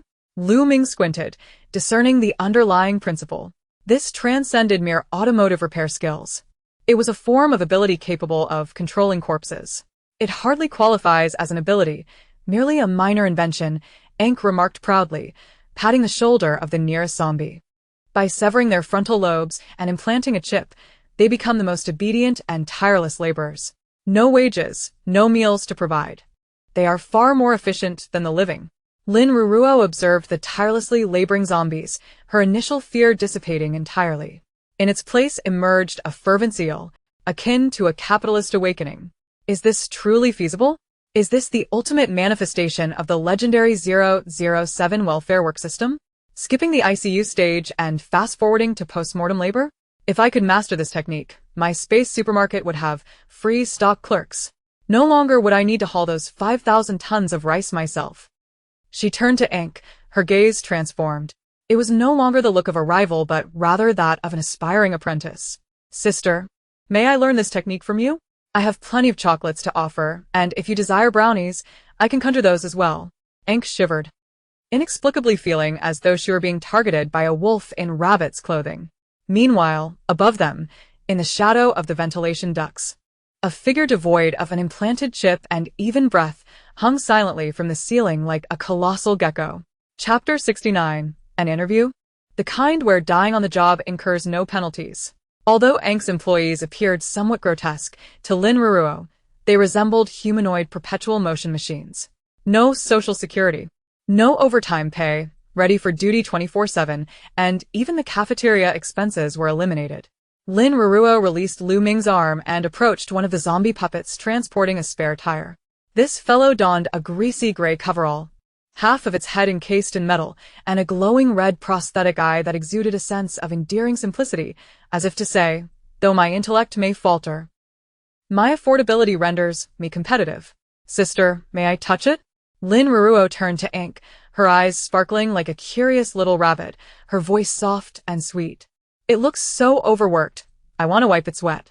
Ink, preoccupied with inserting a blue 3-stage electric eel crystal core into the mech's power compartment, replied without turning her head, feel free, just avoid touching the chip at the back of its head. That's the control center. If disturbed, it might bite. With Ink's approval, Lin Ruanruan promptly turned her back, shielding her actions from Lu Ming and Ink, her previous expression of concern vanishing entirely. Facing away from them, she extended her finger to poke the zombie's rigid chest. Its physical condition seems quite robust. It appears rather sturdy.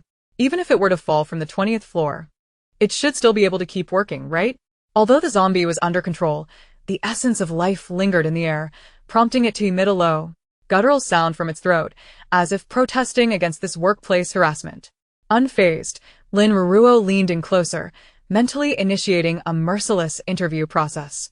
Since you are to work for me, certain rules must be established in advance. Do you experience a crisis at 35? The zombie. Huh? Excellent, it seems you do not. Now, do you have a mortgage or a car loan? Are there elderly or children at home to care for? The zombie. Even more vacant. You choose not to speak? That implies a default of none. Satisfied, Lin Ruanruan nodded, donning a benevolent smile reminiscent of a malevolent capitalist. Perfect. Unencumbered, capable of outpacing competitors. And even sacrificing oneself, just the type of relentless worker we seek. Young man, I perceive remarkable potential in your physique. You would make an excellent rice hauler. Work diligently. And when our business expands next year, I shall promise you a grand future. Or rather, I shall arrange for you to marry a female zombie, one devoid of teeth, safe. Lu Ming, standing a short distance away, toyed with a lighter, his mind reeling from the audacious thoughts racing through his head. This woman, who had just disparaged the dirty workers, now seemed eager to sign a contract of servitude. Even the zombies were not spared. Was she intent on extracting every ounce of surplus value? Even Marx would be compelled to pen a critique of her actions overnight. Xiaopeng leaned closer, observing Lin Ruanruan's intense gaze locked onto the zombie. Brother, is she trying to establish an emotional connection with it? Isn't that a bit extreme? Lu Ming shot him a sidelong glance, his tone indifferent. She is conducting pre-employment training. Xiaopeng. Huh? Just as Lin Ruanruan immersed herself in the delightful vision of assembling a zombie-moving crew, a faint creaking sound emanated from the overhead ventilation duct. The sound was subtle, akin to a mouse scurrying across thin metal. Yet, to Xiaopeng, a specialist in auditory perception, it resonated like thunder in his ears. Someone's up there, he shouted, reflexively raising the frying pan to shield his head. Almost simultaneously, a dark shadow plummeted from the ceiling's shadow. Its speed was astonishing. It did not lunge at Lu Ming, who wielded the strongest firepower, nor did it target the seemingly vulnerable Lin Ruanruan. Its objective was the zombie laborer being interviewed by Lin Ruanruan. With a sickening thud, the blade plunged into flesh. The transporting zombie emitted not a sound as its ironclad head was wrenched off with the ease of picking a watermelon. Black blood splat in its gaze. I discerned a keen intellect. The fireball in Hong Jia's hand erupted instantaneously, her expression grave. This entity was directed towards Enk. At that moment, Enk leapt down from the mech, and upon witnessing the headless corpse on the ground, her face, smeared with machine oil, contorted in horror. Damn. My number 3 mech. Enk raised her nail gun and unleashed a volley of shots, targeting you, the traitor. A traitor? Lu Ming astutely seized upon this term. However, this assassination-type zombie clearly had no intention of granting them the luxury of conversation. It forcefully propelled itself off the ground, creating 2 small craters in the concrete. Utilizing the recoil, its form vanished into thin air. In the next heartbeat, it reappeared above Enk, its sharp bone claws aiming directly for her throat. This speed surpassed even that of the previously encountered Jack. Although Enk possessed technical knowledge, her combat prowess was lacking, faced with such a formidable ambush. She could only desperately raise her nail gun in defense. Clang. The nail gun was severed with a single strike. Just as the lethal claws were poised to rip through her throat, a sizzling arc of blue-violet electricity surged forth, akin to a precision-striking viper, instantaneously coiling around the zombie's waist. A tremendous current erupted. "Bring it down!" Lu Ming grasped the air with one hand and forcefully yanked downward. The once mighty agile zombie, suspended in midair, was rendered convulsing by the high-voltage shock, crashing heavily to the ground. Boom. The impact shattered the ground into a spiderweb of cracks. Yet. The zombie exhibited remarkable resilience. After rolling to dissipate the force, it stubbornly endured the residual current coursing through its body and sprang back up with a fish-like leap. It recognized that it could not best the man who wielded electricity. Its vengeful red eyes swiftly scanned the vicinity, ultimately locking onto Lin Ruanruan, the closest target, who appeared the weakest and exuded a delectable aroma of flesh. Choosing the ripe fruit for plucking. Taking a hostage. In a flash, it lunged toward Lin Ruanruan, propelled by a foul wind.